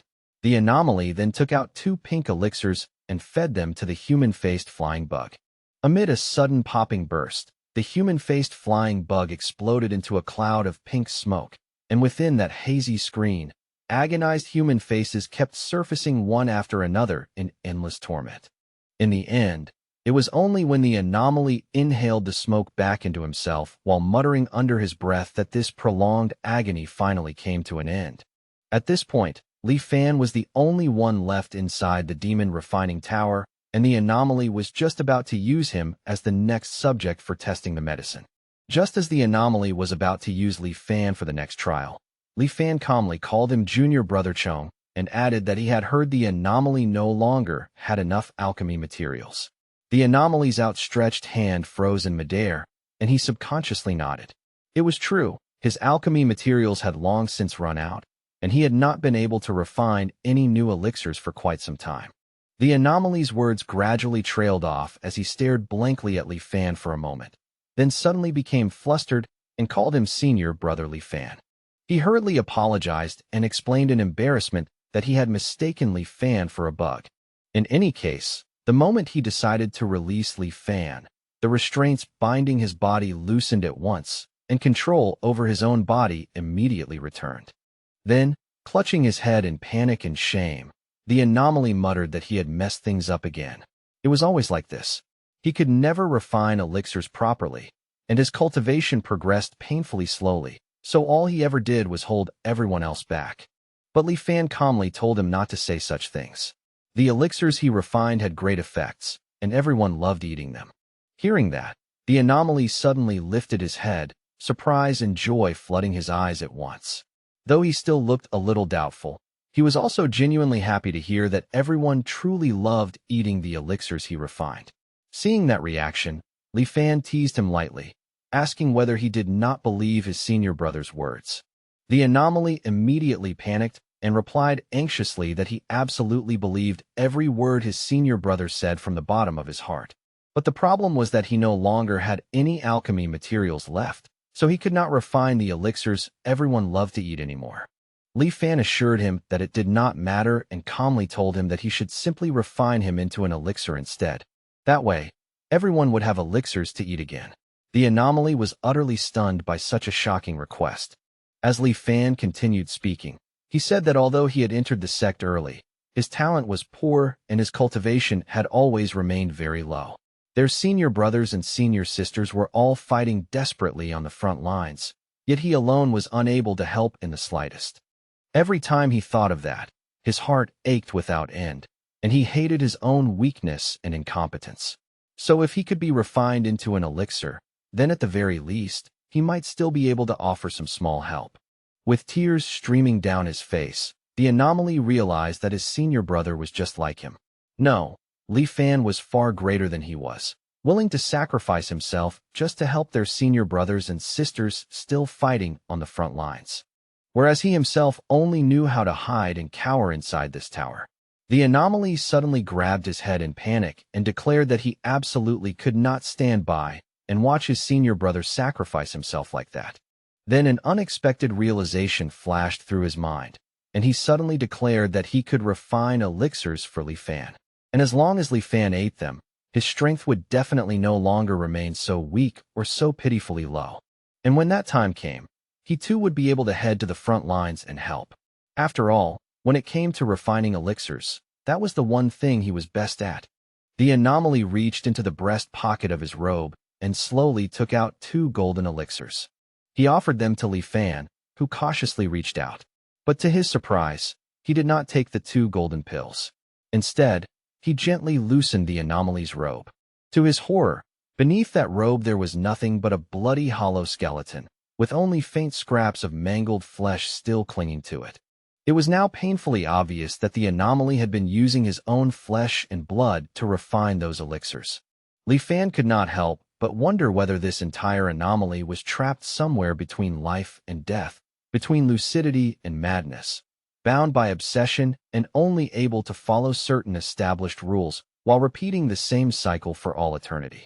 After all, Qin Tang had behaved in a similarly ominous and unnatural way. And this bug Taoist was now doing much the same, which meant that the truth behind all of this might be far more complicated than it first appeared. So when the bug anomaly offered the golden elixir to Li Fan once again, he declined it modestly, saying that his aptitude was simply too poor. He was afraid that even if he consumed such a precious elixir, his cultivation would still not improve by much. So he definitely could not eat this elixir. It would be far better to leave it for their senior brothers and sisters with greater aptitude in the future, where it could be of much more use. However, there was one favor he wished to ask of his junior brother. Li Fan then asked whether he would be willing to agree. The bug anomaly readily nodded and accepted at once, telling his senior brother that he should simply say whatever request he had. Li Fan said that what he wanted was simply to learn that method of catching bugs from his junior brother. You see, anomalies all have their own fixed rules. If one fails to follow those rules, then death at the anomaly's hands is almost certain. But if one manages to figure the rules out, not only can they remain safe and unharmed within the anomaly, they can also gain all kinds of benefits from it. In Qin Tang's trials, if someone performed quite well in all 3 tests, then before finally leaving, they could use a jug of fine wine to ask Qin Tang for guidance. And based on that person's specific performance in the earlier trials, Qin Tang would either help raise their cultivation or pass on a cultivation method. And here, with the bug Taoist, if one chose to swallow the golden elixir, they could obtain the bug Taoist's alchemy method. The problem was that this method was not the orthodox Tao of alchemy, but rather the Tao of bug elixirs. And as more and more bug elixirs were refined, the alchemist himself would gradually become just like the bug Taoist. At present, Li Fan understood this point very clearly. So he did not choose the golden elixir as his reward, but instead selected something else whose value was absolutely no less than the Tao of bug elixirs. The bug anomaly, however, seemed puzzled by this request, because the bug binding net was merely something he usually used for play. So why did his senior brother want to learn this technique? Li Fan explained that since their senior brothers and sisters were fighting on the front lines, it was inevitable that some blind bugs would slip through and harass them. Although his own strength was low and he could not personally charge into battle to kill the enemy, if he learned this bug-binding art from the bug anomaly, then he could still offer support from the sidelines and help their senior brothers clean up all those pest-like bugs. The bug anomaly had never thought that the bug-binding net could be used in such a way. So now he felt that his senior brother was truly clever, and he became even more determined to pass the bug-binding method on to Li Fan immediately. Suddenly, To Li Fan's utter astonishment, two pairs of transparent wings sprouted from the back of the bug anomaly. He then reached behind himself and tore off one of those wings, which left Li Fan even more shocked and momentarily speechless. Breathing slightly harder than before, the bug anomaly then offered that torn wing directly to Li Fan. The instant Li Fan touched the wing, it immediately imprinted the innate divine ability, the bug-binding art, into his consciousness. Soon after, the transparent wing dissolved into ripples of light and entered his body. At the same time, it felt as though countless fine intersecting threads had suddenly appeared throughout his heaven and earth. As long as the opponent's realm was lower than his, then once the bug-binding divine power was activated, Li Fan could suppress them instantly. Li Fan then told his junior brother that he had already learned the bug-binding method. He said he would now head to the front lines to look for their senior brothers and sisters, so his junior brother should take good care of himself. The bug anomaly told Li Fan to be careful and that he absolutely had to return safely. But the moment Li Fan left, the concern on the bug Taoist's face gradually faded away. And after an unknown stretch of time, his habitual murmuring began to echo once more. Their fellow disciples and senior sisters were all fighting on the front lines, while only he was unable to help in the slightest. So he had to refine more elixirs. Only then could he improve their strength as much as possible. Meanwhile, after leaving the demon refining tower, Li Fan sensed the positions of Sikong Yi and Bailey Chun. They were already very close to the core central region of the Cloudwater Heavenly Palace, the Tai Hall. Surprisingly, however, they seemed to have stopped for some reason and were only inching toward the central area at a painfully slow pace. The moment Li Fan noticed this, he immediately had a good idea of what was happening. So without wasting another moment, he hurried off in the direction of the two of them. As the scene shifted to the front of the Tai Hall, Sikong Yi and Bailey Chun were seen advancing toward that palace with ragged breaths, moving across enormous long swords embedded in the ground. Those blades formed a dense forest of interlocked and overlapping swords, and they could only move forward one footstep at a time at an agonizingly slow pace. In truth, every single sword they stepped on would give rise to a phantom blade that materialized and stabbed straight through their hearts. Only by crossing this mound of swords could they finally reach the Tai Hall. Just as described before, the two of them had to endure that pain with every step they took, because the phantom shadow corresponding to the broken sword beneath their feet would pierce through them. And although it caused no real physical wound, the agony was no different from actually having their hearts run through. With every single step forward, they had to stop and rest for a long while before they could force themselves to continue. As for Sikong Yi, since the thing he had painstakingly pursued for so long was now right in front of him and almost within reach, he swore to press on no matter how unbearable the pain became. When Li Fan appeared at the edge of the sword shadow path leading to the Tai Hall, both Sikong Yi and Bailey Chun were truly stunned, unable to understand how Li Fan had managed to escape at all. In their eyes, that should have been impossible, because no one had ever walked out of that hellish place alive. Li Fan, arms folded leisurely across his chest, savored their discomfort for a brief moment before calmly and confidently stepping forward himself. And right on cue, a phantom blade pierced straight through his heart. It was exactly as the rumors in his previous life had described. Those sword shadows that pierced the heart caused no real bodily injury, yet the pain was no different from having one's heart truly impaled. If someone could not endure it and fell from the sword hilt, they would not die, but would merely be teleported back to the beginning and forced to start again. But if anyone attempted to fly directly over this forest of swords, then they would learn exactly what it felt like to have their heart pierced by 10,000 swords at once. Li Fan immediately activated his blue flame phantom spirit. With the blessing of that art, his body temperature dropped to an extreme low. Although he could still feel the pain, his mind remained absolutely calm, and no external disturbance could shake him. As Li Fan quickly took several more steps forward without showing even the slightest sign of discomfort, Sikong Yi and Bailey Chun could not help but shout in shock, demanding to know whether Li Fan was even human at all. At once, they forced themselves to speed up as well, no longer caring about the stabbing pain tearing through their hearts. They had to hurry. They absolutely could not allow Li Fan to catch up to them. In almost no time at all, Numerous phantom swords had pierced through them until they looked like human pincushions. Yet as they screamed and cursed with every painful step, anxiety also gripped them tighter and tighter, because Li Fan was right behind them and closing the distance at terrifying speed. Fortunately for them, they were the first to reach the other side, and the moment they did, both of them collapsed to the ground in utter exhaustion. But with Li Fan still relentlessly drawing closer from behind, they had no time at all to rest. In his haste, Bailey Chun pulled a blue token from his robe and shouted toward the Tai Hall that he was Bailey Chun, personal disciple of the 165th generation of the Cloudwater Heavenly Palace, and that he was requesting an audience with Ancestor Tai. The moment Li Fan heard that, he abruptly stopped advancing, his eyes narrowing sharply as they fixed straight ahead. He could not help but question how such a thing was even possible, because not far ahead, the magnificent Tai Hall seemed to awaken from slumber. It trembled violently as it slowly rose into the air, while the earth beneath it shook and rumbled. Then pillar-like legs extended from beneath the Tai Hall and slammed heavily into the ground. A monstrous head appeared like some phantom manifestation, rising directly before their eyes. All the broken swords scattered across the area began trembling without pause, releasing a thunderous, otherworldly roar that shook the air. An enormous turtle then revealed its true form, carrying the Tai Hall upon its back. And as that giant turtle continued to bellow, two immense blue serpents slowly slithered out from the hall behind it.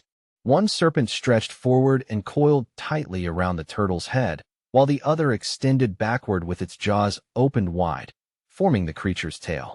Yet even beyond the overwhelming visual shock of this turtle-serpent monstrosity, what Li Fan saw on its body made his scalp go numb. Every single inch of the creature's massive body was pierced through by shattered swords.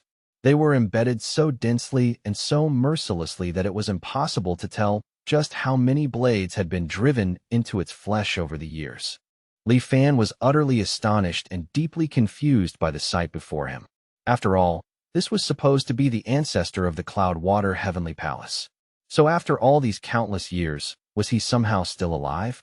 Or had he, like Qin Tang and the Bug Taoist, already become some kind of anomaly as well? In his previous life, there had been absolutely no rumors whatsoever regarding this ancestor Tai. So Li Fan decided not to act rashly and instead observe the situation from a distance, first before making any approach.